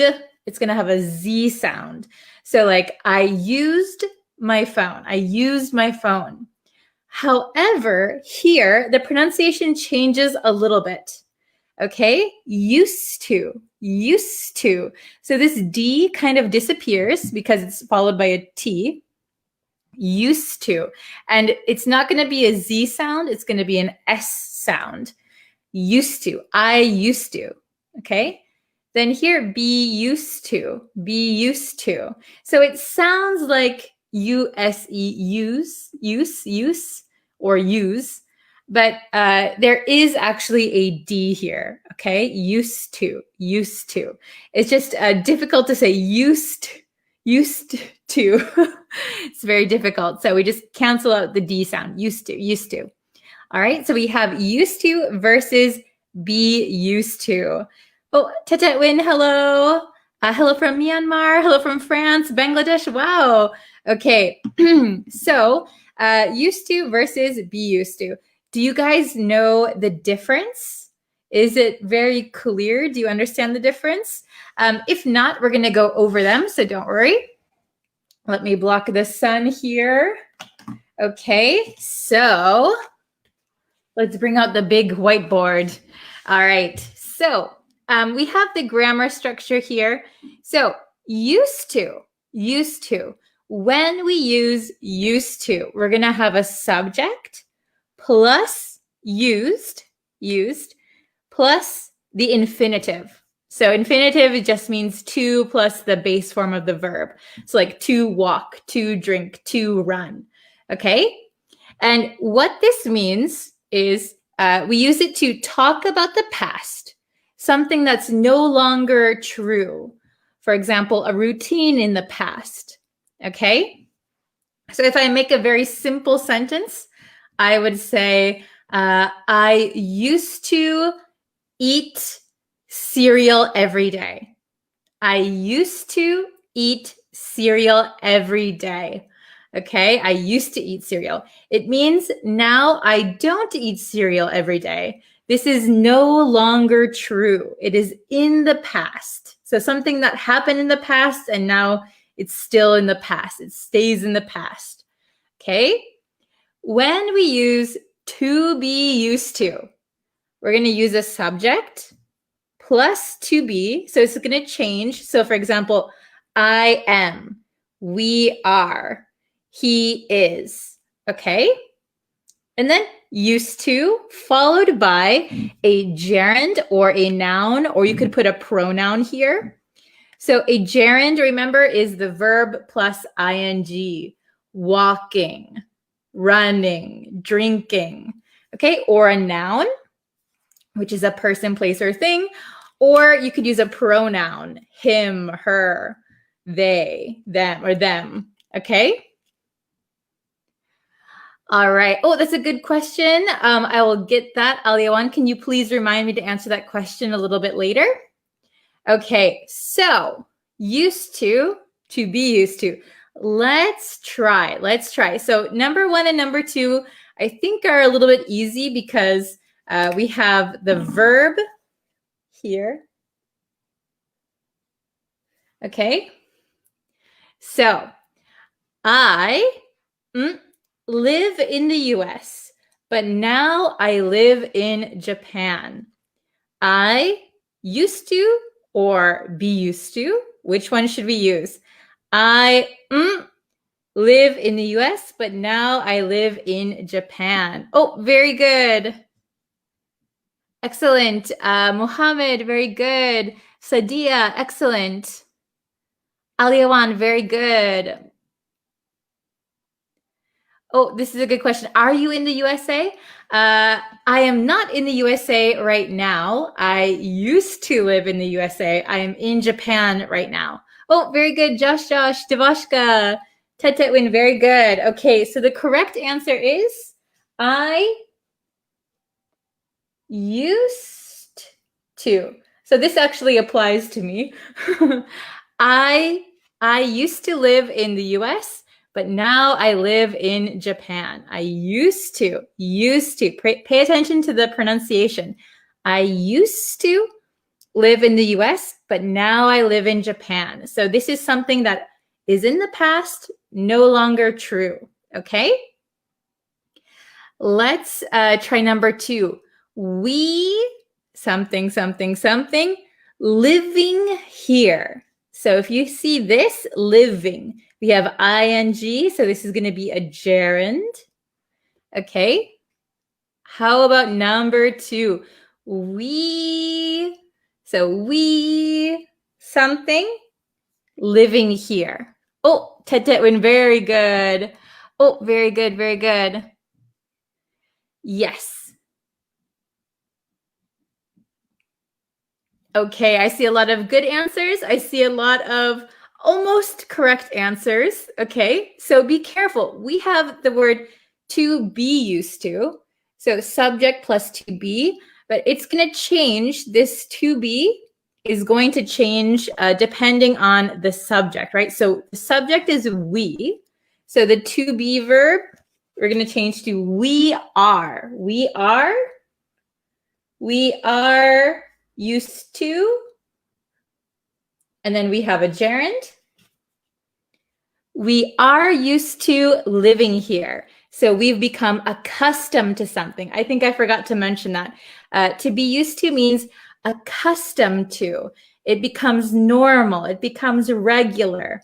It's not new anymore. It's just part of your daily life. So for example, last year, I used to sleep in until 10 o'clock. Last year, I used to sleep in until 8 or 10 o'clock, right? It's in the past, routine in the past. Now, I am used to waking up at 6 a.m. It's become normal for me to wake up at 6 a.m. I am accustomed to it, okay? Is it understandable so far? You guys are doing very well. Let's try numbers 3 and 4. So I used to something. So you guys can fill in the blanks. So I used to something in the past, something that's no longer true. And it could be like a routine in the past. Oh, very good. I used to drink coffee in the morning. Very good. So drink, we're using the infinitive. So I used to drink coffee in the morning. Very good. I used to play football every day. Excellent. Good. I used to travel alone. Very good. Now you travel with somebody. I used to raise a dog. Excellent. I used to take exercise when I was living in Karachi. Oh, interesting. So do you mean you used to take an exercise class? So you could say, I used to take an exercise class would be correct. Very good. Otherwise, I used to exercise. You can use exercise in the infinitive, to exercise. Okay. Let's see. Oh, I used to smoke. Very good. So now you don't smoke anymore. You quit. Did you quit cold turkey? If you don't know what cold turkey means, you can find that on the YouTube channel. Ah, very good. I used to study English in London. Excellent. Okay, excellent, you guys. Very good. Oh, I used to wake up late. Very good. Now you wake up early. Okay. Oh, very good. So I used to, and you said drinking tea. So be careful. For I used to, something in the past, we're going to use the infinitive. Only for to be used to, we're going to use a gerund. Okay. So ing is a gerund. So for used to, I used to drink tea is correct. Very good. All right. Oh, I used to work out every day. Excellent, excellent. Okay, so I'm gonna put for number 3. I like that one. I used to travel alone. That was an interesting one. I used to travel alone. Do you guys travel alone or do you travel with other people? Maybe nobody's traveling right now. Still. Okay, very good. How about number 4? I am used to something. I am used to. So something you have become accustomed to. Accustomed to something. I used to eat bananas. Oh, very good. Okay. I am used to.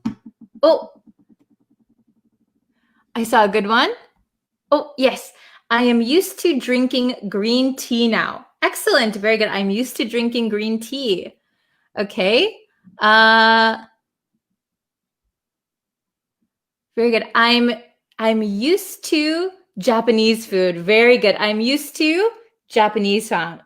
Japanese food. Sorry, and he used a noun here. I'm used to Japanese food. Very good.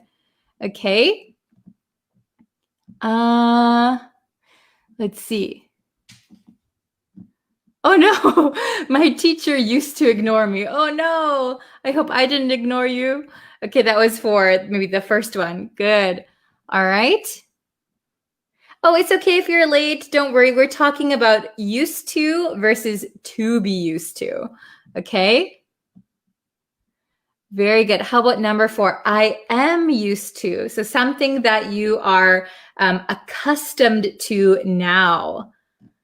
Oh, so if you say, I am used to work, so work is a verb, right?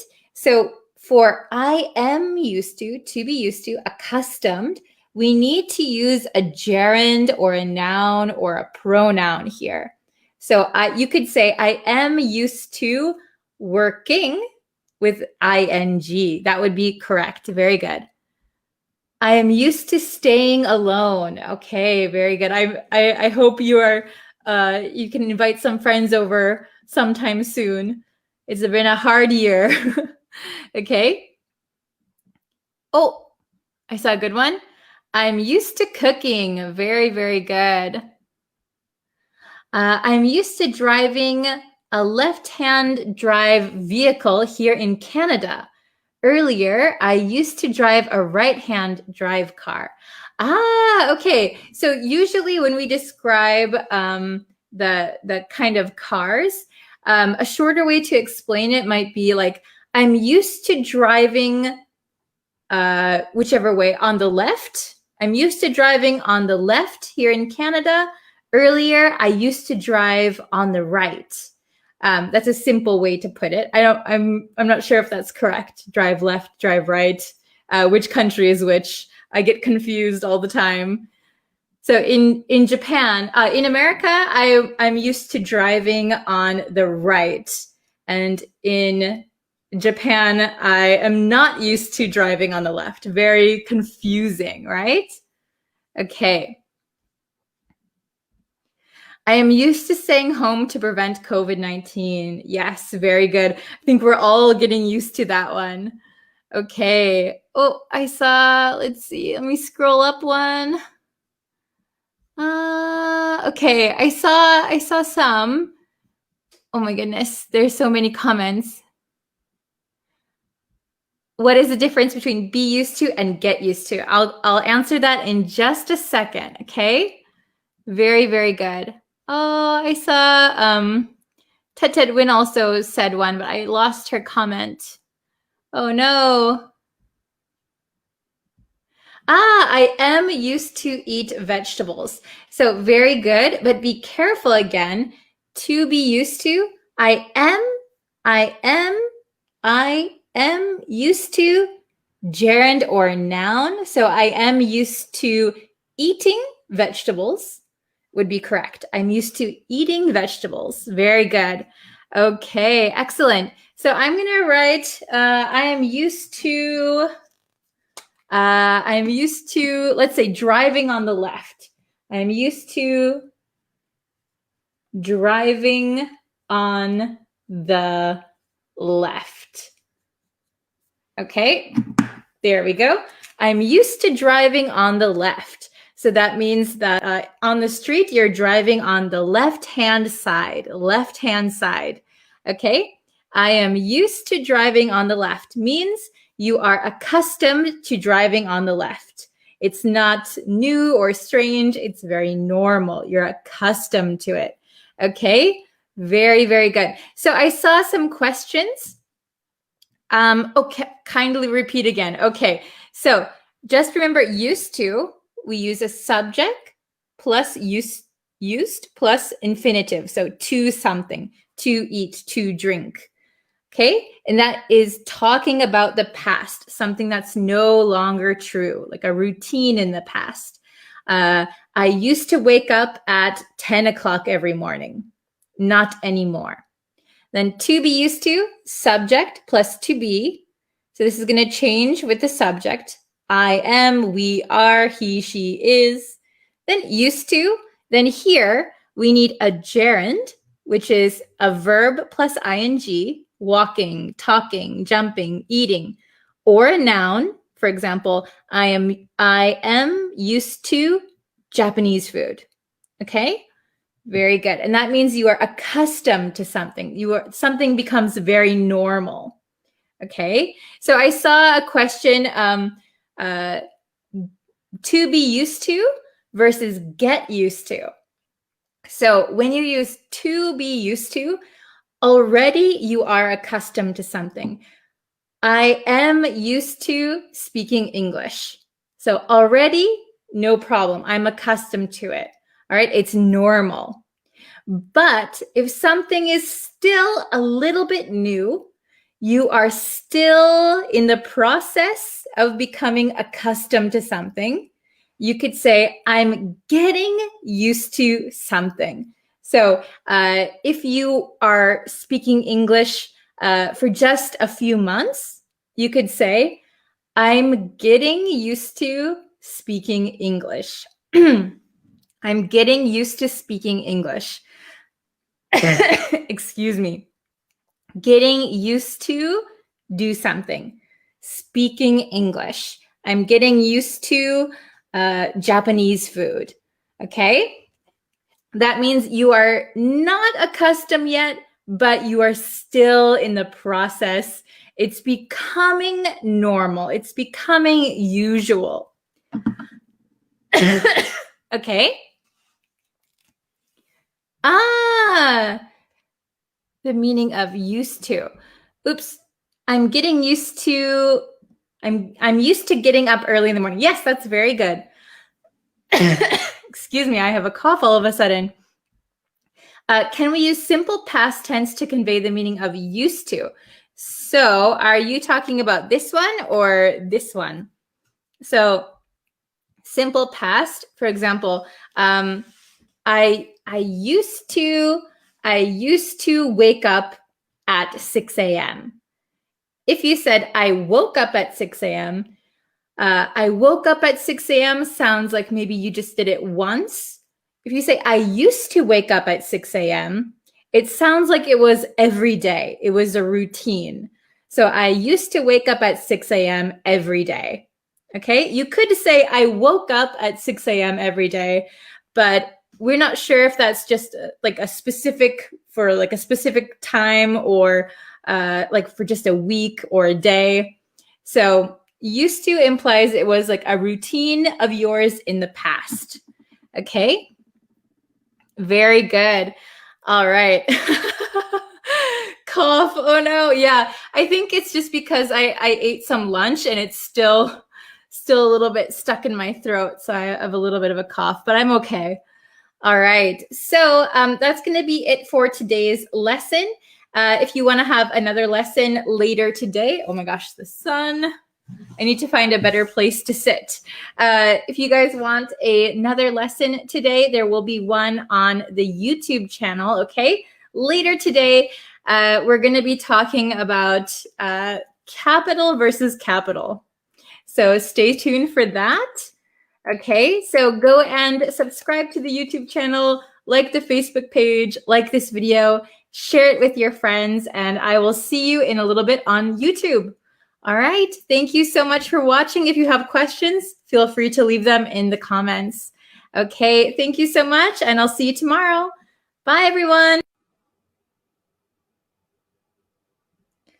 Hello, everyone.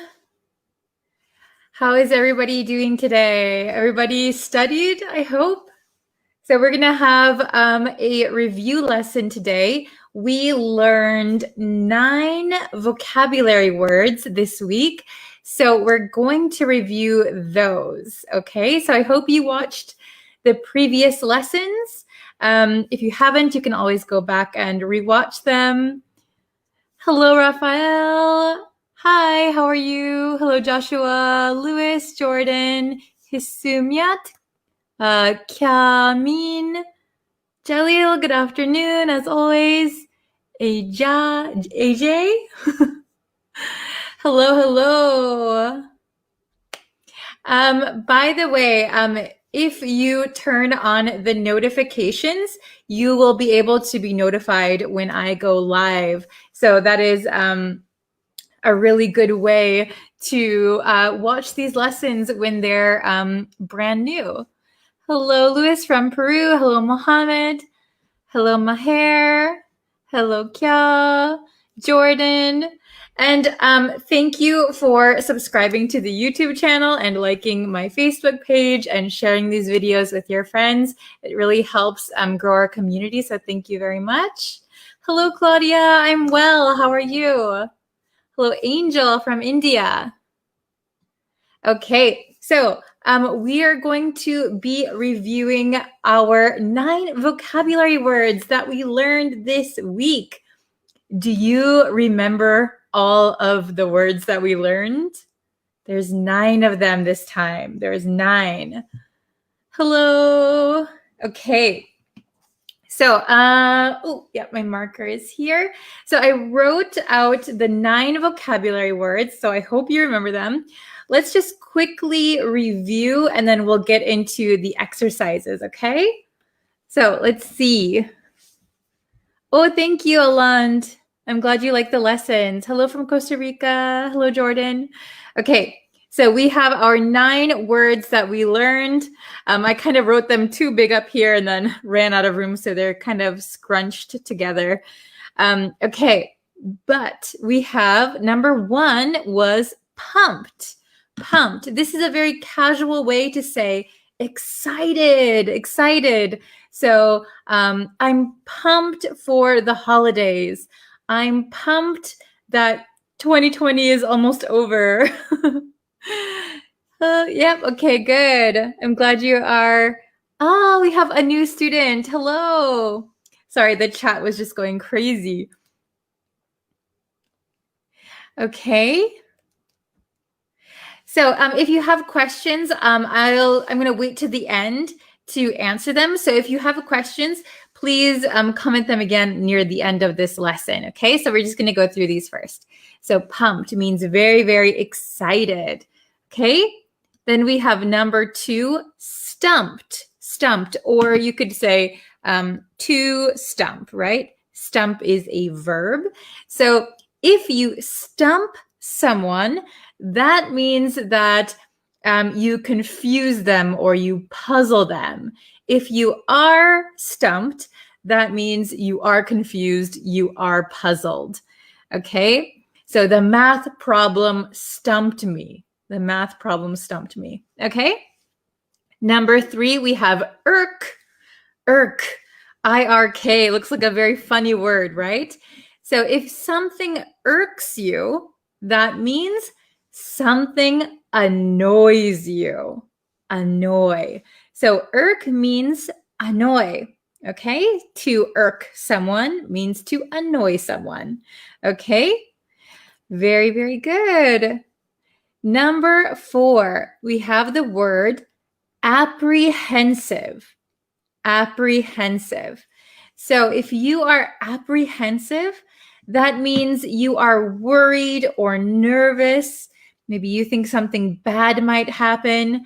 So for example, if you didn't study for a test, you did not study, and then you get your test back, you might be a little bit apprehensive to check your score. I don't want to look. I don't want to check. Maybe that means you are apprehensive. You are nervous. You are worried. You are a little bit fearful of your score. Okay? Then we have number 5, mystify. So mystify is a synonym for stumped. It means that you are confused, puzzled, bewildered. Okay? So for example, the police were mystified by the man's sudden disappearance. So they were totally confused, bewildered.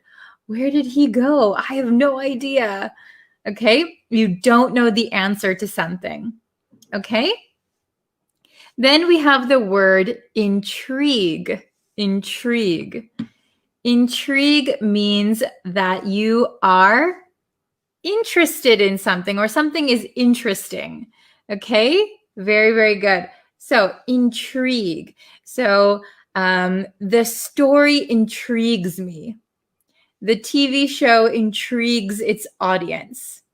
So something interests you.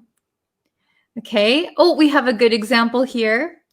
I am apprehensive to meet a native speaker. So apprehensive, a little bit worried, fearful.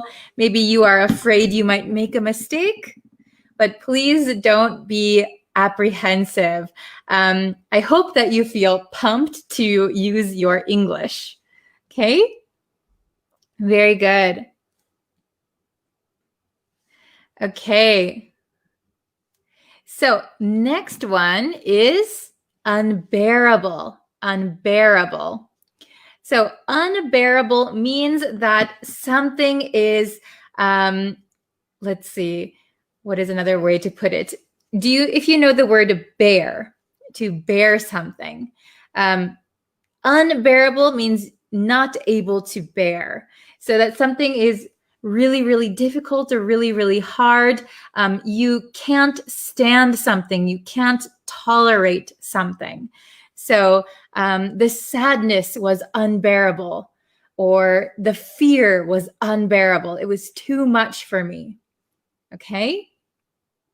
Very, very good. And then unfazed. Unfazed means like no reaction. So no, not surprised, not worried, unfazed. So for example, if I suddenly heard a very big noise, maybe I would get scared, but another person would be unfazed. No reaction. Okay? And the very last one is unwind. Unwind. So unwind has two meanings. I think I showed last time. So you can, for example, if you have a cord, like I do, a cable, you can wind it around your finger and then you can unwind it, right? Wind, oops, wind. I can't wind it. Wind, unwind. However, we often use unwind to mean relaxed, relaxed. So I like to unwind with my favorite book.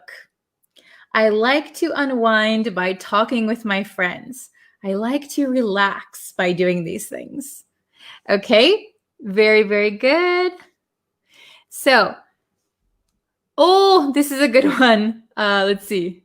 The silence of my crush was unbearable. Oh, that is a very good sentence. So, if you don't know, if you have a crush, so your crush means the person that you like, the person that you're in love with. So maybe you confess your feelings to your crush, but if they are silent, oh, that's unbearable. Maybe you become very, very nervous, right? Okay. Oh, this is a good one. I love to unwind by listening to jazz music. Very good. I love to unwind. And remember that unwind is one word. Sorry, it looks like there's a space here, but it's one word. I love to unwind by listening to jazz music. Very good. Okay. Let's see. Let's see if there's one more example that we can work. Oh, yes, very good.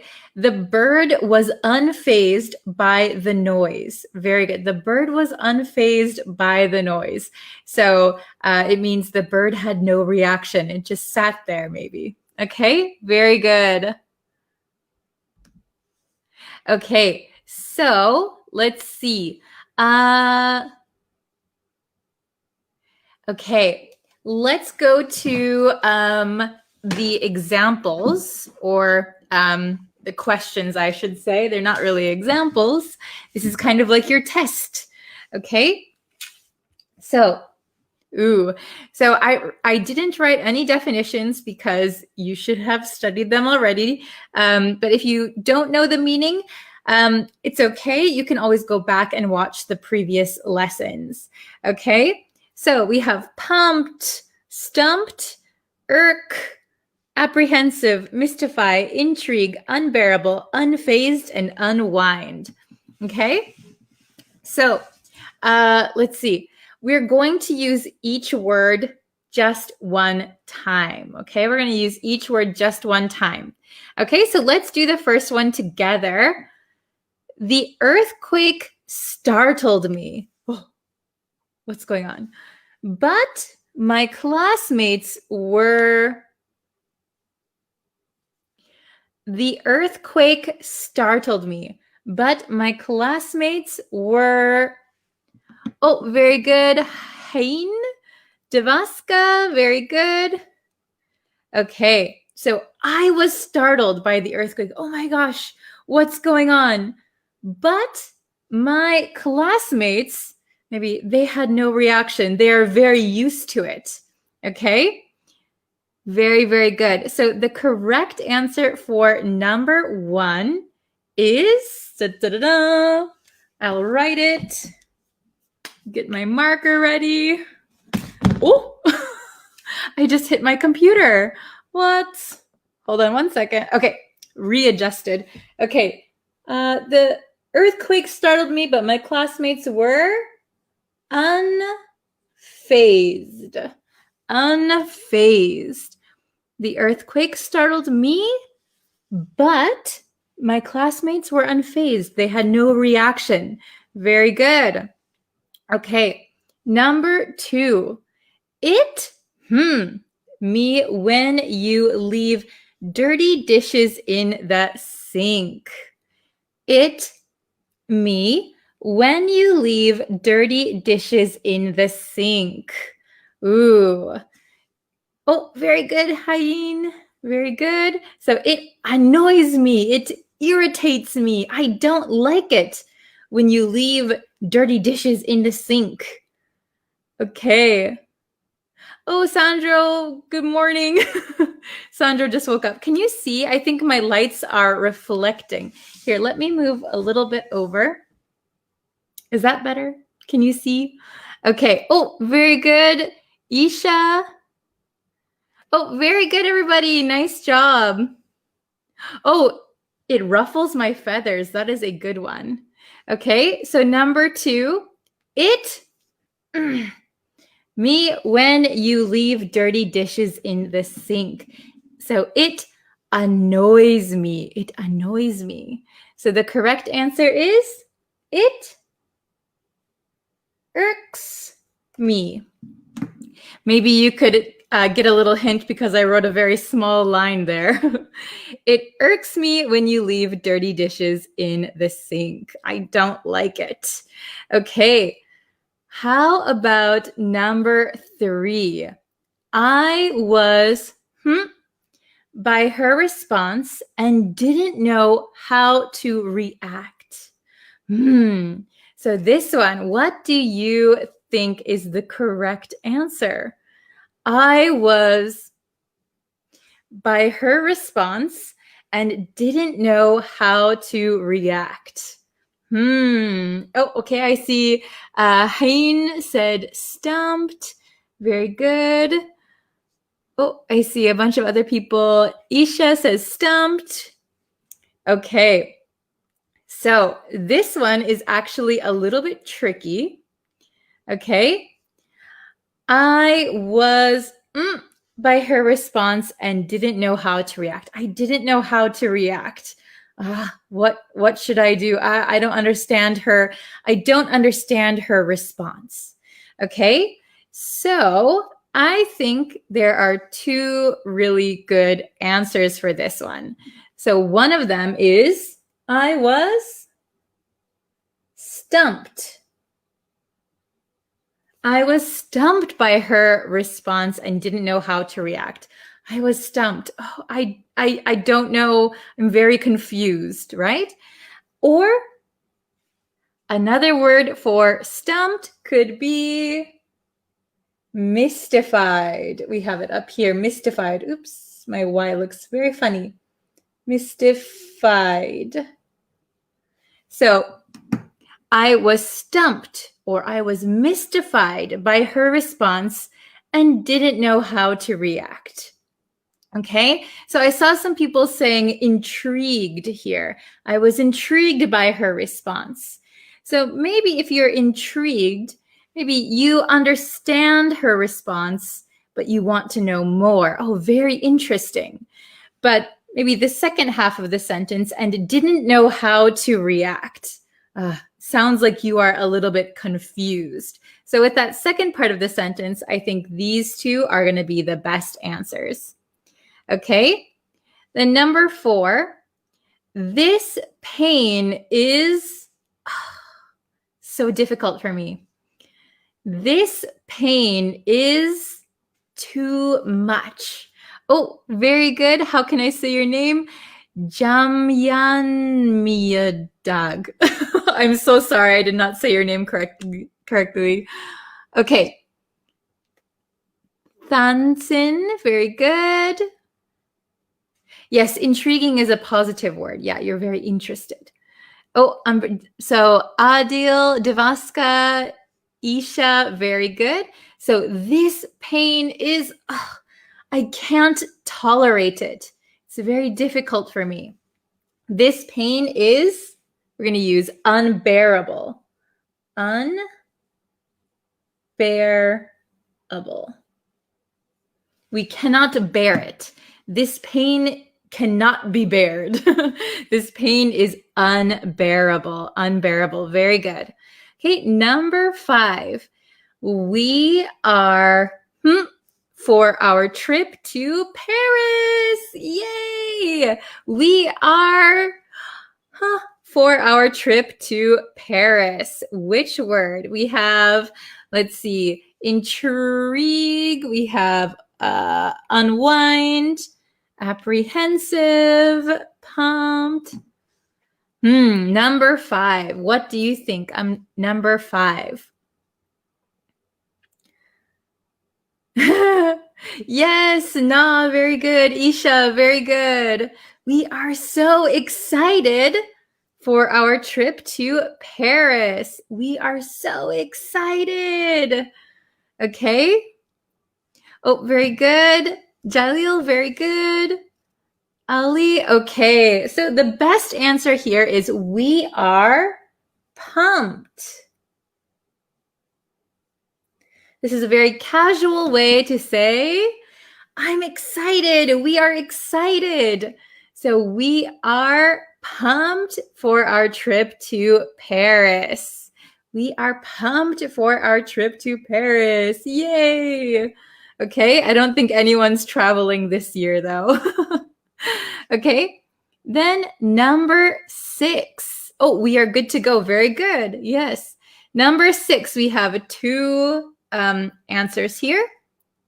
I find the subject something. So I think the subject is something, but I'm to give my opinion. Okay, so there are 2 answers for this one. So think of what words we have left at the top and decide which ones you think. Okay. Oh, very good, Mitch. Okay.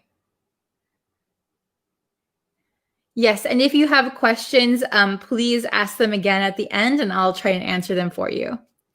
Ooh, very good. Okay, so this one's a little bit tricky. I find the subject, but I'm to give my opinion.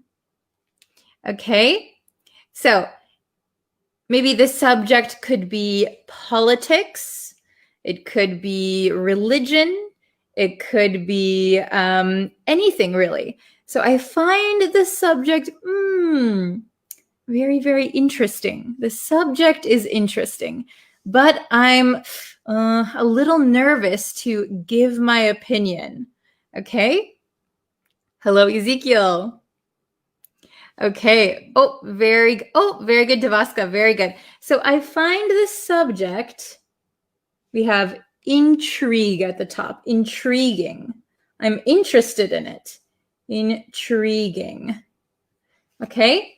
I find the subject intriguing, but I'm a little nervous to give my opinion.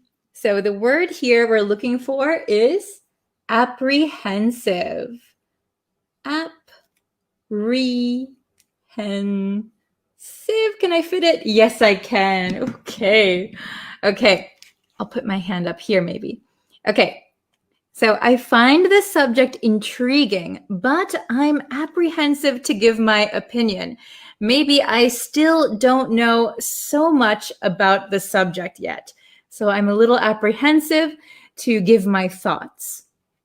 Okay, very, very good. And the last one, number 7. You guys are doing so well.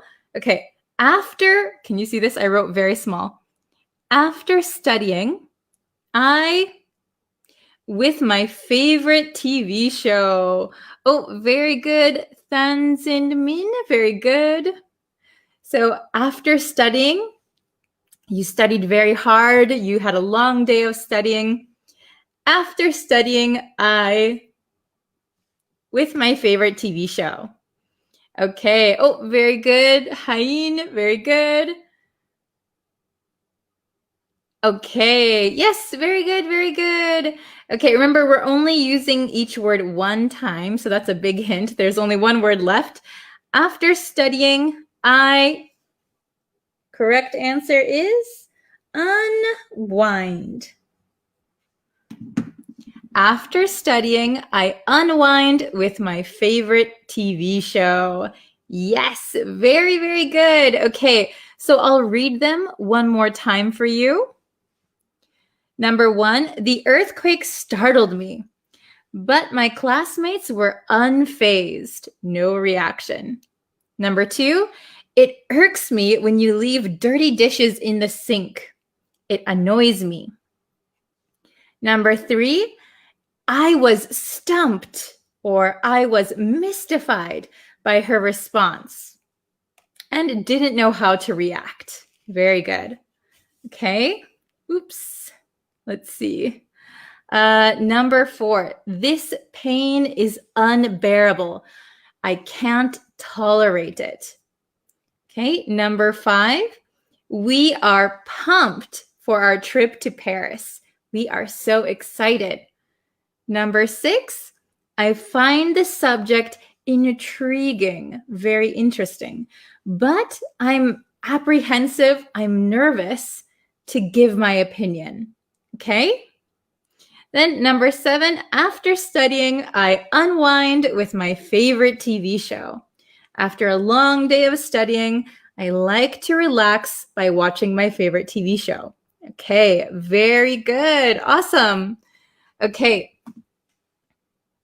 So if you have any questions or you want to give some examples, I can stick around for a little bit. I saw some questions during the lesson.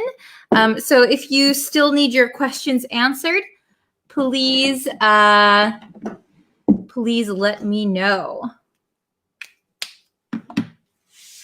Okay, so, this is a good question. Number 6, what is the difference between intrigued or intriguing? Okay, so when we say something is intriguing, something is intriguing, this book is intriguing. If we change the subject to mean the person is the subject, so I am intrigued by this book. Okay, so it just depends what you're talking about and which subject you are using. So if the book is very interesting, so this book is intriguing to me. I am intrigued by the book. Okay, I hope that makes sense. Let's see. Yes, if you have a question, please post it. Please put it in the comments.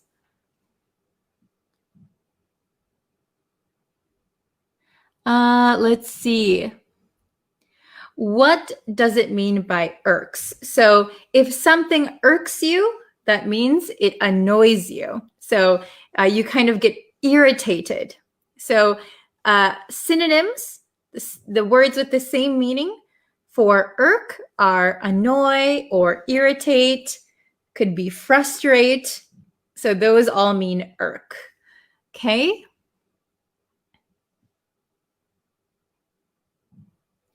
Oh, this is very good. Ted Win.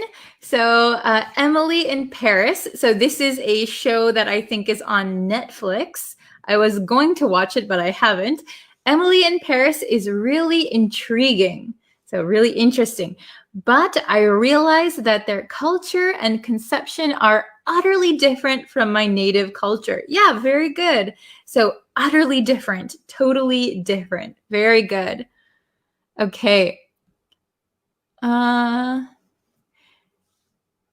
So let's see.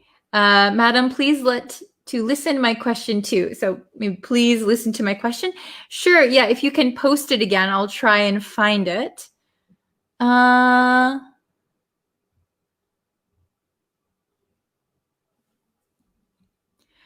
Sorry, I'm late. How can I watch this video again?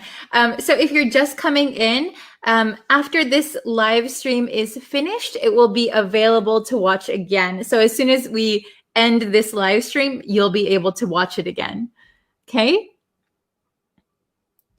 Can I say irking? Yes. You could say, you're really irking me right now. So that means you're really annoying me. Yes. Ugh, he's irking me. You can say that. Okay. Let's see. Let's see. Oh, thank you for liking the lesson. I appreciate it. Okay.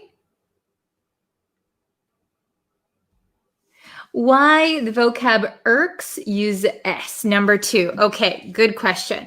So we have the word irk up here. So to irk, this is a verb.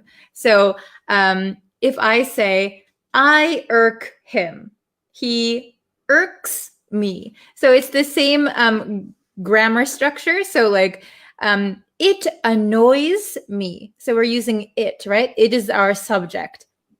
So it irks me. It annoys me. If I said they annoy me. They irk, no S, me.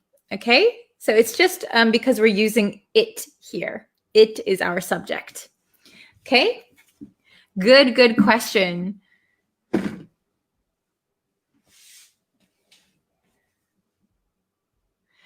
Teacher, the way in which you share new vocabularies are quite intriguing, quite interesting. Very good. Thank you. Thank you for the compliment. Love and respect from Bangladesh. Hello.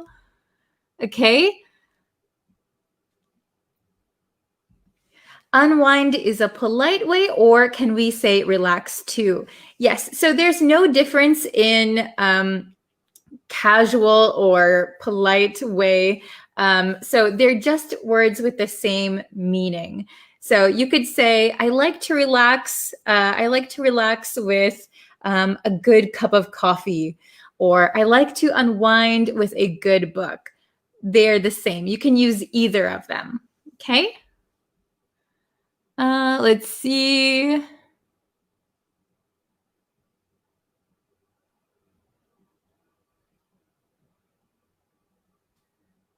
Oops. I think I saw, okay, can I see? Oh, where did it go? I saw somebody's question that they're asking me.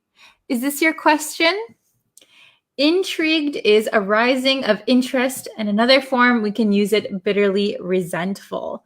Okay, so like intrigue could be kind of like mysterious, or like if you are intrigued by something or something intrigues you, that means a rising interest. Yes, very good. Okay. Let's see.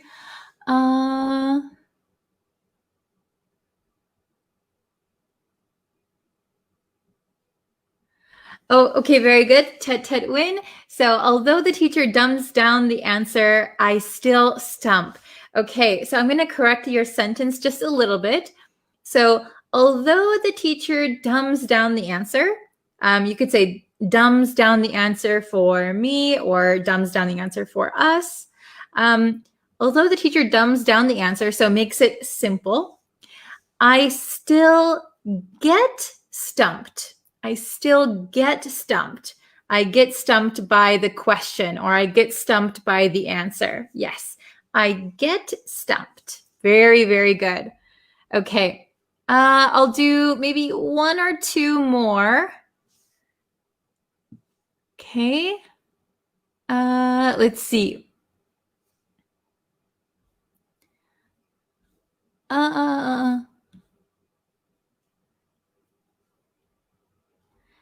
Okay, let's see.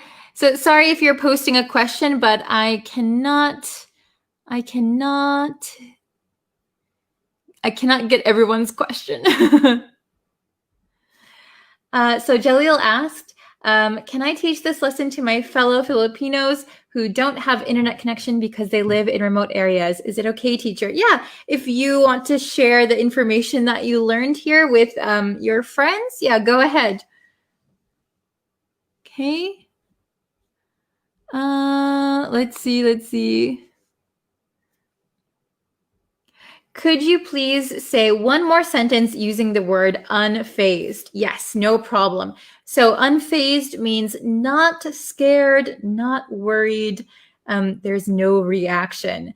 So for example, if I went on a safari, right? Safari. So if I went to Africa and went on a safari and I'm riding in the Jeep and I see maybe an elephant right by the car, I would be a little bit surprised because it's not usual for me. I would be surprised. But maybe my guide would be unfazed because the guide is used to this situation and they see maybe wild animals all the time. I would be startled. I would be surprised, maybe a little worried. The guide would be unfazed. Okay, I hope that is understandable. Okay, so this is going to be the last one, okay? Can we put very or so in front of intrigued and pumped? Yes, you can. So if you want to emphasize your feeling, ooh, I'm very intrigued by your answer. Or I'm so pumped to go to Mexico. Okay, so you can always put very or so to emphasize your feeling. Okay, very, very good. You guys have some great questions. Thank you. Okay, so that's all that's going to be for today. If you can, please subscribe to the YouTube channel. I'm going to be posting a lot of new lessons. And thank you for liking this video and sharing it with your friends. I appreciate it. So thank you very much. And have a great weekend, and I will see you guys maybe this weekend or maybe on Monday. Okay, very good. Thank you. Bye-bye.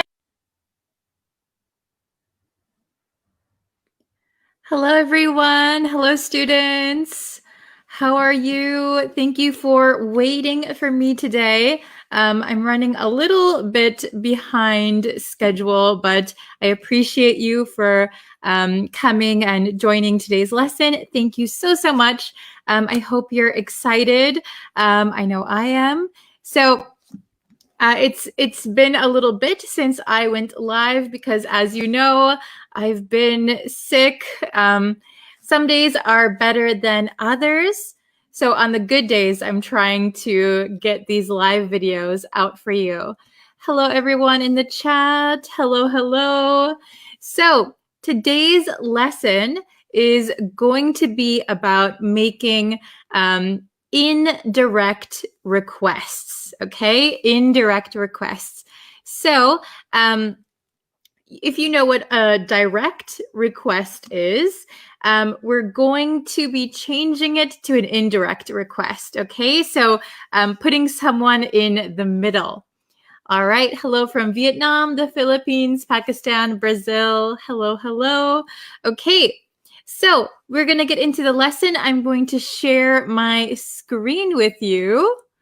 Very nice. Okay, so we are making indirect requests today. Do you guys know how to make an indirect request? So there are several different ways that we can make an indirect request, right? So let's see if I can. It's hard to have both screens at once, okay? So indirect requests. Yes. Okay, so first of all, we're going to practice with statements. So we're going to take a statement and we're going to make it into an indirect request with that. So you can use that or you don't need to use that. It's up to you. So I'll give you an example first. The first example, this is a statement, right? Not a question, a statement. Amanda, Craig is late. So we are directly talking to Amanda. And we're telling Amanda information about Craig, okay? But what happens if we want to tell Amanda this information, but we don't know where Amanda is, okay? Instead, we tell our other friend to pass this information to Amanda. So it becomes indirect, okay? So here is how we would change this sentence. So we're going to change it to could